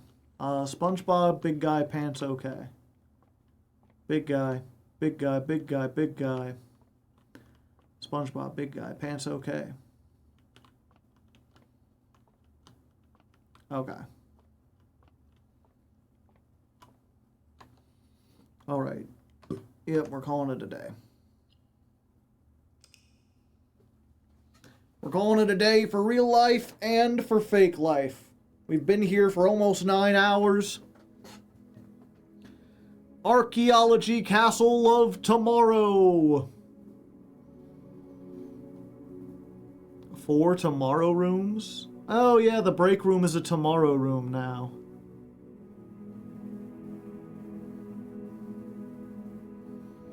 And the morning room.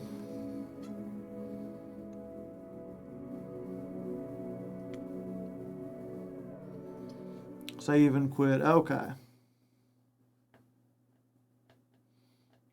I know which one you're missing. Yeah, I guess you'll have to tell me later. I missed that somehow. But, yeah, I am curious. You could tell, like, is it a cipher that I'll have to figure out, or is it something I can figure out just with, like, the letters there? Like, am I supposed to use those letters somehow, or, like, spell something phonetically with them? Or is it a cipher that I'll have to decode so that it does spell out instructions? I wonder what... Oh, Genesis app. I saw Appo and I was like, Appaloosa?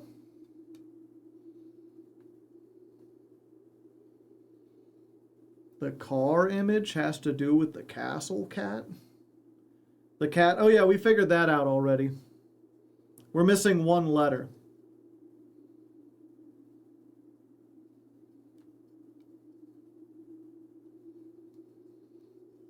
Just looked up the answer. You're extremely close.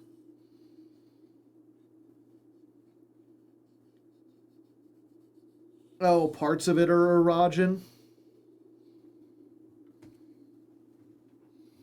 I hate erogen. I can take a lot of math and weird puzzles or whatever, but learning another language is hard. But yeah, today is Genesis Apocalypse. It's killer, I'll say that. Yeah, and I figured the mechanarium has to do with something. And that's probably when the last key is.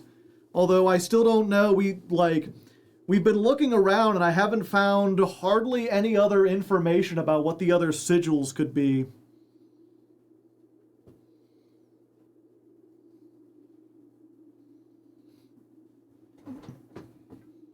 Yeah, real quick. Okay.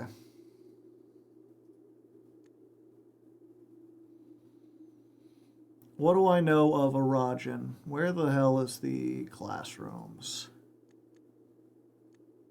Oh, we have the Odion worksheet. That ain't it.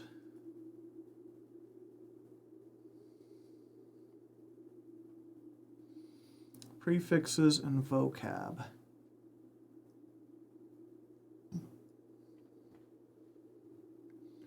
Oh, lore is word. So I guess that is Odion. At least simple Odion.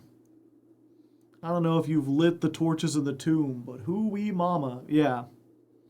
We did that and we spent last stream trying to decipher it before just giving up.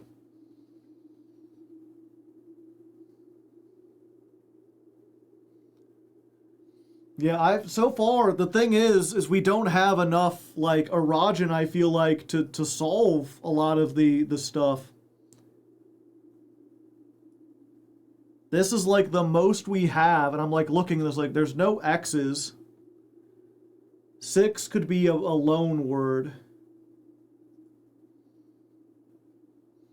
I see I didn't miss the letter being translated. We figured out like a little bit of it.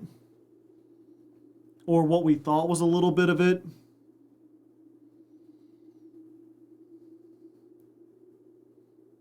Tor.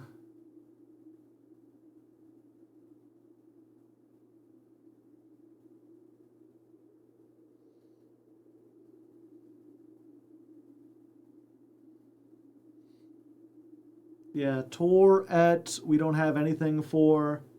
6 is like a letter. Add. No idea.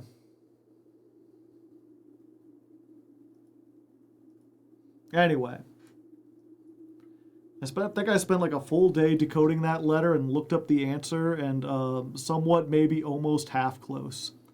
This puzzle seems like a mess. Yeah, a lot of these puzzles are just like a mess.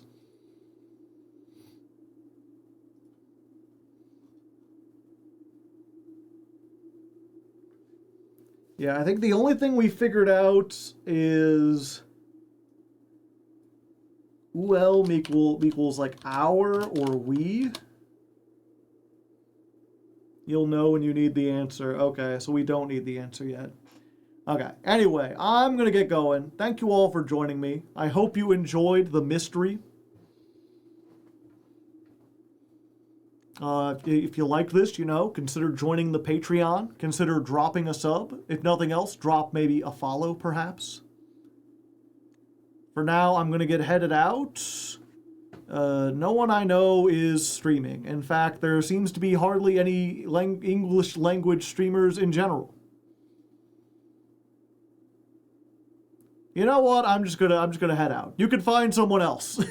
I raid most of the time,